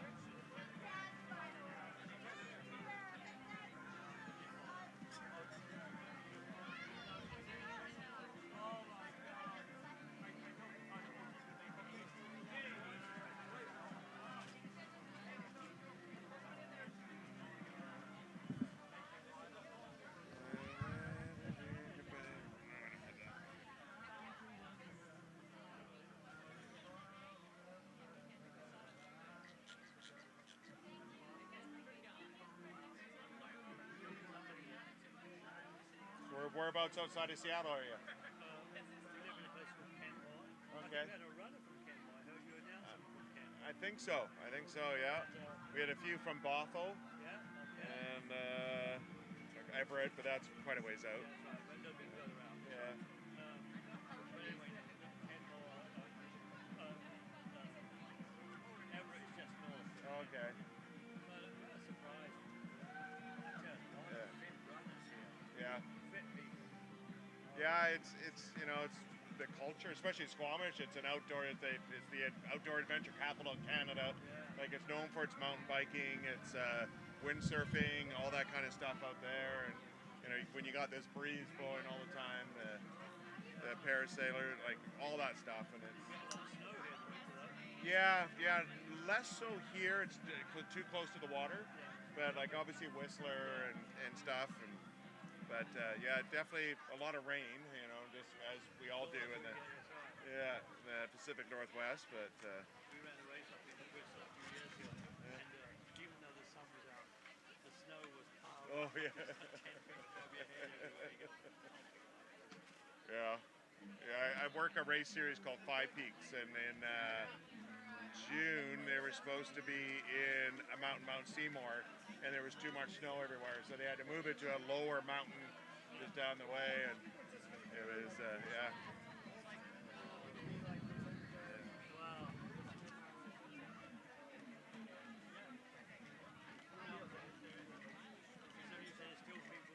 I think there's still a couple of people still working their way in. Yeah. I don't know that actually. I wonder. Yeah. There might be. I've got a list of 5, but we don't always get, like when people drop, we don't get that number right away. So it's just sort of.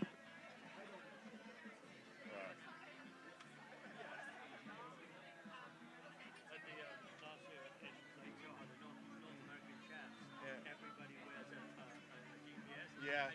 Everybody's tracking on a big board. You know, you're running for 24 hours. Yeah, I work a race called Fat Dog. It's 120 miles, and they had bye-bye.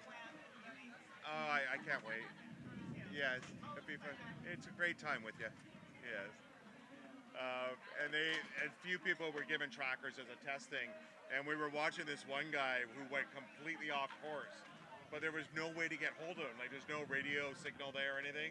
And we're just like, he went like, I think 8 or 9 miles north of where he should have been on this logging road. And it's like, you haven't seen a flag in 8 miles. Why are you still running? And they eventually had to send search and rescue out. Like stop, like get back down. Yeah. That's, I joke, I work also on other races at different levels, and I just joke that runners are stupid. Like once you start running, you get that runner's brain, and you just logic doesn't exist. So.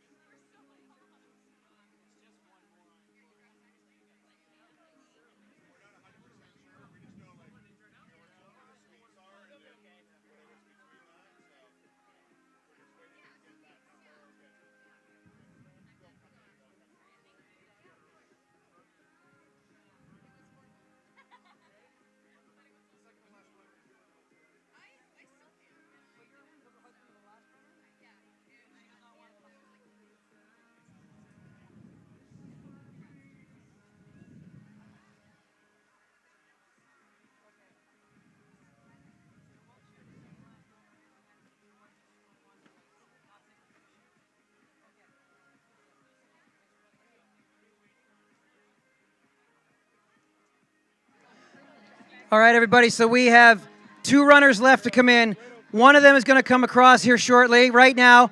The other one is choosing to not come across the finish line and would like personal space. So this will be the last runner that we cheer across the finish line here today at the Squamish 50. Let's make some noise. Huh? Oh, maybe 50 kilometers covered. Congratulations. Aubrey Condor from Charlotte.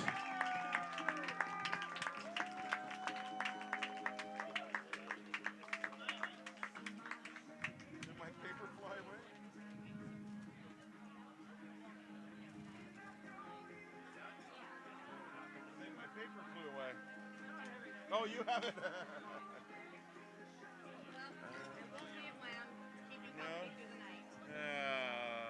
Boo. Is there one more? I don't know. Our list is longer than anything we're here. Okay. Well, Sonia said there was one more. But. So there is one more runner, and we had it backwards. So the last runner will also accept and come across the finish line to our round of applause when they arrive here shortly. Sorry for the confusion.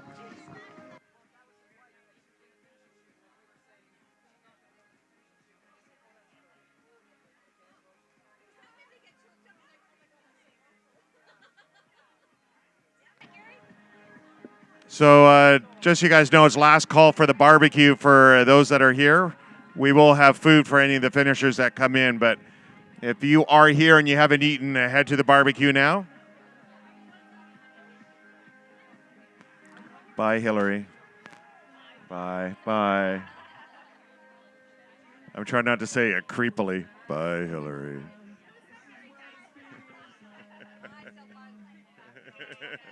It's natural. Yeah, it's John.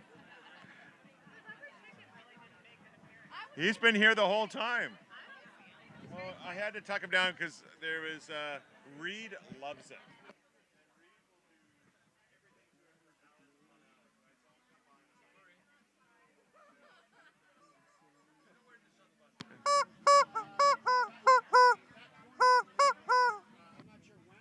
That's because you said you couldn't see it, so everyone's Hillary's fault.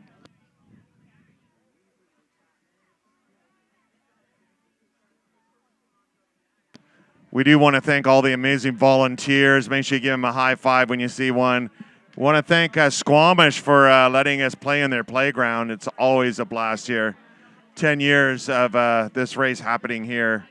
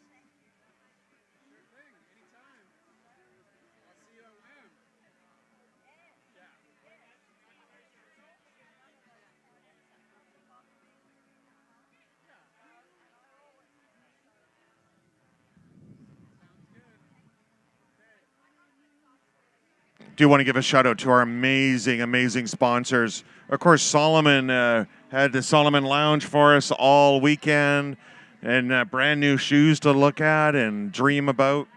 Sunto, Nestor's Market, of course, keeping us well fed, literally keeping me covered. Escape Route, Hammer Nutrition, Westland Bakery for the cake today. Galileo Coffee, you know, a little kickstart in the morning. Trail Butter, Fat Map, Trail Maps, MedTech for keeping us safe. Whistler Smartwall for the sock and trash campaign. Norman Rudy, Stronger Strides. Emily, 10 Essentials Kit. Hopefully you went over and talked to him about it so that you can have all the proper gear you need to be safe out there. Allison Brom for the ice cream. InBiz, Canada Wide Communications, and Squamish Connector. If you get a chance, do visit any of our sponsors and do support them, because without their help, it would not be as much fun. Last call for beer. Okay, everyone, it's last call for the beer gardens. They're turning on the lights, and they're going to be kicking you out. No, last call for alcohol.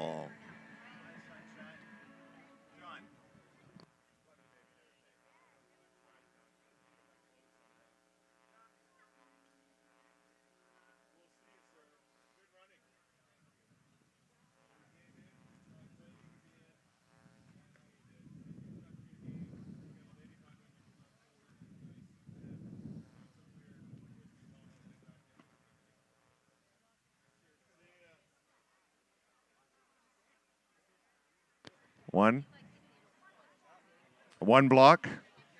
There we go. Sonia and I are playing charades. Is it a movie, Sonia?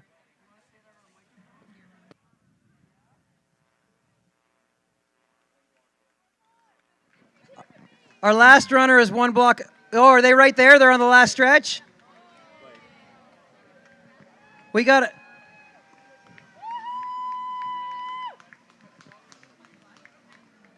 I think we got time. We got a story that's going to get told real quick before the last runner comes in. I want you to go ahead. To prepare myself for this race, I thought, I should probably go in for a medical check. So one Wednesday, 6 weeks ago, I went into the hospital, had a little, is it him now? In the chute. In the Give us chute. 1 sec. Yeah, okay. We'll give us. Let's make some noise for the final runner in the 10th edition, 10th anniversary edition of the Squamish 50 races, covering 50 kilometers of single track through the mountains in just under 12 hours. Congratulations. Sonia Potvin in from Squamish, finishing up 50 kilometers.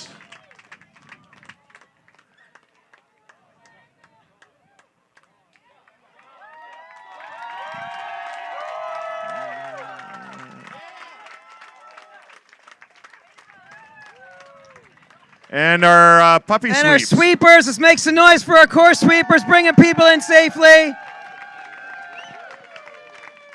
And we're gonna take 2 minutes because we got a story that does need to be told, and then we're wrapping this edition of the Squamish 50. But back to you, good sir. Okay. It's surprising. This race actually saved my life. And it was because I thought I should go in and get a medical check. And 6 weeks ago, Wednesday, I go into the hospital and say, why don't you just check me out? EKG, perfect. And they said, there's something not right. So they stuck a little thing up my arm, a camera, took a photograph, said, you're not going home. And so I then spent the next 6 days in hospital. And they said to me, had I gone home, I would have died that night. And I had to have open heart surgery. I had 2 collapsed arteries, and I only had 5% blood going to my heart. And I'm saying to the doctor, I'm fine. What are you talking about? So the bottom line is stay fit, absolutely eat the right stuff, and you will survive. But the point is, had it not been for this race, I wouldn't have got a checkup, and I wouldn't be standing here today. So thank you. That's the best finisher story of the entire weekend right there, everyone. Thank you for sharing that with us. And he'll be back to run next year, exactly. That is a wrap on the 10th anniversary edition of the Squamish 50 races. Thank you all for joining us. Safe travels. Have a wonderful night, and we hope to see you back here in 1 year's time. And finally, let's make some noise for the 300 volunteers who make this all possible out here this weekend.